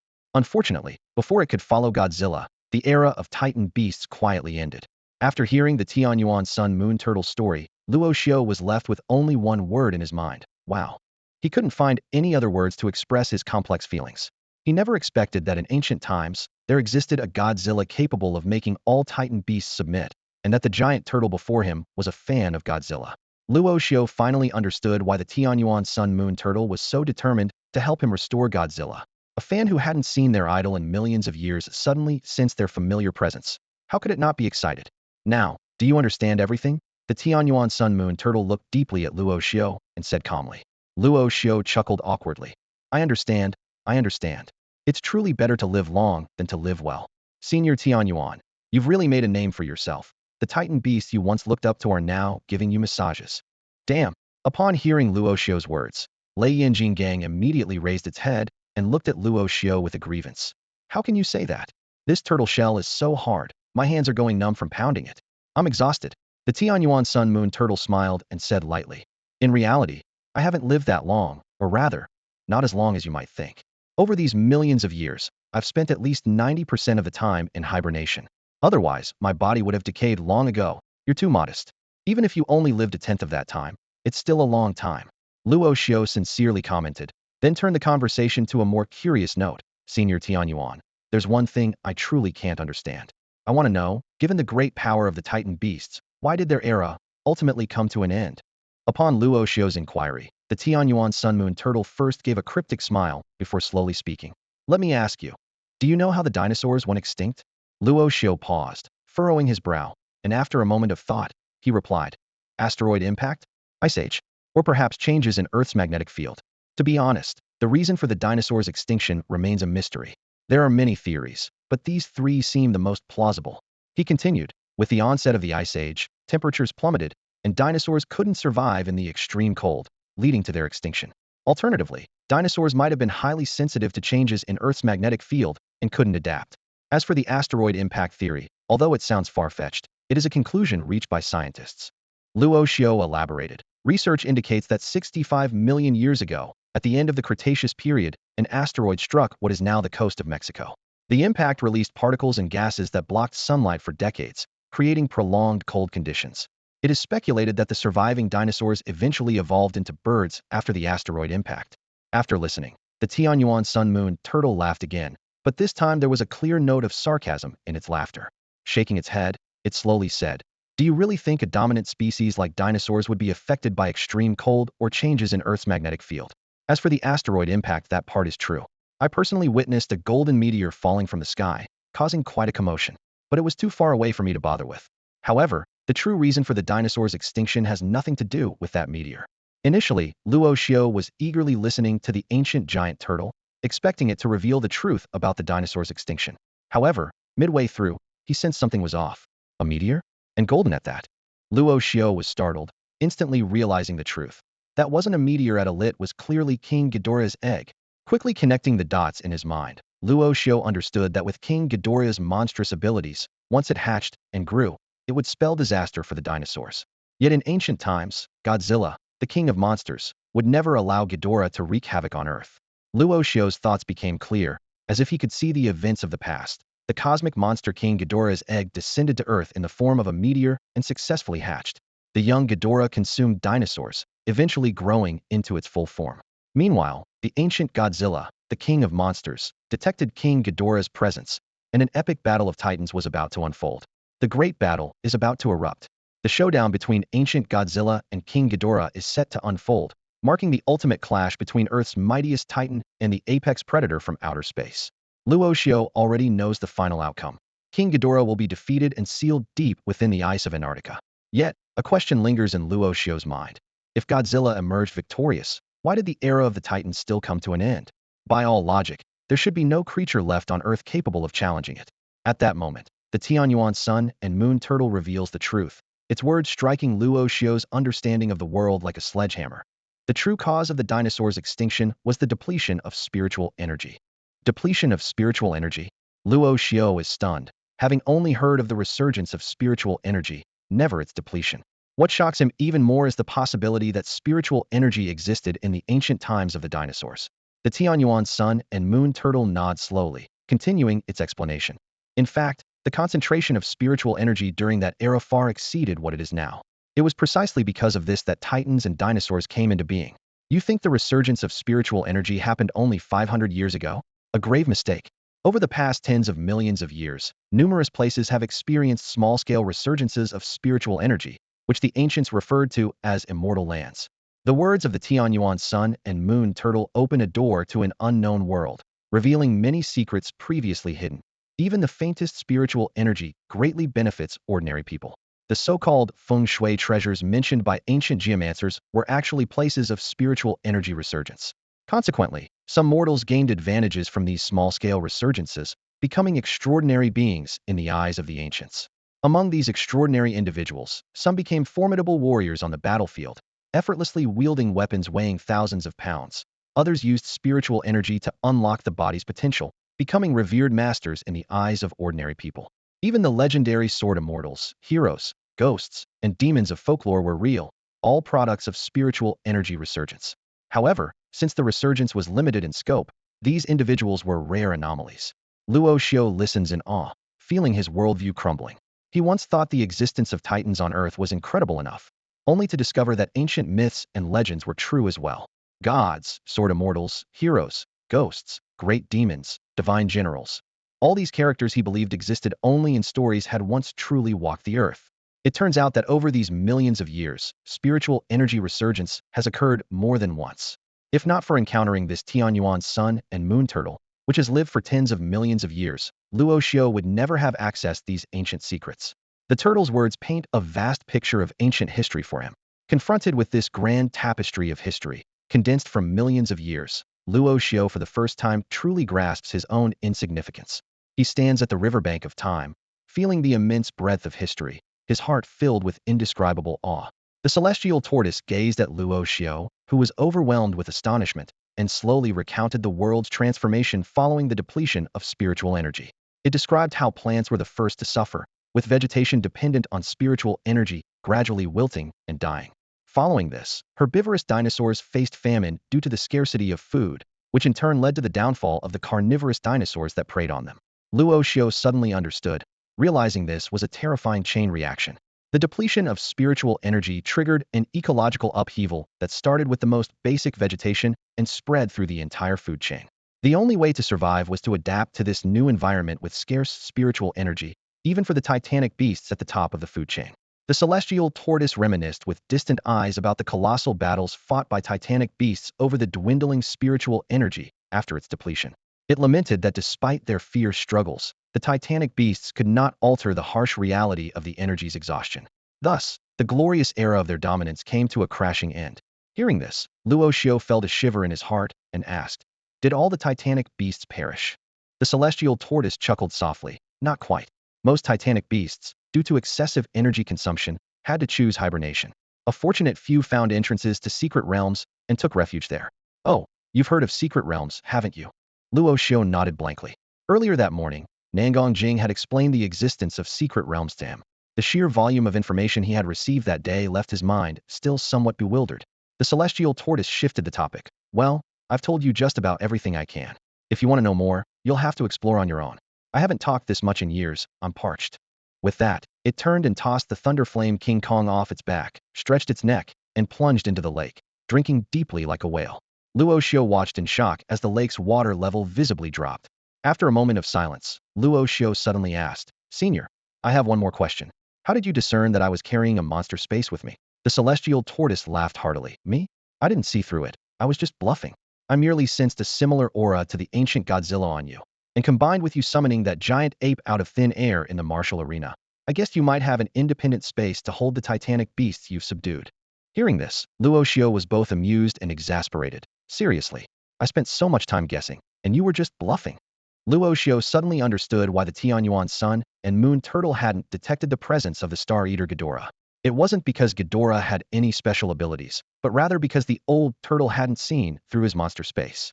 Luo Xiu couldn't help but sigh inwardly, realizing that the Tianyuan sun and moon turtle was indeed cunning and shrewd.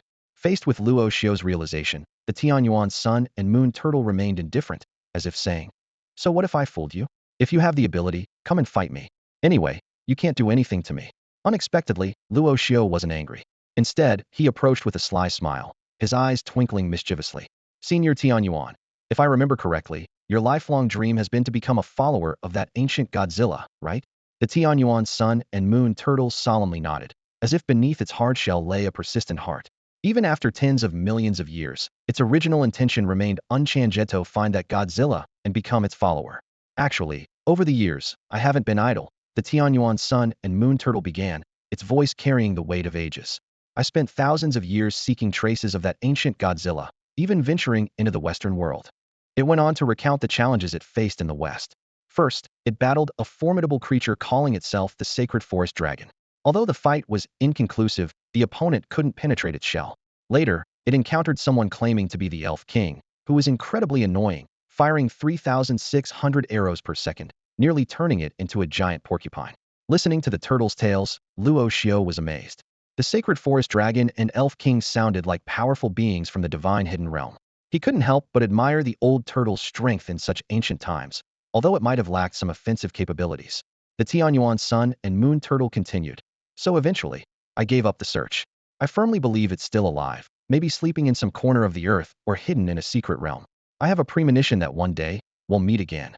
Luo Xiu nodded in agreement and said, "Senior, your spirit is truly admirable. Since you're so eager to follow Godzilla, why not follow the one by my side? After all, it's still Godzilla, just the one you remember lived longer. Besides, this Godzilla is the most loyal monster under my command. If you follow it, wouldn't that be the same as following me? Senior, the opportunity is right here, don't miss it." The Tianyuan sun and moon turtle was taken aback by Luo Xiu's words. It remained silent for a long time before finally squeezing out two words, "Get lost." Inwardly, the old turtle cursed. "Does this kid really think he can fool me like this?" The Tianyuan sun and moon turtle almost laughed out loud after hearing Luo Xiu's words. This young man truly embodied the saying, "A tree without bark will surely die. A person without shame is invincible." The young man before him took shamelessness to a whole new level. "Enough." The Tianyuan sun and moon turtle glanced at Luo Xiu with annoyance. "Your Godzilla is nothing compared to the ones I've seen, at best just a little rot. With your current abilities, I don't even consider you worth my attention, yet you want to trick me into following you?" Luo Xiu was momentarily speechless, having just been disdained by a turtle. The Tianyuan sun and moon turtle lazily yawned. "I've used up too much energy and feel like sleeping. Stop wasting time. Go back and train properly. If you become truly powerful, maybe then I'll think more highly of you." Then it raised its head and called out loudly, "Nangong Jing, come here." In less than 10 seconds, Nangong Jing appeared, swiftly arriving in front of the Tianyuan sun and moon turtle and respectfully cupped his hands. "Ancestor Tianyuan, what are your instructions?" "No instructions. Just finish chatting, and I want you to take this kid away." With that, the Tianyuan sun and moon turtle turned and submerged into the lake before them. Nangong Jing curiously leaned over to Luo Xiu and asked in a low voice, "Luo, my friend, can you tell me, what did the Tianyuan ancestor talk to you about?" He couldn't hide his excitement, as this was the first time in decades that the Tianyuan ancestor had made an appearance for an outsider. Luo Xiu smiled. "Not much, just reminiscing about youth, reflecting on life, or rather, the ideals of a turtle's life." Nangong Jing's expression froze. Was this kid joking with him? Little did he know, Luo Xiu wasn't entirely wrong. It's just that the turtle's youthful days were so far back, they would have to be traced back tens of millions of years. Just then, the voice of the Tianyuan sun and moon turtle echoed in Nangong Jing's mind through divine sense transmission. "Nangong Jing, where is the next secret realm opening?"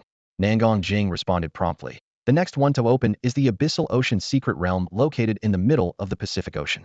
This secret realm will fully open in at most 7 days, and all factions are making intensive preparations." The Tianyuan sun and moon turtle spoke again. "Allocate a spot for that kid, and let him go in with you. Hearing this, Nangong Jing was utterly stunned.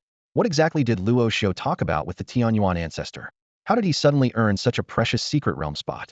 Nangong Jing's gaze towards Luo Xiu grew increasingly complex, and if Luo Xiu didn't look nothing like a turtle, he might have suspected the kid was the Tianyuan ancestor's illegitimate child. At the break of dawn, in the guest room of the Nangong clan, Luo Xiu slowly awoke. He stretched his limbs a bit on the bed, preparing himself for the new day ahead. Last night, Luo Xiu went to bed very late. Even while lying in bed, he was restlessly processing the information revealed by the Tianyuan sun and moon turtle. The truth of the world finally unfolded before his eyes, completely unguarded and transparent. However, the world he inhabited was far more dangerous than he had ever imagined. It was nowhere near the level where a few monsters could help him dominate the earth. As Luo Xiu pondered his future path, a system notification suddenly chimed in his ear. Ding! 24 hours have passed. Would the host like to check in for a new day? I can check in again. Luo Xiu's eyes lit up. Check in. Without hesitation, he made his choice, and the pleasant system notification rang out once more. Ding! Congratulations to the host for successfully checking in for 30 days in a row, earning the rewards, Atomic Breath Monster Skill, and Mothra Larva. Luo Xiu, who had been somewhat sleepy, was instantly invigorated by the notification. He had unknowingly completed a full month of check-ins, and today's reward was particularly generous. Atomic Breath. I've been eyeing that skill for a long time, Luo Xiu thought excitedly. As soon as Ghidorah awakens, I'll arrange it for him right away. He frowned slightly. But this skill is likely to be an energy hog. I'll need to find a way to gather more energy for Ghidorah. After some silent calculations, Luo Xiu quickly shifted his focus and retrieved Mothra's egg from the system space. Unlike Ghidorah, and even Kong, who appeared as monster eggs, Mothra was unique, debuting in the form of an egg. The egg before Luo Xiu was about half a person's height, semi-transparent, and emitted a soft blue glow, resembling a beautiful piece of art. With a faint hiss, a crack suddenly appeared on Mothra's egg. However, what emerged from the egg was not the giant butterfly form of Mothra, but rather a larva resembling a caterpillar, lacking any aesthetic appeal, yet exuding a mystical blue glow. Luo Xiu glanced at the larva, and its attributes quickly appeared before him. Monster, Mothra. Status, larva. Bloodline, king level. Height, 0.55 meters. Weight, 90 pounds. Attack method, ramming, gnawing. Evolution path, cocoon into chrysalis, metamorphose into butterfly. Blood and flesh energy required for next stage evolution, 0300000. Looking at the unsightly little larva, Luo Xiu promptly retrieved a large chunk of flesh from the monster space and offered it to the creature. This flesh was taken from Ghidorah's corpse, originally hidden by the Thunderflame Kong for its own consumption. The clumsy giant beast had hidden it in the monster space, effectively handing it over to Luo Xiu for safekeeping. Naturally, Luo Xiu had no intention of being polity, unhesitatingly requisitioned the Thunderflame Kong stash to ensure Mothra's rapid growth. When Luo Xiu placed the flesh of Ghidorah in front of the Mothra larva, he immediately sensed the little creature's excitement. To the larva, the bright red meat seemed to emit an enticing aroma, causing it to drool with anticipation. Without hesitation, the plump larva squirmed eagerly towards the flesh and began devouring it ravenously. As the larva ate, a stream of system notifications rang in Luo Xiu's ears. Ding!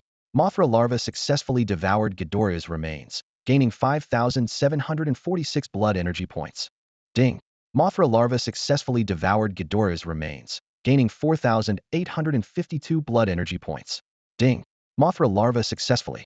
Listening to the continuous notifications, Luo Xiu couldn't help but marvel. No wonder it's the flesh of a top-tier monster.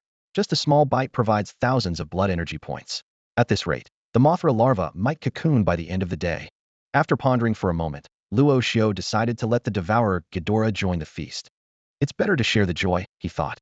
Since it's all about eating, everyone might as well join in to grow faster. However, an amusing thought crossed his mind. Does letting the devourer Ghidorah eat the remains of King Ghidorah count as it eating itself? The summoned devourer Ghidorah didn't seem to care about this question. It opened its massive jaws without hesitation and started devouring voraciously. Its eating speed far surpassed that of the Mothra larva, with its 3 heads consuming simultaneously at an impressive pace. The system notifications in Luo Xiu's ears were almost unending. Ding! Devourer Ghidorah successfully devoured Ghidorah's remains, gaining 6,746 blood energy points. Ding! Devourer Ghidorah successfully devoured Ghidorah's remains, gaining 4,745 blood energy points. Ding! Devourer Ghidorah successfully. Watching the Devourer Ghidorah's efficiency, reminiscent of a supercharged battery, Luo Xiu couldn't help but feel a twinge of sympathy for the Mothra larva. This newborn creature found itself up against such a formidable competitor. However, Luo Xiu wasn't concerned about the flesh being consumed. Instead, he was delighted. Eat more, that's how you'll grow fast. Luo Xiu encouraged. Keep eating, and if it's not enough, I have more. With that, he took out several 100 pounds of flesh from the monster space. Meanwhile, the Thunder Flame Kong left in the monster space watched its stockpile deplete, feeling a deep sense of loss, as if it could cry in despair. In just a few minutes, the Mothra larva and the devourer Ghidorah devoured flesh several times their own weight. The devourer Ghidorah's body rapidly grew, reaching nearly 10 meters in length. However, perhaps due to its star-devouring lineage, feeding it solely with flesh seemed to have limited effects on its growth. Luo Xiu gazed at the star-devouring Ghidorah with a sense of apology. With his current strength, he was unable to obtain the planetary essence for the little creature. He gently stroked Ghidorah's head and softly consoled. Hang in there a little longer, buddy. Just then, Mothra's larva began its metamorphosis. It spewed countless white threads, wrapping itself layer by layer into a massive cocoon. Luo Xiu was surprised to see that the system indicated Mothra would emerge from the cocoon in just 6 hours. He pondered that the system must have secretly accelerated the process. This stubborn system, saying one thing and doing another, Luo Xiu murmured to himself. In 6 hours, I'll witness the legendary Queen of Monsters. With this thought, he decided to postpone his outing plans and patiently await Mothra's emergence. Meanwhile, at the bottom of Sun Moon Lake in the Nangong family, the abyssal sun moon turtle suddenly opened its eyes. It sensed a familiar aura, reminiscent of the ancient giant moth that accompanied Godzilla. However, this aura was exceedingly faint, seemingly coming from within the Nangong family. After careful sensing, the abyssal sun moon turtle was infuriated. That kid again. How many titan beasts is he hiding? Is he running a giant beast shop?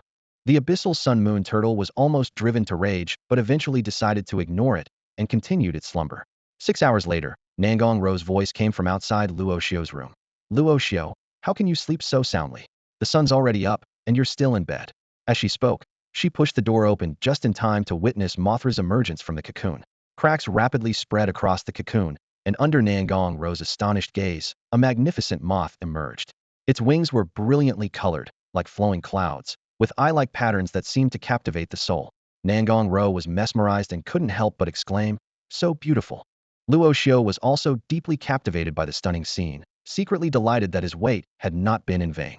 Mothra's appearance not only marked the birth of a powerful ally but also heralded endless possibilities for the future. He eagerly anticipated the day he could fight alongside this queen of monsters. The sight of Mothra emerging from its cocoon left Nangong Row utterly awestruck.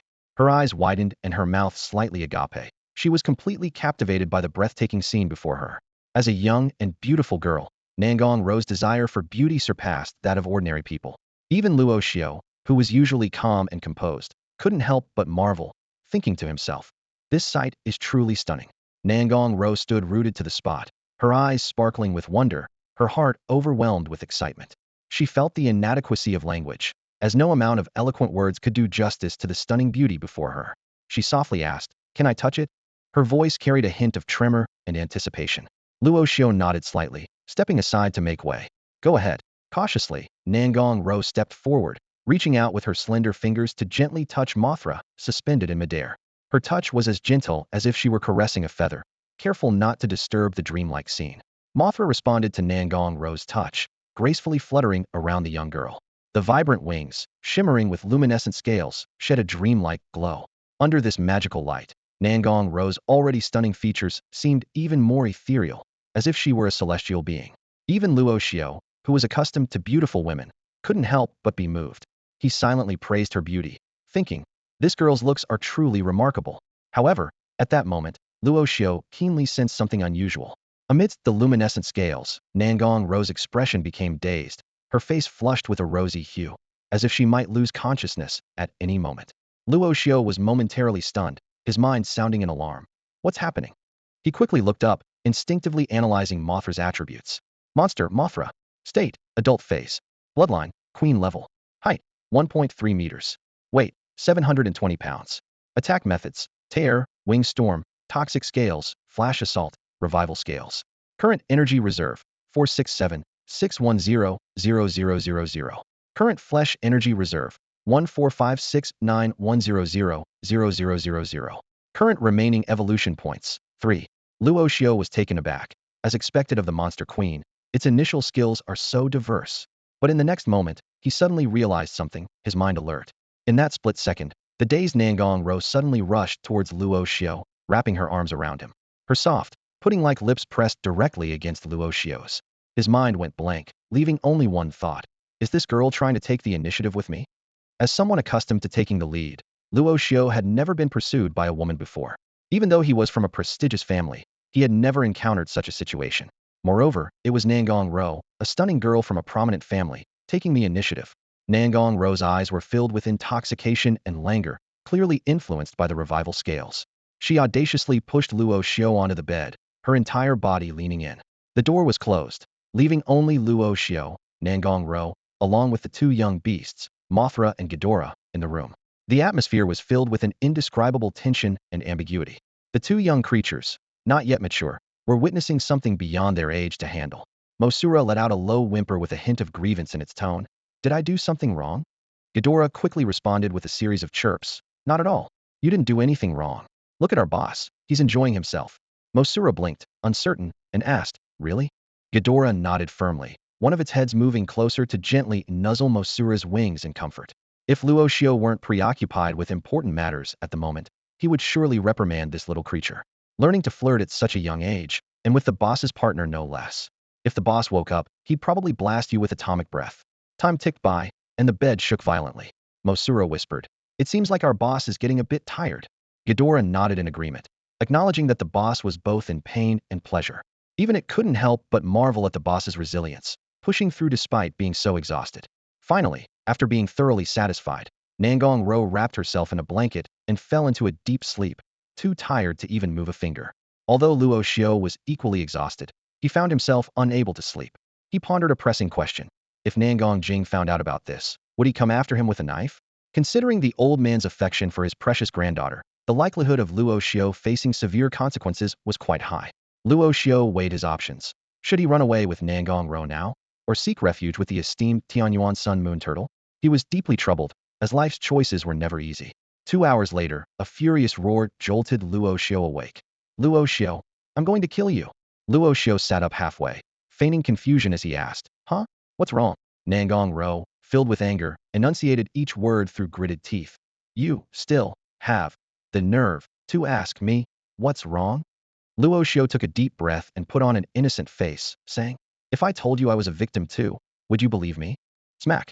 A loud slap landed on Luo Xiu's face. Nangong Row, like an angry kitten, huffed, Luo Xiu, if you don't give me a reasonable explanation today, don't even think about leaving this room. Luo Xiu truthfully recounted the entire situation to Nangong Row. Upon hearing the truth, a blush quickly spread across Nangong Row's cheeks, adding a touch of allure to her delicate face. She bit her lip lightly and asked in a voice as soft as a mosquito's hum. So, it was me who slept with you? Luo Xiu nodded seriously, responding with a straight face. It's okay, I don't mind. You scoundrel. Try minding it. Nangong Row's anger flared up instantly as she grabbed a pillow beside her and hurled it at Luo Xiu. This rogue was acting all smug after taking advantage. Though she had feelings for Luo Xiu, even to the point of liking him, Nangong Row found it hard to accept this sudden turn of events. It had all happened too fast, skipping over the entire courtship process. Realizing she was the initiator, Nangong Row felt her face grow even warmer. Despite being in a state of confusion and desire at the time, fragments of memory still flashed in her mind. Ah, I can't think about it. It's too embarrassing. Nangong Row screamed internally. Just when Luo Xiu thought he had escaped unscathed, Nangong Row suddenly remembered something and fixed her bright, beautiful eyes on him. Even if I did take the initiative, couldn't you have resisted? Luo Xiu's expression froze. He hadn't expected this little lady to be so sharp despite her small stature. After a moment's contemplation, Luo Xiu earnestly explained, I did want to resist, but your strength was overwhelming. I had no choice but to go with the flow and accept being overpowered by you. Nangong Row almost laughed in exasperation at his words. My strength was too much for you to resist. Wasn't it you who mercilessly beat Dongfang Jing in the training ground yesterday? She took a deep breath, trying to calm herself. Fine, what's done is done. Since it was an unintentional mistake on your part, don't let it happen again. With her face flushed, Nangong Row hesitated before biting her lip and softly saying, besides, since you slept with me, you have to take responsibility. Although losing her virginity left Nangong Row embarrassed and annoyed, the incident stemmed from her unknowingly inhaling Mothra's scales, so she couldn't blame Luo Xiu. Moreover, she already had some affection for him, and although the development was fast, it seemed somewhat inevitable. Hearing Nangong Row's words, Luo Xiu nodded solemnly. Don't worry, since I slept with you, I'll definitely take full responsibility. Now that you're already mine, why don't we tonight? Before Luo Xiu could finish, Nangong Row instantly grasped his meaning. Overcome with embarrassment and anger, she grabbed the pillow again and shouted, You pervert, go to hell. Yinjing, Piaoshueji. This is one of the most renowned restaurants in all of Yinjing, frequently visited by social elites. Even with a reservation, the wait time is at least a week. However, for Nangong Yao, a single phone call was all it took to have everything arranged for them. French blue lobster, fin de claire oysters, pan-seared foie gras, French baked snails, top-grade Australian ribeye steak, Arctic scallops. Each exquisite dish was elegantly served at the table by waiters dressed in sharp tailcoats. The restaurant was bathed in soft lighting, with gentle piano music flowing through the background. Luo Xiu and Nangong Row quietly enjoyed the delicacies before them, with the occasional soft clink of cutlery against porcelain. Across from them, Nangong Yao appeared a bit uneasy, his gaze shifting between the two until he couldn't help but ask, Brother-in-law, are you two having a disagreement? Why so silent? Luo Xiu looked up, a faint smile on his lips. Of course not. We're just focused on our meal. As he spoke, he reached out and gently wrapped an arm around Nangong Row. Unexpectedly, she didn't shy away as usual, but instead kept her head down, concentrating on the lobster on her plate, though her slightly flushed cheeks revealed her inner shyness. On the surface, Luo Xiu seemed calm, but inside, his heart was racing. He couldn't help but think that if Nangong Yao knew what had happened between him and Nangong Row the previous night, he might immediately react with anger. Good to hear there's no disagreement. Nangong Yao sighed in relief, his smile returning. As he skillfully cut his steak, he looked up at Luo Xiu and shifted the conversation. Brother Luo Xiu, are you aware that the entrance to the Abyss secret realm has shown signs of opening? If nothing changes, it will officially open in 6 days. Luo Xiu was taken aback and instinctively asked, what is this Abyss secret realm? He had heard of secret realms, but knew little beyond that. Nangong Yao looked surprised. You really don't know? What should I know? Luo Xiu frowned, his confusion deepening. Once convinced that Luo Xiu wasn't feigning ignorance, Nangong Yao explained seriously. The opening of any secret realm involves the interests of various factions, leading to fierce competition. In recent years, the situation has improved slightly, and almost every notable faction can secure a few spots. Our Nangong clan, being one of the 4 great families of Yinjing, is no exception. He paused and continued. Just yesterday, my grandfather told me personally that once the Abyss secret realm opens, one of our allocated spots will be given to you. Giving me a spot in the secret realm? Luo Xiu was astonished, fully aware of the value of such a spot. Otherwise, the major powers worldwide wouldn't fight so fiercely over it. He recalled Nangong Jing mentioning that at the entrance of the Kunlun Mountain secret realm, the national war god of China, Lin Luan, had once single-handedly repelled 3 strong practitioners from the Western world. Luo Xiu couldn't help but ask, if I may, how many spots did the Nangong family receive for this opening of the Abyss secret realm? Nangong Yao held up his right hand, spreading his fingers. Not many, just 5 spots in total. Of these 5, 1 is yours, 1 is mine, 1 is Nangong Row's, 1 is Nangong Ao's, and the last spot goes to our team leader, one of the few divine hidden realm martial artists in the Nangong clan, Nangong Lanting. Hearing this, Luo Xiu's eyes flashed with surprise, and he blurted out, there's even a divine hidden realm martial artist leading the expedition to the secret realm?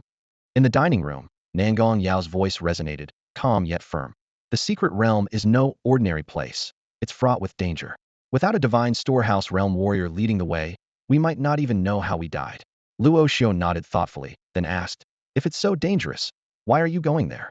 He discreetly observed Nangong Yao, aware that his strength was only at the peak of the Void Return realm. Logically, someone at his level wouldn't even qualify to enter the secret realm. Nangong Yao chuckled bitterly. Ouch, that stings. He paused before explaining. The secret realm is rich in spiritual energy, and I'm just a step away from reaching the Saint realm.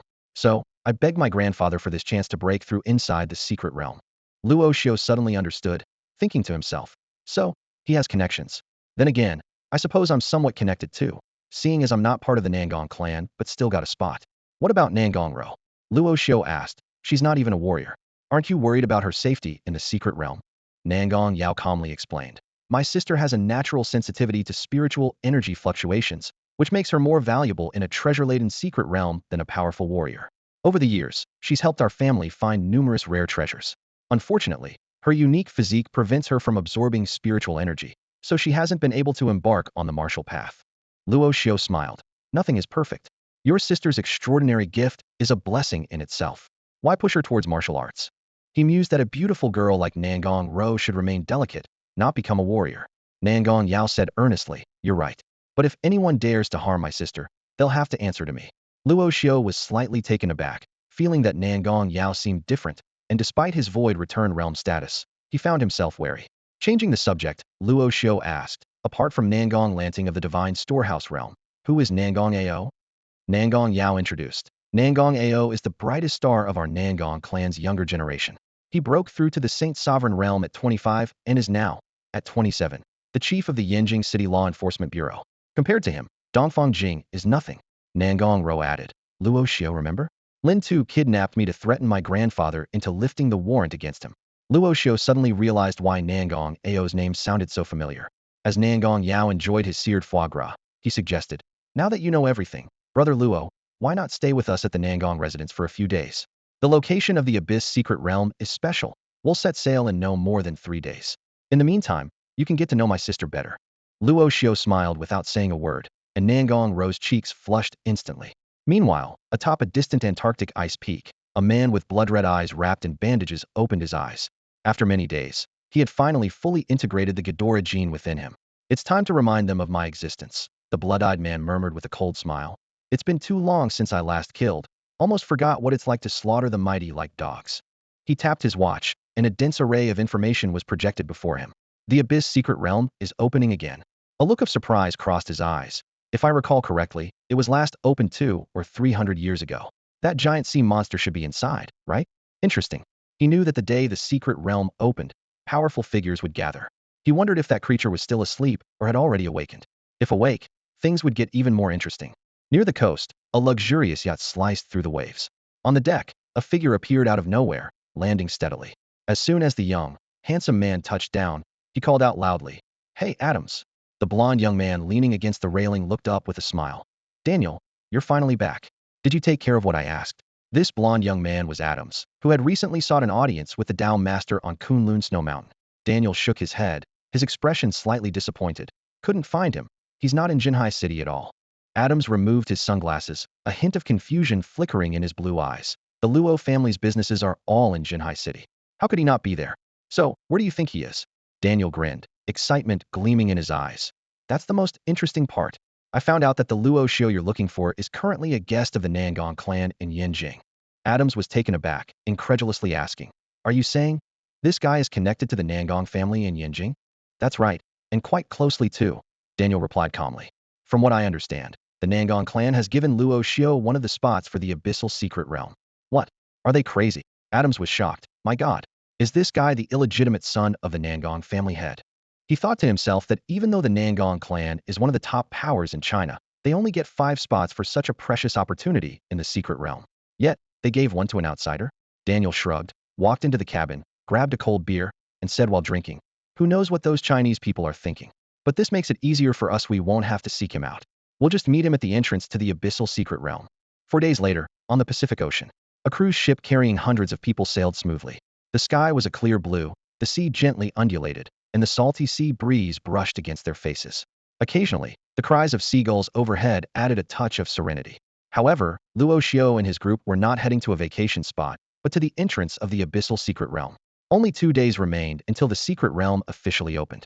Nangong Yao leaned on the ship's railing, puzzled as he gazed at the calm sea.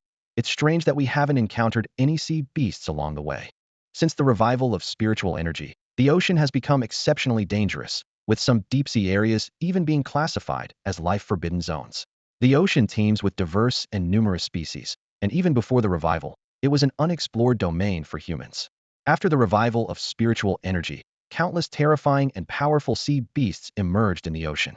To ensure safety at sea, all cruise ships were designed to military standards, each equipped with martial artists of at least the Void Return realm for escort." Luo Xiu couldn't help but laugh as he looked at the puzzled Nangong Yao. Their chances of encountering sea beasts were slim because before the cruise set sail, Luo Xiu had already released his army of monsters: Ghidorah the Devourer, Mothra, Thunderflame King Kong, and the newly awakened Godzilla. Thanks to the effects of the Water of Life, Godzilla's recovery exceeded Luo Xiu's expectations, awakening in the monster space by the 3rd day. The reborn and evolved Godzilla reached its complete form, towering over 100 meters tall, resembling a mountain of steel, and exuding an intimidating aura. Luo Xiu decided to let these powerful monsters roam freely, allowing them to fend for themselves. In the vast ocean, food shouldn't be an issue. Although Mothra and Ghidorah were relatively weaker, with Godzilla as their protector, they were safe unless they encountered a sea beast of the Saint Lord level. Notably, Godzilla showed special care for Mothra, even going as far as to hunt Saint-level sea beasts and deliver them to Mothra, aiding its rapid growth. This preferential treatment made even Thunderflame King Kong envious. Poor little Ghidorah could only watch the close interaction between Godzilla and Mothra while struggling to find its own food, despite its powerful star extinction bloodline, facing a challenging growth path. Luo Xiu estimated that with the appetite of these four monsters, the sea beasts within a 1,000-mile radius were likely devoured, leaving no threat to attack their crews. After hours of sea breeze, Nangong Yao felt bored and yawned as he headed back to the cabin. Just as Luo Xiu was about to leave, two powerful presences suddenly appeared beside him. Luo Xiu immediately became alert, his muscles tensed, and his skin was instantly covered in monster scales. Two figures descended from the sky, their aura strong, at least above the Saint Lord level. One of them, a handsome man with blonde hair and blue eyes, extended his hand to Luo Xiu and smiled. No need to be alarmed. We mean no harm. If I'm not mistaken, you must be Luo Xiu? You are indeed on this ship. He paused and continued. I've said so much, I almost forgot to introduce myself. Hello, my name is Adams, from the Human Council. Luo Xiu hesitated for a moment before finally extending his hand for a virtual handshake with Adams. He admitted that he had never heard of the Human Council. Just then, another handsome young man spoke arrogantly. My name is Daniel. Don't worry, we just want to ask you a few questions and hope you will cooperate. As he spoke, Daniel released a powerful aura and pressure, far surpassing that of Dongfang Jiuxuan, clearly indicating he was a stronger martial artist than Dongfang Jiuxuan.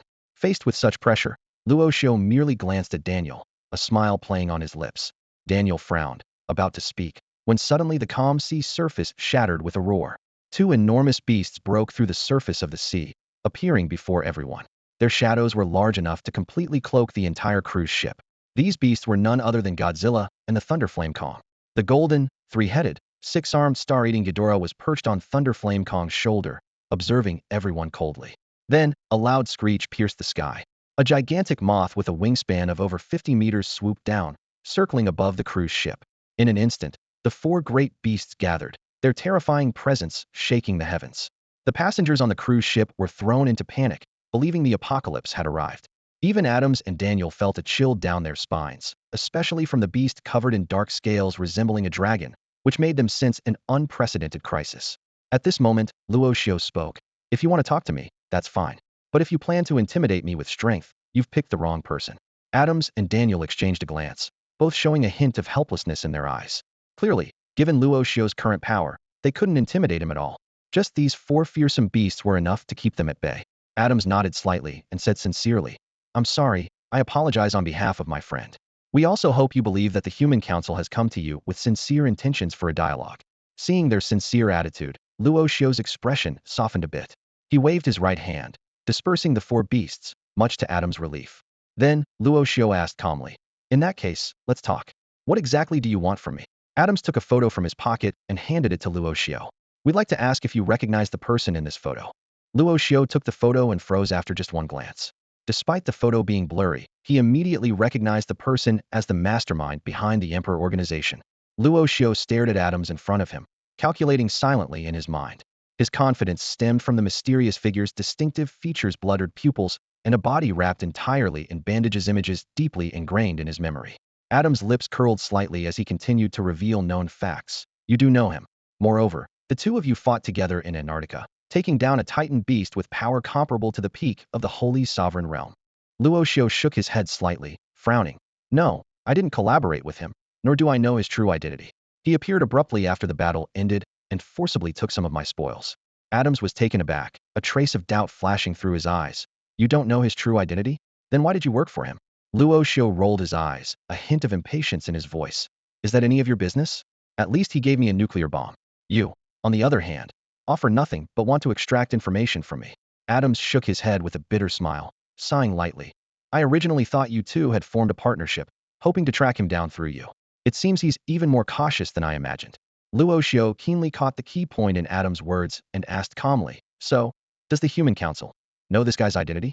Luo Xiu had always been curious about the true identity of the blood-eyed man, and now that he had a lead, he naturally wanted to pursue it. Adams chuckled softly and replied openly, "There's no harm in telling you. His name is Abraham, named after the twisted angel in the Bible. He was once a member of the Human Council, but later chose to defect. However, he rarely uses his name now because he prefers to call himself the Beast Fusionist." The Beast Fusionist. Luo Xiu's eyes flickered, as if connecting many dots. Adams continued to explain, "His ability is quite unique. We call it the fusion ability, a special power that allows him to merge with external elements. Absorb flames, and he merges with fire. Absorb lightning, and he merges with thunder." Even back then, he had already managed to significantly boost his combat power by fusing with exotic beasts. Adam's tone carried a hint of regret. At that time, Abraham was one of the top forces within the Human Council, even being considered for nomination as an executive, a position of great prestige. Unfortunately, even such a privileged status couldn't satisfy his ambition. In his quest for greater strength, he soon set his sights on the ancient dominant creatures, the Titan beasts. Adam's voice grew somber. Back then, he was focused on two things: how to merge with the genes of Titan beasts and how to permanently achieve such fusion. To fulfill these goals, he secretly established the Emperor Organization, searching worldwide for those Titan beasts slumbering underground. Luo Xiu finally understood why Abraham was called the Monster Fusionist. This madman actually attempted to fuse human bodies with the genes of Titan beasts. Luo Xiu couldn't help but reflect that throughout history, ambitious individuals often seemed crazy because they dared to attempt things beyond the imagination of ordinary people. With the revelation of Abraham's true identity, Luo Xiu also realized the real reason he took Ghidorah's heart to fuse its genes. This realization left Luo Xiu utterly shocked. The Monarch Organization had existed for over 3 centuries, and in that long stretch of time, how many Titan beast genes had Abraham managed to fuse? Adams replied solemnly, "Countless. Over the years, the Human Council has never stopped pursuing him. Unfortunately, this guy is extremely cautious, rarely showing himself, and he's quite cunning. So far, we've been unable to capture him." Luo Xiu frowned slightly and asked in confusion, "When Abraham founded the Monarch Organization, it caused such a stir. How could the Human Council have been completely unaware?" Adams explained, "Of course, the Human Council was aware, but they chose to turn a blind eye. You see, the Human Council is not a unified force, but a relatively loose organization aimed at maintaining the order of human society. Abraham's founding of the Monarch Organization was solely for collecting Titan beast genes and did not threaten world order. Moreover, he held a high position within the council, so even if someone noticed, no one dared to pursue it." Luo Xiu nodded in understanding, then asked, "So why do you say he defected from the Human Council?" Adams took a deep breath and said gravely, "Because his actions have completely surpassed the limits of what the Human Council can tolerate. Despite having fused many Titan beast genes, these genes are too violent, and if not controlled, they will eventually backfire on him. To suppress the rampaging beast genes within him, Abraham went so far as to kill a member of the Pharaoh's society and take his immortal bandages." Adams continued to explain, "These immortal bandages are ancient relics that can preserve a body from decaying when wrapped around it. When wrapped around a living person, they can even slow aging, with astonishing effects. After killing the pharaoh, Abraham wrapped the stolen immortal bandages around himself, finally managing to control the violent beast genes within, maintaining a relatively balanced state." Hearing Adam's account, Luo Xiu felt a chill in his heart. Abraham had mercilessly killed a powerful member of the pharaoh's society to suppress the beast genes within him, and this ruthlessness was truly chilling. Adams concluded, "Now you understand why the Human Council is so relentless in hunting down Abraham. Humanity should be united, and even if we can't achieve that, we must at least maintain the appearance of order. In the rules set by the Human Council, unjustly killing a fellow strong being is a grave taboo, especially outside the secret realm." Luo Xiu agreed with this deeply, nodding to himself. Although he was reluctant to comment on the Human Council's regulations, Abraham's actions indeed crossed the line. Adams sighed softly, a hint of disappointment in his eyes. "Since you don't know, I'll have to look for clues elsewhere." He pulled a business card from his pocket and handed it to Luo Xiu. "This is my contact information. If you hear anything, please inform me immediately." Suddenly, a smile appeared on Adam's face. "By the way, with the opening of the Abyss secret realm this time, our Human Council has been granted a few spots, including me and Daniel. As you Chinese say, fate brings people together no matter how far apart they may be. Maybe we'll meet again in the Abyss secret realm." As soon as he finished speaking, Adams and Daniel turned and left. Luo Xiu stood there, exasperated. He thought to himself, "These foreigners can't even use idioms correctly. It's complete nonsense." In the sky, Adams and Daniel traveled with the wind. Daniel asked in a deep voice, "Do you think that kid was telling the truth? Does he really not know Abraham?" Adams chuckled lightly. "Who knows? If he doesn't want to tell the truth, do you have a way to make him talk?" Daniel responded sullenly, The 4 beasts Luo Xiu had summoned still left him uneasy. However, he added, his reaction didn't seem fake. Adams said calmly, either way, we can't be careless. Even if he doesn't know Abraham, he's definitely a dangerous individual. Once we enter the Abyss secret realm, keep a close watch on him. Daniel nodded firmly. Understood. Inside the cabin, Luo Xiu sat expressionless at the table. If all went well, their cruise ship would arrive at the entrance to the Abyss secret realm today. However, before that, he had one crucial task to complete. On the table were 2 neatly placed silver syringes, filled with blood containing monster genes. One was from Mothra, the other from King Ghidorah. Luo Xiu planned to fuse the genetic sequences of these 2 monsters before entering the Abyss secret realm. If not for Adam's reminder, Luo Xiu might have forgotten about the 2 unused monster gene syringes. Compared to Abraham's crude method of forced fusion, Luo Xiu's approach was much safer. Aside from some pain, it left almost no side effects and wouldn't cause the monster genes to rampage within his body. Luo Xiu thought to himself, compared to before, my physical condition should have improved significantly. Since I can handle it, I might as well inject both at once. Better to endure short-term pain than prolonged suffering.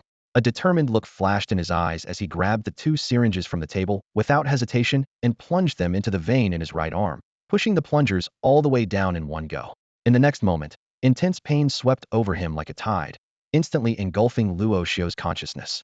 The blood within Luo Xiu's body boiled and surged like scalding hot oil rushing through his veins.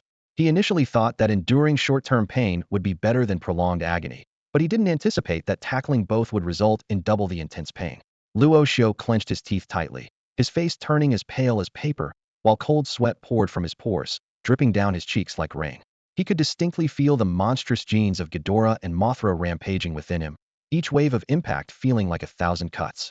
The process of fusing monster genes was inherently one of destruction and rebirth, and this pain was unavoidable. Suddenly, with a bang, Luo Xiu's door was flung open.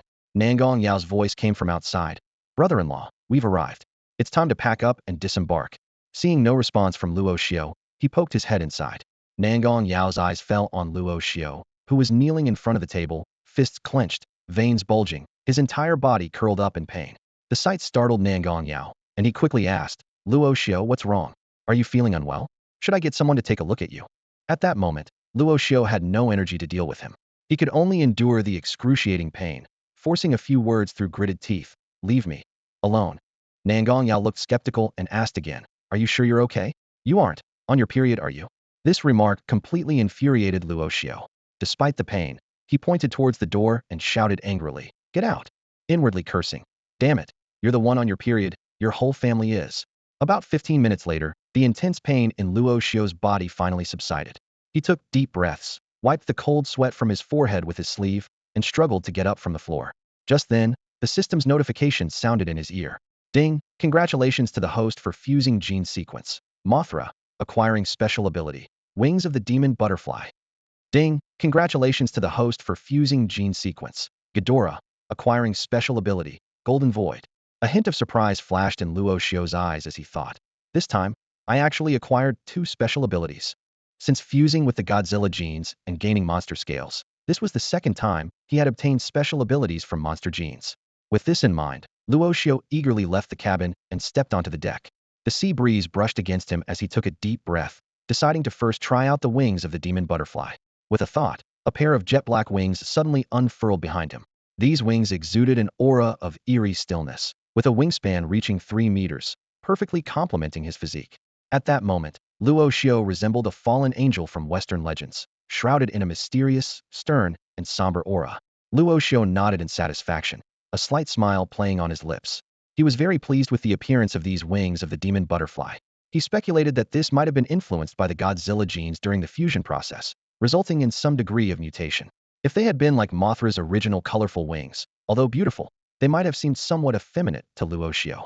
Now, these jet black wings suited his aesthetics and demeanor much better. Luo Xiu gazed at the pair of pitch-black, demonic butterfly wings behind him, silently admiring how they matched his aesthetic.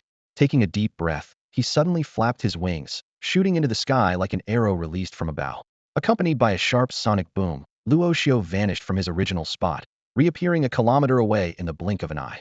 This incredible speed left Luo Xiu in awe. Suppressing his inner excitement, he began to flap his wings in place. Instantly, a series of sonic booms erupted, and the violent air currents stirred up a swift vortex on the calm sea below. Luo Xiu was secretly delighted. These demonic butterfly wings were not only incredibly fast, but also possessed formidable explosive power and destructive capability. After testing the wings, Luo Xiu hovered in midair, ready to experiment with the second new ability extracted from the Star Eater Ghidorah's gene's golden void. Despite his puzzlement over the name, Luo Xiu firmly believed that practice is the only way to test the truth.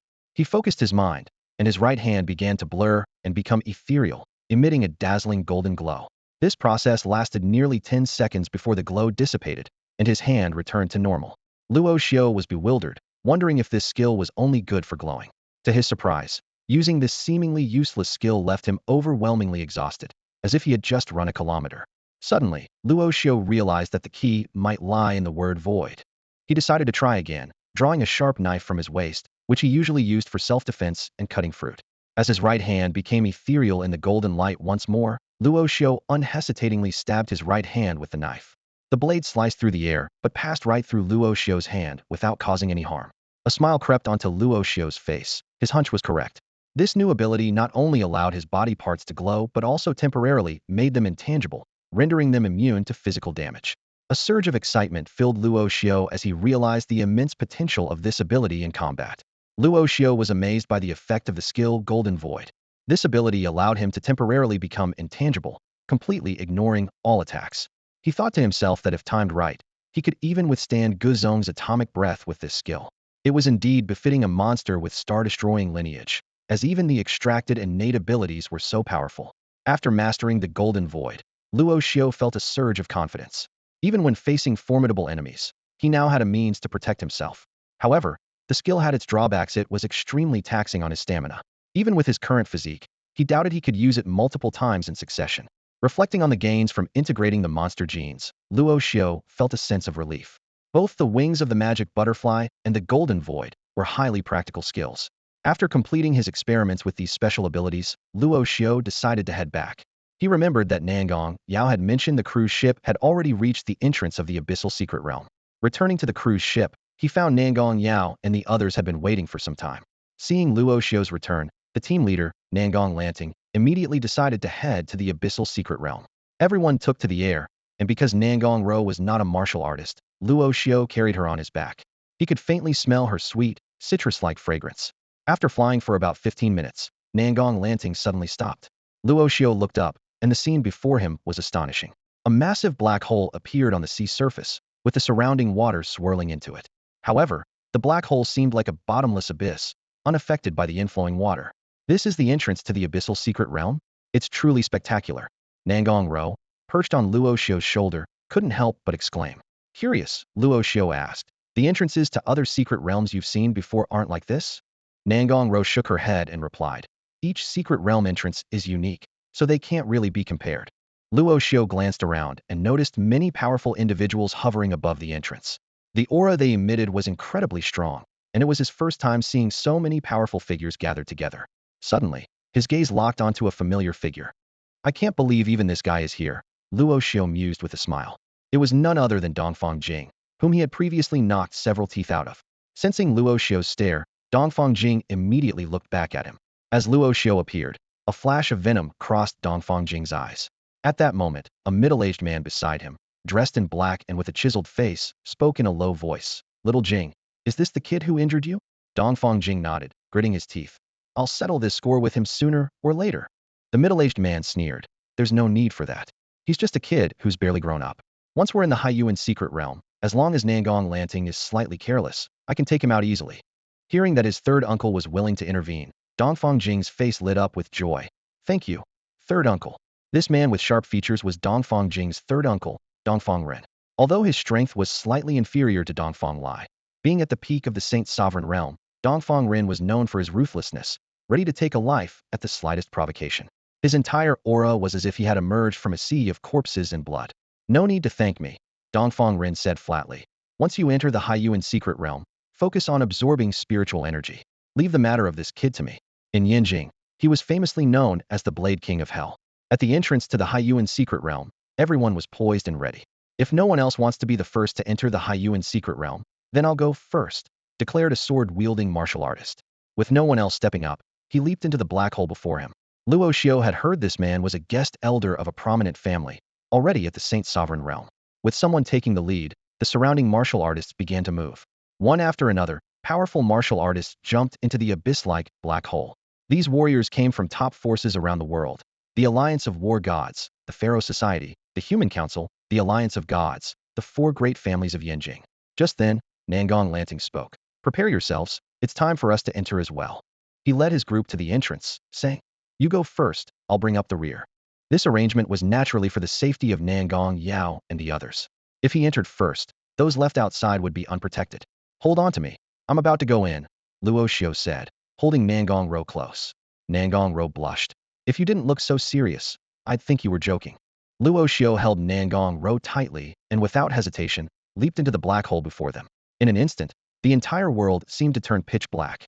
A wave of dizziness, akin to a temporal dislocation, swept over him, making Luo Xiu feel a strong urge to vomit. Nangong Row, in his arms, fared no better. Her face turned pale as she clutched his collar tightly with her delicate hands. When the dizziness subsided, the scene before Luo Xiu brightened once more. A whole new world unfolded before them. Under the clear blue sky, a shattered archipelago stretched out. Standing at the edge of the islands, one could see a deep trench winding through. The sea transitioned from shallow to deep, with colors gradually darkening until it became pitch black, as if connected to a bottomless abyss. If such a spectacle were on Earth, it would undoubtedly become a world wonder, with ticket sales raking in millions annually. As soon as Nangong Yao was transported into the secret realm, he clung to a tree trunk and vomited violently, clearly affected by the spatial disorientation. In contrast, Nangong Ao and Nangong Lanting appeared much calmer, likely having entered the secret realm before. Nangong Lanting cleared his throat and said, "Since we're in the abyssal secret realm, let's make the most of our time here to cultivate. Nangong Yao, especially you. If you can't break through to the Saint Realm, you'll have wasted the spot your grandfather secured for you." Nangong Yao quickly forced a smile and agreed. Nangong Lanting also instructed Nangong Row to inform them immediately if she sensed any unusual fluctuations. Then, he sat cross-legged and began absorbing the dense spiritual energy of the secret realm. Only then did Luo Xiu notice that the spiritual energy inside the secret realm was indeed much richer than outside, with some of it even flowing directly into the monster space, being absorbed by Godzilla and other beasts. However, for Luo Xiu, this energy was of little use, as his strength depended entirely on the monsters he nurtured.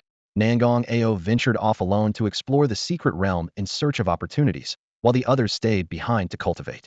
Meanwhile, at the entrance of the secret realm, more and more powerful individuals were entering. As only a few remained, the space suddenly distorted, and a bandage-wrapped figure with blood-red eyes appeared before them. A bald martial artist asked in surprise, "From the Egyptian Pharaoh Society?" He then extended his hand in introduction. "Senior of the Pharaoh Society, my name is Gorgon, from the South African God of War Society, a Saint Realm warrior." The blood-eyed man grinned malevolently, staring intently at him. "Let's start with you then." The bald warrior sensed danger and tried to withdraw his hand, but it was too late. The blood-eyed man's right arm transformed into a massive insect scythe, slicing down swiftly and severing the man's right arm in an instant. The crowd was shocked, quickly drawing their weapons to surround the blood-eyed man. However, he laughed maniacally as his body expanded, the bandages loosening to reveal a horrifying form made up of countless monstrous creatures. The monster moved with astonishing speed, instantly crushing the skull of a Saint Realm warrior, its insect blade tearing through his body. Crimson blood gushed out, with fragments of viscera scattering everywhere. The onlookers were terrified, realizing that this creature was not only killing but relishing in the sadistic act. A quarter of an hour later, the azure sea surface was littered with mutilated corpses, blood spreading across the entire area. The blood-eyed man reverted to his original form, rewrapping himself in bandages. At this moment, a pale young man with chestnut hair descended, speaking with regret. "Abraham, you acted too quickly. So much fine blood wasted just like that." Faced with the hellish scene, he showed no surprise, merely shaking his head with a light chuckle. Abraham cast a cold glance at the sickly young man and spoke indifferently, "No need to rush. There are more warriors within the secret realm, even some at the divine hidden realm. You should wait until we enter the secret realm together before thinking about having a proper feast." He paused, then asked, "By the way, why isn't that old Dracula here?" A smile appeared on the young man's face as he respectfully replied, "The ancestor is in seclusion and cannot make an appearance." Dracula, the progenitor of vampires in the Western world and a divine hidden realm powerhouse. The young man's address of Dracula had already exposed his identity. Despite Abraham's unfriendly tone, the young man showed no sign of displeasure. After all, in a sense, this man and the vampire progenitor Dracula were both ancient beings from the same era, having lived for centuries. Abraham let out a sinister laugh, his figure flickering as he leaped into the black hole leading to the abyssal secret realm. Let's go, Roderick. This bloody feast is just beginning. He intended to announce his return to the world with slaughter and blood. The vampire named Roderick chuckled softly, spread his bat wings, and leaped into the black hole after him. In the abyssal secret realm, on a shattered island, Luo Xiu leaned idly against a towering tree, resting with his eyes closed. Beside him, Nangong Row sat, her delicate hands skillfully weaving grass, seemingly trying to make a grass ring for Luo Xiu. Nangong Lanting watched this scene and shook his head helplessly. Giving these two a spot in the secret realm is truly a waste. He sighed inwardly, his impression of Luo Xiu worsening. In this spirit-rich abyssal secret realm, these two were wasting time on romance. Nangong Row was understandable, given her unique abilities. But that young man, he simply lacked ambition. He couldn't understand why old Master Jing would give the family spot to someone like him. Just then, a figure descended from the sky. Senior Lanting, I found a peculiar island, and I'd like to invite Sister Nangong Row to explore it with me. The newcomer was Nangong Ao, who had left the group to explore on his own and had made a discovery within 2 hours. Nangong Lanting raised an eyebrow. In that case, we'll all go together. You're not at the divine hidden realm, and I wouldn't feel comfortable letting you take Nangong Row alone. Following Nangong Lanting's instructions, everyone, including Nangong Yao who was cultivating, stood up. Although Luo Xiu was strong, he was cautious by nature and thought it best to stay with the group until he understood the secrets of the abyssal secret realm. Besides, staying close to Nangong Row might allow him to benefit from her spiritual sensing. Under Nangong Ao's guidance, the group flew for about 20 minutes before arriving at an island. At first glance, it appeared no different from others, but the beach was littered with the corpses of numerous sea monsters. These creatures had fish heads and human bodies, some wielding trident-like weapons, their faces fierce and terrifying. Nangong Ao said calmly, "No need to look, I killed these sea monsters. They were around the return to Void Realm in strength, numerous and hostile, seemingly guarding something. That's why I became interested in this island." Luo Xiu joked from the side. For these fishmen sea monsters to have returned to Void Realm strength is impressive, at least on par with Nangong Yao. Nangong Yao was taken aback and cursed inwardly. "Brother-in-law, did I offend you? Why target me like this?" Nangong Row couldn't help but laugh, clearly imagining Nangong Yao's likeness to the fishmen sea monsters. However, Nangong Lanting remained serious, saying solemnly, "The fact that so many fishmen sea monsters gather here indicates something special about this island. Let's go, venture into the island's depths, and see if we can find anything." At that moment, Nangong Row suddenly closed her eyes and said softly, "Wait, I seem to sense something. There's a unique spiritual energy deep within the island, giving me a very ancient feeling." Nangong Lanting's heart skipped a beat. Could it be a relic from ancient times? They had traveled far and wide to the abyssal secret realm precisely to seek opportunities. "Let's go," Nangong Lanting decided swiftly. "We'll explore it now and ensure no other forces beat us to it." He quickly assigned tasks. Nangong Yao, Luo Xiu, stay close to me, within 100 meters. Nangong Row, keep sensing and guide us. Nangong Ao, keep an eye on the surroundings and beware of beast ambushes. The group carefully made their way through the sea monster corpses and entered the island's jungle. They didn't dare fly, fearing they'd become targets. Along the way, aside from encountering a few fishmen sea monsters, they faced no other dangers. After traveling several miles, Nangong Row suddenly raised her hand, pointing ahead. "Look, there's a stone tablet. The energy I sensed at the island's edge seems to be emanating from that tablet." The group followed her direction, unaware that in the nearby bushes, 3 pairs of blood-red eyes suddenly gleamed brightly. Whoosh, whoosh, whoosh.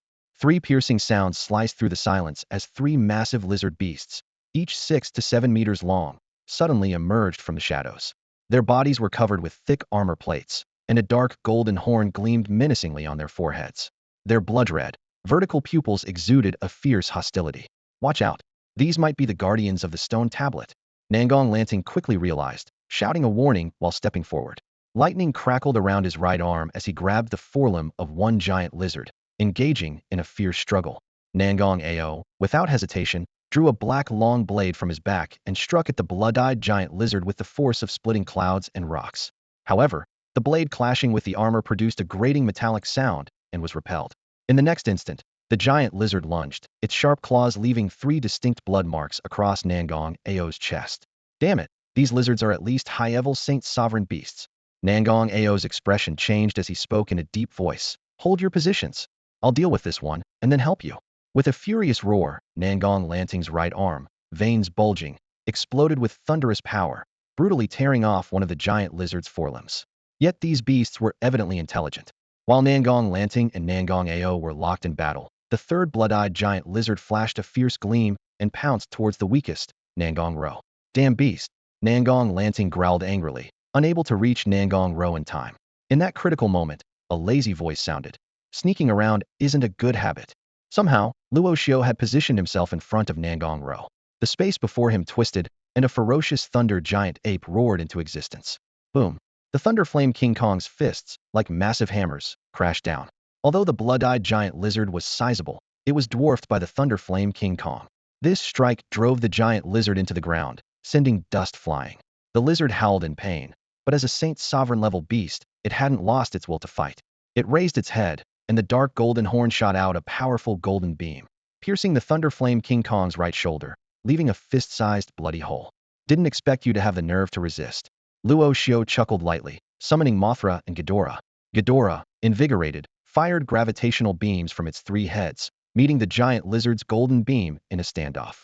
Taking advantage of this, the Thunder Flame King Kong gathered its thunder power into its right fist once more, roaring as it smashed the blood-eyed giant lizard to pieces. Then, Mothra leisurely scattered revitalizing scales, healing the Thunder Flame King Kong's wounds. Seeing this, Nangong Row's expression changed slightly, and she moved away, as if recalling some embarrassing past events. With the crisis averted, Nangong Lanting tore apart the giant lizard before him. On the other side, under Nangong Ao's powerful and sweeping blade attacks, the lizard he faced was heavily injured, with victory in sight. The three blood-eyed lizard guardians of the stone tablet were finally defeated. Nangong Lanting gave Luo Xiu a deep look and sincerely said, "Thank you for your help this time." Clearly, this battle had greatly changed his impression of Luo Xiu. "We're all companions, no need to be formal," Luo Xiu replied with a calm smile. "We should hurry and take a look at that stone tablet now that the guardians are dealt with." "Yes, the stone tablet." Nangong Lanting nodded emphatically. A stone tablet worthy of being guarded by three Saint Sovereign-level beasts must be extraordinary. After collecting the lizard corpses, the group headed straight for the nearby stone tablet.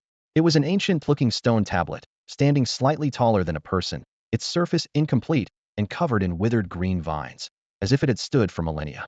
The tablet bore twisted, obscure ancient script. As Luo Xiu stared at the cryptic symbols, Nangong Yao stepped forward and began to recite softly. "In the unfathomable depths of the sea, the northern sea leviathan slumbers. It has slept for centuries and will continue to rest upon the great sea serpent.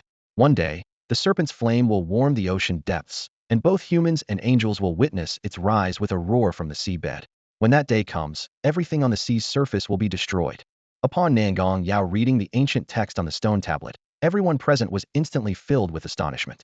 Luo Xiu was the first to break the silence, his brow furrowed, and he asked in surprise, "How do you know the meaning of these ancient characters?"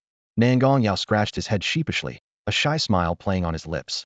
"Well, I developed an interest in ancient scripts a while back, so I studied them for a bit." Hearing this, Nangong Ao's eyes gleamed with amusement, and he teased with a laugh. "Who would have thought? Looks like even a blind cat can find a dead mouse. You actually have some use after all." Nangong Yao straightened up with pride and retorted, "Of course. Don't underestimate me. While I might not match you guys in cultivation, when it comes to obscure knowledge, you might not surpass me." As the two bantered, Luo Xiu seemed oblivious. He stared intently at the ancient stone tablet before him, the words Nangong Yao had just spoken echoing in his mind. The unfathomable depths of the sea, the slumbering Kraken, and the apocalypse upon its awakening. These phrases stirred a sense of familiarity within him. Suddenly, an idea struck Luo Xiu, and he turned to ask, "Nangong Yao, are these inscriptions Norse runes?" Nangong Yao was taken aback and instinctively asked, "How did you know?" Luo Xiu smiled slightly and explained softly, "Just a guess. The content on the tablet is remarkably similar to a Norse legend I once heard." Nangong Yao's eyes flickered with thought as he asked, "The legend you mentioned, is it about the Kraken?" Luo Xiu nodded in confirmation. "So you know about it too." Nangong Yao chuckled. "Since I've studied Norse runes, I naturally know a bit about Norse mythology as well." The two shared a knowing smile. However, the other three looked confused. Nangong Lanting, mindful of his seniority, hesitated to speak, while Nangong Row directly asked, "What is the Kraken, and does it relate to this stone tablet?" "It does," Nangong Yao calmly explained. "This ancient tablet likely records the deeds of the Kraken." Luo Xiu elaborated further. "The Kraken is a legendary sea monster from Norse mythology. In Scandinavian languages, Kraken symbolizes a twisted, entangling creature. Those who have seen it often describe it as resembling a giant octopus or squid." He paused before continuing. "Legend has it that the Kraken resides in the waters near Norway and Greenland, lurking in the deep sea. Occasionally surfacing, it attacks passing ships and even preys on large marine creatures like whales. Some sailors have mistaken its massive body for a small island, only to be dragged to the depths when the Kraken submerges. There's even a rumor that when the Kraken appears, the end of the world is near. Luo Xiu's explanation left everyone present with a serious expression. After a moment of contemplation, Nangong Lanting spoke calmly. So, Norse mythology might actually be real. Luo Xiu nodded in agreement with Nangong Lanting's speculation that the legendary North Sea Kraken might indeed exist within this mysterious oceanic abyss. After experiencing the transformative event with the Sky Abyss Sun and Moon Turtle, Luo Xiu's perspective on myths and legends had completely changed. In the context of spiritual energy revival, myths had gained a certain degree of authenticity, and even deities might exist, let alone a North Sea monster. Luo Xiu speculated that this so-called North Sea Kraken might be an ancient Titan beast that had fortunately hidden in the secret realm.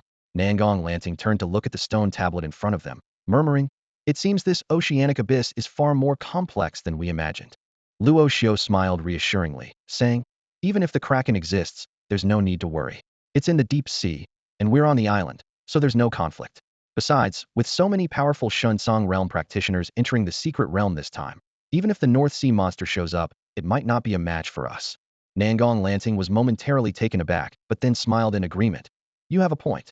After calming everyone, Luo Xiu turned to study the ancient stone tablet in front of him, muttering to himself, "I wonder what this tablet is made of. It looks pretty solid. If only we could take it back whole." Hearing this, the others present were exasperated, silently lamenting Luo Xiu's greed for even coveting the stone tablet. At that moment, the space in front of Luo Xiu suddenly trembled. The golden Ghidorah from the monster space forcibly exited without any command from Luo Xiu. Luo Xiu was stunned, instinctively scolding, "What are you doing out here?" Ghidorah urgently explained with one of its heads, while the other two heads lunged forward, voraciously gnawing on the stone tablet. Luo Xiu was completely taken aback, wondering if the little creature had gone mad, eating a stone tablet. However, a series of system notifications immediately clarified the situation for Luo Xiu. Ding! Ghidorah has successfully devoured the ancient boundary stone, gaining 147 planetary essence. Ding! Ghidorah has successfully devoured the ancient boundary stone, gaining 116 planetary essence. Ding! Ghidorah has successfully devoured. Luo Xiu's eyes widened in disbelief. The stone tablet before him was called the ancient boundary stone, and by devouring it, Ghidorah had gained the much-needed energy planetary essence. Nangong Lanting, Nangong Ao, and the others were dumbfounded by the scene unfolding before them. Luo Xiu had mentioned moving the entire stone tablet, which they initially thought was a joke. Little did they know it would actually happen. Even Luo Xiu was taken aback by the sudden turn of events. The star-eating Ghidorah suddenly appeared and began to ravenously devour the stone tablet. More astonishingly, this so-called ancient boundary stone seemed to provide planetary essence to the creature. Luo Xiu couldn't help but wonder if the stone was made from materials containing planetary essence or if someone had infused it later on. In just a matter of seconds, the star-eating Ghidorah consumed nearly 2/3 of the stone tablet, gaining almost 3,000 points of planetary essence. Its body rapidly expanded from over 10 meters to about 30 meters in height. The system notifications kept ringing, announcing that the creature had successfully completed its initial awakening phase, mastering 2 innate skills, Golden Void and Destruction Emperor Wave. As Luo Xiu was still reveling in this unexpected fortune, a sudden change occurred within the abyssal secret realm. The island shook violently, with several parts breaking apart and sinking into the sea. The sky was filled with dark clouds, as if the apocalypse had arrived. Nangong Yao exclaimed, "This is like the end of the world. Could it be that the North Sea Kraken is about to appear?" No sooner had he spoken than the sea began to boil, and a massive, jet-black tentacle, as thick as a giant python and over 50 meters long, burst from the water, reaching 100 meters into the air. Nangong Lanting's face turned ashen as he scolded Nangong Yao. "You jinx!" Then he shouted, "Everyone, be ready to escape at any moment." Indeed, the gigantic tentacle came crashing down at supersonic speed. With a loud shout of "Run!" Nangong Lanting grabbed Nangong Ao and Nangong Yao and dashed away. Luo Xiu didn't hesitate either. He unfolded his demon butterfly wings and swiftly carried Nangong Row a kilometer away in an instant. The colossal tentacles smashed down, causing the island to collapse and sink instantly. Even from a kilometer away, Luo Xiu could feel the wind slicing like a blade. He cursed under his breath, wondering if this North Sea Kraken was also of a star-destroying bloodline. The system promptly explained that while the Kraken only had a dominant-level bloodline, its survival over millions of years had allowed it to evolve into a super ultimate form. Luo Xiu almost spat blood at this revelation. He had thought that the complete form was the pinnacle of a titan beast, only to discover there was an even higher super ultimate form. More enormous tentacles emerged from the sea, wreaking havoc on the surrounding islands. Countless human warriors were forced into the air, their expressions grim and uncertain. In the distance, Abraham and Roderick also noticed the anomaly. Abraham sneered, "I wonder which lunatic woke this big guy up." Roderick, on the other hand, remarked that this suited their intentions of killing and seizing blood perfectly. Abraham scoffed dismissively, "Don't be so utilitarian. Slaughtering the strong is a kind of enjoyment." He licked his lips with excitement. "I've found new prey." In the direction of the Kraken's awakening, he sensed a familiar aura. In the depths of the abyssal realm, a colossal sea monster suddenly awoke, striking fear into the hearts of the warriors present. Luo Xiu and his companions understood that the awakening of the North Sea giant, Kraken, was connected to the ancient boundary stone that had been devoured by Ghidorah. Without the stone's power to seal it, the enormous creature had finally broken free. Above the sea, a black island began to rise slowly, causing the surrounding currents to reverse and form numerous whirlpools. Everyone held their breath, realizing that this was not an island, but the massive head of Kraken. Its terrifying visage featured a gaping maw lined with 2 rows of serrated teeth, countless snake-like tentacles, and 3 pairs of dark red compound eyes, instilling an indescribable fear in all who beheld it. Kraken lifted its head, its cold gaze sweeping over the warriors in midair, as if an icy hand was gripping their hearts. Suddenly, countless jet-black tentacles shot up from the depths, lunging towards the warriors to ensnare them. In an instant, 3 Saint-level warriors and 7 entering Saint-level warriors were entangled, dragged into the depths amidst their agonized screams. In this critical moment, a young man with striking eyebrows and black hair stepped forward. Wielding a mighty sword, he fearlessly struck at Kraken's tentacles. With a swift slice, the tentacle was severed in 2, freeing one of the Saint-level warriors. Luo Xiu marveled at the young man's skill, and Nangong Lanting explained, "This is Shan Yulo, the leading swordsman of the younger generation from the Shushan sword sect, a prodigious talent who reached the divine realm before the age of 30. Shan Yulo brandished his sword, calling for unity among the warriors to resist the sea monster. Responding to his rallying cry, the warriors resolved to confront Kraken together to protect the spirit-rich abyssal realm. The battle erupted instantly, with Kraken's tentacles swinging like towering pillars. Any warrior struck by them, even those of the saint level, could not escape being flung away. Meanwhile, countless sea demons surged from the abyss like a swarm, engaging in fierce combat with the human warriors being dragged into the sea. Nangong Lanting instructed Luo Xiu to look after Nangong Yao and Nangong Row before joining the fray. However, as soon as he left, a pair of cold eyes hidden in the shadows locked onto Luo Xiu. Dongfang Ren slashed down a sea monster before him, grinning sinisterly as he gripped his blood-red blade and slowly approached Luo Xiu's position. The chaos on the battlefield masked Dongfang Ren's intentions as he silently approached Luo Xiu. Luo Xiu remained unaware of the impending danger, as he didn't recognize Dongfang Ren at all. In the blink of an eye, the distance between them had shrunk to less than 500 meters. Nangong Ao, with sharp instincts, sensed something amiss. His brows furrowed as he cast a wary glance in the direction of Dongfang Ren, where a strong murderous intent was brewing. Kill! Dongfang Ren no longer concealed his intentions, letting out a sinister growl as he sprang forward like an arrow released from a bow. The blood-red blade in his hand glinted with a dangerous crimson sheen under the sunlight, aiming straight for Luo Xiu. Dongfang Ren, are you courting death? Nangong Ao's face changed dramatically. Without hesitation, he drew a black long blade to meet the attack in midair. The clash of the 2 blades erupted in a deafening metallic clang. Everyone is joining forces to fight the sea monster, yet you seize the chaos to launch a sneak attack. Dongfang Ren, what exactly are your intentions? Nangong Ao demanded harshly.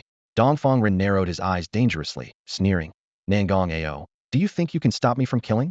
If Nangong Lanting were here, I might back down a bit. But you just get lost. Before the words were finished, the blood blade in Dongfang Ren's hand burst forth with overwhelming bloodlust. His eyes turned blood red as his strikes became swift as the wind, leaving trails of crimson shadows in the air, each blow faster and stronger than the last. Nangong Ao struggled to parry, each clash producing a series of explosive metallic sounds. However, when the force reached its peak, the battle blade in Nangong Ao's hand was sent flying. Useless, get out of my way. Dongfang Ren sneered, delivering a heavy kick to Nangong Ao's chest, sending him flying several dozen meters. Luo Xiu, watch out. Nangong Ao struggled to lift his head, clutching his chest with his right hand and wiping the blood from the corner of his mouth. His first instinct was to warn Luo Xiu. He realized that Dongfang Ren's true target was not him, but Luo Xiu. Nangong Row and Nangong Yao watched with grave expressions as Dongfang Ren, wielding the blood-red blade, closed in step by step. With even Nangong Ao defeated, the situation was extremely dire. Luo Xiu faced Dongfang Run, the space in front of him warping violently. In an instant, the beast's space opened. The Thunderflame King Kong, enveloped in dazzling lightning, roared and charged forward, its fists like thunderbolts aimed at Dongfang Ren. I've heard your beast once gave Dongfang Jiushuan quite a bit of trouble. Let me test it myself. Dongfang Ren scoffed, his form transforming into a blood-red blur, effortlessly dodging the Thunderflame King Kong's attack with astonishing speed. His strength clearly surpassed that of the Thunderflame King Kong. Ordinary martial artists could not evade such lightning-fast punches so easily. The battle was about to erupt, and the tension escalated. Blood C-12 slashes. Dongfang Ren's resounding shout echoed all around as his long blade was instantly engulfed in a raging crimson aura. The scent of blood from the blade seemed to pierce through the air, assaulting the senses. In the next moment, the blood-red blade slashed out like lightning, each strike conjuring a vast and overwhelming phantom of a blood sea. 12 slashes, 12 phantoms of the blood sea appeared in succession. Lei Yin King Kong was forced to retreat step by step, each step absorbing the impact of the blade. Every slash from Dongfang Ren left deep, bone-revealing wounds on Lei Yin King Kong's body, causing blood to gush out like a fountain. Roar! Lei Yin King Kong endured the blood C-12 slashes, its body drenched in blood. Luo Xiu's gaze was stern. The Dongfang Ren before him, wielding the blood blade, was far beyond the capabilities of an ordinary Saint's Sovereign Realm warrior. If Nangong Ao was at the peak of the Saint's Sovereign Realm, then Dongfang Ren had already stepped into the half-step God Concealment Realm. With the power of a Saint's Sovereign and the might of God Concealment, Lei Yin King Kong alone was no match for him. Dongfang Ren's lips curled into a disdainful smirk. Kid, it seems your beast isn't much. Why not let this big guy watch as I torture you to death? His voice was filled with a cruel pleasure. Don't worry, I won't let you die too quickly. I'll slice the flesh from your body piece by piece, each slice as thin as a cicada's wing. You'll savor this despairing torment. Of course, you won't suffer long. I'll end you with a single stroke before Nangong Lanting returns. Just as he finished speaking, 3 dazzling golden dragon heads suddenly appeared behind Lei Yin King Kong. It turned out that when Lei Yin King Kong was summoned, Ghidorah had followed. Seizing the moment when Dongfang Ren's attention was divided, it unleashed the Destruction Emperor Wave. 3 golden, sun-hot beams converged into a single formidable destruction beam. As the beam condensed, all the sea monsters present, including the Kraken, were momentarily stunned. An irresistible pressure surged from deep within their bloodlines. Dongfang Ren gritted his teeth and shouted fiercely, slash. He swung his blade forward, releasing a meticulously condensed crimson blade aura, brimming with endless blood energy. The crimson blade aura collided with the Destruction Emperor Wave midair, annihilating each other and leaving only the surging energy ripples spreading outward. Though Ghidorah had a powerful bloodline, it had not yet fully matured. Even after devouring the ancient boundary monument, it barely possessed the peak strength of the Saint Realm, at least 1 tier below Dongfang Ren. Thus, even though the Destruction Emperor Wave was its ultimate move, it was easily neutralized by Dongfang Ren. Dongfang Ren stood with his blade, head held high, eyes full of provocation. He looked at Luo Xiu and sneered, "Is that all?" As Dongfang Ren's provocative words hung in the air, the space around him suddenly twisted, and an enormous, suffocating figure appeared before him. This giant beast, exuding an imperial majesty, lowered its massive head slowly and gazed at him with cold, dark golden eyes. Within those eyes lay a chilling brutality, ferocity, indifference, and violence that made Dongfang Ren catch his breath. His own aura of menace seemed insignificant against the terrifying pressure emitted by the beast, which was even larger than the Thunderflame King Kong he had battled before. It turned out that after breaking through, Godzilla had finally matured into its complete form, fully entering the ranks of 100-meter-class Titan beasts, naturally surpassing the Thunderflame King Kong by a significant margin. Stunned for a moment, Dongfang Ren regained his composure, a cold glint in his eyes. He gritted his teeth and thought, "No matter how intimidating you are, Luo Xiu, I'm determined to kill today." He launched himself forward again, wielding his blood-red blade fiercely towards Godzilla. He unleashed his ultimate move that had previously injured the Thunderflame King Kong blood C-12 slashes. The blade emitted a blinding crimson glow, sending 12 blood-red slashes roaring out with overwhelming menace. However, this otherwise unstoppable move lost its power before Godzilla. The 12 slashes only left shallow cracks on Godzilla's dark scales, the giant beast unmoved, like an unshakable mountain. Its dark golden eyes remained icy, seemingly mocking Dongfang Ren's overestimation of his abilities. Impossible. Dongfang Ren's face changed drastically. His most prized move had been effortlessly withstood by this colossal beast. Godzilla raised its head and let out an earth-shattering roar, causing the surrounding seawater to tremble violently. The immense energy waves shattered several weaker sea monsters into blood mist. Meanwhile, its dorsal plates, resembling coral reefs, quickly lit up with a dazzling blue glow. The charging speed of the complete form Godzilla's skill had improved significantly, and almost instantly, a massive electromagnetic charge gathered in its mouth, forming a brilliant blue orb of destructive energy. Dongfang Run took a deep breath, gripping his blood-red blade tightly, his face set with determination. He had no way out. Only a fight to the death remained. Boom! Amidst the deafening roar, the charged particle cannon shot towards Dongfang Ren. The beast's roar intertwined with the human's shout, the blue electric light clashing with the blood-red slashes, instantly overwhelming Dongfang Ren's attack. The terrifying energy swept across the sea surface, vaporizing the water into mist and killing a large number of sea monsters instantly. When the electric light faded, Dongfang Ren's body was nothing but a charred corpse. Luo Xiu walked forward with a light laugh, casually kicking the corpse into the abyss of the sea, mocking, "Is that it? An eye for an eye, a tooth for a tooth," had always been his principle. Unfortunately, the deceased Dongfang Ren could no longer hear those words. In the face of the complete form Godzilla's charged particle cannon, even a warrior at the half-step divine realm was no match. This was the true power of the king of monsters. Luo Xiu couldn't help but wonder if Godzilla could evolve to the supered Lotus level by consuming another nuclear bomb. He looked towards the distant northern sea Kraken, pondering that if Godzilla could now swallow a nuclear bomb and reach the Red Lotus level, it might easily overpower the ancient, ultimate-class Titan beast. But without a nuclear bomb at hand, Luo Xiu shook his head in regret. Watching from the shadows, Dongfang Jing broke out in a cold sweat. His third uncle, Dongfang Run, a half-step divine realm expert, had been killed by Luo Xiu. That apocalyptic beast had destroyed Dongfang Run with just one electromagnetic energy cannon. Reflecting on the scene, Dongfang Jing swallowed hard, realizing just how terrifying Luo Xiu was, and regretted ever thinking of provoking this god of slaughter. The death of Dongfang Ren shattered Dongfang Jing's resolve. All he wanted now was to escape as far as possible. He needed to leave the secret realm quickly and report his uncle's death to the family. With that thought, Dongfang Jing turned and fled without hesitation, racing away from Luo Xiu. The situation was beyond his control, and all he could do now was preserve his life and report the incident to his family. The Kraken sensed Godzilla's presence and became increasingly violent. However, faced with the combined attack of several divine realm warriors, the giant sea monster of the North Seas was forced to retreat, losing several of its pitch-black tentacles in the process. Luo Xiu took a deep breath and decided to join the battle. He commanded 4 monsters: Thunderflame King Kong, Mothra, Ghidorah, and Godzilla to enter the fray. After all, the disaster had been triggered by him, and he felt obligated to resolve it. With the addition of these 4 monsters, the Kraken, already weakened, could no longer hold its ground. Godzilla stomped on its tentacles and roared, unleashing a scorching radioactive breath. The blinding white-hot beam burned a bloody hole through the Kraken's head, causing its blood to boil from the intense heat. In agony, the Kraken lunged at Godzilla, but was intercepted by the Divine Realm warriors. Despite its evolution, the poor Kraken was no match for Godzilla and was firmly held in place. The battle turned in favor of the humans. The warriors launched wave after wave of attacks, leaving countless wounds on the Kraken. Godzilla and Ghidorah provided support from afar, with Godzilla's radioactive breath searing through the Kraken's body and the charged particle cannon blasting large chunks of flesh. Mothra sprinkled revitalizing scales from the sky, healing the injured warriors, while Thunderflame King Kong picked up a giant tentacle and gnawed on it, as if enjoying a luxurious seafood buffet. The system continuously notified Thunderflame King Kong of its success in devouring the Kraken's body and gaining flesh energy.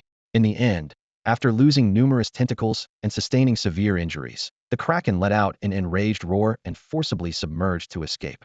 Several Divine Realm warriors attempted to intercept it, but an unexpected event occurred. A flash of blood appeared, and the head of one Divine Realm warrior was severed. A sickly pale young man held the head, drinking the spurting blood with delight, exclaiming, "The blood of a Divine Realm warrior, truly exquisite." Dan Yulo was furious, pointing his sword at the young man. A blood-eyed figure wrapped in bandages appeared mockingly, saying, "Kid, didn't anyone tell you it's rude to point a sword at others?"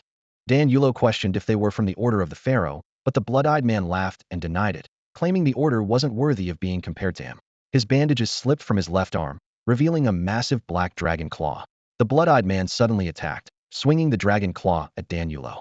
Despite raising his sword in defense, Dan Yulo was sent flying dozens of meters, coughing up blood from the terrifying impact. The blood-eyed man introduced himself as Abraham, explaining that the dragon claw was a fusion of demon abyss dragon genes. Just then, Adams arrived, loudly warning everyone that this was a most wanted criminal by the highest order of the Human Council Abraham, the monster amalgamator. Upon hearing this, Abraham's cold, snake-like eyes immediately fixated on Adams. In the blink of an eye, Abraham appeared like a specter in front of Adams. With a sinister grin, he grabbed Adams by the throat, his voice dripping with disdain and murderous intent. You, a mere weakling who hasn't even reached the divine hidden realm, dare to hunt me down? Shall I send you to hell right now for a taste? Before he could finish, a fiery fist formed of blazing flames hurtled through the air, striking Abraham and forcing him back several steps. The attacker was Daniel, who, though also at the pinnacle of the holy sovereign realm, had managed to catch Abraham off guard with this sudden blow. As Abraham staggered back, the bandages on his back loosened further, revealing a pair of massive, ink-black dragon wings that unfurled as if to devour the heavens. With a powerful flap, he whipped up fierce winds and closed the distance to Daniel in an instant. Courting death? I'll oblige. Abraham roared, bringing down a black dragon claw upon Daniel with such ferocity it seemed to tear the very air apart. Just in the nick of time, a hammer forged from raging thunder materialized, intercepting the deadly strike. Abraham sneered at the newcomer. Nangong Lanting, you want a medal too? Nangong Lanting grinned widely. Bullying juniors, is that all you've got? If it's a fight you want, I'm game. Abraham licked his lips, a cruel smile spreading. Don't rush. Today, no one in the abyssal secret realm will escape. As he spoke, the gigantic scythe-like insect blade attached to his right arm swung fiercely toward Nangong Lanting's neck. Nangong Lanting's expression turned serious as he quickly conjured a lightning shield to block the attack. With a resounding clang, cracks spread across the shield, leaving Nangong Lanting's hand stinging, yet he managed to fend off the blow. Unexpectedly, Abraham didn't press the attack. Instead, he turned and shouted, Roderick, activate the blood realm. Roderick sighed, rubbing his temples in exasperation. How many times do I have to tell you? Don't call me kid. His eyes turned crimson, and two beams of blood-red light shot from them, swiftly forming a blood-red cubical barrier that enclosed Abraham and Nangong Lanting. Once the barrier was complete, Roderick turned to the others, explaining with a smile, Ladies and gentlemen, this is my ability, a blood realm. It can trap any warrior of the same rank as myself within it. Roderick casually introduced his abilities, a hint of arrogance in his eyes. He glanced around, clearly unfazed by the presence of the Shun Song martial artists. Abraham asked me to activate the blood realm, not to trap Nangong Lanting. Roderick's voice dripped with disdain, but simply to prevent him from being disturbed by you insignificant ants during the battle. He paused, a cold smile playing at his lips, and continued, Now, I offer you two choices. First, surrender and await your death. Of course, you may resist, but the outcome will not change. Second, accept my embrace and become a member of the Eternal Blood Clan, basking in the glory of Lord Dracula. As soon as Roderick finished speaking, one of the Shun Song martial artists shouted in anger, Aren't you afraid of becoming a target by doing this, Blood Clan? Servants of Dracula, once I leave this secret realm, I swear on behalf of the Alliance of Gods, we will be at odds with you. Reciprocity is only fair. Another martial artist gritted his teeth. If I survive today, the Shushan Sword Sect will declare war on your blood clan. Roderick's arrogance had thoroughly enraged the Shun Song martial artists present. One of them roared, I'll kill you first and break your damned blood realm. Before finishing his words, he unleashed his full power and charged at Roderick. With a loud boom, the powerful punch turned Roderick's body into a mist of blood. However, the blood mist quickly reformed into a human shape elsewhere. Roderick smiled and said, Why be so hasty? Today's main event isn't about me. Just then, with a crash, Roderick's blood realm shattered like glass. A bloodied figure was thrown out. It was none other than Nangong Lanting. At this moment, Abraham had fully transformed into a monstrous figure, terrifying and grotesque. His arms were fused with massive black dragon claws and green mantis scythes, his back covered with armor-like scales as thick as mountains. 3 thick, spiked tails grew from his back, each black, red, and bright yellow, all bristling with sharp barbs. Abraham's head bore no resemblance to a human, with a sharp skull covered in spider-like crimson eyes, exuding a cold, ferocious light. From his appearance, no one could tell how many Titan beast genes he had integrated. After severely injuring Nangong Lanting, Abraham's crimson eyes swept over the surroundings, and he said coldly, Merely Shun Song martial artists, how dull. He pointed at 3 of them and ordered, Send them into the blood realm. Roderick replied with a smile, As you command. Before he finished speaking, the crimson blood realm reappeared, instantly pulling the 3 indicated martial artists inside. Abraham stood proudly, his eyes sharp as he surveyed the 3 powerful martial artists before him. His presence was as imposing as a mountain, as if he alone could contend with these formidable opponents. The crowd was in shock, thinking Abraham arrogant, but reality soon proved he indeed possessed such strength. Just moments earlier, Nangong Lanting had been pulled into the Blood Realm and was quickly overwhelmed, the realm shattering in less than a minute. Abraham had swiftly defeated a seasoned master of the Divine Realm, his terrifying power sending chills down everyone's spine. Anger and frustration churned within the crowd. These martial artists had expected to die at the hands of the Kraken, a giant sea monster, yet here they were, facing death from a fellow human. Such irony. A cloud of despair hung over them. They knew they were no match for Abraham, and even Roderick would struggle to deal with him quickly. The Blood Clan's methods were insidious, leaving them defenseless.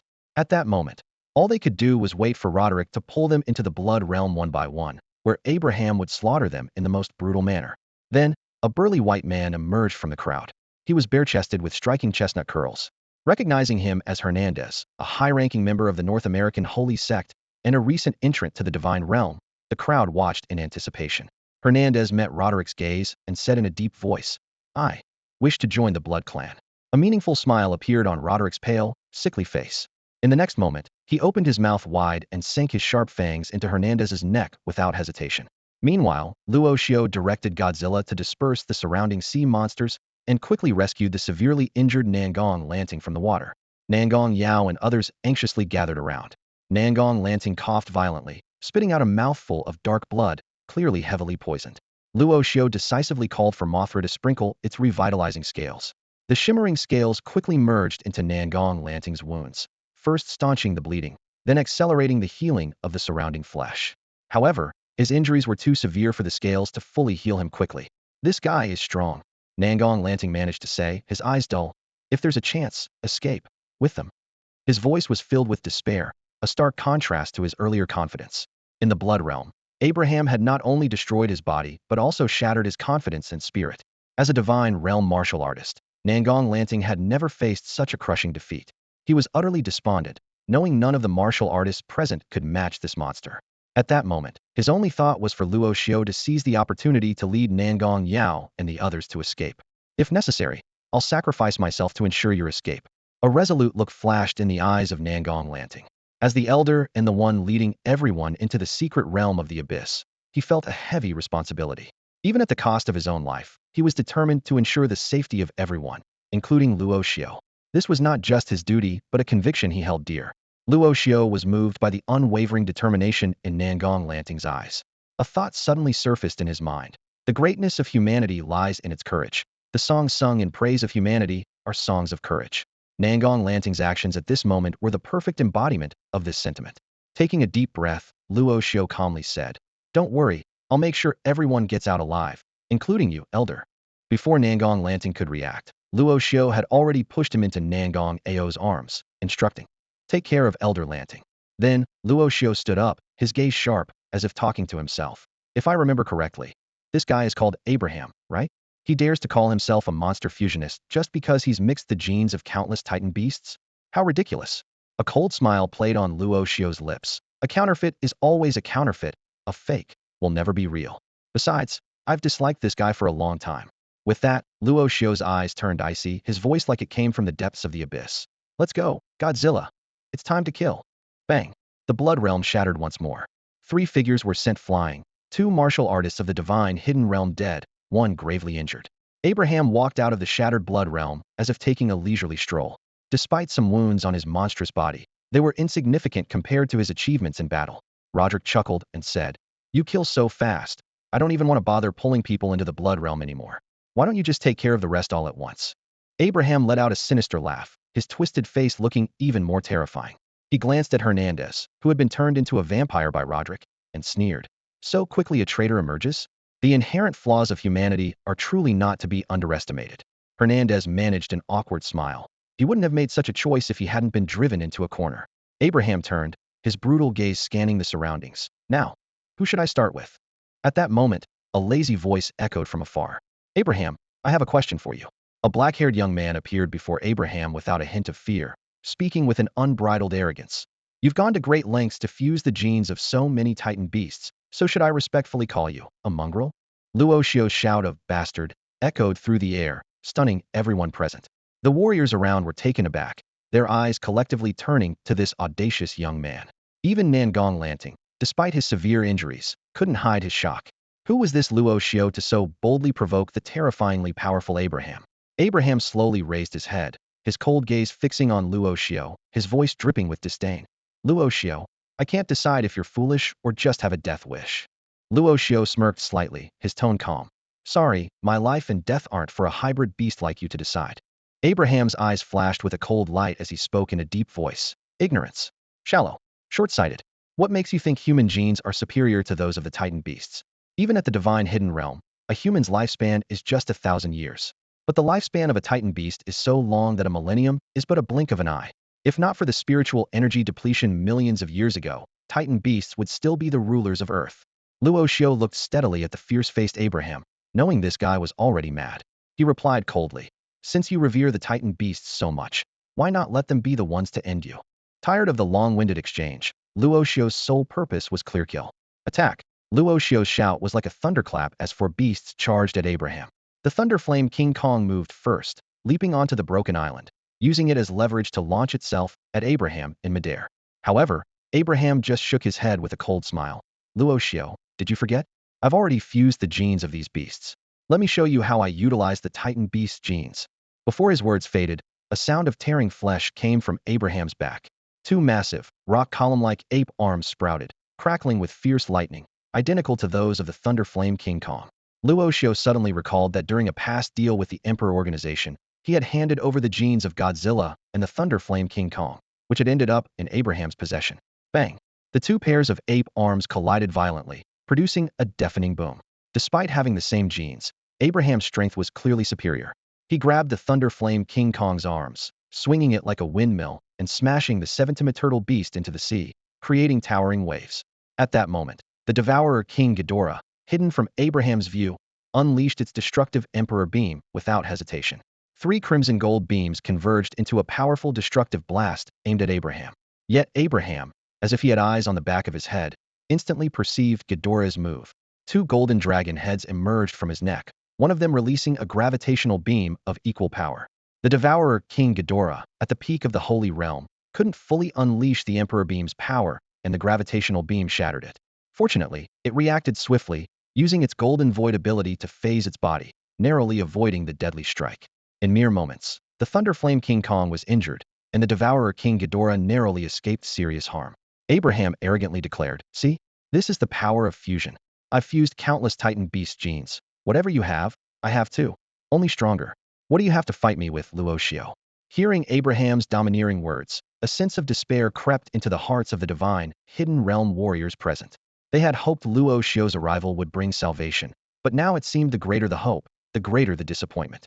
This young man from China didn't seem to stand a chance against Abraham. Believing victory was within his grasp, Abraham stepped forward. Now, I offer you 2 choices. Either submit to me and reveal how you control the Titan beasts, or watch as I slaughter each of your Titan beasts before your eyes. Luo Xiu shook his head with a smile. Sorry, I never submit to anyone. If one bows to power, what kind of man is that? Besides, my power far exceeds yours. Before finishing his words, Luo Xiu activated his innate ability beast projection. It was his only means to kill Abraham. Instantly, phantom projections of Godzilla, Thunder Flame King Kong, Devourer King Ghidorah, and Mothra separated from their bodies, merging seamlessly into Luo Xiu. 50 of Godzilla's power, 50 of Mothra's power, 50 of Thunder Flame King Kong's power, 50 of Devourer King Ghidorah's power. The overwhelming power of the beasts surged from Luo Xiu like a flood, his aura rising sharply, making everyone present involuntarily shudder with fear from the depths of their hearts. A terrifying pressure swept over the area like a tide, causing all the martial artists present to gasp in shock. They gazed at Luo Xiu with complex expressions, deeply shaken. Who exactly was this young man from China, capable of harnessing the power of a Titan beast? The projections of 4 beasts combined with Luo Xiu's own strength propelled him to a true peak. However, this incredible power could only last for 10 minutes. Luo Xiu knew that he had to end the battle decisively within this brief window. Surrender to you? Luo Xiu's eyes were as cold as ice. Come, face your death. Abraham's face twisted with madness. Why? Why can you effortlessly merge with the Titan beast's power without any cost? It's not fair, he roared to the sky, then fixed his gaze on Luo Xiu, gritting his teeth. Tell me how you did it. Otherwise, I'll kill you. Before his words had fully landed, Abraham charged at Luo Xiu like an enraged rhino, his momentum terrifying. Yet Luo Xiu remained unflinching, undaunted. With the projection powers of 4 beasts, he was fearless.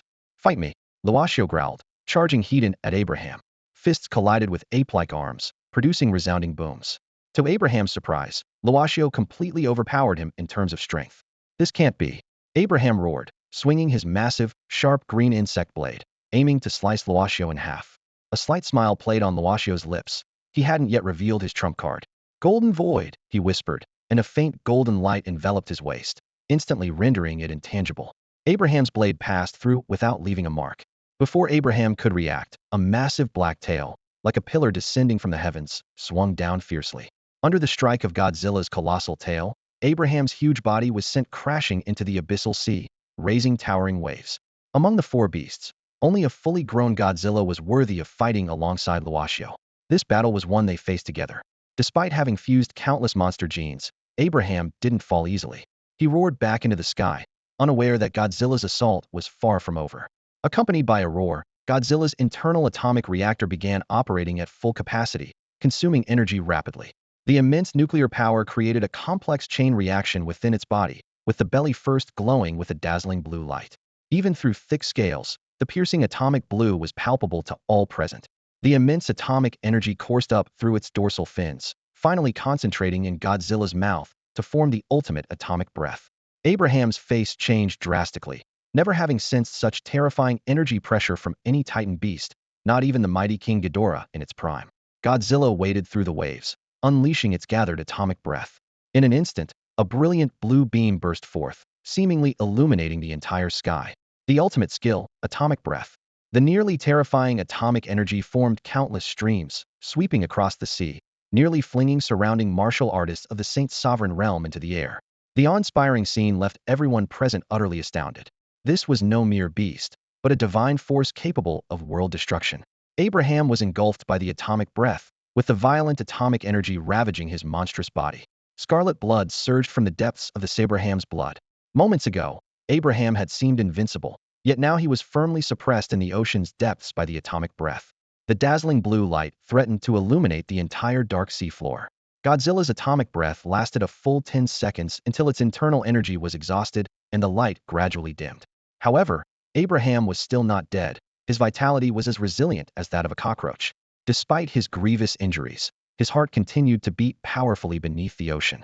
The sea surface broke open, and a blood-soaked, menacing figure rose again. Abraham, full of rage, shouted, "You think you can kill me? Dream on. Only my evolutionary path is superior. You can't be stronger than me. Luo Xiu, I'll kill you." Abraham charged at Luo Xiu, two massive golden dragon heads spewing gravitational beams like golden lightning. Unfazed, Luo Xiu activated the golden void once more, piercing through the gravitational beams and exploding like thunder, instantly appearing before Abraham. His eyes were fierce, channeling all his strength into a single punch. With a sound like flesh being torn, one of Abraham's golden dragon heads suddenly exploded, and golden blood sprayed across the sky. Luo Xiu let out a wild laugh, his eyes flashing with arrogance as if challenging the gods. "A monster fusionist? Today, even if you're a god, I'll be the one to slay you." Before his words could settle, his power erupted like a volcano, and he punched towards another golden dragon head of Abraham. The dragon head shattered instantly, as fragile as paper. Although Godzilla's atomic breath had nearly exhausted its energy earlier, Luo Xiu no longer needed its aid. With Abraham severely injured, he was no longer a match for Luo Xiu. However, Abraham was unwilling to admit defeat.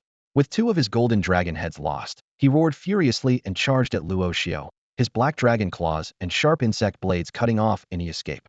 Luo Xiu, instead of using the energy-draining golden void, stepped onto Abraham's dragon claw and used it as leverage to leap into the air. In a flash, Luo Xiu's right arm surged with lightning, unleashing the fused power of the Thunderflame King Kong. A thunderous punch descended like a heavenly strike, sending Abraham's massive body crashing back into the ocean depths. Moments later, Abraham burst from the sea, his face filled with terror. As Luo Xiu pondered the situation, a sudden sea change occurred. A colossal shadow rapidly emerged from the ocean floor, tearing through the currents with a mighty roar. A gigantic head broke through the surface, its enormous mouth lined with fangs, swallowing Abraham whole. Everyone present was stunned. Luo Xiu quickly realized that this wasn't the Kraken, but an even larger entity. The sea monster was terrifying and grotesque, with 6 eerie blue snake eyes on its dark head and scales resembling snake skin, reflecting a metallic sheen in the water. It appeared more like a giant sea serpent than an octopus. A sudden realization struck Luo Xiu as he recalled the ancient inscriptions on the world-suppressing tablet. the northern sea leviathan Kraken rested upon a massive sea serpent. This serpent, stretching thousands of meters long, was likely the legendary Leviathan. In biblical lore, the Leviathan was a female sea monster created by God on the sixth day, counterpart to the behemoth on land. It was the largest sea serpent, capable of reversing tides as it roamed, breathing fire, exhaling smoke, with sharp fangs and armor-like scales. Its cruel and violent nature struck fear into all marine life. Luo Xiu stared intently, and Leviathan's attributes appeared before him. Monster, Leviathan. Status, Ultra Ultimate Form. Bloodline, King Level. Height. Weight. Attack methods. Description: a colossal sea serpent from the ocean depths, rumored to coil the earth. Luo Xiu took a sharp breath. This giant sea serpent had a king-level bloodline like Godzilla and had evolved to an ultra-ultimate form. He concluded that Leviathan's power was likely nearing the peak of the divine hidden realm. Apart from a god-king, no one could withstand Leviathan's wrath. If it were to rage, everyone present, including Luo Xiu, would perish in this cold, dark abyss. Under the gaze of Leviathan's 6 ghostly blue serpent eyes, everyone present instinctively held their breath.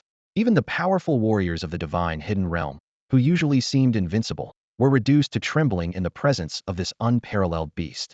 After all, Leviathan had swallowed even someone as formidable as Abraham in one gulp, despite the fact that Abraham had already been severely injured by Luo Xiu.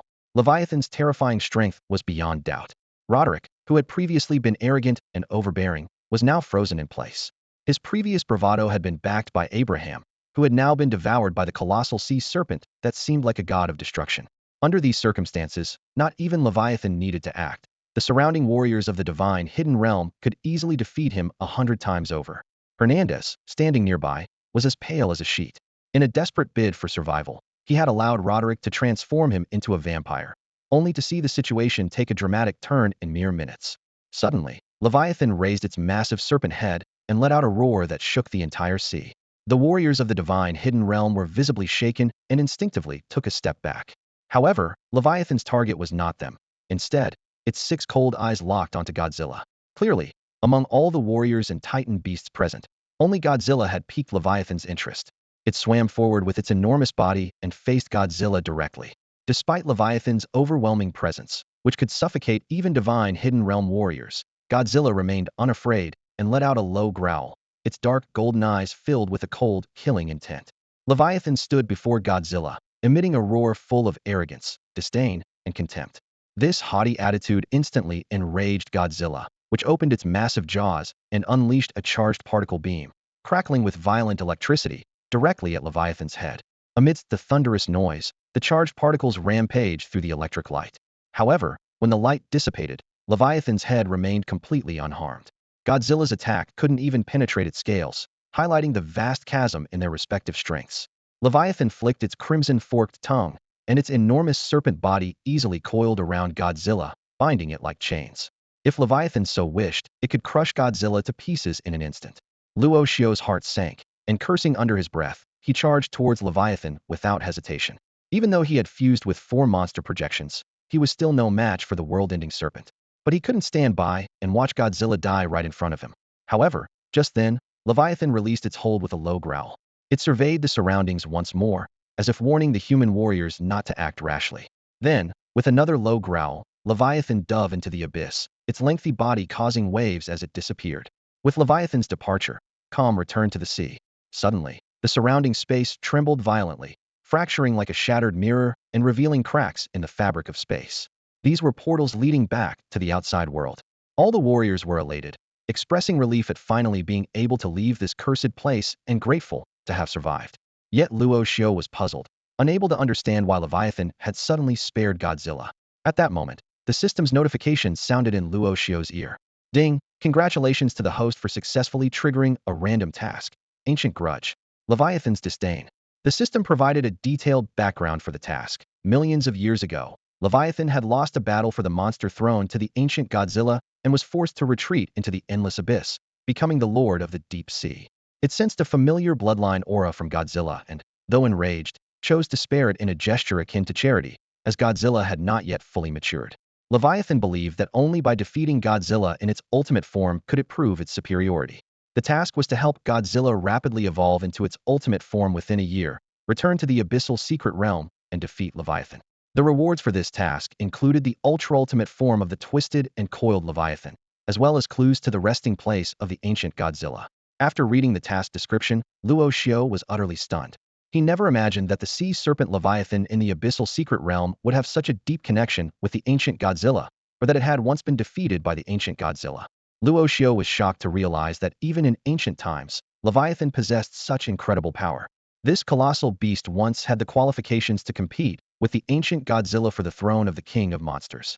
Although it ultimately failed, its strength was not to be underestimated. Luo Xiu suddenly understood why Leviathan chose to spare Godzilla. In the eyes of this king-level beast, Godzilla, which had not fully evolved, was not even worthy of dying by its hand. This deep-seated arrogance in its bloodline mirrored the scene when the ancient Godzilla defeated Leviathan and allowed it to retreat into the endless deep sea. The spatial portal has opened. We should leave now. Nangong Yao suddenly appeared beside Luo Xiu and said softly, "This abyssal secret realm is no longer safe to stay in." Luo Xiu nodded in agreement. The task of conquering Leviathan was daunting, but the rewards were substantial. The ultimate form of Leviathan and clues to the resting place of the ancient Godzilla were invaluable to him at this moment. However, even if Godzilla forcibly evolved into its burning form by consuming a nuclear bomb, it might still struggle against Leviathan. At that moment, Luo Xiu keenly sensed a change in Nangong Yao's aura. "Did you break through?" he asked in surprise. Nangong Yao nodded with excitement. When that giant sea serpent emerged, the surrounding spiritual energy suddenly became dense. I seized the opportunity to absorb it, and luckily broke through to the Saint Realm. Luo Xiu was momentarily speechless, inwardly marveling at Nangong Yao's audacity while everyone else was terrified. He had been secretly absorbing the spiritual energy brought by Leviathan. "Let's go, bring Senior Lanting with us, and leave this secret realm now," Luo Xiu decided. Meanwhile, Roderick was ashen-faced, realizing the danger of his situation. Abraham was dead, and once the surrounding martial artists in the divine hidden realm reacted, they would never let him leave alive. Forcing himself to remain calm, Roderick took out a crystal-clear blood jade from his pocket. He bit his finger, smeared his blood on the blood jade, and then crushed it without hesitation. A crimson light flashed, and an ancient voice echoed in his mind. "Roderick, my blood descendant, you've crushed the blood talisman. Are you in trouble?" Roderick, like a drowning man grasping at straws, shouted excitedly, "Blood ancestor, save me." As the spatial rift opened, warriors from various factions began to leave the abyssal secret realm. Although Leviathan had returned to the deep abyss, no one dared to linger. Luo Xiu led Nangong Row and others through the spatial rift, re-emerging on the surface of the Pacific Ocean. Finally back, Nangong Yao exhaled deeply. "Earth feels so much safer. I never want to enter another damn secret realm for the rest of my life." Most warriors chose to return directly to their respective factions to report back, planning to assemble a team of top divine, hidden realm warriors within 10 days to re-enter the abyssal secret realm. To them, the more dangerous the beast, the greater the value they could obtain. However, some warriors spontaneously gathered together. With Abraham dead and Leviathan unable to leave the secret realm, it was time to settle accounts with Roderick. 3 divine hidden realm warriors, along with over 10 saint realm warriors, surrounded Roderick. A burly Russian man, as sturdy as a bear, stepped forward, cracking his knuckles. His expression was grim, and he sneered at Roderick. "Didn't I say before? If I managed to survive, I would be at odds with your blood clan, to the bitter end." The Russian giant, Maxim, hails from the frigid lands of Siberia, with a temperament as fierce as the blizzards of the tundra. Not only is he a quintessential representative of the fighting nation, but he is also a renowned warrior in the realm of divine strength. Maxim lives by a straightforward and ruthless creed. Anyone who dares to provoke him must pay with blood. Faced with Maxim's threat, Roderick of the vampire clan instinctively stepped back and shouted sternly, "Are you trying to make an enemy of our kind? Fighting here will do you no good." Maxim, upon hearing this, laughed scornfully, his anger flaring. "An enemy? With your sickly appearance, do you think you can threaten me?" As soon as the words left his mouth, he launched himself like a cannonball towards Roderick. In the blink of an eye, Maxim was upon Roderick. His massive fist, as thick as a bowl, descended with overwhelming force towards Roderick's face. Boom! A loud crash echoed as Roderick, unable to dodge in time, had his head reduced to a bloody mist. However, for a vampire, the head is not a vital point. Roderick quickly retreated, and the blood gushing from his neck swiftly coalesced into a new head. Glaring at Maxim with a mix of rage and frustration, Roderick spat out, "You damned." But before he could finish, Maxim charged again like a wild beast, roaring, "Let's see how many times your head can regenerate." In this situation, Roderick dared not confront him directly. Gritting his teeth, he unfurled his bat wings and used his speed to desperately evade Maxim's ferocious attacks. However, Roderick underestimated the other enemies lurking around.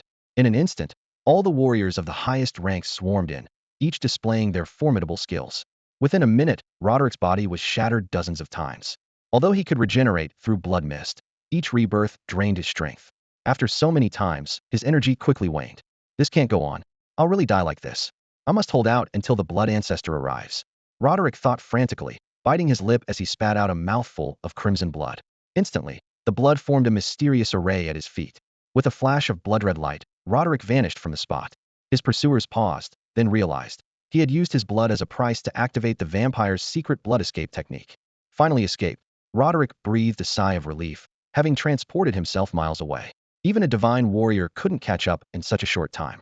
This was the first time the vampire had faced such a brutal assault, and he had lost at least 70% of his vital blood. Even if he survived, it would take a year or two to recover fully. Yet, at that moment, a massive shadow suddenly descended from above, enveloping Roderick. Why did it get dark?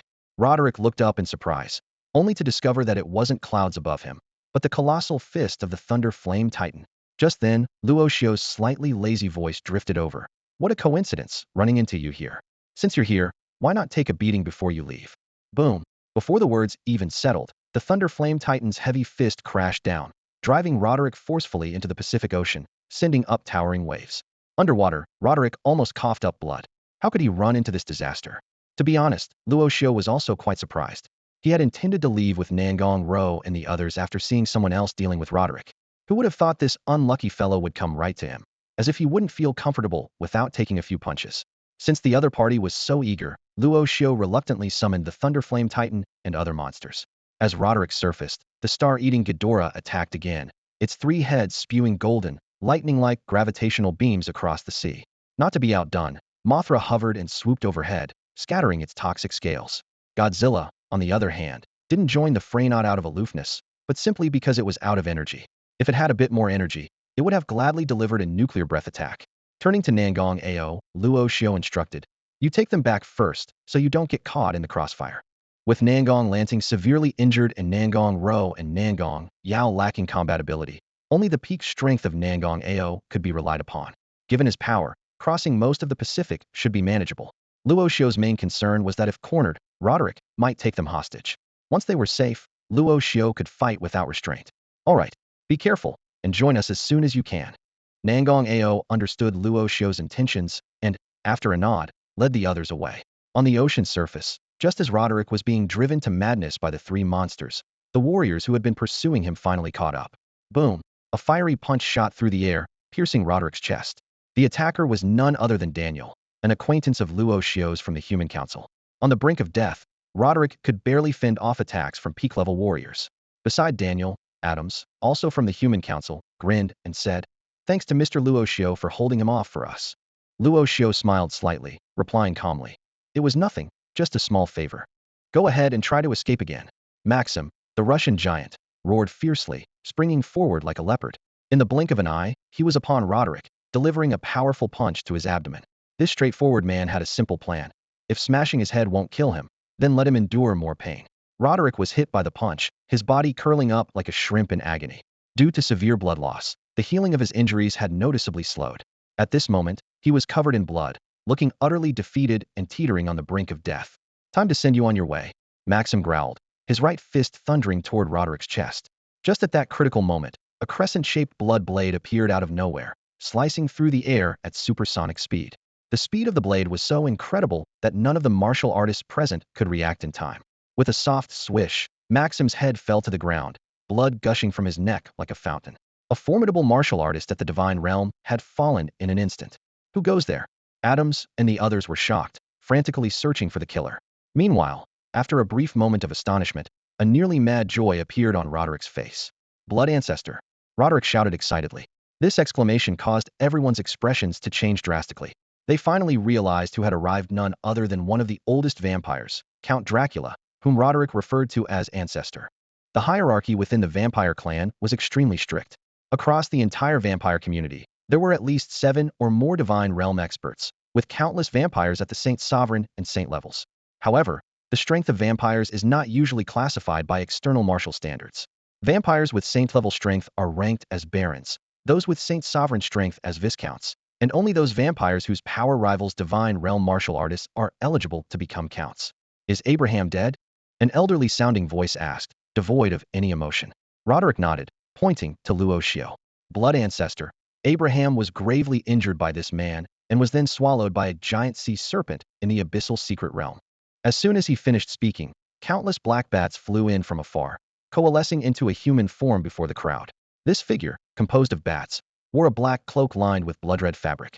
Notably, his features were extremely deep-set, youthful, and handsome, embodying an ideal of beauty by both Western and Eastern standards, leaving a lasting impression.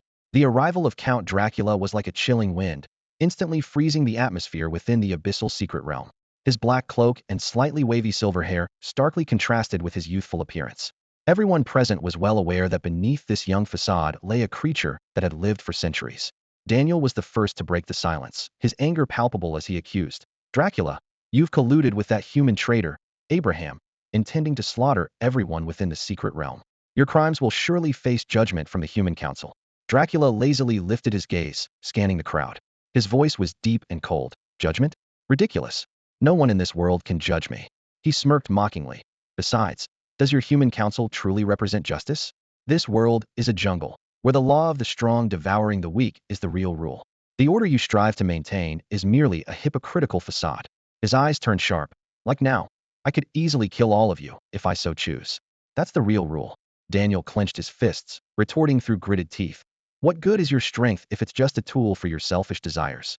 Selfish, insidious people like you will eventually face the punishment you deserve.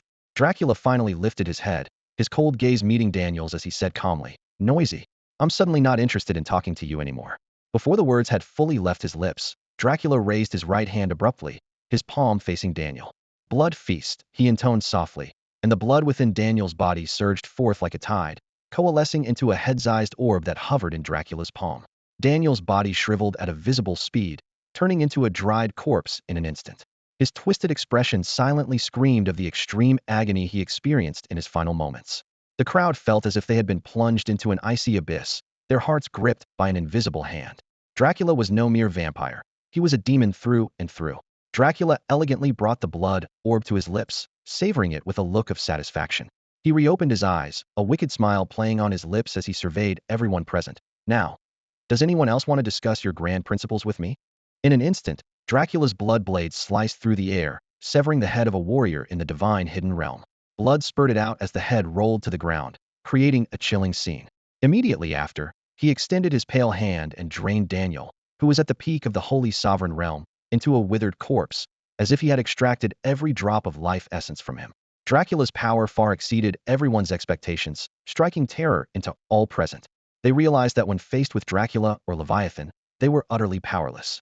No one dared to speculate which of the two was stronger. Daniel, Adams cried out in agony, rushing forward to embrace his friend's lifeless body. They were not only colleagues in the Human Council, but also brothers in spirit. Watching his dear friend die so brutally, Adams let out a heart-wrenching wail. Dracula's handsome face carried an almost perfect smile, as if he were enjoying a captivating play. Despair, fear, wailing, and screams. These are the finest spices for a dull life, he murmured softly. Use your blood to entertain me to the fullest. Someone in the crowd reacted first, shouting, Run. Chaos erupted instantly. This wasn't a closed-off abyssal realm, and with Dracula's overwhelming strength, escape became the only option.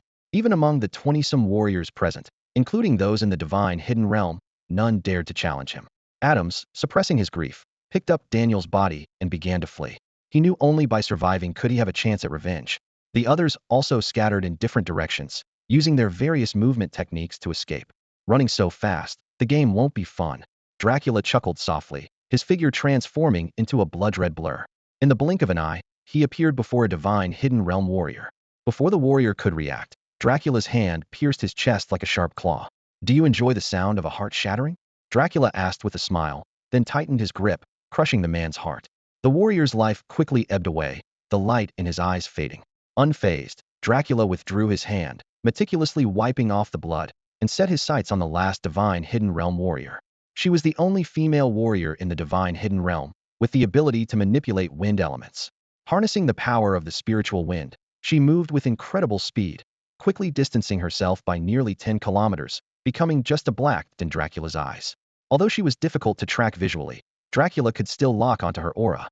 In the blink of an eye, she's already that far away. What a bother, Dracula sighed slightly, slowly raising his hands to unleash more powerful techniques in pursuit. In the next moment, the blood within Dracula surged like a tide, gushing from his palms. The blood coalesced in the air, transforming into 12 scarlet spears, exuding a chilling aura. Even for a formidable being like Dracula, attempting to kill a divine realm warrior from thousands of meters away was no easy feat. These 12 blood spears were formed from Dracula's life essence. As the blood left his body, Dracula's appearance aged rapidly, visible to the naked eye. His once flawlessly handsome face was suddenly covered with wrinkles and age spots, resembling an old man nearing the end of his life. It turned out that his youthful visage was merely a facade, concealing an ancient soul that had lived for centuries. Dracula lifted his head, his emaciated fingers lightly pointing at the female divine realm warrior. His voice, though hoarse, carried an undeniable authority, as if he were a blood king seated on an immortal throne. Godslayer Blood Spear, attack. As soon as he spoke, the 12 scarlet blood spears transformed into shadows and shot forward with incredible speed. With a series of shoo-shoo-shoo sounds, the spears pierced through the warrior's body, pinning her lifeless in midair. Thus, 3 divine realm warriors had fallen at the hands of Dracula alone. With the major threats eliminated, Dracula grinned, a hint of cruelty flashing in his eyes. His body suddenly split apart, transforming into countless black bats that swooped down on the fleeing Saint Realm warriors. These black bats moved with incredible speed, and once they neared a target, they would instantly morph into human form, as if they were Dracula's clones, bearing their sharp fangs. Watching the warrior's plight, Roderick felt a deep sense of satisfaction. He approached Dracula and said in a grave tone, "Lord Blood Ancestor, you must not let the one who killed Abraham go unpunished." Naturally, Roderick was referring to Luo Xiu, whom he despised to the core. Dracula chuckled lightly. "I never expected Abraham to die. A man destined to be a hero of his time, slain by an unknown nobody. It's rather ironic, isn't it?" Roderick replied solemnly. "I never imagined he would fall in something as insignificant as the abyssal secret realm. According to the original plan, this place was meant to be their slaughterhouse for strong warriors. Who would have thought that someone like Luo Xiu would emerge, not to mention the appearance of a terrifying entity like Leviathan?" At that moment, Dracula suddenly asked with curiosity, "By the way, this Luo Xiu you mentioned, is he merely a Saint Realm warrior? When I was sensing the auras earlier, I only detected 3 divine realm warriors. And among those 3, there was no sign of Luo Xiu." Roderick nodded and explained gravely, "This kid is indeed special. Not only can he control the Titan behemoth, but he can also temporarily merge its power into his own body. If not for this, Abraham wouldn't have been defeated by him. Merge the Titan behemoth's power into his body." Dracula's face showed a hint of surprise. "Does he have the same fusion ability as Abraham?" "I don't know," Roderick shook his head, speaking with a harsh tone. "But in any case, we must eliminate this boy. Otherwise, if he is allowed to grow, he could become an endless threat to our vampire clan." Dracula laughed softly and elegantly. "Don't worry, I won't let this boy survive." After saying this, Dracula turned his head, looking toward the direction in which Luo Xiu had fled. In the next second, a pair of massive, dark bat wings suddenly unfurled behind him. Whoosh! With a sound of cutting through the air, Dracula's figure shot through the sky like a sharp sword. "Damn, already caught up?" As soon as Dracula closed in, Luo Xiu sensed his terrifying presence. Gritting his teeth, Luo Xiu pushed the amplitude of his magic butterfly wings to the limit, covering nearly a kilometer with each flap, moving so fast that he broke the sound barrier. Yet, Dracula showed no intention of letting him go, persistently closing in from behind like an unshakable shadow. As a peak powerhouse of the godly hidden realm, Dracula's speed was far beyond Luo Xiu's expectations. The distance between them was rapidly decreasing. 50,000 meters, 40,000 meters, 30,000 meters. In less than the time it takes to drink a cup of tea, the gap between Dracula and him had shrunk to a mere 20,000 meters. And this was precisely the maximum range of Dracula's god-slaying blood spear. "Boy, you can't escape." Dracula's eyes turned cold, murder flashing in them. In the next second, his life blood once again condensed midair, forming 12 scarlet blood spears that shot toward Luo Xiu with incredible speed. If nothing unexpected happened, Luo Xiu's fate would be the same as that of the previous godly hidden realm warrior, pierced through the chest by the god-slaying blood spear and nailed to the sky. However, what Dracula did not expect was that the moment the blood spear was about to pierce Luo Xiu's chest, his body suddenly turned into a dazzling crimson gold. And the blood spears passed through Luo Xiu's body as if they had lost their target, as if they were stabbing at air. How is this possible? Dracula's eyes widened in disbelief at the scene before him. Luo Xiu turned his head and laughed provocatively. "Old man, is that the best you can do? Didn't you eat?" After saying this, Luo Xiu flapped his wings again, increasing the distance between them once more. Damn it. When I catch you, I'll tear you to pieces. Dracula's face turned gloomy, and surrounded by a surge of blood energy, he quickly followed. Luo Xiu and Dracula, one fleeing and one pursuing. If Luo Xiu could still activate his monster projection ability, he would surely gather the power of the four great monsters and fight Dracula. Unfortunately, the monster projection ability, though powerful, has its limitations. It can only be activated once a day, and each activation lasts only 10 minutes, which is its greatest limitation. So, now Luo Xiu can only run for his life. If he doesn't flee, he'll die? Compared to Luo Xiu's desperate escape, Dracula was filled with rage. He had never failed so many times against the same person. Luo Xiu's ability to turn his body into a golden void helped him neutralize wave after wave of Dracula's attacks. However, during this process, Dracula also discovered that Luo Xiu's method was not without limits. Each time he used it, it consumed a massive amount of energy. Under Dracula's relentless pursuit, the distance between them was reduced to a mere 5,000 meters. And Luo Xiu's stamina was nearly exhausted, causing his speed to drop significantly. In Dracula's eyes, Luo Xiu was already a dead man, merely making a futile last stand. 60 kilometers to the boundary of China's territorial waters. Even at full speed, it would take at least a minute. Luo Xiu took a deep breath, his eyes resolutely fixed on the path ahead. If what Nangong Jing said was true, then the last 60 kilometers represented Luo Xiu's only hope. Whoosh! At this moment, another blood spear shot toward him. Fortunately, Luo Xiu reacted quickly, activating the golden void again. But this time, Luo Xiu completely exhausted his energy, unable to maintain flight. He plummeted straight down from the sky. In the next second, Luo Xiu raised his hand, summoning Mothra from the monster space, landing steadily on its back. Mothra let out a sharp cry, its butterfly wings flapping up and down, carrying Luo Xiu forward at high speed. No matter what, he had to cross this last 60 kilometers. On an unnamed island within China's territorial waters, a black-haired martial artist meditating with closed eyes suddenly opened them. Two beams of golden light shot out like the sun. This black-haired, golden-eyed martial artist, around 27 or 28, had a perfectly sculpted physique.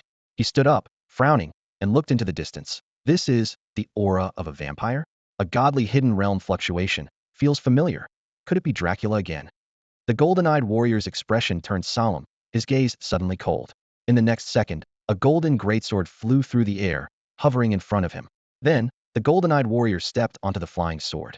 The sword vibrated, and in an instant, a brilliant golden light erupted.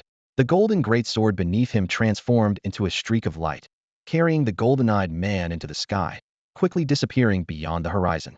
Dracula, I, Lin Luan, am curious to see where you get the audacity to so casually enter our Chinese waters. Whoosh! A blood spear pierced through the air, instantly puncturing Luo Xiu's right shoulder. The intense pain surged through his body like an electric shock, and blood gushed from the wound, leaving a shocking hole on his shoulder. Despite the dire situation, Mothra continued to beat its wings tirelessly. It seemed to sense its master's determination, accelerating with unprecedented speed to carry Luo Xiu across the boundary of China's territorial waters. Dracula watched as his prey was about to escape, realizing something was amiss. But he had no time to ponder. Luo Xiu was within sight, less than a kilometer away. One final strike, and he could finally eliminate this loathsome boy. Boy, your time has come. Go to hell. Dracula snarled, his patience worn thin by the prolonged battle. He raised his palm, a crescent-shaped crimson blood blade forming in his hand, and fiercely hurled it in Luo Xiu's direction. Whoosh! The blood blade sliced through the air, sharp enough to seemingly tear the void apart. Luo Xiu gritted his teeth, his eyes locked onto the incoming blade. He knew with his current strength, he could only muster one more use of the golden void, lasting a mere half-second. This fleeting moment was his last chance. However, just as Luo Xiu concentrated fully, the blood blade suddenly shattered before his eyes. He stared wide-eyed, realizing an invisible pale gold barrier had appeared in front of him. At that moment, a lion-like roar echoed across the sky. Dracula, dare to break your oath, and I can strike you down now. Upon hearing the familiar voice, Dracula's expression changed drastically. He knew this was the territory protected by the other party, but he hadn't expected him to arrive so swiftly. Dracula looked up, trying to maintain composure as he shouted, Lin Luan, this is merely the edge of your Chinese territorial waters. Don't push your luck. Despite the fierce tone, Luo Xiu could detect the fear hidden in his words. Luo Xiu felt a surge of joy. His gamble had paid off. The voice belonged to Lin Luan, the guardian war god of the nation, whom Nangong Jing had told him about. Nangong Jing had recounted Lin Luan's deeds outside the Kunlun Mountain secret realm, He had single-handedly repelled 3 top-tier divine, hidden realm experts, including Dracula, the progenitor of the Blood Clan. At that time, Dracula was severely injured by Lin Luan and forced to swear not to set foot on Chinese soil for 100 years. Luo Xiu had lured Dracula here, betting on Lin Luan's appearance. Push my luck. Hara. Above, Lin Luan's figure appeared. Clad in a black suit, he stood on a golden giant sword, his sharp eyes as piercing as a divine weapon. Lin Luan looked down at Dracula, his expression stern, eyes like lightning, and declared in a deep voice, "This is the land of China, and you foreign barbarians dare to act recklessly here?" As soon as the words left his mouth, Lin Luan swung his arm and drew a crimson gold long blade from behind him. The blade shimmered coldly under the sunlight, as if foreshadowing the imminent bloody battle. Upon seeing this, Dracula's face turned grim, a flicker of terror flashing in his eyes. "Lin Luan," Dracula shouted, his voice trembling slightly, "I have no intention of treading upon your Chinese seas. I shall retreat at once. Must you be so aggressive?" Lin Luan's expression hardened at these words, a fierce look appearing on his face. He let out a sharp laugh, his voice cutting like a blade. "Aggressive? If I want to cut you down, I'll do it. Do I need to pick a day for it?" Before he finished speaking, Lin Luan leaped down from the massive sword. With a swift motion, he swung his crimson gold blade in midair, unleashing a blade aura of the same color. The aura tore through the air, hurtling towards Dracula with deadly intent. Dracula hadn't expected such decisive action. He cried out, "You!" and transformed into a giant bat just in time. However, Lin Luan's strike was swifter than Dracula's transformation. A piercing sound of tearing filled the air. The devastating blade aura struck, and Dracula let out a harrowing scream. His right wing was severed, blood pouring down like rain. Given Dracula's strength, such a wound should have healed instantly. Yet, Lin Luan's blade aura seemed to contain a special power, continuously damaging the wound and preventing it from healing quickly. In unbearable pain, Dracula reverted to his human form, his right arm severed at the root, blood flowing profusely, a gruesome sight. With just one strike, Lin Luan displayed his decisiveness and overwhelming dominance. Watching this scene, Luo Xiu couldn't help but recall a fitting verse. "If only the flying general were here, no barbarian horse would dare cross the Yin Mountains." Indeed, Lin Luan, the war god of the nation, lived up to his name. Lord of Blood. Seeing Dracula wounded, Roderick hurried over, his face filled with anxiety and concern.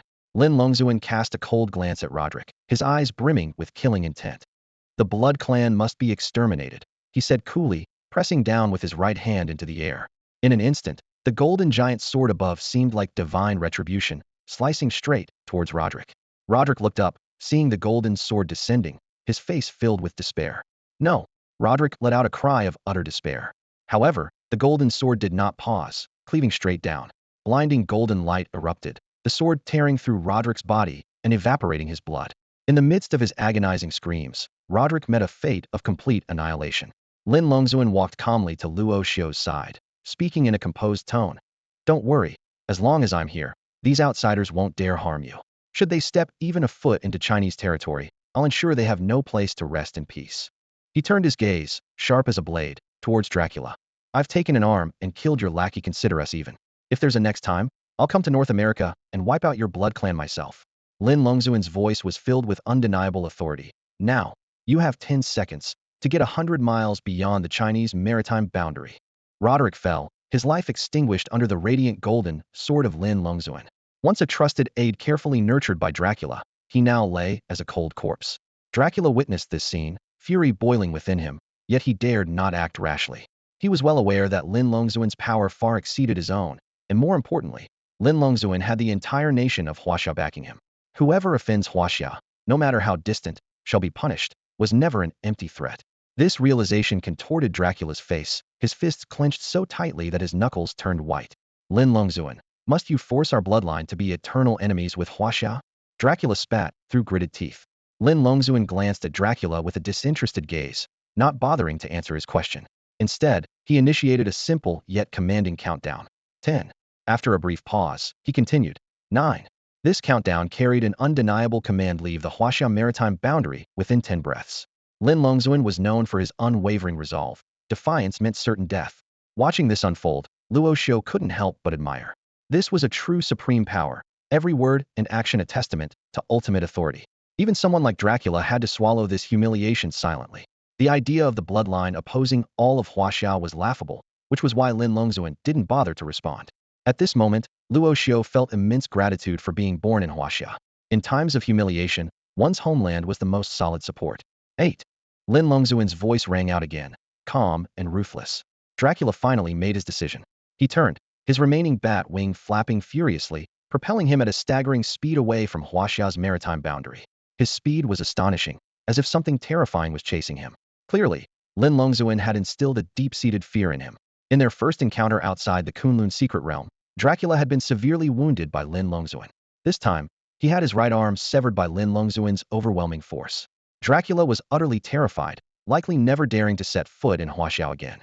Once it was confirmed that Dracula had fled, Lin Longzuan approached Luo Xiu, a slight smile appearing on his face. Well, that old guy should be too scared to come back. He turned to Luo Xiu, curiously asking, "By the way, how did you end up provoking that old ghost?" Luo Xiu didn't hold back and explained the entire situation to Lin Longzuan, omitting only some minor details. "I see," Lin Longzuan nodded thoughtfully. "I didn't expect that old undead to be so insidious, plotting to slaughter all the martial artists within the abyssal secret realm. Now that his plan has been exposed, there will surely be others who will trouble their bloodline." Luo Xiu chuckled. "Let that old ghost worry about those problems." Lin Longzuan's eyes glimmered with a hint of longing. "If I weren't needed to guard Huaxia, I'd love to battle that sea serpent named Leviathan, a 1,000-meter-long giant sea monster. That's truly a rare sight." A complex expression flickered across Lin Longzuan's face. The title, War God of the Nation, brought not only glory, but also a heavy responsibility. He understood deeply the duty he bore to protect his homeland. If not for this, his nature would have led him to swiftly cut down Dracula. However, Lin Longzuan was acutely aware that while killing Dracula might bring momentary satisfaction, the consequences would be disastrous. Relations between the vampires and China would plummet, potentially inciting havoc by countless vampires within the country. Thus, he chose intimidation over slaughter. In this world, true peace can only be maintained by making the other side see that war is futile, Lin Longzuan said gravely. Now that the matter is resolved, we should leave the border as soon as possible. No sooner had he spoken than Lin Longzuan's complexion turned pale, and a trace of pale golden blood appeared at the corner of his mouth. Luo Xiu frowned and instinctively asked, "Senior, are you hurt?" Lin Longzuan forced a smile and wiped away the blood. "It's nothing, just an old ailment." At that moment, a system notification sounded in Luo Xiu's ear. "Ding! Congratulations to the host for successfully triggering a random mission. Lin Longzuan's hidden ailment." Mission introduction. During the battle at Kunlun Mountain, Lin Longzuan single-handedly repelled 3 powerful adversaries, but was cursed by the Nordic black wizard Lester. He has yet to fully recover. Mission objective. Cure Lin Longzuan's hidden ailment. Lester's voodoo can be neutralized by the rejuvenating scales produced by Mothra, but it requires a significant amount of energy points. Please consider carefully whether to accept the mission. Mission reward, 300,000 flesh energy points. Hearing this prompt, Luo Xiu was secretly amazed. Lin Longzuan was indeed a formidable figure. Even with a voodoo curse, he could easily defeat Dracula. Although the mission reward was not vast, Luo Xiu was determined to cure Lin Longzuan's ailment. It was not only a repayment for his country's grace, but also because Lin Longzuan had once saved his life. Luo Xiu took a deep breath, looked into Lin Longzuan's eyes, and asked, "Senior Lin, if I'm not mistaken, what affects you should be the residual voodoo inside you, correct?" Lin Longzuan was taken aback, looking at Luo Xiu in disbelief. "How do you know about my condition?" Luo Xiu smiled slightly. "I just happen to have some knowledge of Nordic black magic." Lin Longzuan sighed, his expression grave. "This must not be disclosed. If those foreign powers, eyeing us, learn of my current state, it could attract a wave of opportunists." Luo Xiu nodded solemnly. "I understand the importance of discretion." He paused, looking firmly at Lin Longzuan. "But what if I told you I could cure your ailment?" As soon as Luo Xiu finished speaking, Lin Longzuan's expression froze, and a flash of disbelief flickered in his eyes. He took a deep breath, staring intensely at Luo Xiu, his voice tinged with a slight tremble. "You think you can cure me just by looking? Do you know how many renowned doctors across China I've consulted, even top-tier medical supernaturals? All of them said the same thing: it can only be suppressed, not eradicated." Lin Longzuan thought privately that Luo Xiu's offer was well-intentioned, but he doubted it would help. After all, no one understood the power of the poison in his body better than him. However, Luo Xiu remained calm and spoke with determination. "Give me a chance. I'm at least 90% sure I can cure your ailment." Lin Longzuan was silent for a moment, eventually moved by the conviction in Luo Xiu's eyes. He slowly replied, "Since you're so confident, let's give it a try. Even if it doesn't work, I won't hold it against you." "All right." Luo Xiu nodded, without hesitation, raising his hand to summon Mothra from the monster space. Suddenly, a massive butterfly-like creature appeared before them. Lin Luan frowned and instinctively tightened his grip on his golden battle blade. Luo Xiu quickly explained, Elder, this titan moth is tamed by me and is not a dangerous creature. Hearing this, Lin Luan relaxed slightly, softly exclaiming, I never imagined you had the ability to tame a titan beast. Luo Xiu secretly breathed a sigh of relief, thinking, good thing I reacted quickly, or else Mothra would have been done for. Then, Luo Xiu instructed Mothra to begin. The colorful wings flapped in the air, releasing countless shimmering scales like a rain of light that enveloped Lin Luan. Sizzle! As the scales touched Lin Luan, they ignited and turned into a foul-smelling black mist that dispersed. Simultaneously, Lin Luan was astonished to find signs of the poison in his body being neutralized. Seeing Lin Luan's shocked expression, Luo Xiu smiled and explained, just because humans can't do it doesn't mean titan beasts can't. After all, in ancient times, they were the rulers of this world. Bathed in the light of the reviving scales, Lin Luan's face lit up with excitement. You've done me an enormous favor. From now on, I, Lin Luan, owe you a debt of gratitude. As long as it doesn't jeopardize national interests, I will agree to your request. Then I thank you in advance, Elder, Luo Xiu replied with a light chuckle, secretly delighted. Using Mothra's accumulated energy to gain a personal favor from the nation's war god is a deal too good to pass up. However, as Lin Luan was healed, Mothra's energy was rapidly depleting. 10,000, 20,000, 50,000, 100,000. Luo Xiu watched these numbers change, feeling both pleased and anxious. In the blink of an eye, nearly 100,000 energy points vanished like flowing water, and the numbers continued to rise. Luo Xiu was relieved that Mothra had almost no energy consumption on a daily basis, so the accumulated energy was just barely enough. Suddenly, the system notification sounded. Congratulations to the host for completing the task. You are awarded 300,000 points of blood and flesh energy. Please choose a monster to receive it. Without hesitation, Luo Xiu said, give it to Mothra. The poor little creature was almost drained dry, so some compensation was only fair. With a wave of his hand, he recalled the weakened Mothra into the monster space. Lin Luan let out a long breath, stretching his limbs and shaking off the excess scales. With the voodoo curse lifted, he felt as if reborn, his complexion healthy and spirited. Watching the rejuvenated Lin Luan, Luo Xiu felt a great sense of satisfaction. This was the true spirit of the war god of China. Thank you. Lin Luan clasped his hands again and smiled. The problem that troubled me for so long is finally resolved. By the way, weren't you planning to return to Yanjing? Luo Xiu nodded. The spot in the abyssal secret realm was secured by Mr. Nangong Jing, so I must return to express my gratitude. Indeed, you should, Lin Luan agreed. With the voodoo curse gone, I will also head back to Yanjing. If you don't mind, perhaps we could travel together? It would be an honor, Luo Xiu replied politely. In the ancestral hall of the Dongfang family, Dongfang Lai sat at the head of the table, his expression dark as water. On either side sat two elders, one in a dark gray robe with an orange-eared spider-web gold thread belt at his waist, his hair sparse and his figure hunched, the other in a navy blue robe, his silver hair meticulously groomed, holding a string of sandalwood beads. Dongfang Jing knelt trembling before Dongfang Lai. Dongfang Lai spoke in a deep voice. Do you two know why I have summoned you? Without waiting for an answer, he continued, Dongfang Ren, my brother, died in the abyssal secret realm. The laughable part is, the one who killed him was Luo Xiu, whom I personally spared not long ago. Perhaps this is retribution.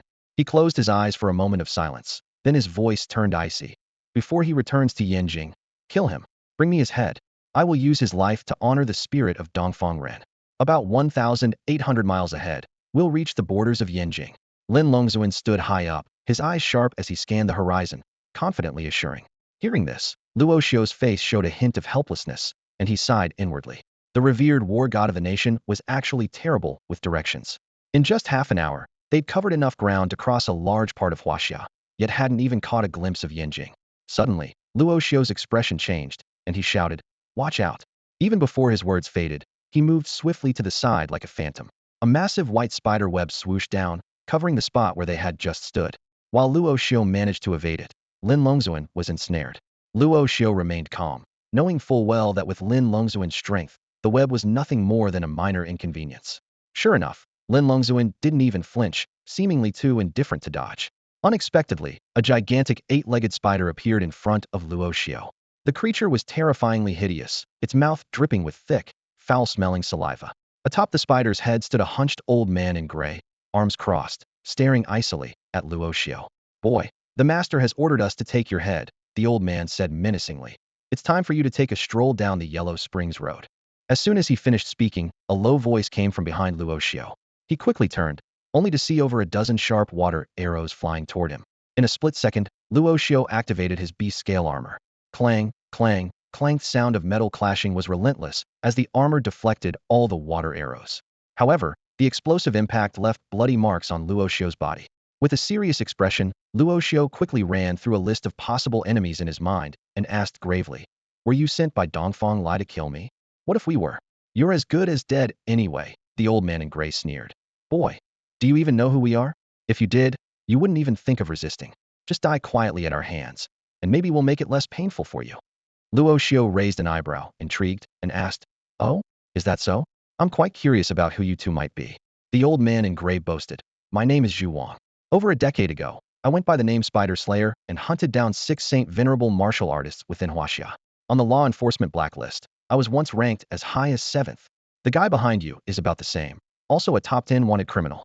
The Dongfang family master erased our names from the blacklist at great expense. In return, we handle the people he wants dead. Boy, your death won't be in vain." Just as Zhu Wang finished speaking, he noticed that Luo Xiu wasn't the least bit afraid. Instead, a slight smile appeared on his lips. This reaction puzzled Zhu Wang. Luo Xiu calmly extended his hand, chuckling softly as he asked, "Then may I ask, do you know the identity of the person you have ensnared with your web?" Zhu Wang frowned and blurted out, "Someone from the Nangong family?" He then reaffirmed his assumption, sneering, "Boy, you can't seriously believe that someone from the Nangong clan can save you, can you? Even if a strong member from the Nangong family were to arrive, they'd likely just collect your corpse." At that moment, the figure trapped in the web suddenly unleashed a formidable aura. He effortlessly tore through the web's steel-like strands and looked up with a brilliant smile. "It's been so many years since anyone dared to call themselves a blacklist criminal in front of me. I must say, you two are indeed very brave." Luo Xiu almost burst out laughing. These two had no idea that the person accompanying him was the legendary war god of the nation, Lin Luan. Claiming to be blacklist criminals in front of Lin Luan was nothing short of courting death. Lin Luan stepped forward, his immense presence seemingly capable of subduing mountains and rivers. Zhu Wang and the other old man finally showed a change in expression, asking in terror, "Who exactly are you?" "Me? Just a mere martial artist from Huaxia," Lin Luan said calmly. "But many like to call me the war god of the nation." Upon hearing these 4 words, the pupils of the 2 old men contracted sharply, their eyes almost bulging with shock. Zhu Wang's face turned ashen as he finally understood why Luo Xiu was so confident. A golden giant sword rose behind Lin Luan, soaring into the sky. In the next moment, the golden sword in the clouds dispersed, transforming into thousands of gleaming golden flying swords. "Fall!" Lin Luan uttered a single word, and his command became reality. Thousands of golden flying swords descended with overwhelming momentum, sweeping down like a rain of swords from the heavens. A golden rain of swords cascaded down like a waterfall, instantly cutting off the retreat of the 2 elderly men. Hundreds of flying swords pierced through their bodies like lightning, emitting a sharp, sizzling sound. Despite their formidable strength, the 2 martial artists at the divine hidden realm were as helpless as ants before Lin Luan. Standing nearby, Luo Xiu witnessed the breathtaking scene and couldn't help but sigh. Farewell, brave warriors. He was secretly relieved to have Lin Luan by his side. Otherwise, these 2 formidable opponents would have posed a significant challenge. With this thought, a cold glint flashed in Luo Xiu's eyes, convinced that these men were most likely sent by Dongfang Lai. The Dongfang family. Luo Xiu mused. "I never intended to be your enemy, yet you continue to provoke me." Lin Luan approached Luo Xiu and asked quietly, "Are they your enemies?" Luo Xiu nodded. "You heard it earlier, they were sent by the Dongfang clan." Lin Luan's expression turned serious as he said, "This Dongfang Lai is truly audacious, daring to harbor fugitives from the blacklist. If you need, I can help bring him to justice. Even if he's the current head of the Dongfang clan, with solid evidence, I, as the guardian of China, can hold him accountable." However, Luo Xiu shook his head and declined. "No need to trouble you with this matter, senior. I will settle these grudges myself." He had already decided to deal with the Dongfang family personally. Lin Luan paused, then nodded. "Very well. I will escort you safely back to Beijing to prevent any other ill-intentioned individuals from targeting you." "Thank you, senior," Luo Xiu replied with a slight smile, already planning his future actions. The account with the Dongfang family would be settled sooner or later. It was only a matter of time. An hour later, Luo Xiu finally returned to Beijing. After drifting at sea for so long, seeing the bustling skyscrapers again filled him with a sense of familiarity. After leaving him with the words, "Contact me anytime if you need," Lin Luan departed. Luo Xiu didn't immediately return to the Nangong family. but instead walked into a nearby mobile phone store and casually bought a phone. After inserting the SIM card, he immediately dialed a number. The call connected quickly, and a lazy, sultry voice answered. Hello, who's this? Luo Xiu chuckled. It's me, Luo Xiu. Well, this is a surprise. You actually reached out to me. Chu Nihong replied with a hint of reproach. I thought you had forgotten about me after that night. Luo Xiu laughed softly. I'm not that callous. Whatever. I won't argue with you. After all, it was mutual. Chu Nihong huffed in a teasing manner before getting serious. All right, let's get to the point. What do you need from me? Luo Xiu got straight to it. I'm in Beijing now. There's something I need you to do. What is it? Can't you handle it yourself? Chu Nihong asked curiously. Luo Xiu replied calmly. I need you to take over the Emperor organization for me. Chu Nihong was stunned. You want to take over the Emperor organization? Are you serious? Are you trying to go against the boss? The boss? Luo Xiu said nonchalantly. I forgot to tell you, your boss is already dead. I killed him. This revelation struck like a bolt from the blue, leaving Chu Nihong speechless in shock. Where are you now? I'm coming to see you right away. Chu Nihong said urgently. Luo Xiu looked around and replied casually. Come over then. I'm at the Inju Cafe in the main district of Beijing. 3 hours later, at a booth in Inju Cafe, Chu Nihong listened to Luo Xiu recount the entire event, her expression becoming almost numb. The Abyss Secret Realm, ancient stone tablets, the North Sea monster Kraken, the monster fusionist Abraham, the world-ending sea serpent Leviathan, the vampire king Dracula. Luo Xiu's adventure had completely overturned Chu Nihong's worldview. She began to believe Luo Xiu's words. Before coming, Chu Nihong had tried to contact the boss, but received no response. The mysterious behind-the-scenes controller seemed to have vanished from the face of the earth. Luo Xiu tapped the table lightly and said solemnly, If you're willing to believe me, I'll give you 5 days to fully take over the entire Emperor organization. From now on, you'll be the nominal controller of the Emperor organization. But remember, you belong to me, body and soul. I'll have Lei Yanjin Gang accompany you temporarily. If anyone refuses to obey, you're smart. I trust you know what to do. Leaning back in his chair, Luo Xiu crossed his fingers over his chest and continued. Once you've completed the takeover, I have another task for you.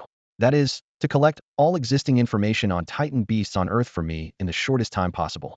Chu Nihong picked up the cup in front of her and downed the coffee in one gulp.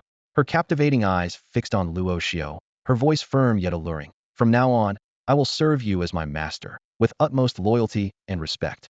She was fully aware that becoming the leader of the Emperor organization was entirely due to Luo Xiu's influence. If he could elevate her, he could just as easily bring her down. Their relationship had long since evolved from the simplicity of their first meeting in Shanghai City. Back then, Luo Xiu was like a young tiger, but now he had become a formidable beast.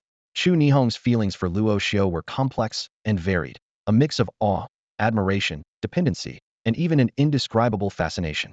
Luo Xiu chuckled softly and said, I trust you won't betray me. Besides gathering information on the Titan beasts, I also want to review all the classified materials within the Emperor organization.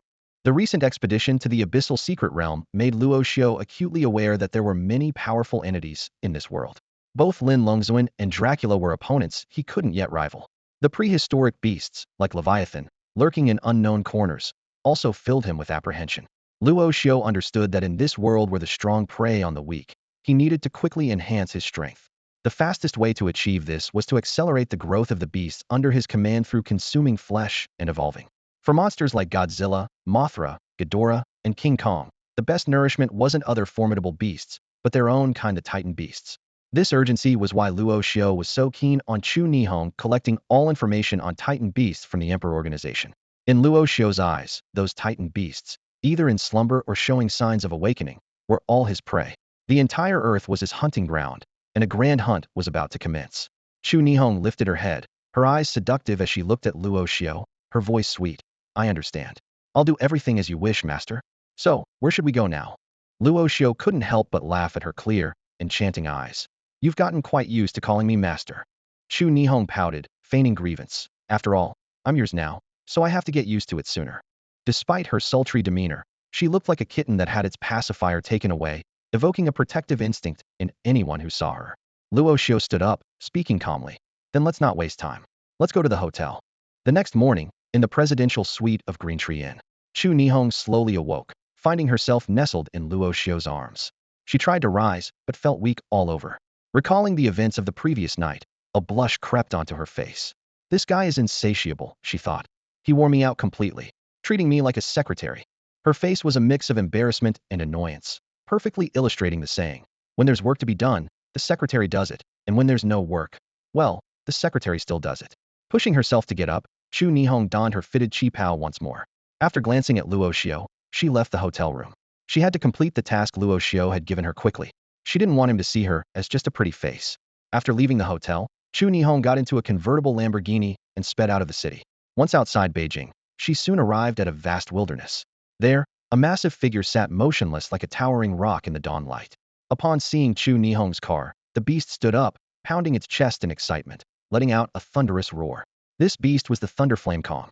Calling forth such a beast in the city was too conspicuous, so Luo Xiu had released it into the wild the previous night. But from the looks of the bloodied beast carcasses surrounding it, the Titan beast had clearly not been idle, driven by its primal instincts of conquest and slaughter. Gazing at the colossal creature capable of blotting out the sky, Chu Nihong's lips curled into a smile. Pleasure working with you, big guy.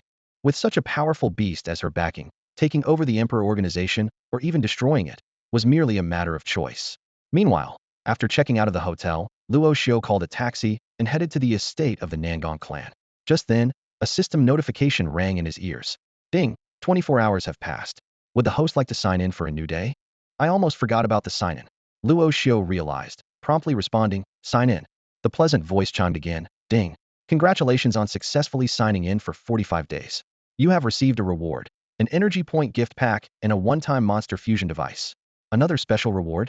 Luo Xiu's eyes lit up as he eagerly checked the details of the new items. Energy point gift pack. Upon opening, the host receives 1 million energy points, which can be freely distributed among monsters. Monster fusion device one time. Allows the fusion of 2 or more monsters. The main monster slot can only hold 1 monster, and upon successful fusion, it will gain special abilities. The auxiliary monster slot can hold multiple monsters, all of which will be consumed as fusion materials upon success. Luo Xiu gazed at the sign-in rewards the system had bestowed upon him, feeling a surge of joy. 1 million energy points and the monster fusion device were exactly what he needed at this moment. He knew that just one atomic breath from Godzilla could consume nearly 100,000 energy points, so this unexpected windfall was a lifesaver. Eagerly, he retrieved the monster fusion device from the system space. It was a metallic cube with a high-tech feel, featuring 2 buttons labeled Contain and Fuse. As Luo Xiu pondered its functions, the system's voice chimed in, cautioning him. After fusion, the auxiliary monster would disappear as material, and while the main monster would gain special abilities, its growth potential would be exhausted. This warning made Luo Xiu realize that forcefully fusing monsters was like pulling up seedlings to help them grow. It could quickly boost strength, but would limit future growth. He calculated that Godzilla, Mothra, King Ghidorah, and Burning Kong had immense potential and should not be fused. After some thought, he muttered to himself, seems like the Skullcrawler is the only one suitable for fusion. But it's too weak. Even after fusion, it probably won't be very strong. It's better off as fusion material. The Skullcrawler seemed to understand Luo Xiu's words and protested discontentedly. Let's compromise. I'm not a crawler, and you're not human. Luo Xiu chuckled softly and temporarily put the fusion device away, planning to use it later. Time passed, and the scene shifted to the entrance of the Nangong family estate. Luo Xiu, Nangong Row, upon seeing Luo Xiu, abandoned her composure. Her long legs moved quickly like a long-missed kitten, and she leaped into his arms. Wah, you were gone for so long. I thought something bad had happened to you. Nearby, Nangong Yao smirked helplessly. Brother Luo, you really have my sister wrapped around your finger. If it were me, even if I were missing for days, this little girl wouldn't be half as worried. Stop talking nonsense. Nangong Ro's face flushed red with embarrassment as she punched Nangong Yao. Luo Xiu chuckled softly, reassuring her. All right, it's okay now. I'm back safe and sound, aren't I? At that moment, Nangong Jing approached and asked with concern, did you run into any trouble on the road? Luo Xiu kept it brief, replying lightly. Nothing much, just a few minor issues, all taken care of.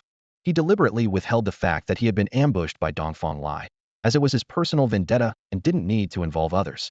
That's good to hear. Nangong Jing nodded, his worry slightly eased. Nangong Jing nodded slightly, gratitude evident in his eyes. In that case, why don't you rest here for a few days? I've heard about the incident in the Haiyuan secret realm from Lanting and the others. This time, thank you. If it weren't for you, Luo Xiu, they might not have made it out safely. Luo Xiu grinned, a hint of mischief in his eyes. Come on, old master Nangong. We're all family here. No need to be so formal. Upon hearing this, Nangong Ro's face turned slightly red, and she playfully punched Luo Xiu's chest. Shameless guy? Who's family with you? As soon as she finished speaking, she frowned slightly, leaned in like a curious cat, and sniffed at Luo Xiu's chest. Suddenly, A flash of anger appeared in her eyes. Luo Xiu, why do you smell like another woman? Spill it. You came back so late. Were you fooling around with someone else? Luo Xiu looked bewildered, silently thinking that her sense of smell was too keen. For the next few days, Luo Xiu stayed indoors, focusing on his recovery. Nangong Row often visited, initially a bit shy, but soon became more at ease. She wanted to be by Luo Xiu's side every moment, like a couple in the throes of young love. Hey, miss, you're visiting so often. I'm almost worn out. Luo Xiu teased, watching Nangong Row draw circles on his chest. He finally understood the saying. It's not the land that's overworked, but the ox that's exhausted. Hearing this, Nangong Row's face turned crimson, and she buried her head into Luo Xiu's chest, playfully pounding him with her fists. Ah, stop saying that. It's so embarrassing. Luo Xiu chuckled helplessly and gently reassured her. All right, I won't say it anymore. Okay, Nangong Row replied in a voice as soft as a mosquito's buzz, raising her head to reveal a pure and beautiful smile. From now on, I'm yours, so you better treat me well, got it? Luo Xiu gently stroked her hair and said softly. Don't worry, as long as I'm here, no one will dare to bully you. Nangong Row, satisfied, pinched Luo Xiu's cheek and said with a playful smile. Silly, who would dare bully me? After a moment of silence, Luo Xiu asked softly. Are you okay with the situation with Chu Nihong? Ever since Nangong Row had detected another woman's scent on him, Luo Xiu had come clean about everything regarding Chu Nihong. What's the use of minding? It's not like you can just cut ties with her. Nangong Row replied with a hint of jealousy in her voice. Besides, you were with her first. Technically, I'm the other woman. Saying this, she wrapped her arms around Luo Xiu's neck like a koala. All right, I won't pry into your and her matters. I don't want to make things difficult for you. But if you ever stop liking me, just wait and see what I'll do. Don't worry, I won't let you down. Luo Xiu assured her, gently patting her back. Just then, his phone rang. Luo Xiu answered it, hearing Chu Nihong's voice on the other end. Master, I've sent all the information on the remaining Titan beasts on Earth to your email. Make sure to check it soon. That's all for today. Thank you so much for watching. I hope you guys enjoyed. If you wish to have another part of this recap, please give us at least 1,000 likes. Please don't forget to comment and subscribe to our channel for more content like this until next time.